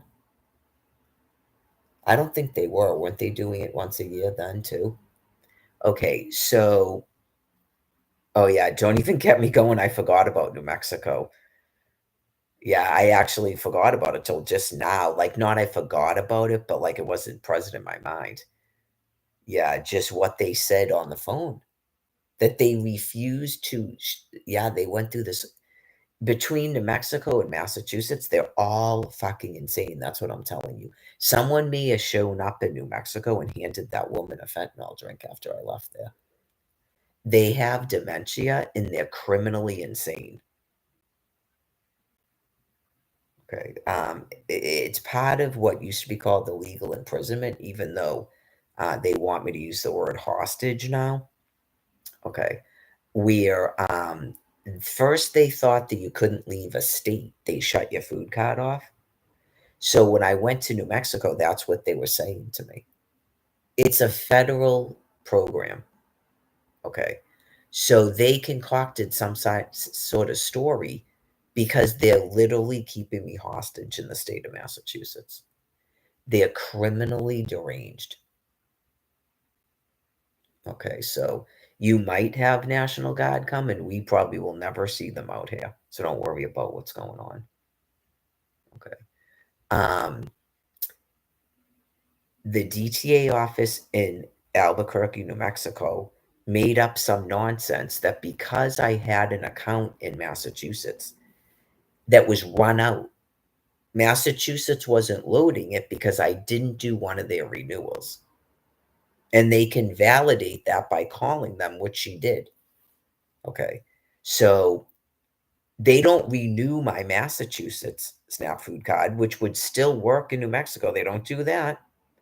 They make up a story that I can't get a SNAP card in Albuquerque unless Massachusetts shuts off my account and removes me from their system, which I'm sure isn't fucking true. Oh yeah, and then I can't do it over the phone when I'm sitting there verbally. Okay. I'm supposed to write them a letter or something, right? So they issue me SNAP stuff on it, New Mexico, but tell me it's gonna run out. If I don't present to them something from Massachusetts that says I don't have a EBT account in Massachusetts at all, not it's just not renewing because I didn't renew it. It has to be removed. Okay. They were probably trying to do a thing where they shut off both of them to fucking kill me. That's what I told you. So don't worry about what's going on in a kill zone because people have had a fucking enough of it. There's no more excuses. And they're burying their fucking children in the ground because of it. So don't worry about what's going on in a kill zone. Just worry about where you are right here and not getting into fights. You too, Brockton. Okay? All right. Um, Once everyone comes out of their disassociations and realizes the full brunt of 13 years that this can't make any fucking sense anymore, and these people were just given a 15th fucking chance to fix it, and they're still fucking doing it. Okay, I already told you about Washington, D.C. So, anyways, they give me SNAP in New Mexico that did shut off, but I was already back in Massachusetts because a lawyer told me they can't help me with my Social Security case if I'm going to just leave. They all are criminally insane and they're all going to be put down. Okay. No amount of talking to them has got them to stop. Right. It's just something happened to their brains and they will not stop fucking attacking me and probably other people and doing completely fucked up shit to the United States of America. And clearly the people here don't want that. Okay. So they're being fucking put down. They're obviously not part of my transition plan. Okay. So, anyways, that in itself should sound fucking alarming and insane. Like they lost brain matter and they're living in another fucking time zone and won't stop it. If you know anybody with Alzheimer's or whatever, we can't care anymore because these people's families could not get them to stop what they were doing. So they're being put down. Their families themselves are probably afraid of them. Okay. So, I'm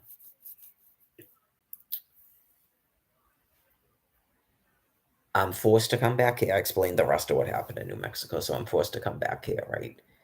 I go right to the shelter, by the way. So, anyways, I just go right to the thing and renew my SNAP card in Massachusetts, and it went right back on. And then the one in New Mexico ran out, and that was the end of it, just like they said was going to happen. Okay. So, I also was told by other people in New Mexico that they will purposely attack you, have you arrested, and then that's how they get rid of you the fuck out of there. They're deranged. So we're not having that shit here, even though clearly some people, now you're going to jail. Where the fuck do you think I'm going to go to? I'm not fleeing the state of Massachusetts. I just went through this shit in fucking New Mexico. Get it? People are fucking gone. You came here from New York, and then where am I supposed to go? Do I go to New York and that's a boron shield?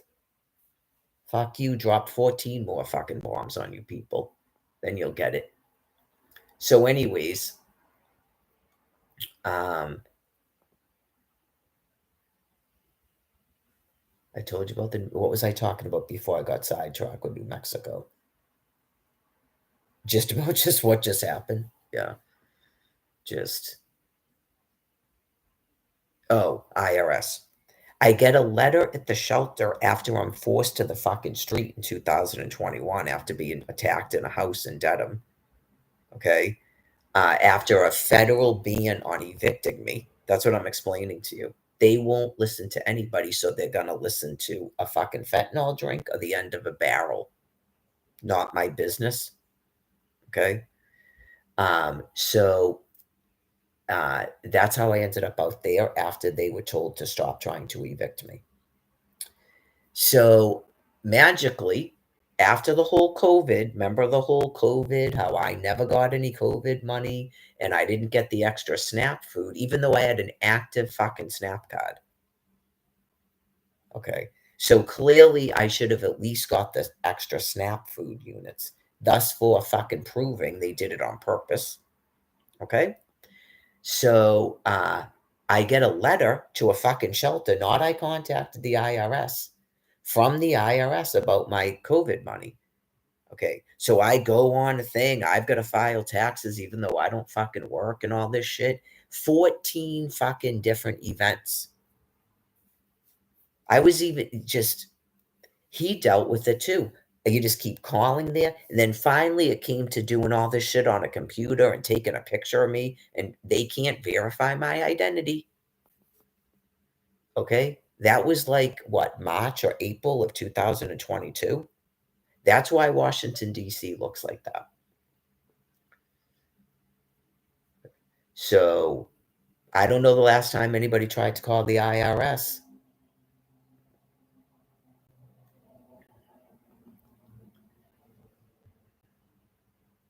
That's why people aren't in a panic, because between me explaining it to them experiencing stuff themselves, they were just worried that nobody was going to do anything. They knew that these people are fucking insane. The shit that's going on with them too.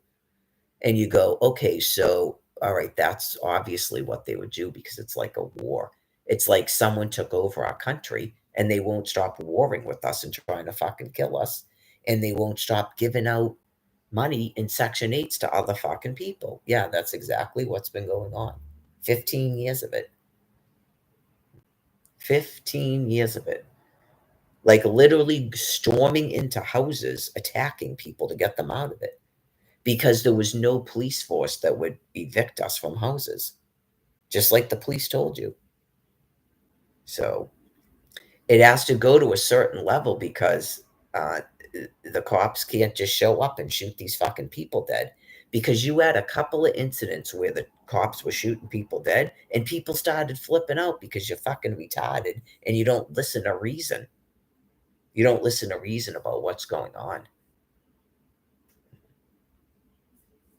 Those are the people that are criminals.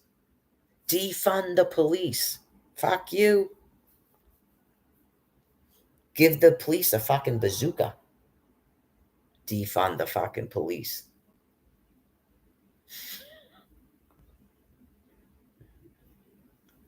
Eventually, if you had police that were that fucking insane, then the military has the right to fucking kill them. Defund the police. It's just like anything else. Build a wall.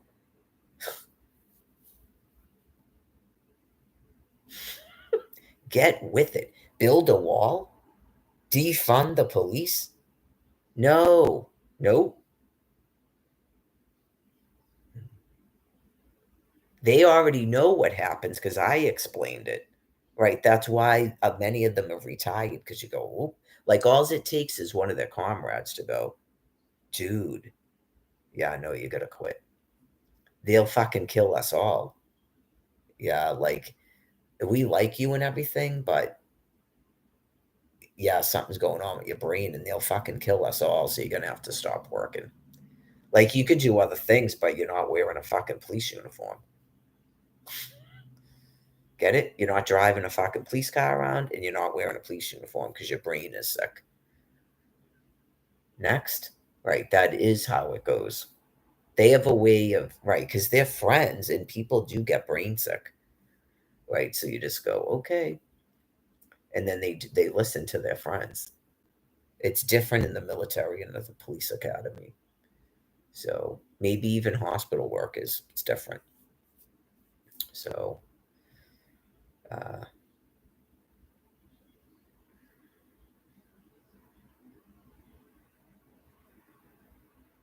why'd you refuse to stamp it? How did I not cooperate with Social Security? About the exam, which was a telephone message, by the way. Why haven't you mailed anything to my mailing address about an exam or anything else?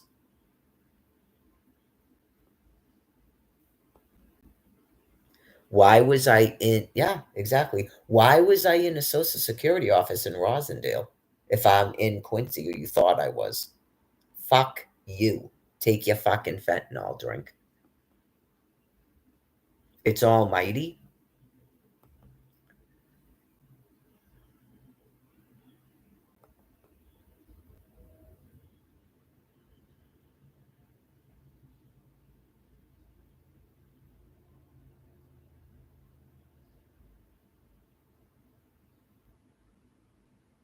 Why would you call me about an exam if you didn't get the paperwork on time? Take your fucking fentanyl drink?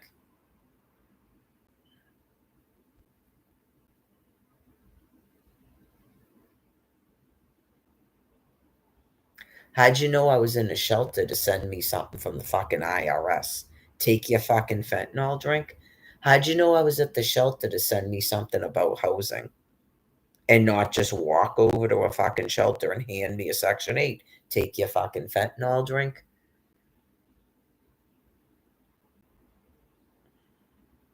Because you might have dementia, but the shit that you're doing is purposeful. And that might be the difference between what these people are going to do about you. Even though you clearly didn't want me to keep coming out there, too fucking bad. Because you thought I couldn't fucking walk out there. And then that person fucking flipped out when she saw me out there and realized I can because it's almighty. You were told I couldn't because it's almighty.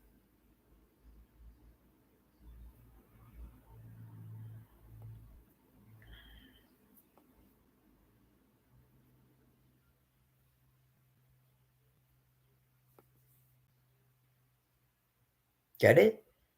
The people that are killing you do. I'll go over it again. In 2022, you sent a letter to this fucking house, okay? The mailing address, threatening to have me fucking arrested if I asked you for an income, okay? And that I was subject to have my fucking food shut off. Then you sent another letter to this address about a renewal with no fucking return envelope. No cell phone, and you thought I couldn't walk out there, and then they closed the fucking orange line for 30 days. Because it was in May, when it was all over the internet that you clearly view, that I went out there and I went into your fucking office, spoke to someone named Rachel, and got the full brunt of how fucking insane you animals are. About she had to go from one office to another office. She had to call me from another fucking room. You literally will not even issue the paperwork for a fucking income unless a person calls you or I talk to them on a fucking phone. The pH in your brain. Take your fucking fentanyl drink.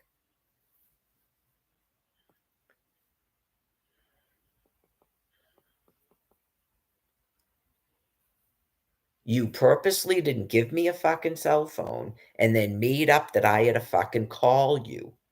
Take your fentanyl drink. The pH in your brain.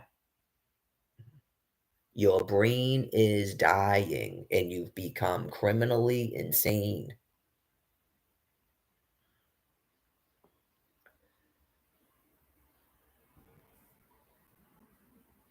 Does anyone know what cooperating with Social Security means?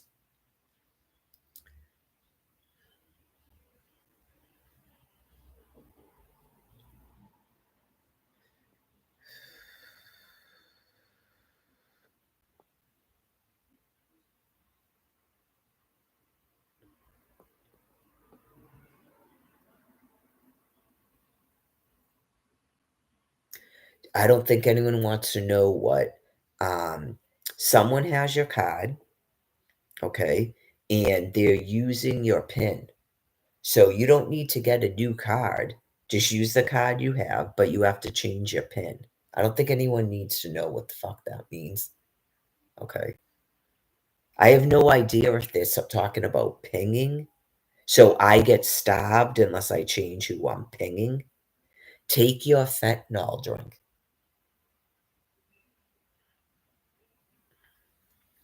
Remember all those people in John Dubbin's chat and how weird I thought it was? Okay. Um, right. Uh, hopefully those people aren't responsible for this because they need to take their fentanyl drinks. Okay. Just, I don't know who it would take to tell you that, especially since I don't know who you are.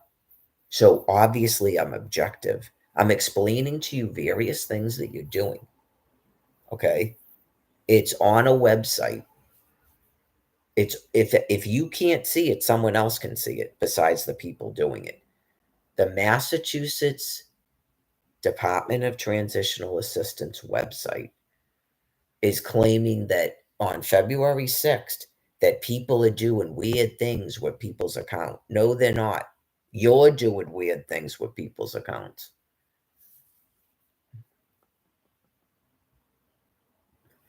There's no swipe is it a fucking self checkout. Get it? Swipe or no swipey and stuff. They're sick.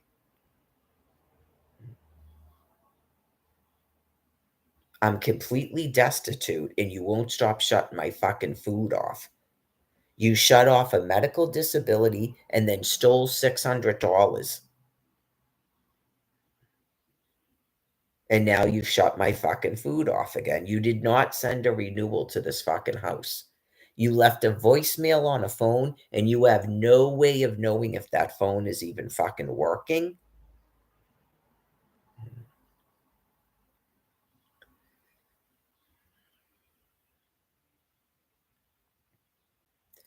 You were told in 2020 to stop asking people for renewal card things. You were specifically told to not shut off anybody's fucking SNAP food card.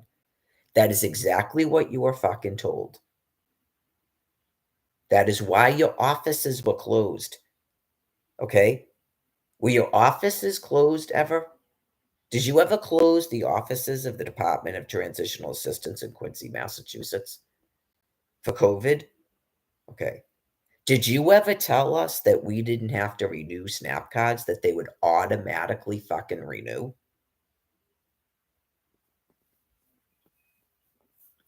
You were never told to start shutting them off again.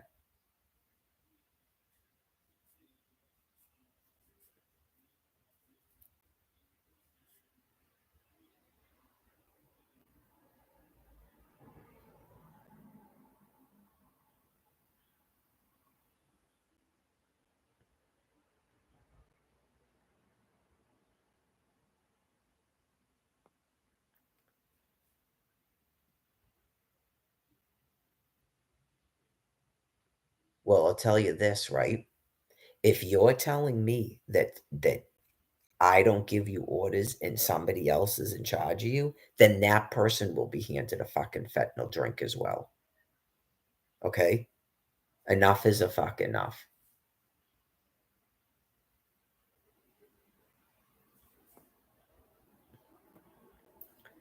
Clearly, you know the mailing address, okay? It's just like accepting a document at a Rosendale Social Security, Social Security office. You know I'm not in Quincy. You know I'm not at 38 Broad Street, okay? So you already mailed the fucking thing here in October because you fell victim to shutting off the wrong fucking card and then stole $600.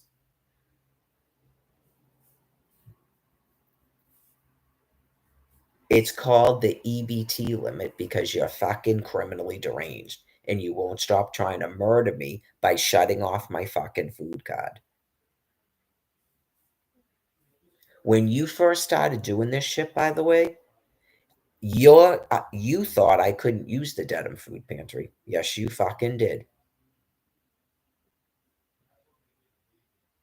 In January of 2021, when you did this, you thought I couldn't use the Dedham Food Pantry. That was already explained previously. Does anybody from Dedham remember me going there and flipping out because I walked there with the fucking cart and the woman started asking, saying I wasn't in their system?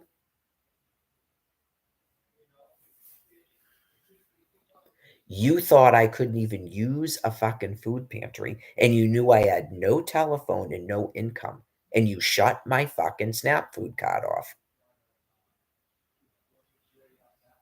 But for the Dedham police sending that letter to the house, I don't know what the fuck I would have done. Okay? Because you clearly have been doing that to people to force them to a fucking shelter, so you're being euthanized. Not, I don't know what the fuck you've been doing. Communications. Did they have the fucking internet in 1776, you fucking piles of shit?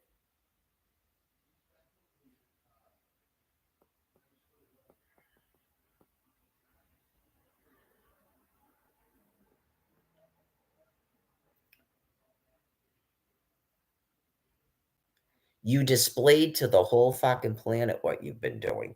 Communications or not. You just seem to not fucking get it. Try to leave an area, shut off our fucking food. Try to stay in a house that the police won't kick us out of. Storm the fuck into the place. Shut off SNAP food cards. Pretend that we didn't do a fucking renewal to try to bring us to those fucking shelters. Okay? To be fucking brutalized and fed slop. You're being euthanized. It's over. The threshold was long since fucking met. We're 2 years into it. Not you still keep fucking doing that. So you don't even have anything to do with people that make up that they're building a wall and they're doing this shit on purpose. No sympathy, no pity, nothing. They'll decide that on their own. If you won't take a fucking fentanyl drink, they'll decide that on their own. There's a thing called a fucking firing squad. I'm not the military or the police or the NRA. I don't have a firearm, but there's people that do.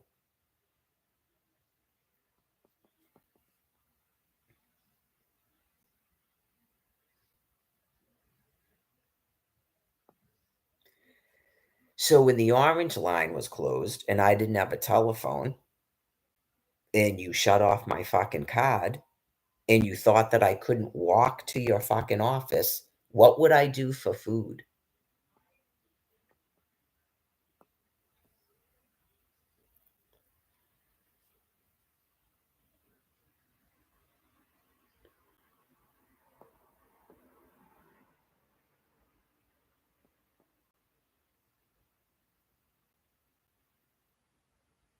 No. You would think, wouldn't you? After 1 year, 2 years, 3 years, that you're not gonna win a fucking war on quote unquote free food. So I'm waiting for you to finally fucking die because I don't know how on fucking earth anyone has allowed you people to get that fucking sick. Okay, but clearly people are putting a fucking end to it once and for all. That's why you sent DCF to my fucking house in 2011? Because you're gonna win a war on fucking free food? Mother of fucking God almighty.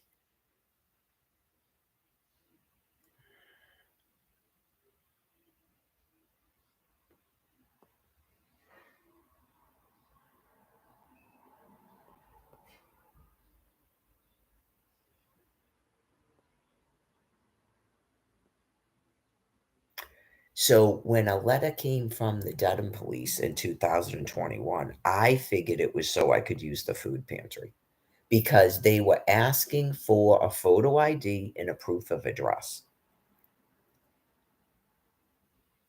So when you shut off my fucking phone that Mary person gave me, and you started doing this so that I couldn't fucking contact anybody and nobody could contact me, and then you shut off my fucking SNAP food card, okay, after refusing to give me a fucking telephone, and I went online trying to fix the SNAP food card online and it wouldn't fucking work.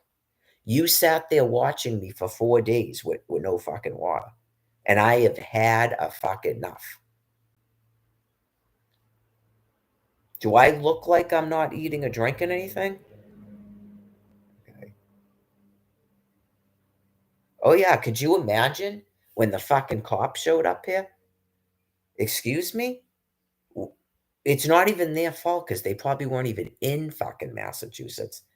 I went 4 days with no fucking water. Did you see a cop show up? A fucking live stream.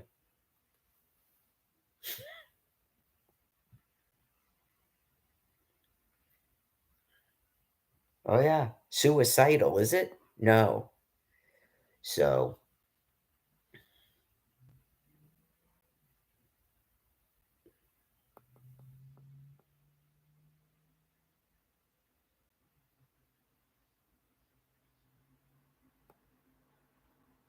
I don't care anything about your fucking problems with your health and your health insurance, because 2 fucking letters came here like that. Why are you sending me things about fucking, "I don't have Mass Health anymore. You signed up for this." I didn't sign up for a fucking thing. You don't even have a fucking hospital in this state anymore. You're being killed on purpose. Mother of fucking God. So apparently that's the other thing. Now they're gonna get rid of everybody's fucking health insurance, and what, you go to Managed Health and Bay State Health, you're being fucking euthanized. Oh, yeah, just did everybody get that letter? If you don't have Mass Health, you just go. I don't have Mass Health. How would I suddenly not have fucking Mass Health again? And I signed up for another thing. I didn't enroll for any of your fucking health insurance. Magically, that still gets mailed here. That gets mailed here. Something telling me you shut off my fucking money. Ha ha. Didn't cooperate with Social Security gets mailed here. But no fucking nothing from Social Security gets mailed here. And nothing from a fucking dude in Florida that says I'm fucking divorced. And then every person in the planet's gonna tell me I'm fucking divorced because he has a photograph of himself in a fucking suit with some hoe in a fucking wedding dress next to him. Really? How about a fucking certificate of divorce to remove that fucking louse's name from my fucking name? It's how fucking sick you things are. I outlaw Florida alimony. Don't give her a certificate of divorce. She's gonna be Mary LaGore forevermore. Take your fucking fentanyl drink.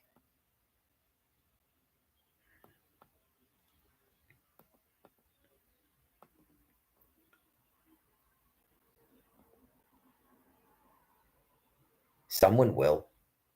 I said it a couple of years ago. Eventually, the right person's fucking kid is gonna die, and then they finally realize what the fuck is going on around them. And I don't know if they were blaming me or thought I was a fucking part of it. I'm a part of that. It's approve every fucking stipend. How am I a part of that? It's day one, the housing, approve every stipend. It's supposed to be a one card fucking system. Oh yeah, I am no part of everybody is like this with their thumb up their fucking ass. No. And then you have thousands upon thousands of people at a fucking food pantry, 10 hours in a line to get fucking food. I am no part of that.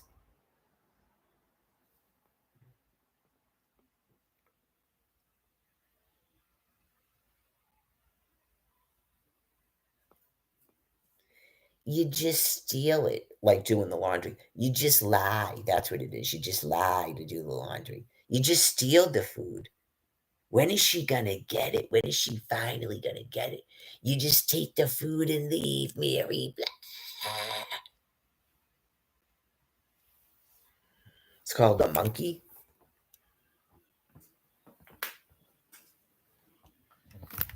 I shall not steal. It's called a fucking monkey.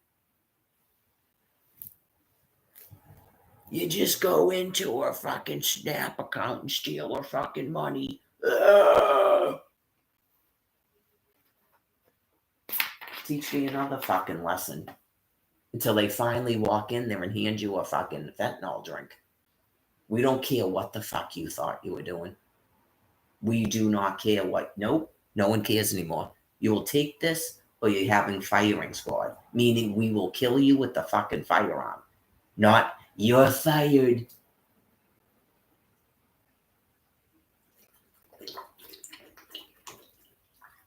None of your thoughts are correct. Clearly, Mary has been talking to you for 4 fucking years intimately, and you still have not taken a fucking fentanyl drink. 4 fucking years this has been going on.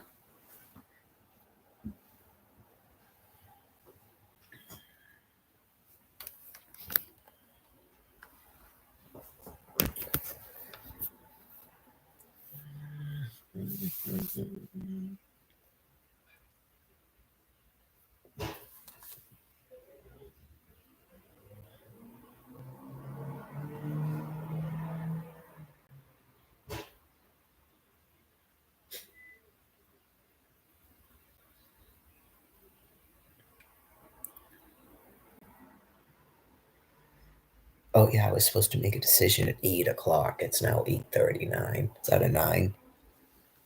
He's down there doing something in the kitchen, so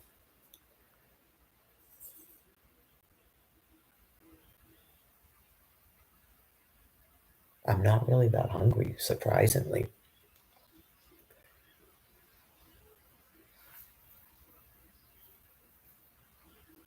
So that's a good sort of reiteration of some of the other points in case people didn't know about that. I know it gets confusing, like, I'd have to start writing it down.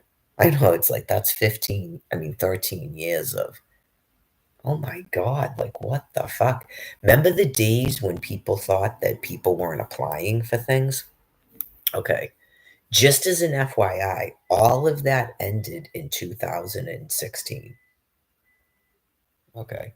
So by 2016 and Trump Pence, it should have been done, and then people were doing a transition plan, okay?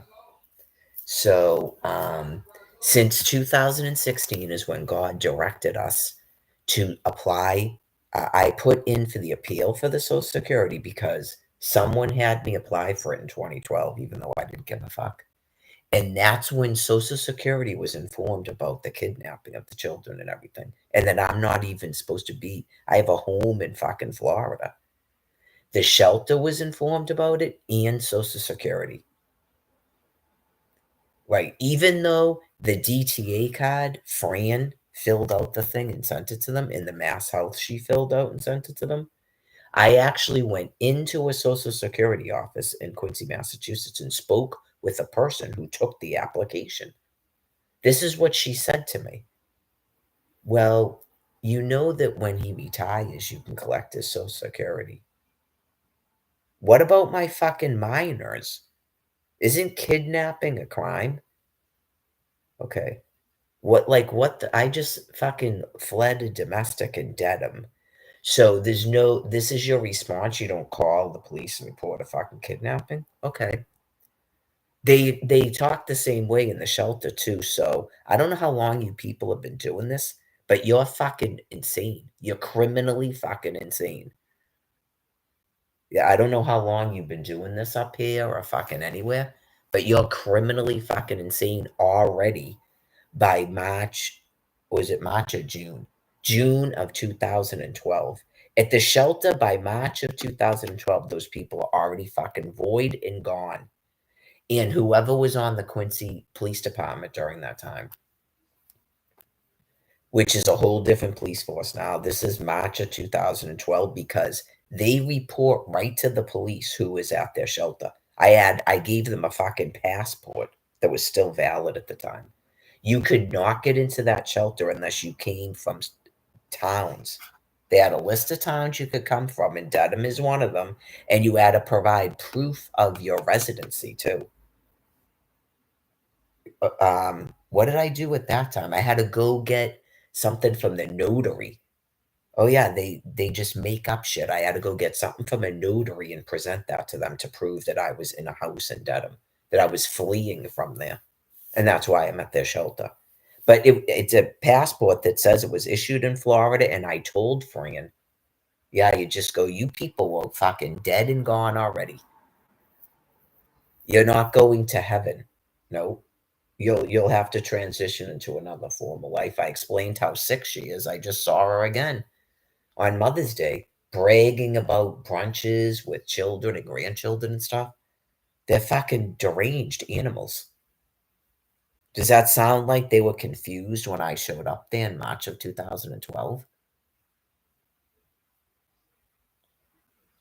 So, anyways, World Wide Web, uh, you were all told via Facebook and my annoying tweets and shit that my 6 minors were kidnapped by a man that I was married to, that I'm still legally married to.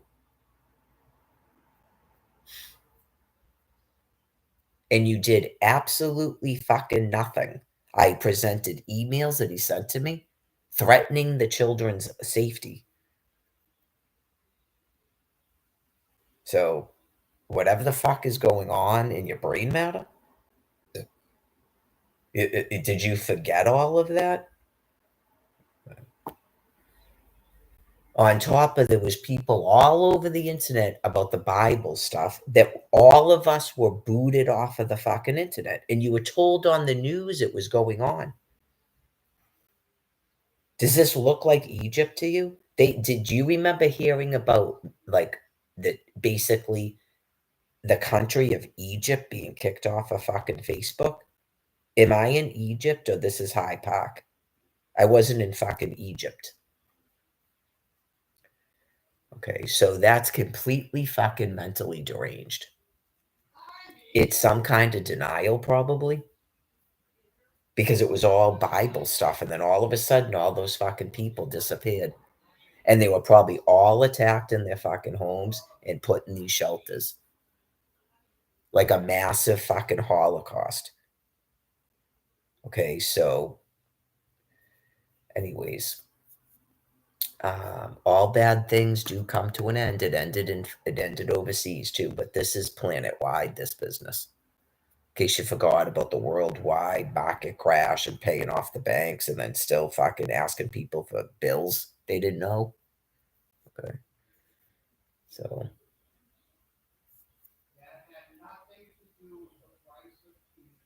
you would have thought it would have stopped in 2011 with the earthquake and a prophet being presented to you proving that God's real and then explaining to you what the fuck's going on, but it didn't stop. Here we are, 13 fucking years later, being nuked because you're so fucking mentally gone. So you're clearly not entering into eternal life, and you won't be in the kingdom of heaven in this bodily form. So, so anyways, they immediately deny you, like the chick said, even though you're immediately denying her Social Security. Okay, and you're not going to report a kidnapping or domestic violence. She doesn't go into emergency housing when she has 6 minors. Okay, she doesn't get alimony, nothing. She just stays in a shelter in Quincy, Massachusetts. Okay. So clearly Nicole wouldn't have been helped by going to a fucking shelter then. That settles that in the profound, grotesque insanity. So I end up back at the shelter in 2016. Okay. Does it look like they're doing a transition plan? Okay. They don't even acknowledge that everybody just went Trump Pence and that's why you're not dead yet. And they still keep rolling what the fuck they're doing. Okay.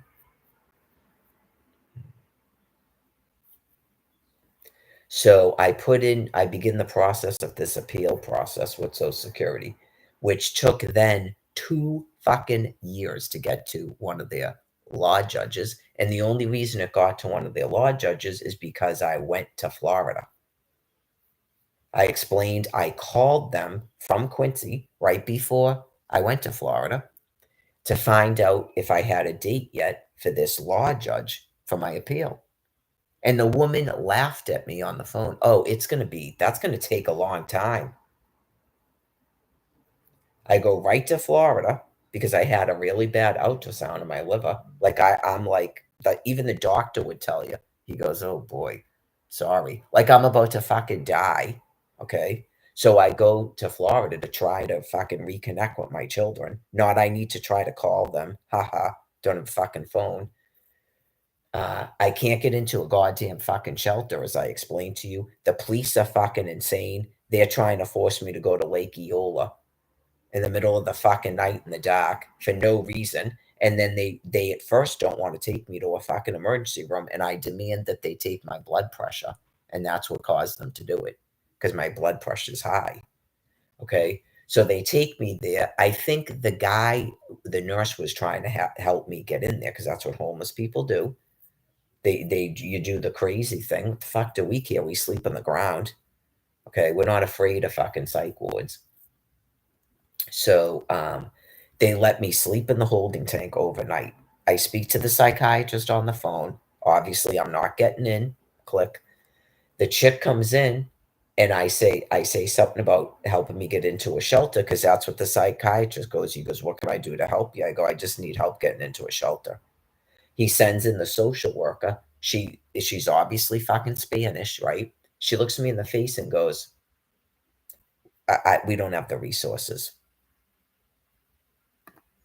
because of Hurricane Maria, right? Everyone that's seen remembers what I was talking about online. Okay. So these people are fucking gonzo and they're all being fucking put down. So, anyways, I can't get into a fucking shelter that's has a guard and a gate with the fucking guard and a fence around it. He lets me in to go in and talk to them, and she picks up a phone, puts it down, and goes, "Yeah, we don't have any beds." Okay. They just told I didn't say this to her, I just turned around and left. They told me outside, they go, "Don't let them tell you they don't have beds, because they do. They live in the fucking place, and they're making them wear lanyards and shit." Oh, yeah.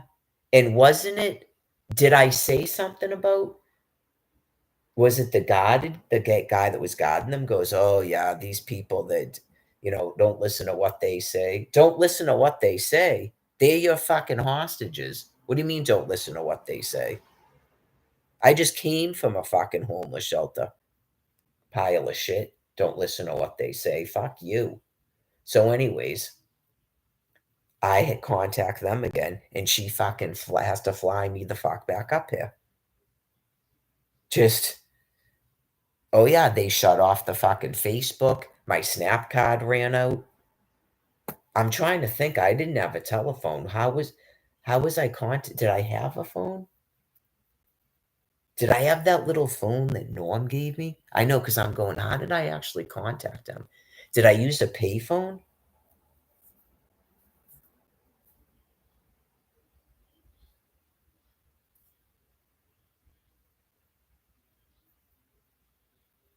I might have had, like, a phone that Norm was letting me use, because I had to have called them. Yeah. So, anyways, no, I didn't forget having a fucking cell phone.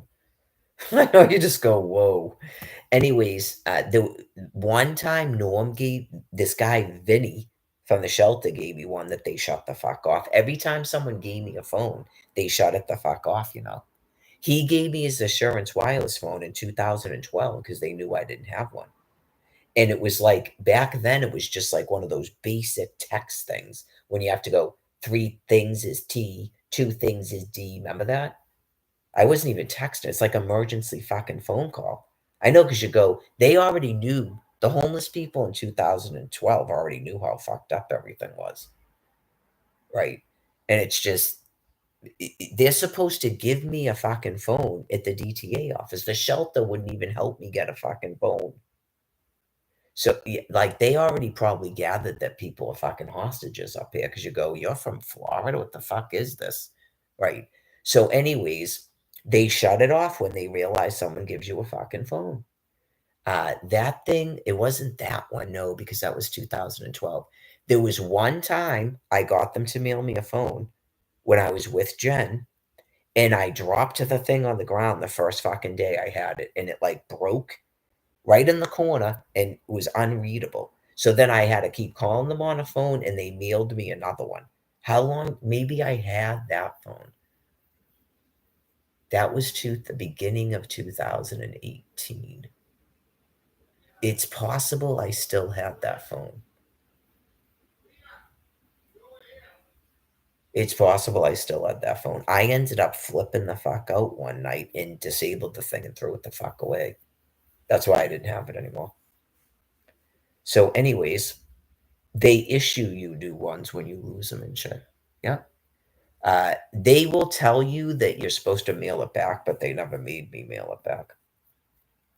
So, anyways, that was after I got back to Massachusetts. Yeah, I at that point you go, what the fuck do I need a phone for after what I just fucking went through? I just flipped out. It was probably right after going to Florida.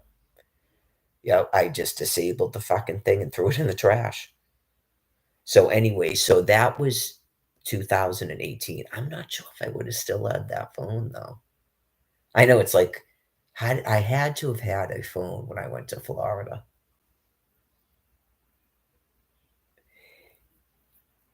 I don't know if she used to have a flip phone. I don't know if she would have given me that phone when I went down there, thinking I wasn't coming back.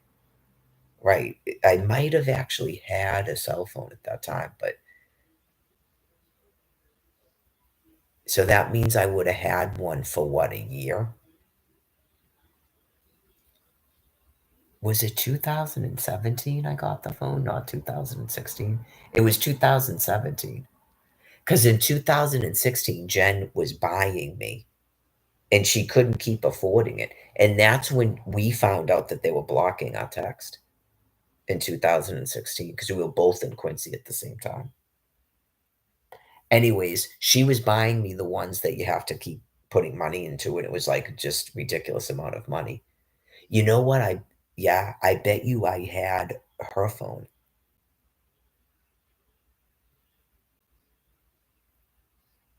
Remember that? Because in Maine, I had a phone. And it was like kind of a similar thing, wasn't it? And Jen looked at it and it goes, "Who's John something or something?" Because I had a couple of friends I had from the shelter in it. She went psycho at the hotel in Maine, yeah. No one checks my fucking phone. I mean, you're a rapist anyway. What the fuck is this? Anyways, no one checks my phone. Like way too adult for that. I can't have fucking friends. Bye. So I'm clearly not a fucking whore. I know you just go, I can't have friends. Bye. You're gay and I'm a female and there's dudes in my phone. Get away from me. Anyways, it might have been that phone, right? Because that was 2000, but that was 2016, wasn't it? That wasn't 2017.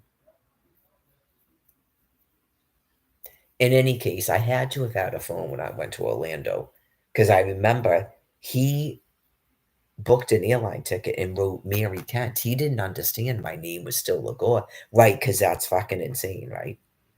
It was insane by 2018 that I can't be fucking Mary Kent, right? Thank you. Clearly that's fucking insane. And now it's fucking 2024 and this guy's had a chick calling herself fucking Angela Lagore since 2000 and fucking 10 probably. So that's not fucking insane that I can't have a certificate of divorce to be Mary Kent. That's how sick these fucking people are. That part of it. That's fucking whacked out, insane, sick. No one is gonna live here under your new fucking regime, whether you think it's fucking funny or not. So, anyways, I'm forced to come back to Massachusetts again. Not I just fucking keep abandoning my children, Michelle Pitts, you heartless fucking cunt. So, anyways, have you tried calling them? Take your fucking fentanyl drink. So, anyways, I'm forced to come back here. And what happened is they got tricked, but I wasn't trying to trick them. When I was in Florida, I get a fucking phone call from who? Social Security. Ha ha. Now we have a court date because I left the fucking state. That's why they did it. Because I left Massachusetts because I had just fucking called the bitch. She laughed in my fucking face and I wouldn't even call that a bitch. That's a deranged cunt. She laughed in my face and goes, "It's gonna be a long time." Really? Because it was a week, basically. I was only in Florida for like 2 fucking weeks, so it was basically a week, not a long time. See how that works? So, that's when he dropped me off at the wrong place. But remember I called them ahead of time? I don't have to be at a fucking hearing. Did you submit paperwork to not be here? You're gonna die, and you have 0 chance of entering into eternal life. Bye. I don't know what you made up after Augustus C. Starr, but you're gonna fucking die. No, it's been over since 2011. You might want to check the Holy Bible. That's why people can't understand how you people are that sick. It's very, very disturbing. Take your fentanyl drink.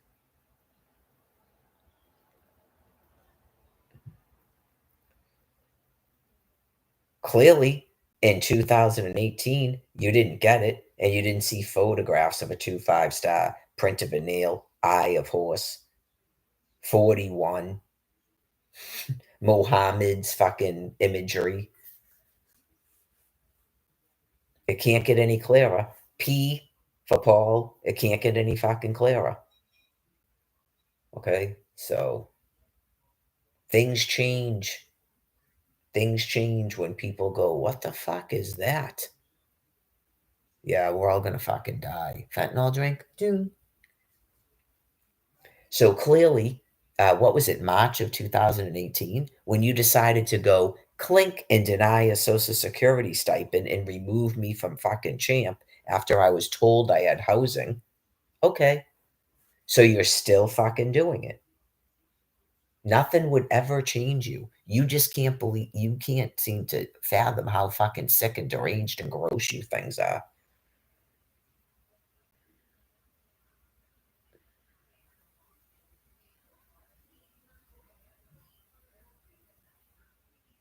So by 2016, the excuse that somehow I'm mentally ill and I just took off and I didn't fill out a paperwork, does that still seem like something?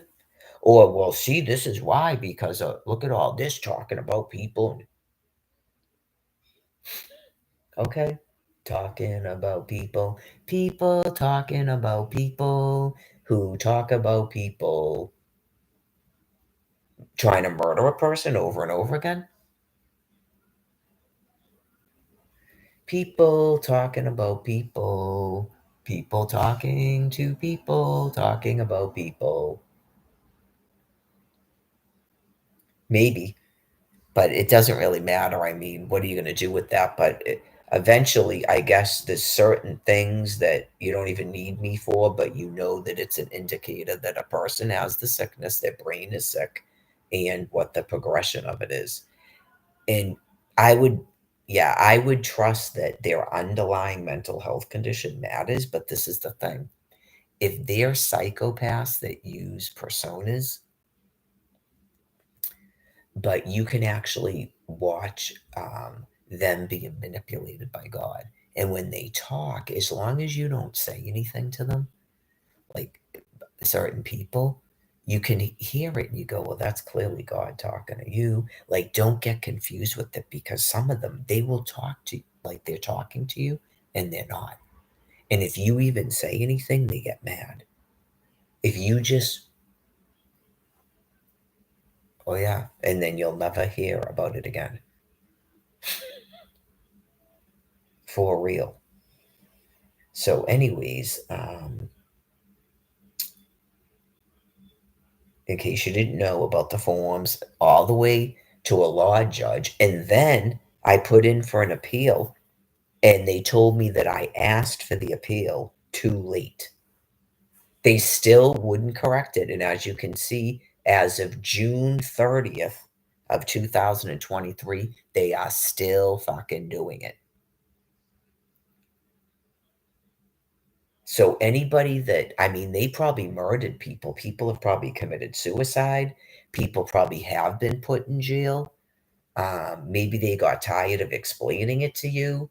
If you're wondering why, when they show up at a police station or a psych ward, they either won't talk to you anymore or they just fucking flip the fuck out. It's obviously because you people that are so sick, you keep thinking that, what does that have to do? No, we're talking about this right now. Are we? Take your fucking fentanyl drink. That was then. This is now. Take your fucking fentanyl drink.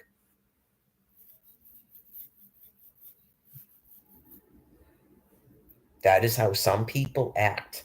And you just go, are you fucking kidding me? It's not that was then. On February 8th, I didn't get a fucking SNAP allotment on my card again. It's not that was then. What is my fucking residential address? What is my income?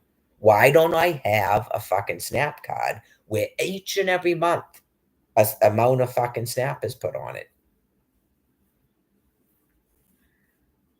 You just went through 8 months of refusing to tell me if a person was living or dead. Okay? When is the last time I heard anything from any of my fucking children? It's not that was then. Are you fucking out of your mind? Yes, you are. Take your fucking fentanyl drinks.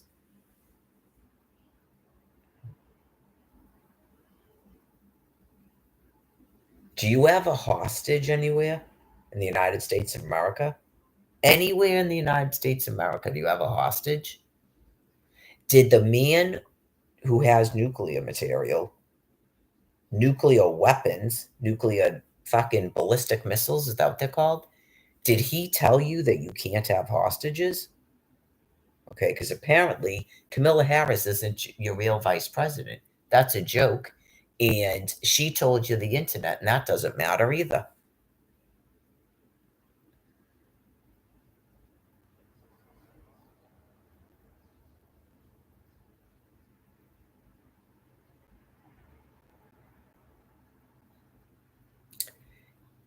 Did you know that Benjamin Netanyahu had nuclear weapons? Okay. Is it about abortion? Overturning Roe v. Wade? Okay. Well, that's not necessarily a bad thing, but whether or not it's constitutional, I'm not a lawyer. But if you're asking me, my got to go into your political business, it, right? You would still be able to get an abortion. It's just that you don't have the government sanctioning it for you. That's the only reason you made up the whole thing, is to get government funding for it, and because you wanted to be able to tell people it's okay to do because the government said you could. Right? You never had to have that. That's between a doctor and a patient. You never had to have that. Someone just decided you did because a state decided they didn't want to do it in their state. They don't want to have people doing that in their state. That's like if you like say that you went, I'm not going to open up any dentist offices in this state. And then you said you have to have a dentist office in this state because you're fucking deranged. You won't just go to a state that has dental offices. That's exactly what happened. I'm familiar with Roe v. Wade in your cases. That's exactly what happened because you're fucking deranged. So there was, and you wanted to introduce this insanity about a fucking birth control pill and everybody has sex with everybody because you're fucking gross and insane. Okay, that's all that Roe v. Wade was. It doesn't get rid of abortion. Okay, if you say you live in a state, right, and you decide that you don't know how to take a fucking pill and you don't know how to put a condom on your dick or get a vasectomy, okay, and you have to repeatedly murder fucking people because you're retarded, go to another state and do it. Please, please do that. It's like this. Say that I was pregnant and they did a thing and the child was completely deformed. I would go to another state. If they said, okay, well, this is the thing, this state does it. Oh, okay. I guess I'll go to that state and do it. Elfin and I drove from fucking Orlando to Bradenton Beach. Is that what it's called? For him to have a vasectomy reversal. Stayed in a hotel and drove the fuck back the next day. You can't drive that far to kill your own kid.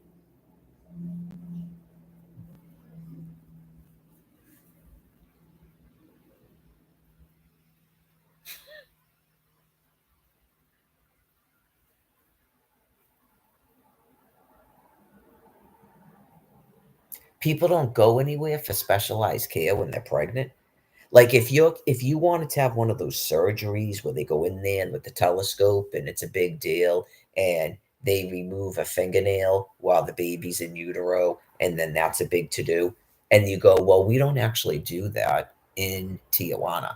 You have to go to um, I don't know. You have to go to Havana, Georgia for that. They do that. That's with it. Oh, then you go there, right? Okay. Most things that people come up with are fucking horseshit and bullshit, in my opinion, in terms of your world system, right? The Constitution says that you have a right to life.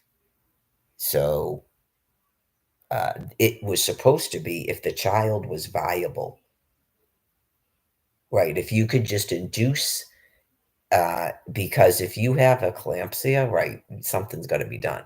If you can induce a labor, okay, and then you pop out a kid and you if it doesn't live, it doesn't live. But people could they didn't even fucking want that. Nope. So I'm sure they knew all about the day after pill. doctors, they had birth control pills. They probably went, "Psst, if a person did this and did that accidentally, you know how they do that? They would have an abortion. So make sure you don't do that." Get it? Right. Just, oh no. And the person flips out and they go, um, well, uh, if you have the birth control pill, you're not taking the birth control pill, right? Okay, I'm just making sure you're not taking the birth control pill and took antibiotics and got pregnant. Okay. Because people that are on the pill, if they did like this and that and tried to catch up with their pill, they have an abortion. It causes an abortion. Wink, wink. Right. Cut me a fucking break. But I mean, anybody that they're pregnant and they're having ultrasounds and you can tell that the baby's deformed and shit, you're gonna tell a person she has to birth that? I would think you just break the waters or whatever the fuck and just go, okay, so that's any different than what they do? It's probably exactly what they do. I'm sure they never needed a court ruling to do any of that. It was some chick, wasn't she like 8 months pregnant? And she was mad she couldn't have an abortion in her own fucking backyard. And she would probably demand that a doctor be dragged from India to wherever the fuck this thing came from that wants to be famous and wouldn't take a fucking bunch of birth control pills to get rid of it. Okay. And now it's somebody else's fucking problem. And you're already that far along, just birth it and give it away. Nope. She's got to kill it. So just break the waters and birth it. Anyways, so we're going to demand that an abortion clinic be built in this woman's fucking backyard behind her trailer. And then we're going to force a person to do it. So, anyways, weird for a band of monkeys to actually agree with that type of shit. But um, people don't want to go to prison for raping a child or raping their own fucking daughter, and then she births a kid that looks just like you, and it's obviously that you fucked your kid and got your own kid pregnant, and you don't know how to. You want a day after pill, you want abortions, you want to tell them that a priest raped her, and then she goes sneakily to another place and gets an abortion, and they never test the shit to find out you're a fucking rapist, and then she goes right back to your house and you rape her again. So people got rid of your fucking abortion laws. Yeah. You're going to do it the proper way and you're going to stop fucking raping children, raping women, raping children, raping men, all of it. You're going to face the things about the malformed people from the shit that you're doing and your nuclear stuff going on.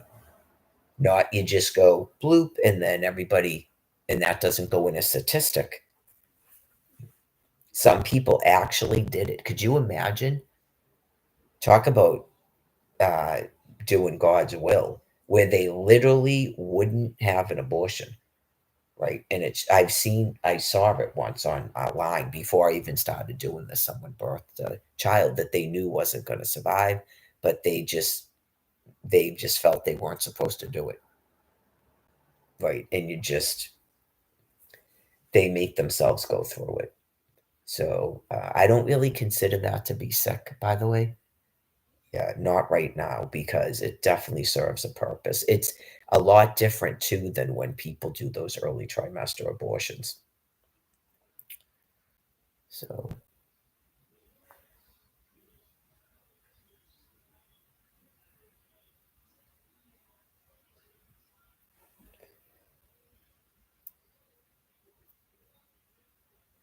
we had one of them in the shelter with us. It's difficult to listen to them talk. Uh, she was wicked open about it too. She was allowing her boyfriend to rape her own daughter, and he was filming it. And then she was in the shelter talking about how her daughter betrayed her, and the daughter's a minor. The daughter betrayed her by having sex with her boyfriend while she wasn't home or whatnot, and just happened to be seeing it on his computer. Not she knew he was doing it. So if she's not present in the house while it's happening, she can watch it on his computer when she gets home. So I'm sure that part of it was fucking omitted because her story didn't make any fucking sense. And then her kid I don't know why they were forcing this person to keep talking to her, but she was talking to her from a payphone at the shelter. And then she's acting like she's a fucking grandmother. So God is definitely getting rid of those people. So yeah, I just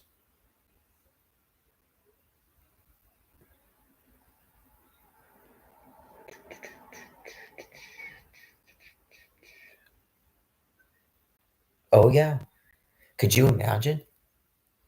People are extremely, extremely sick. So that would probably be an instance where someone might suggest that the person take a bunch of birth control pills and not birth your boyfriend's kid. And then you call yourself a grandmother. Okay. Is he the grandfather? Is he the grandfather or the father of the kid?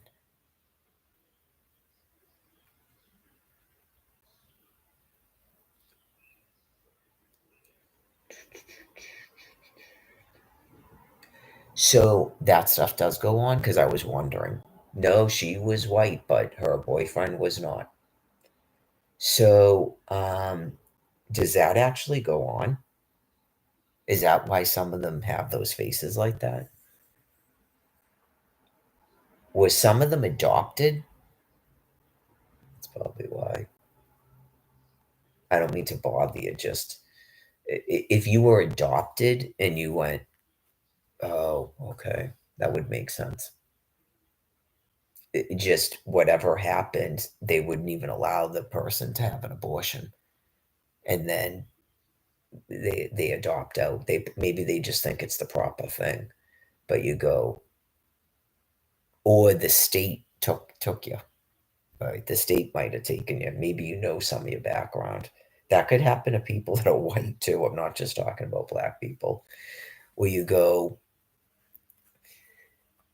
say that you had something genetically wrong with you, you had a chromosomal problem. Yeah, then I would definitely say it's probably that. I don't know if they would know that. I don't know if they'd have a record of it or if they can do it through blood work. I don't know how they'd know that, but yeah, like basically you're a victim of incest. It's like disgusting, right? So people that think that they're going to build a family doing that, they would have to take the children. You would hope to fucking God, but in the transition plan, there can't be a DCF. But as you can see, there's obviously God deals with that shit because it's almighty.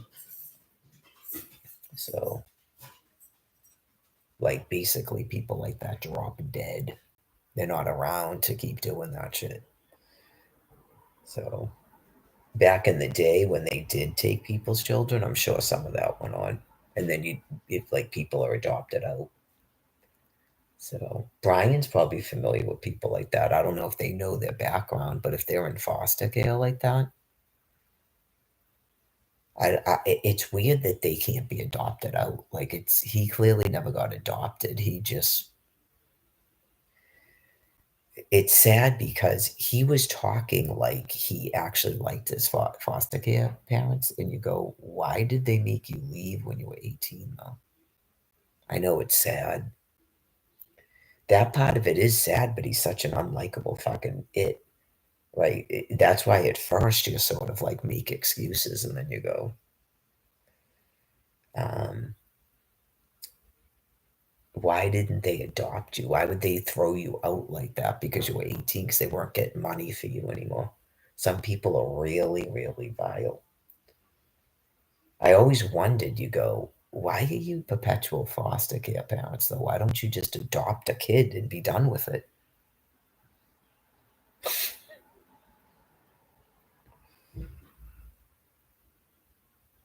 I don't know if I would ever adopt children. To me, that seems a little bit strange, I guess. That's an interesting question though. Like for conversation, no, I don't think I'd ever adopt a child. I mean, you just go adopt a child. Why would I ever adopt a child? Yeah, I don't think I'd ever adopt a child. No. I'm not seeing that about myself. Yeah, I don't think I would because one, you don't even know what you're getting, and I don't see the point of it. Like you have children because you have sex, so why would you adopt a child? Yeah, uh, my typical self is not what happened to me in my life. I know that for sure. Where like even that in itself, you just go, yeah, it, that type of a marriage, maybe, but I don't plan to ever live my life like that ever again. God says I'm never going to have to do that again because everything that's going on, it's not going to exist. Even though clearly what is happening right now, it shows you how sick people are. And you go, they have to be put down. You just go, are you literally talking to people socially? And okay, are you going to try to say that you don't believe that a person can get a divorce? Are you saying that you don't believe that? It's not possible that that's not your belief. It's not possible that's not your belief. Just each and every one of you. Just know that you're not hiding that from other people. And sometimes people are so brutally insane that a person will not have anything to do with you, and they sure as fuck won't court you or date you. No, regardless of what the fuck comes out of your mouth.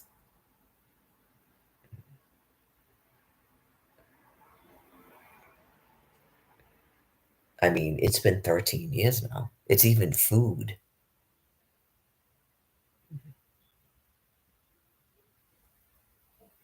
That is what they think about every homemaker. Just know that. Every single homemaker on planet Earth, that is what these people think. That for some unknown reason, a whore gets all sorts of stuff handed to her.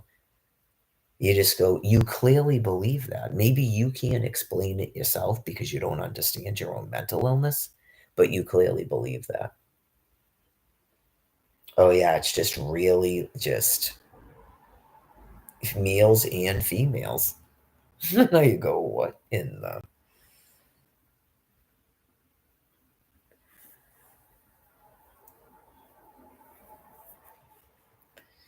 monkeys?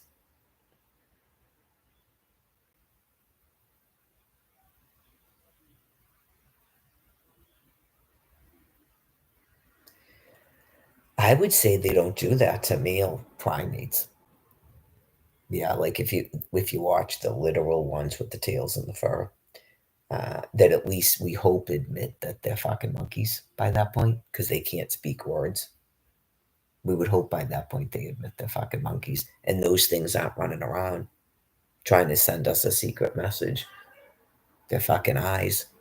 I don't know. I'm not around monkeys that have tails and fur. Someone knows if they literally do that, and you just laughed, going, "Oh my god, you're right." They probably think that we're the same fucking species. Yuck. So, anyways, like they can't vocalize stuff you vocalize. Maybe they think they can. Once you see the depersonalizations and stuff, and you go, "Do you think you look like me? Do you sound like me?" Then you go, "Oh my god, they literally do actually think that." Some of them would go, as long as you don't talk. If you wear the gloves and the thing and you don't talk, they literally think you're another one of them. Oh, okay. Do they try to have sex with you? That's fucking gross, man. That's what I'm saying. Just ugh.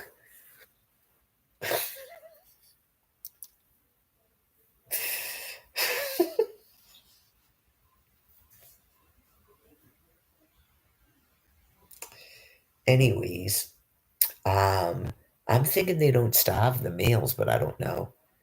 Yeah, they just like they literally just will kill a female if she doesn't, if she's not. Is it just, can she even resist them? Wouldn't they just go up to her and rape her? Because we saw some of the videos. They could be sitting there with another monkey and they still won't stop raping this person. They literally, there's obviously, unless a dominant male comes and gets them, It might be because they're in a preserve because you go, I don't know if they're supposed to be doing that, man. Isn't the dominant supposed to stop them from doing that? Yeah, you just go, that's some fucked up shit right there. I don't know if you've been screwing with monkeys or what. I know you just go, I don't know. That was fucking disturbing. Someone isn't supposed to go in there with a rifle and kill them. That monkey doesn't want to partake in your business. We watch them over there. Uh, those ones over there aren't just running up and when they're and sticking it in a monkey that's with another thing. Why is it crying out like that if you're supposed to be doing that? I don't think so. We saw the ones where the females are disgusting and won't leave the male alone until he copulates. Why is that allowed to go on? People aren't supposed to go in there with rifles and go, boom, that one's diseased. They're not supposed to be doing that. Maybe back in the day, someone actually did that. Look, I don't care if this is a reserve. You're fucking up monkeys. That's why they're getting sicker. They're not supposed to eat each other. They're not carnivores. This is for your sick fucking show. Yeah, it is. That one's diseased. Boom. They're not supposed to do that. Charles Manson. No. They can do a war maybe, but I mean, why isn't the dominant making sure that they don't have overpopulation? I don't know, man. I think that's got something to do with your reserve. And you got to think about how sick people are that control the planet. Yeah, just even if they were to tear each other apart, they're not allowed to go humping. And then why is the female doesn't want to get raped? That's clearly can't make sense, right? Nope, that's not supposed to go on. You probably have females that never copulate, right? And then you have the males out there doing la da da da da. I don't even know if you're supposed to have a male mixed in with a bunch of, I mean, a female mixed in with a bunch of males where they're all looking at them like a toilet. I don't even know if that's natural, right? Yeah, just you've probably allowed a whole bunch of retarded primates because you want to keep them alive and stuff, and you don't know what you're doing because you're too fucking compassionate. Why are you doing a C-section on a fucking gorilla? Exactly. Why are you doing a C-section on a fucking gorilla? That's not nature. Is that a nature preserve? No, that's not nature. So that's probably a diseased child and a diseased fucking baby that isn't supposed to be born. How long you been doing that? Are you trying to make bigger and better fucking gorillas? That was a pretty big fucking gorilla. I doubt you're supposed to be doing C-sections on a fucking gorilla. Seriously, seriously doubt it. You're probably not supposed to be giving them medicines and stuff, and then one of them seems cute, so you're gonna protect it from being fucking killed by the dominant that knows it's diseased. And then does that make its own clan group too? And then it's all remember that dude? It's all a bunch of men. So they've learned to be Mika, and it's a bunch of retarded neutered males going.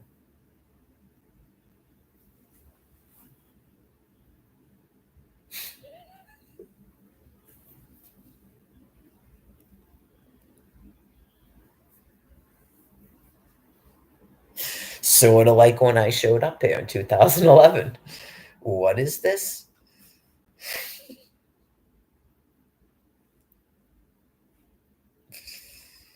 We're not going to use Army of One anymore? Okay, take your fentanyl drink. I don't know who the fuck came up with that concept.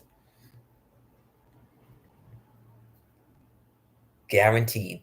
Guaranteed. First listen. Guaranteed. When does it stop being all about me? When you are me. Fuck. I would have heard it. I've never seen that in any of your fucking shit that you've shown on ads, your television screen, your internet searches.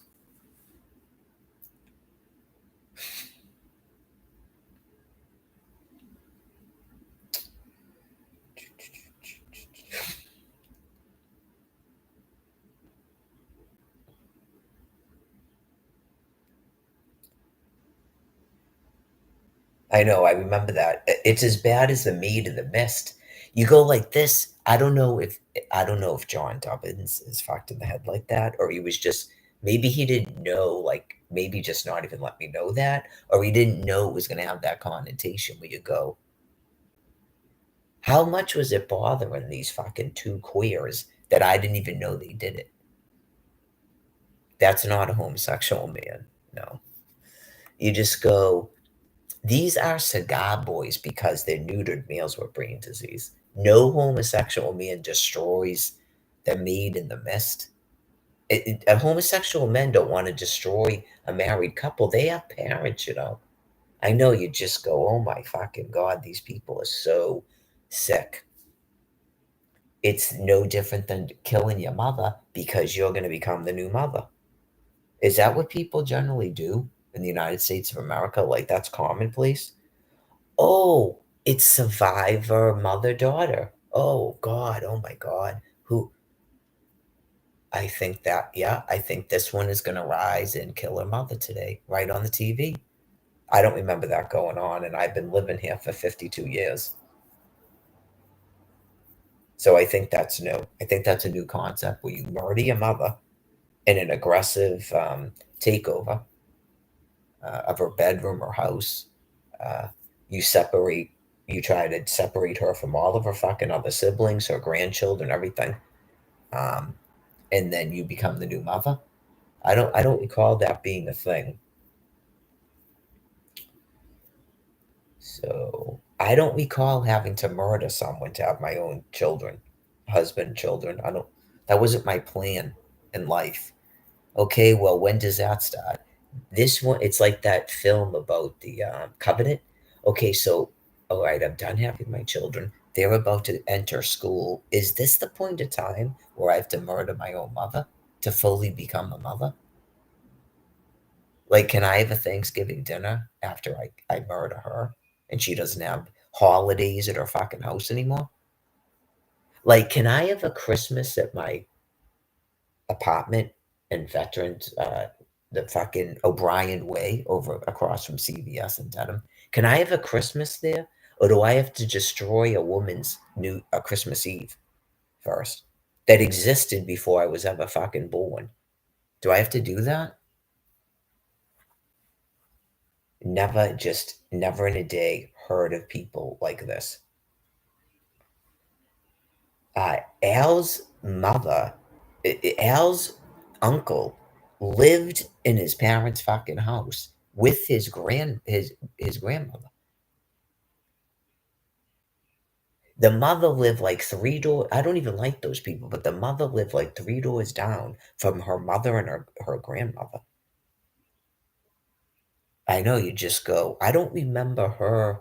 She already had Al, Michelle, and Amanda when I met Al. Okay. And then Michelle was already married to her husband, Mark.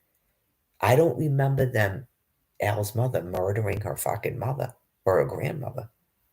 Her grandmother was still living when I met her. Why was she not dead already?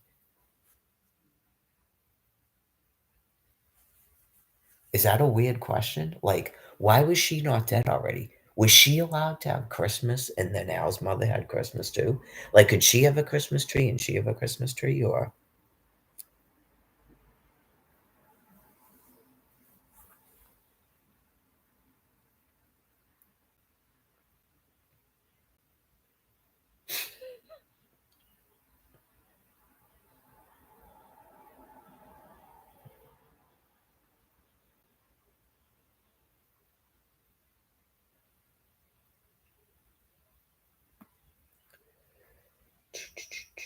like, say that um, a person just once that someone was deemed 100% disabled on a site, just repeatedly sectioned the person to a hospital and had mediation. See how that would have made sense? Okay. And say that people ever in a day agreed to get a dumpster and clean out the woman's house. Do you think she would have lost her house? Because it seems like a lot of fucking excuses were made up. like, yeah, because I don't want to get into them specifically for obvious reasons, but um, it seems a lot of excuses were made up because people were everybody had to be fucking in charge. Okay, well, I, I've never heard of such a thing. I know that Al's grandmother and her brother had an issue when the mother died, the great grandmother when she died, that he actually forced his own sister to pay him for half of the house. You go, you people are horrifyingly fucking sick. But I mean, I guess it does go on. He already owned his own house. Some people are sick. I think it goes beyond greed. So, anyways,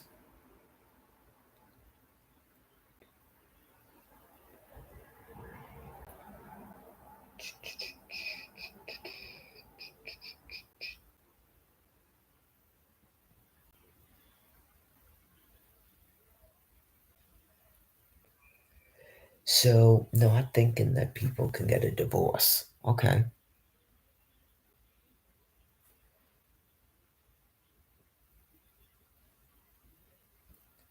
I would presume that people with thermonuclear weapons believe in divorce. So, yeah, I don't remember. I mean, maybe Donald Trump didn't think it would be socially acceptable when he got a divorce to just make a woman completely fucking destitute. Does it seem like it's because she worked that that didn't happen?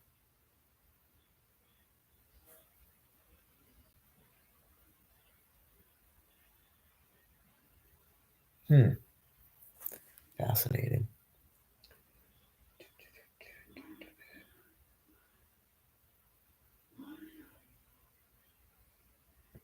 When I was forced out of my fucking house, right, and forced up to Massachusetts, could I work as a dental assistant in Massachusetts?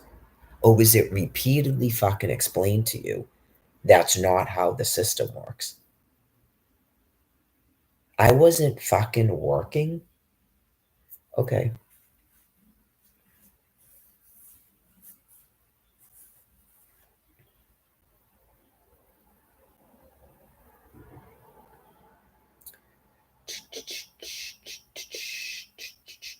What was I doing at Betty's condo? Was I just hanging out there for 10 months? Like, did I abandon my fucking children at that point? Because some deranged fucking animal that doesn't even know anything about me or my fucking children attempted to pretend to be my literal fucking kidnapped daughter. You left us in 2010 ish.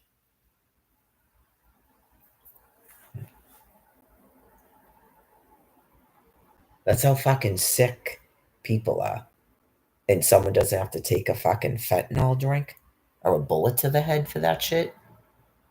Fucking break.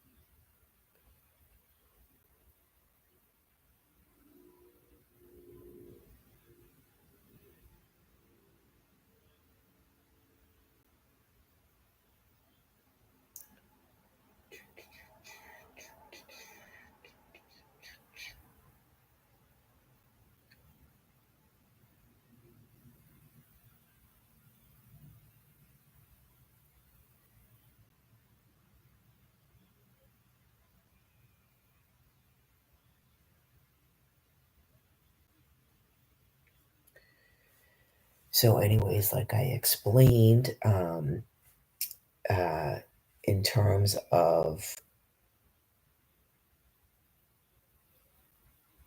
I don't think people really have to worry about this business about survival offspring anymore because God set it up so that most likely everyone on the land piece is going to pass away. We'll just call it dying, just like I said, and then it stops a bunch of problems that could happen when you start getting into it, right?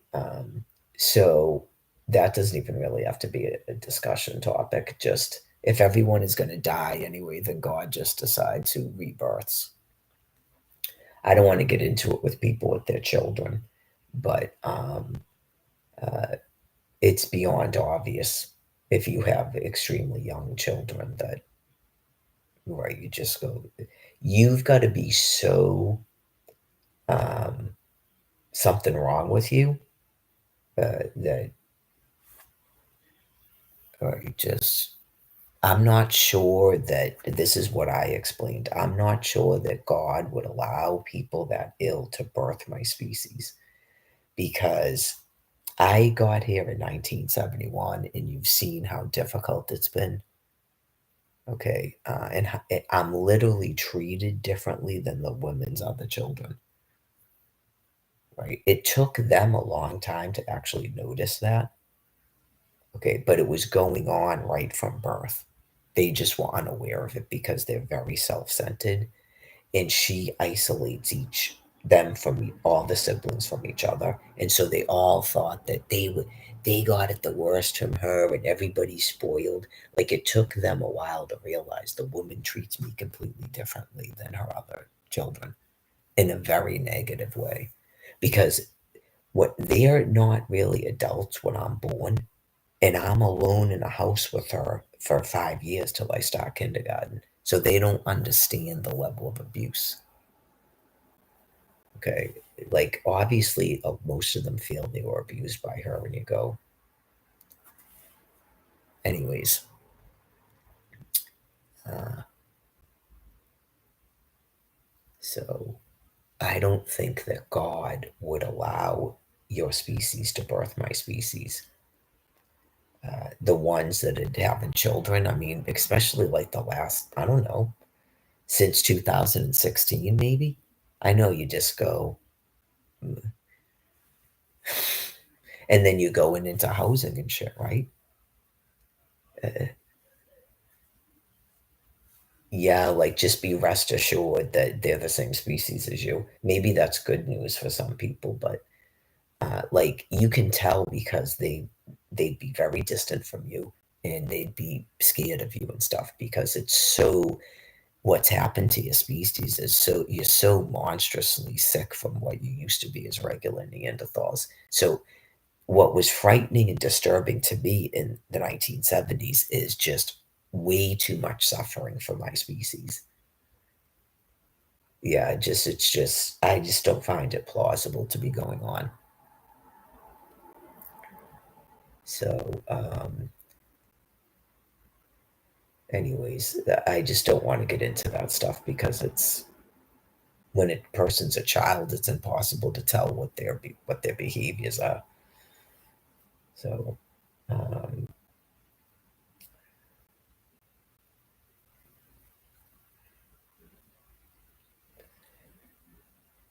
I went over that. Obviously, anybody involved in housing people, that's God telling you that you don't house me. That's why this has gone on this long. And it's like, once I explain something to you, why do you then still keep doing it? Okay, because it's disturbing to everybody. Like, everybody wants to phase into the Passover, and you can't keep trying to murder me to get rid of it. I know you go, you keep trying to murder me to get rid of it. You keep trying to shut off all my communications to get rid of it. It's not going to get rid of. Right? So, things that God will put to a stop because it's too disturbing to other people.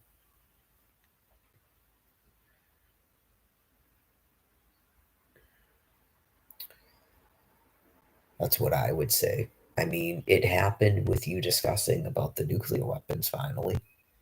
and how sick people are, which is going to continue. It's not you mentioned it one day and then you go back to your nonsense stories. Uh, a little bit of nonsense stories, but we've got to get this business wrapped up and get a transition back on track. So these little regressive things that you do, like I mentioned, God's gonna make that less and less and less and less and less and less and less and less and less. I explained it all like yesterday, right? There's a whole wave of people that have been being protected by elderly people in their social security checks. It's an aging population. Remember the baby boomers and all that? So um, this business about the housing has to be wrapped up. So this is another thing. Say you that ever something happened where people have been in houses and they haven't been paying a mortgage because for some reason someone didn't evict them. Okay. How long would you actually keep doing that before you at least realize that something's terribly wrong? Because these people will absolutely refuse to give me housing.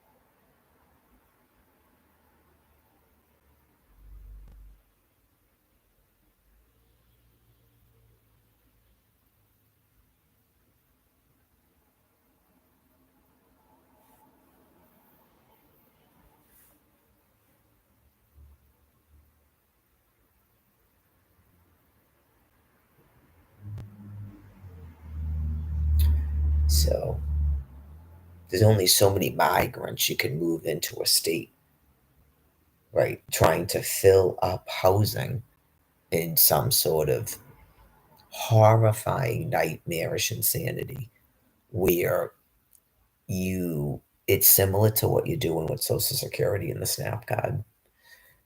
There's only so much time and stuff that you could be doing that where even the migrants themselves will refuse to go into the housing, right? Just she's still not in housing. Something is terribly, awfully wrong.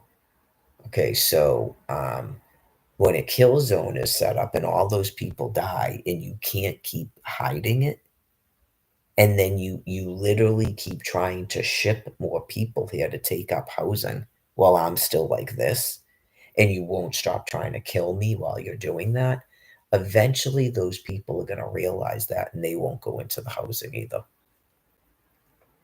Right? They'll go, where's Mary though? Where's that woman from the internet with the 2 5 star? What is her address? Where is she living? Where did you house her? I'm not taking your fucking apartment. Not a chance in fuck am I doing that.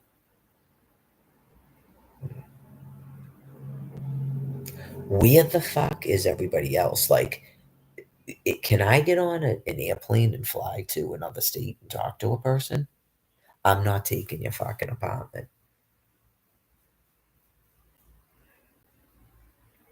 You brought someone to Massachusetts from fucking Tampa, Florida, and put them right in an apartment in Quincy. Eventually, people go, yeah, like, what the fuck is this?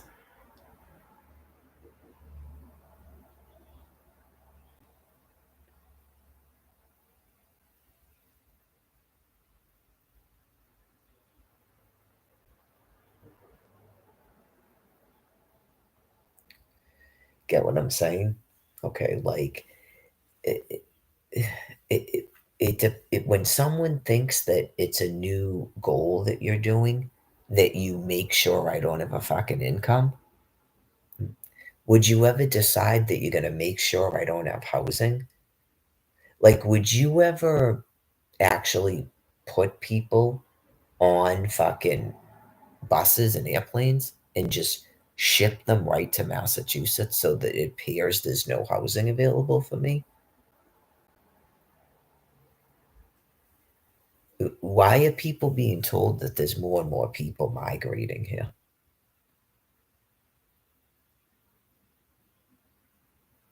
It's not really a topic other than people finally getting you folks to take your fentanyl drinks. That's all.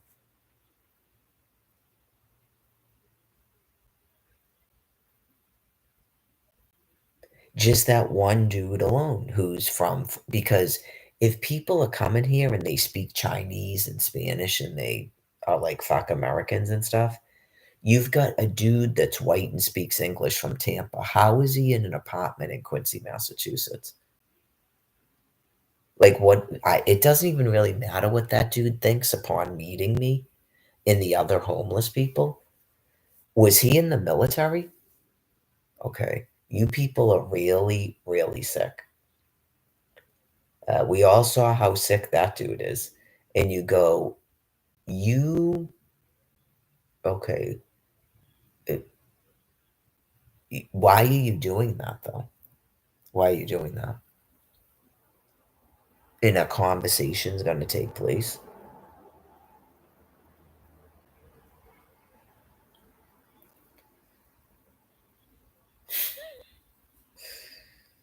Just,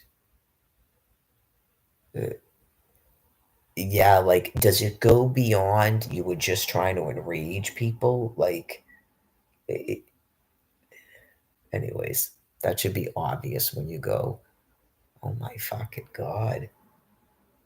Yeah, it's sad when people have profound mental illness.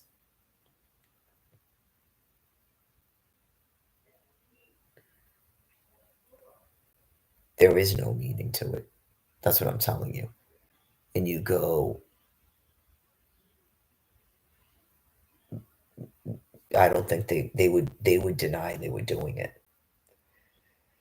When you're mentally insane like that, what else would you tell people? They would deny they're doing it. You go,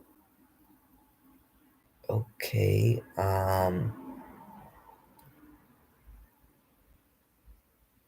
why are you sending them here? Like, what happens in your reality if this woman is in housing away from these people? What happens in your reality? Does this have anything to do with flipping out about her having a boyfriend and then outlawing Florida alimony? What's what's going on in the remaining brain matter? Someone might want to ask that dude that was at Social Security what he thought he was doing.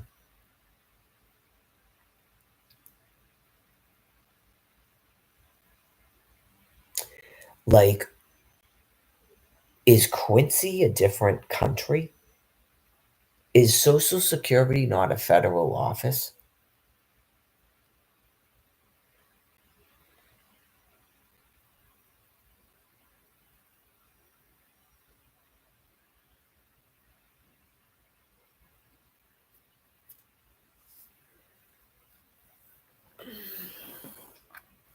It's just like New Mexico. They're mentally insane. You just go. I know it's like I'm not the government at the DTA office. Is Social Security like are people dumb? Okay, are people dumb or like I don't know how else I would explain to you people that you're mentally insane. I know you just other than trying to find out what you're possibly thinking in your head. Well, I don't know if I can accept that here if it came from Quincy. It's Social Security. Like when I went to Albuquerque, right, and discussed with the woman working at Social Security in Albuquerque in 2019, she didn't go, I don't have any answers for you because you applied for Social Security in Quincy, and this is Albuquerque, New Mexico. She didn't say that.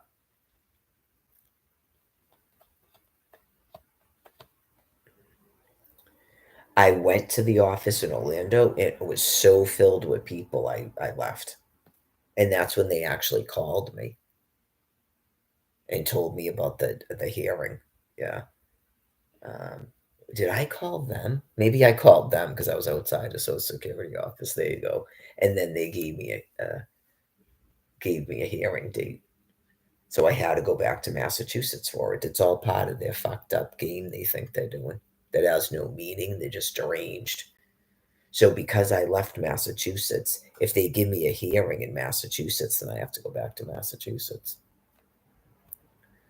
So, anyways, people wanted to know why I'm not in fucking Florida. I was explaining it a million times. How would I go to Florida with no fucking income? And they wouldn't let me into a fucking shelter. And then I was told by the fucking cops I can't sleep in a well lit area. I'm supposed to go to a fucking dark place to get raped and murdered. Just live outside in the fucking dark. So, anyways,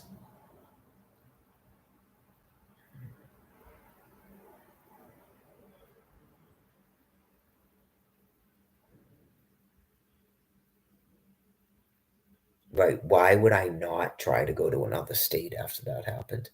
Of course I tried to fucking leave here in 2019. That's the first thing you would fucking do when you have about $800 in your fucking pocket is get the fuck out of here.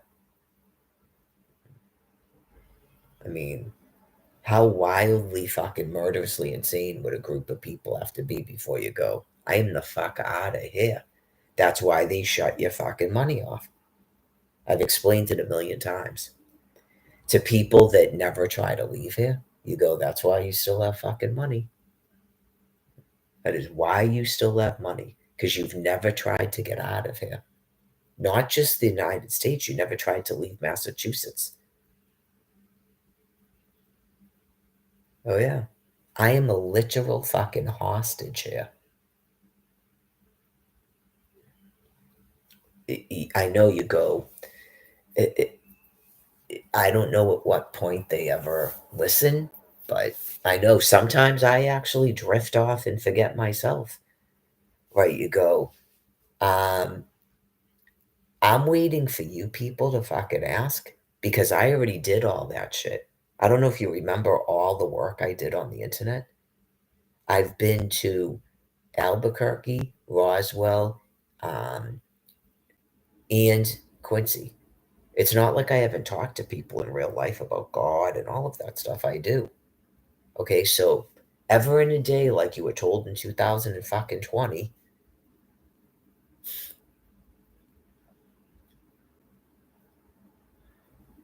why are you keeping me a fucking hostage here? Why are you doing that? I think for me personally, it's way past how am I keeping you a hostage or what do you oh, you're a hostage? Like I'm fucking insane. Why are you keeping me a hostage here?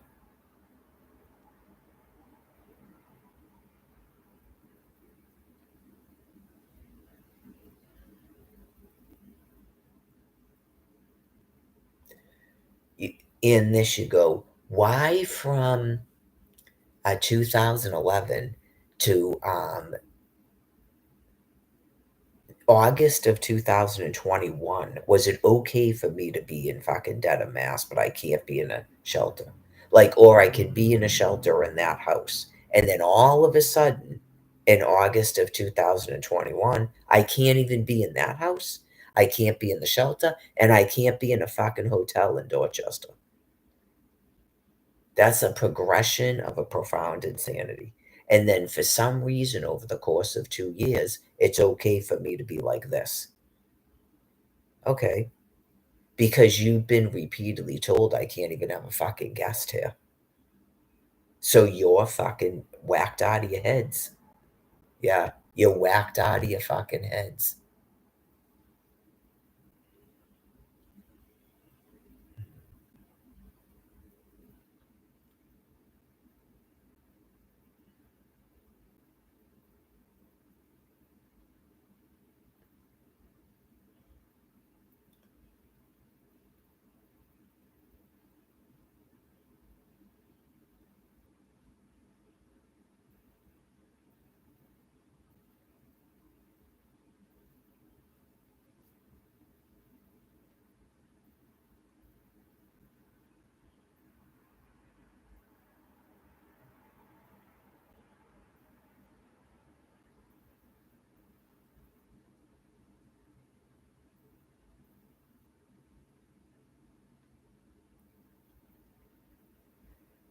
So I would say, like I said, that something happened where I literally think that a person or right, thought that he could actually concoct a way to fucking rape me if he could just get me the fuck out of that house.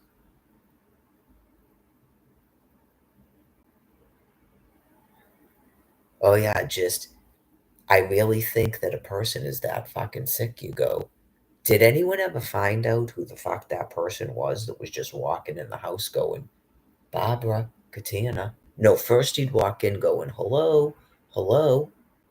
And then when he heard Jared's voice, oh, Barbara Katina, oh, this is about an eviction.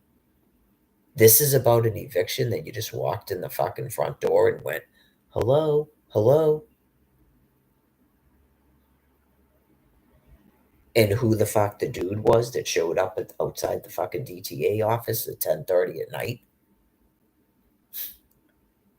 That's not the same fucking person. Is that a constable from Weymouth? Why would a dude just show up at a fucking DTA office at 10:30 at night asking me if I was working or looking for work?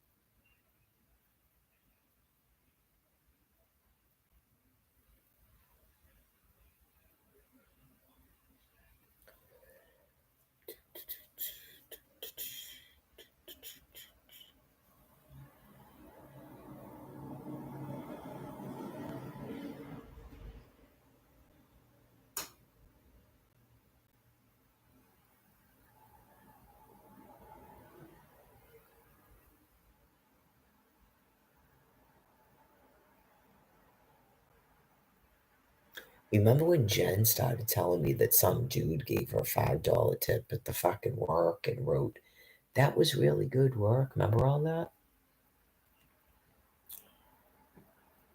Brian dude started telling me fucked up shit like that too. You go, what is it with you fucking people?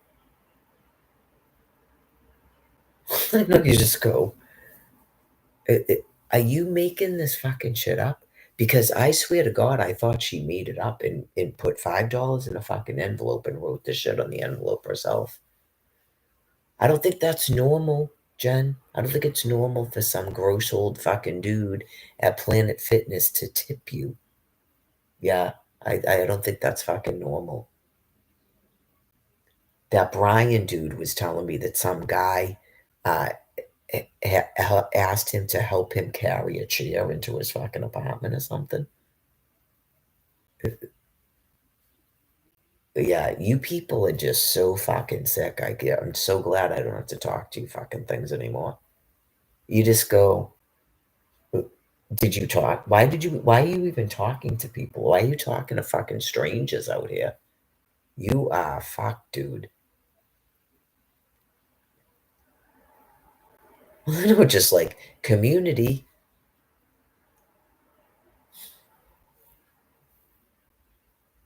Oh yeah. I think that he literally thinks he's doing like community fucking work or something in between. Like his brain is all fucked up, all the different shit he's doing. He tried to tell me some story about some woman came out of the DGA office and she was crying because they wouldn't give her EBT SNAP foods and something, something. And then some dude came and just bought her a whole bunch of food or something. I go, she's probably a fucking con artist. She's probably lying. Oh, no, no. Did it? What do you mean, no, no? Were you in a fucking office with her when she applied? Dude, get the fuck away from me. Yeah, you go, "Are you, like, community? Are you trying to teach me to do good fucking works?"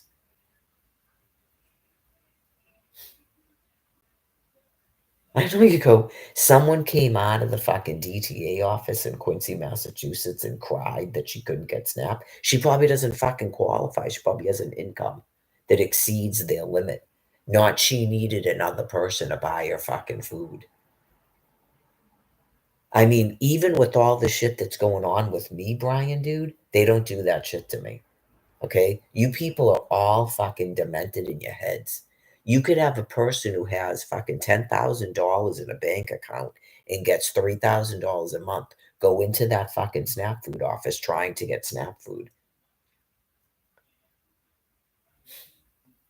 It's called the fucking wacko. No one should be buying our fucking food. It's called the fucking food pantry, just like I go to, a shelter like I go to, and you go in and you when you qualify for the shit, they fucking give it to you. Of all the shit that's gone on with me, I know all about fucking housing and I know all about Social Security, but SNAP food? That's why they make up this bullshit about fucking renewals. Oh, yeah, because I would say it right to this fucking cunt's face if I was there, if the story's even true. "You're fucking lying? You're 100% fucking lying."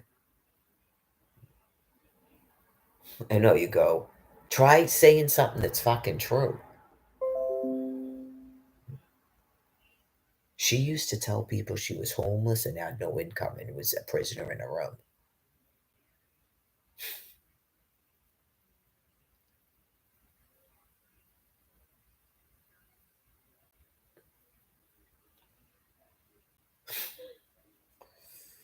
I know, try saying something that's fucking true. Like, you've applied for housing at least 2 to 3 times, they won't fucking give it to you. You've applied for Social Security twice, they won't fucking give it to you. You're supposed to be able to be in your house with your fucking children living on permanent alimony. Say something that's fucking true.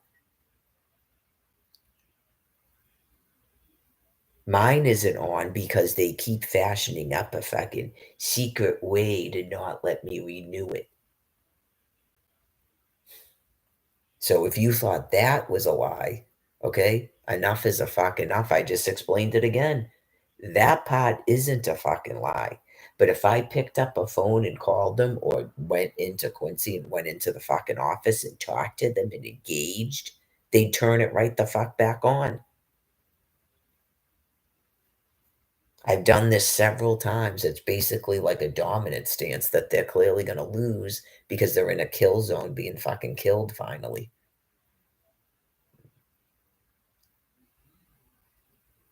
And I have a food pantry, not I would go out and cry to a fucking obviously appearing to be street homeless dude that's fucking dirty and nasty, and then are you the person that bought her food? Because how would you even know that happened?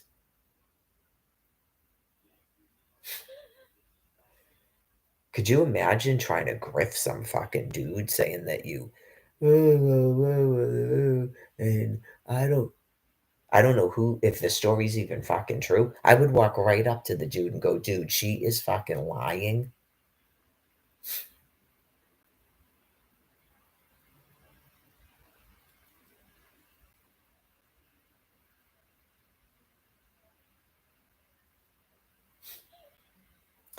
I felt bad for her, this, that, and the other. Never would I ever feel bad for anybody in fucking Quincy Center. Right? Just I've never gone around Quincy Center just handing out cash money, by the way. There's certain people where you go, "You're still gonna ask me for fucking money?" And then the person ended up fucking dead finally.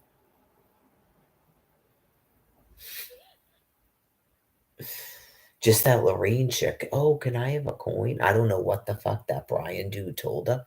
The 2 of them were probably talking about me like I was a fucking retard based on all of a sudden the way she was talking to me after hanging around with him. And then he's going to Fields Corner with Paul to sell SNAP food units and shit.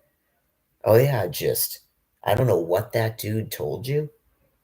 Hopefully, you're dead in a fucking grave, but I don't know what the fuck he told her. I know that she would even be talking to me like that. What leads you to believe that I have a fucking penny in my pocket? Get it? I do. What led you to believe I had any fucking money?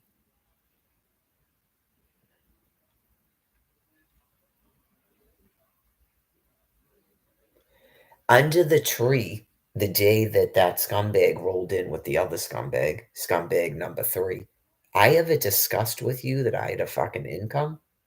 Because what other fucking conversation did we have? Oh, yeah. So when you people were drinking drinks together and eating food together and whatever the fuck, when did you start talking about if I had an income or not?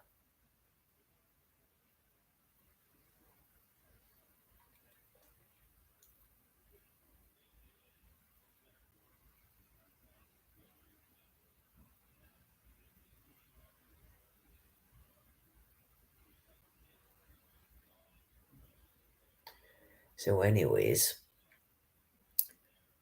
that could be some of the skin conditions and shit because these people are sleeping outside in fucking radioactive fallout, and I'm sure most people don't fucking care. They probably already didn't care already, but then especially after their interactions with me.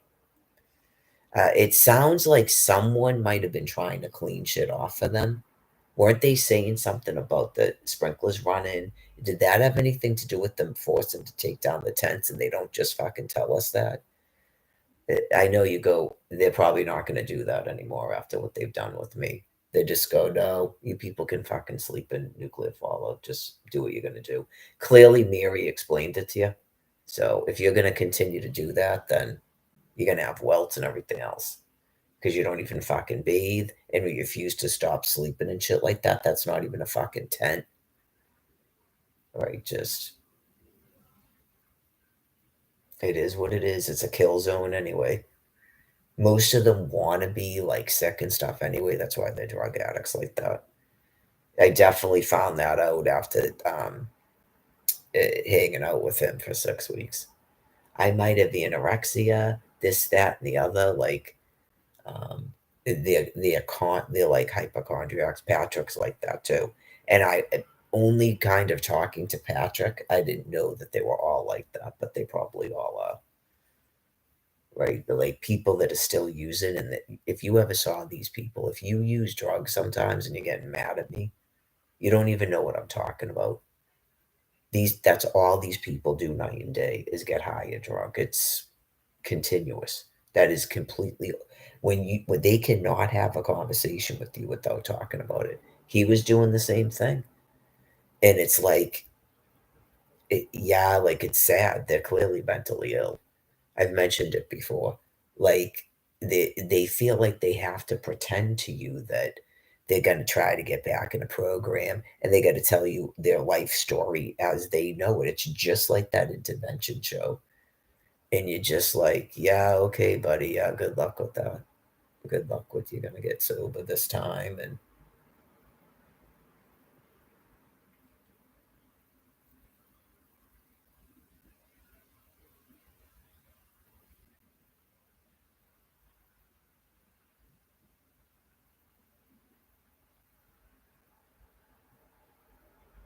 probably if people like that ever had a family, and the family at this point probably just goes, okay, yeah, no, that sounds good. Okay, yeah, I'll talk to you next week. They're never gonna let them live in their home again with them, but they might go, okay, yeah, and they'll talk to them on the phone, right? And it's just that's all you can say to people like that. Yeah, just say they either don't talk to them anymore, or they just say that. Like, so if you're one of those people and that's how your family talks to you, they just expect you to die. Just every time you contact them and say that, they just expect you to die.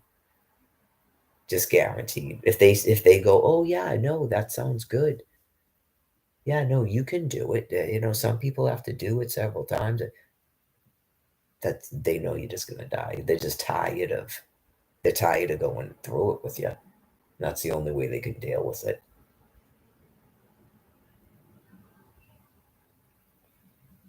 It's different when it's your family, and obviously, if they had families, they knew them before they were that sick, right? I'm just meeting them when they're like that, so um, yeah, you just go, okay, I've known you now since 2019. I don't think you're ever going to stop using, so there's not really a reason for us to ever talk again. I'm completely sober and I've never been a drug user, so it's impossible to have a friendship with people that are sick like that. That's all they talk about is using in their fucking personal problems. So they're not fun people to hang out with.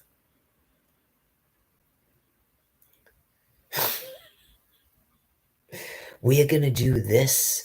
We are gonna go to, yeah, all I was doing is waiting for a stay away order to go away. That's what I'm talking about. I have money and I'm waiting for a stay away order to go away so I can go places with the person who tells me he doesn't walk anywhere. He takes trains and buses. Okay.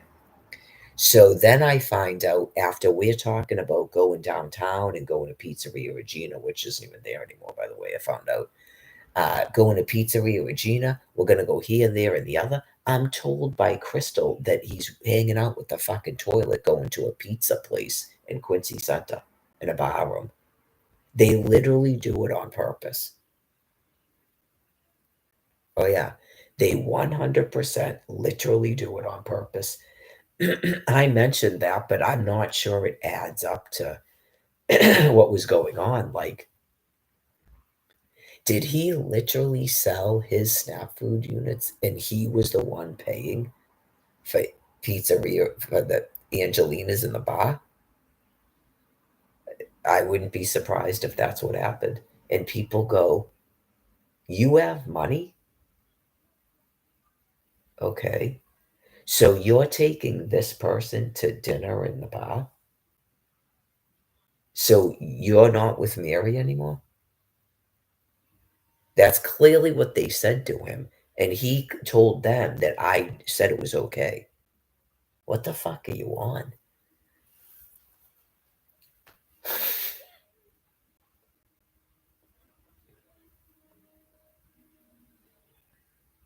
You're never gonna see. That's why they wouldn't fucking talk to her when he asked for a lighter. Oh yeah. The two of them were just like,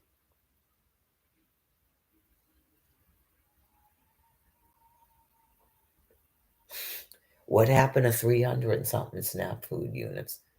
Did you sell your SNAP food units and go partying with Lorraine? Probably. I can't care. It's just like kind of like running at the mouth at this point. But oh god, ready on the right, ready on the left. There's nothing positive. I got nothing positive to say about any of those fucking people this go around. Nothing.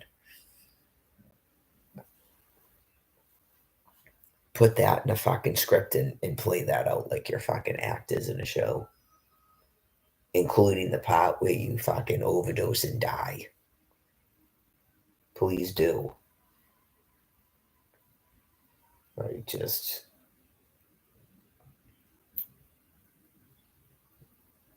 that would actually put a smile on my face because I remember when I went out there this past time and they go, "Oh, Mary died." And I go, "Good."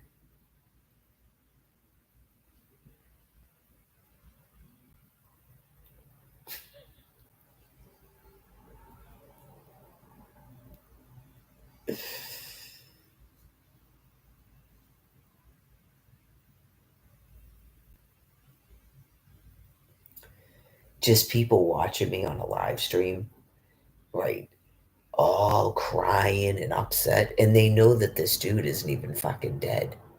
And they know they're the people that told me he died. Oh yeah, you just go, so and so died. Good.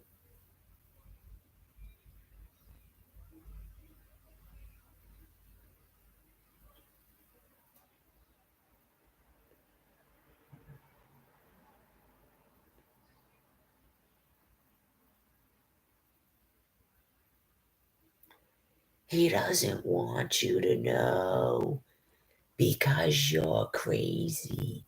You're nuts.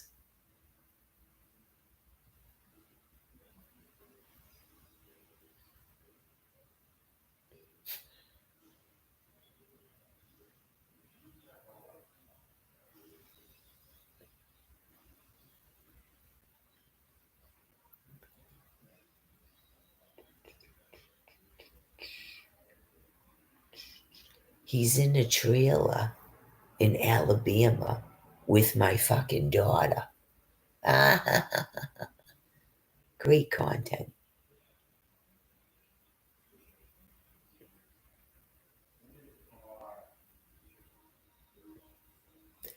Supposedly that shit is viewable on YouTube. I know you go, what the fuck is this? I have no idea on my phone.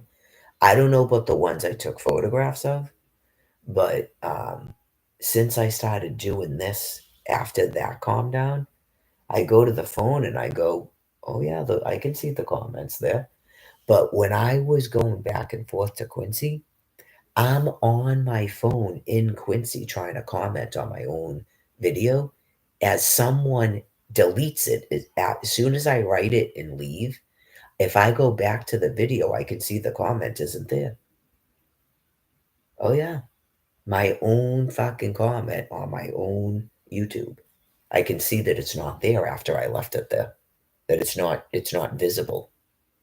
I think they were deleting it. I don't know if I came back and checked on the laptop to see if it was still there, but no one else could see it. And one of the things was July at Ongla. That was one of the things I remember typing it. And then it kept doing it, and I kept retyping it, and it kept fucking deleting it. Right then and there. And I'm going, oh my fucking God, like, when is this fucking insanity gonna end? When is this fucking madness gonna end? Why is a dude in Quincy screaming like that, laying on the ground?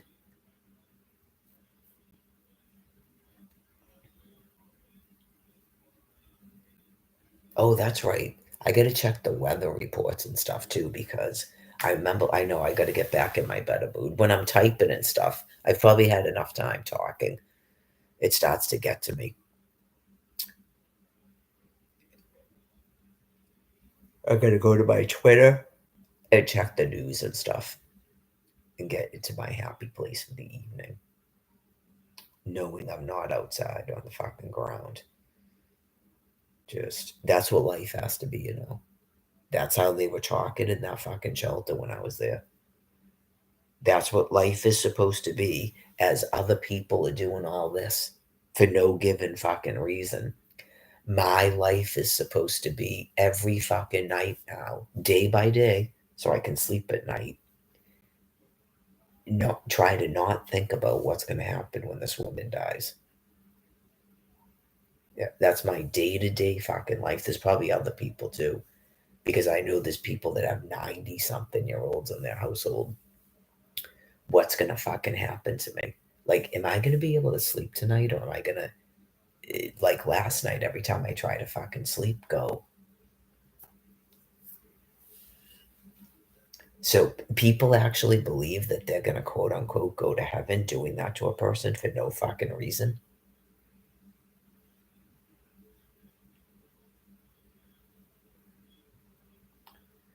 That's what I said. Sometimes, like, you can get caught up in the world fucking delusion real quick, and then you go, really, Mary? An exact given fucking prophecy? Why do you have a fucking 2 5 star in your hand? I know you just go, it's just the mind can't comprehend people that fucking insane. So, feeling bad about people getting lung cancer and dying,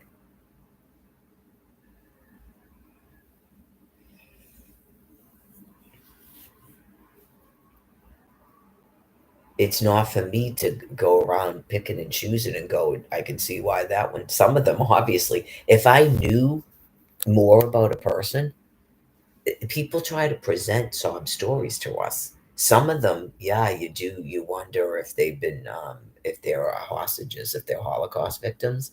And then you go, I can see why God would do it.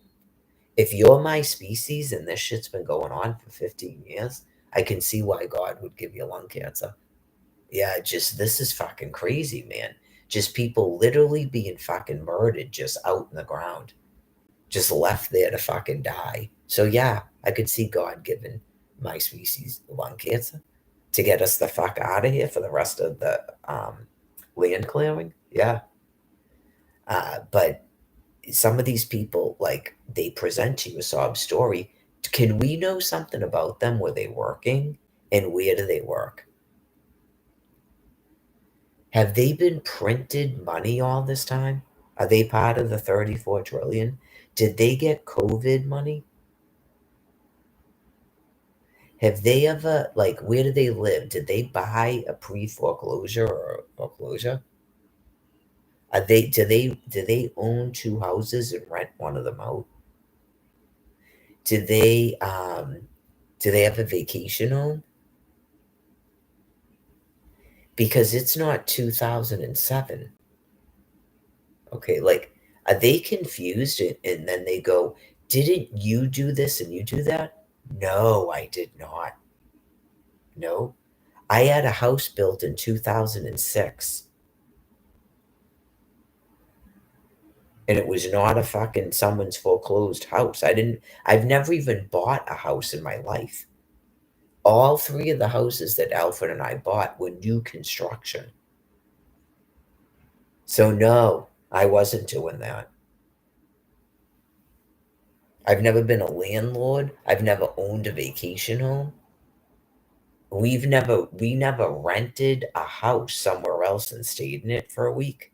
No, in case you didn't know that about my life. We didn't even go out to restaurants. I don't like restaurants. I feel uncomfortable about restaurants. On a cruise, you get served at a dinner table, but otherwise, you order pizza and go pick it up, or Chinese food and go pick it up. We didn't even eat inside fucking Burger King. You go through a drive-through. I didn't have someone else doing my laundry. I don't have my laundry pressed by another fucking individual. I didn't have a maid. I didn't even have a pool guy or a landscaper. Look, you just go, uh, for real. I don't do, I shouldn't say never. I don't do manicures and pedicures. I had a pedicure done once because I was going on a cruise, and then I did it once on a cruise. Never had a manicure in my fucking life. You just go, hell the fuck no. I don't know what the fuck you thought I was doing, that somehow you're doing what I do.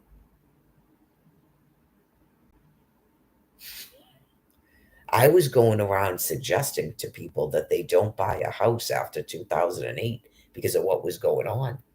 I know, you just go, you are way off. Way, way, way off. I was buying clothes at this place called Plato's for my children. It's a used clothing store. That was before 2011.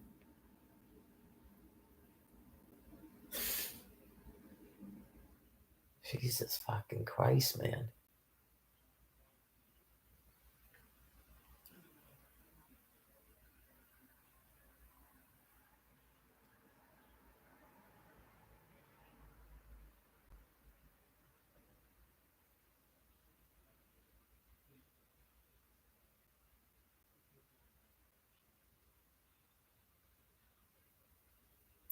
I had to leave the dental office that I was working at because the man never fucking paid me. I think I mentioned when I first started working there, It was after I was hired and working there that I found out that they went through 3 dental assistants in 6 months. Like, those people themselves were already fucked. How did you burn through 3 dental assistants in 6 months? Did you folks not know that the guy was hiring people, hitting on them, and then not fucking paying them until they quit? Were you not aware that was going on? Maybe you didn't know that was going on. Not I just decided to quit working at the dental office. I was working 7 days a fucking week. When am I gonna take care of my fucking children? I'm supposed to be collecting $40,000 a year in fucking permanent alimony. I know, just believe me, you're fucking damned spiritually. There's other species to transition into. I couldn't have done any other thing to try to get a person to fucking divorce me. So whatever it is that you folks conjured up in your fucking heads, you made it up in your heads.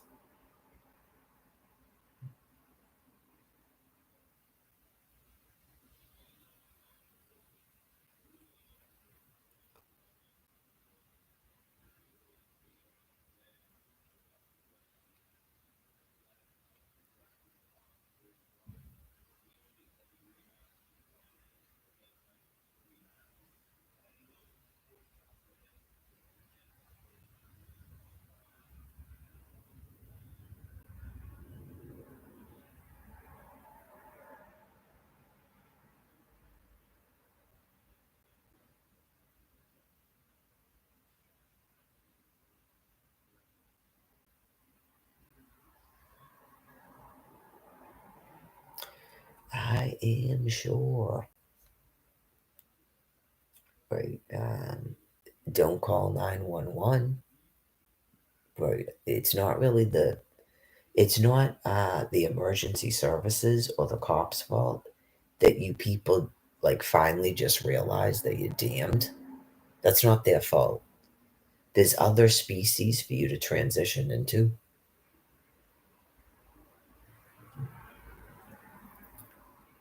So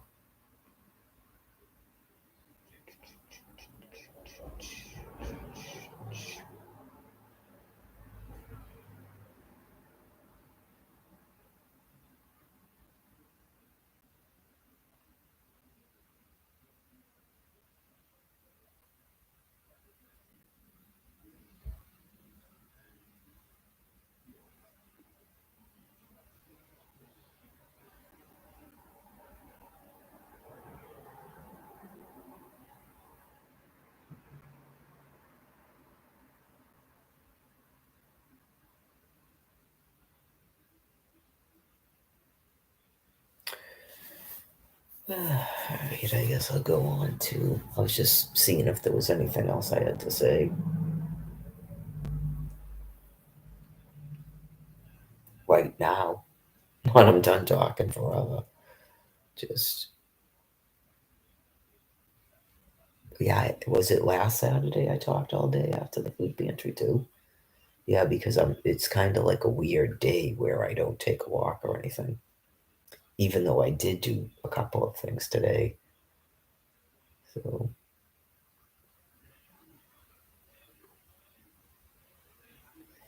yeah, because it stops my morning routine faster that I have to go there. So yeah, it's probably makes the day seem longer. Whereas I'm like, I just want to keep talking when I have to take my walk. I don't have that issue on Saturdays. So that's probably why. I remember it was like a wicked long time last Saturday too.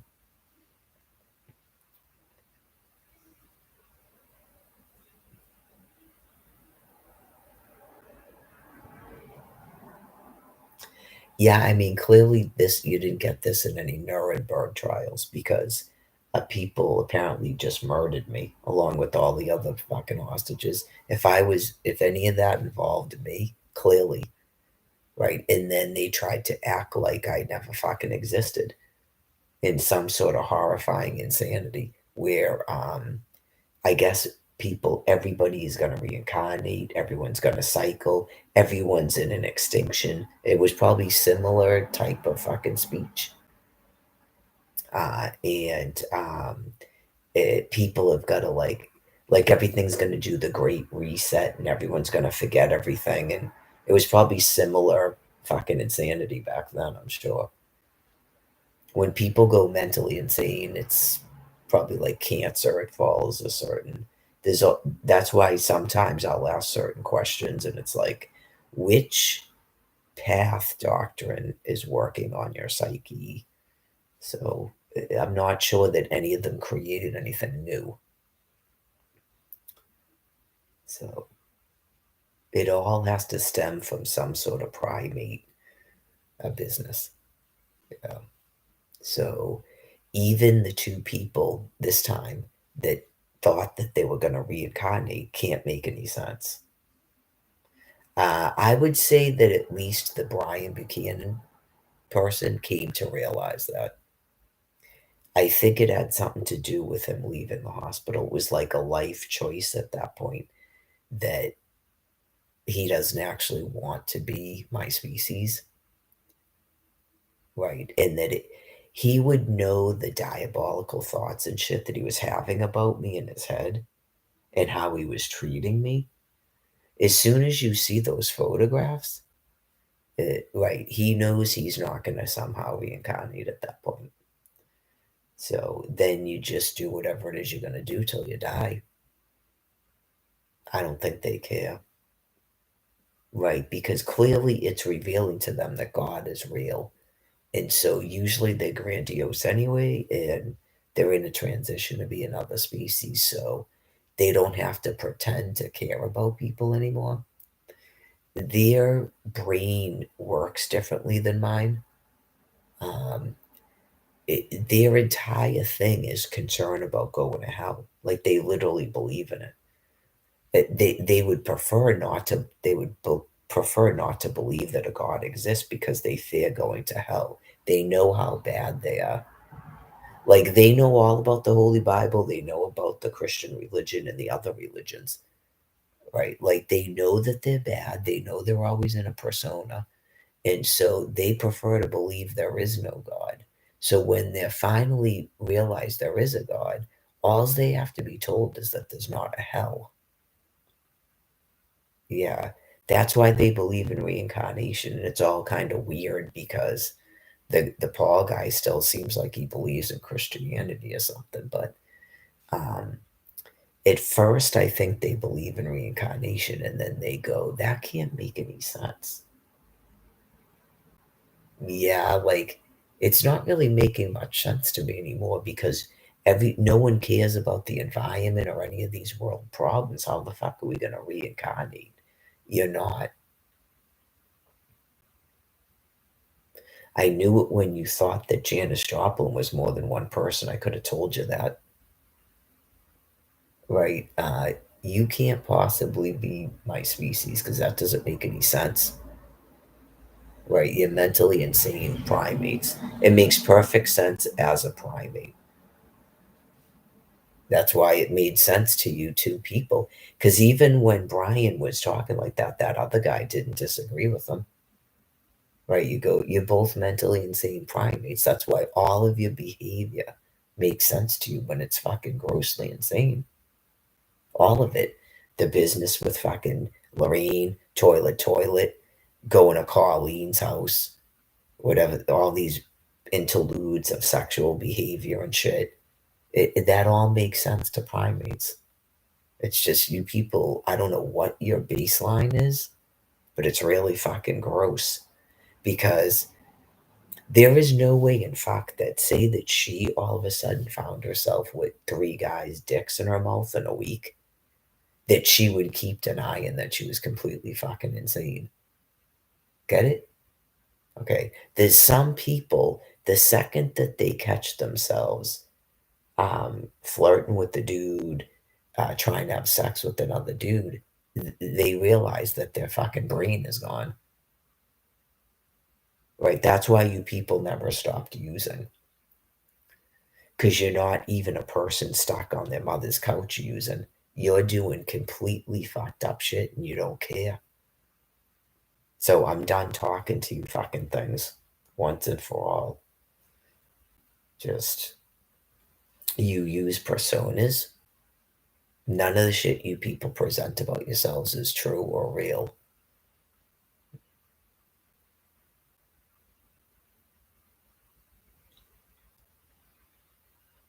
Hopefully that makes sense. Especially people, you're definitely not my species, man. Just the things that caused me to stop drinking, and then I see the stuff that you people are doing, and you go, I guess we're supposed to call you people. I really don't think you're people anymore. I don't know. That's what I'm saying. I don't know what your baseline was, but you know his baseline is just he's 13 years old screwing a 14-year-old, and they're a couple for 10 years or 14 years. You know his baseline is just disgusting. I know you just the things he was telling me about the thoughts in his head and stuff. You go, yeah, I don't think that's from drug use.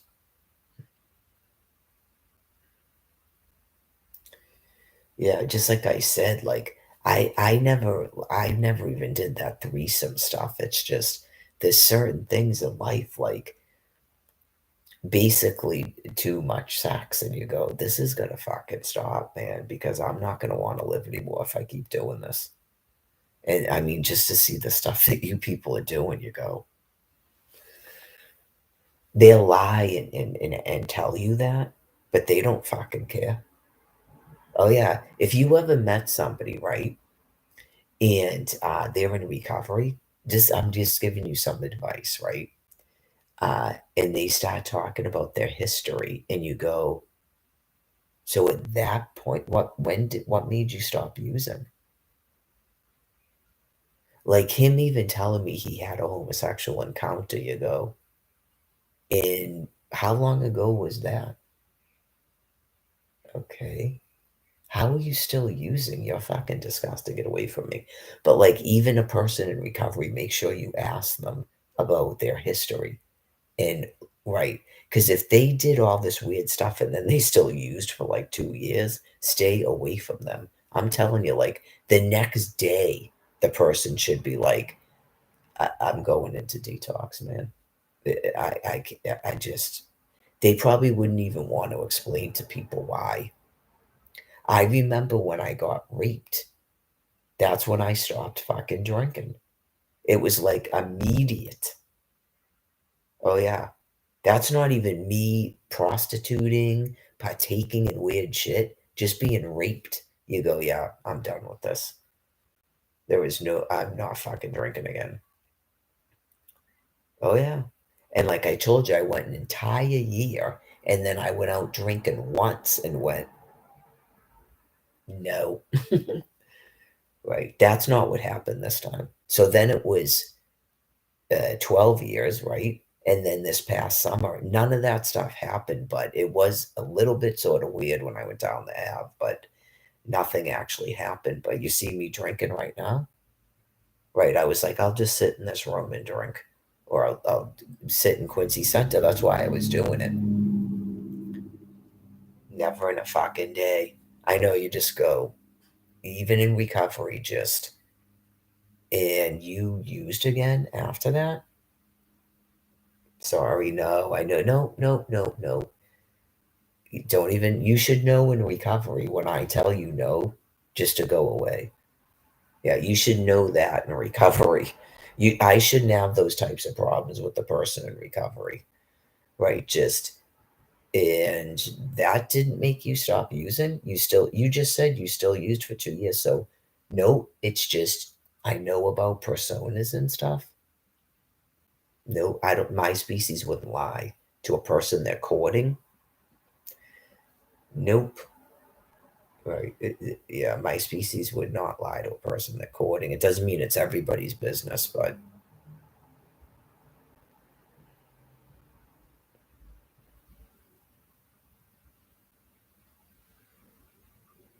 probably have a lot of people that go into a detox center. I'm sure they admit it to somebody. And they just go, whatever it is thing that they did, everybody's, I'm sure. But I mean, you go, you were camping in the woods for 6 months with a dude and a chick. Yeah, never talk to me. No, you just go, that is, no, that's, have fun with that. It's called a persona. Yeah, even people in recovery, you just go, you were doing that for 6 months.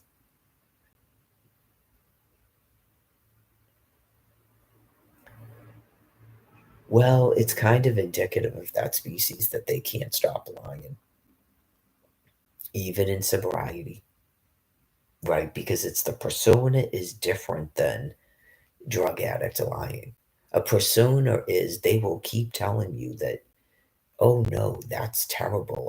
Like I don't believe in that lifestyle. I was doing it because I was using. No, that's not why you were doing it. Just helping you out. That's not why you were doing it.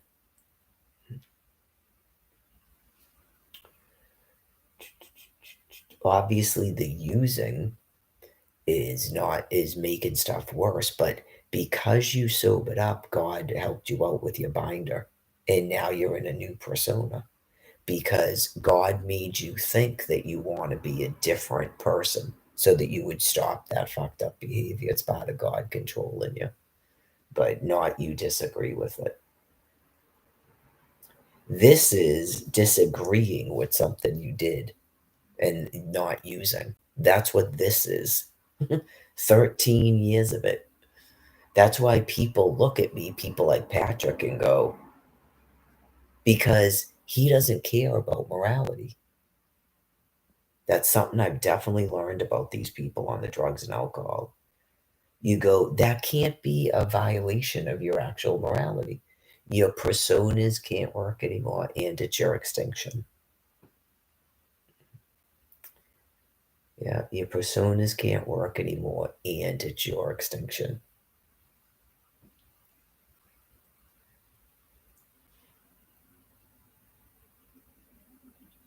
Fear is not a desire to be my species.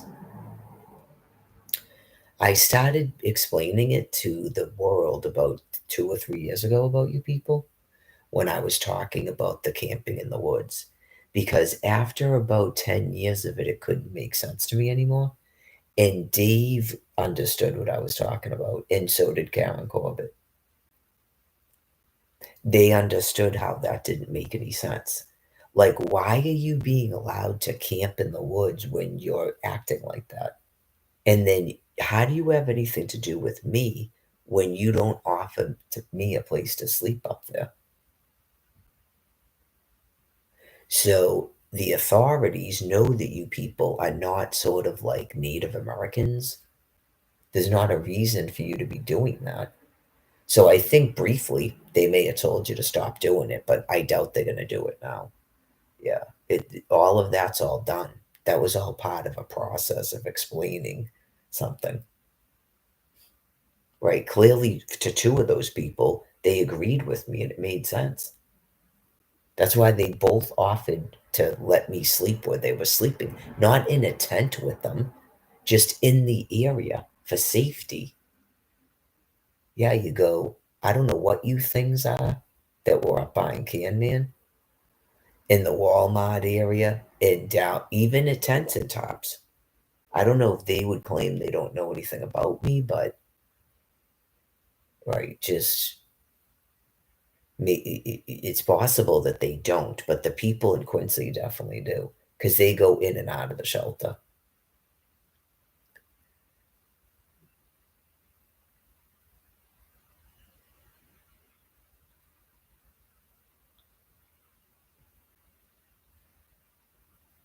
I explained it. Patrick was taken behind Can Man because he gives out dick and he uses drugs. I only know what Can Man is from Jerry fucking telling me. I've never been back there. That's why I go, okay, so Kat and Vanessa were living out in the woods. Were they living behind Can Man? Where were they living?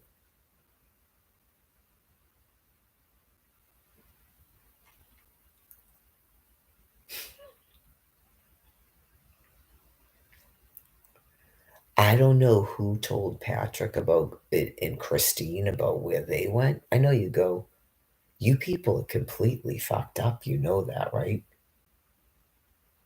You got nothing to do with my species. They literally will only associate with people that use and screw.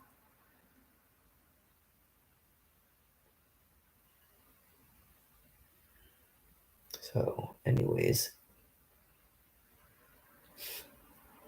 maybe that's their trust family, like they're in a gang or something. Who the fuck knows? Who cares? Those people fucking disgust me, not I'm hurt by them. I think what angers me too is the fact that other people actually forced me to be around those fucking things. Like, even that Luquette thing is still trying to conjure up an excuse for all this. Are you here or are you just visiting? What the fuck?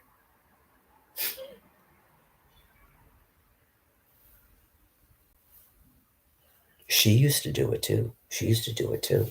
Oh, you're doing important stuff out there. I'm not doing anything the fuck out there. Wasting fucking time out there. But I guess in a sense, initiating the nuclear non-proliferation agreement. There's no any fucking. I didn't think I was on a mission, but I'm just saying there's no fucking missionary work to be done. Believe me, 12 and a half years, flush these people down a fucking toilet and call it a day. The ones in Quincy. I can't say anything about the people at Tents and Tops. I don't want to, yeah. I'm talking about the people in Quincy that have met me 12 and a half fucking years. Back and forth between a fucking tent, a shelter, and a lot of them went to rooms. One of them that I met at the shelter was originally out in the fucking woods with a dude and a chick. And then she decided to work for Work Express and got put in an apartment in Faxter Park and was paying fucking $30 a month in rent. Okay, really, just flush these people down a fucking toilet and call it a day. For real. You literally talked to me in a fucking shelter. You had a bed under me.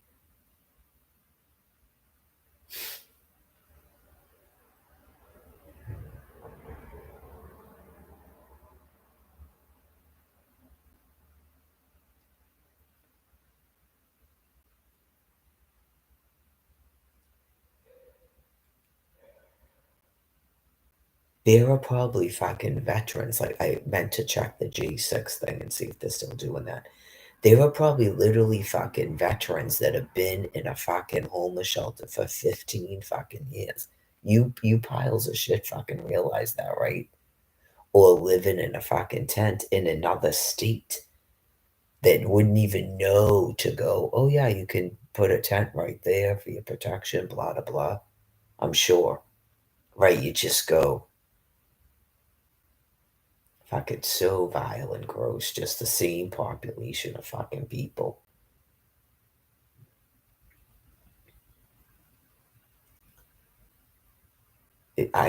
Jen realized it too about herself because she was telling me about it. So after 8 weeks in the ground, and you go, uh, uh, seriously? A lot of them probably have that were put in a house or something probably had their fucking boyfriend living with them. Not they checked it because Sandra told me. That's how I knew, you piles of fucking shit. Were they still telling people that they left me on the ground like that because they can't have overnight guests? Sandra told me they have to give you 24 hours notice to check your room. She told me.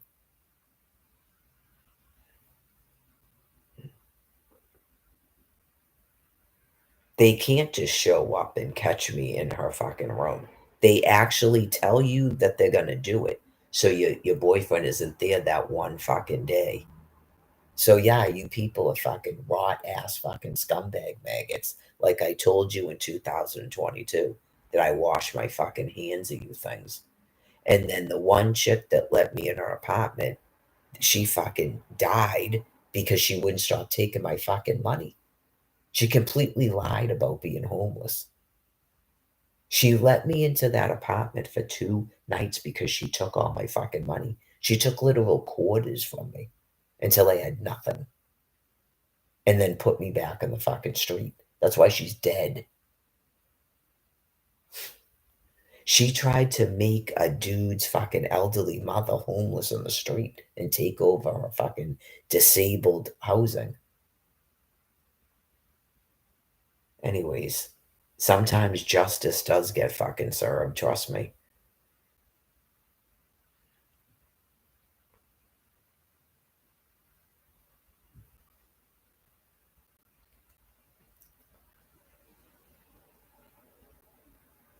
And then Sandra and Patrick Pat tried to fucking rape me.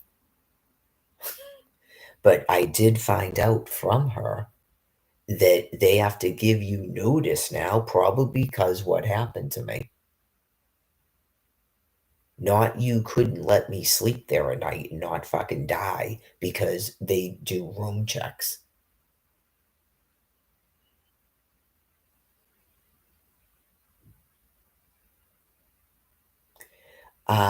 The chick that Sandra was living with had her boyfriend living with her. Oh yeah, you just go, all gonna fucking die. Clearly, Angelo and his wife were living in the same house with Pat, and Carol and her boyfriend were living in the same house.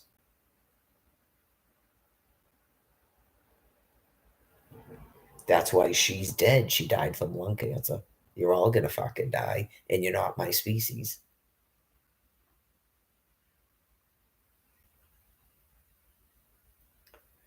So I'm sure.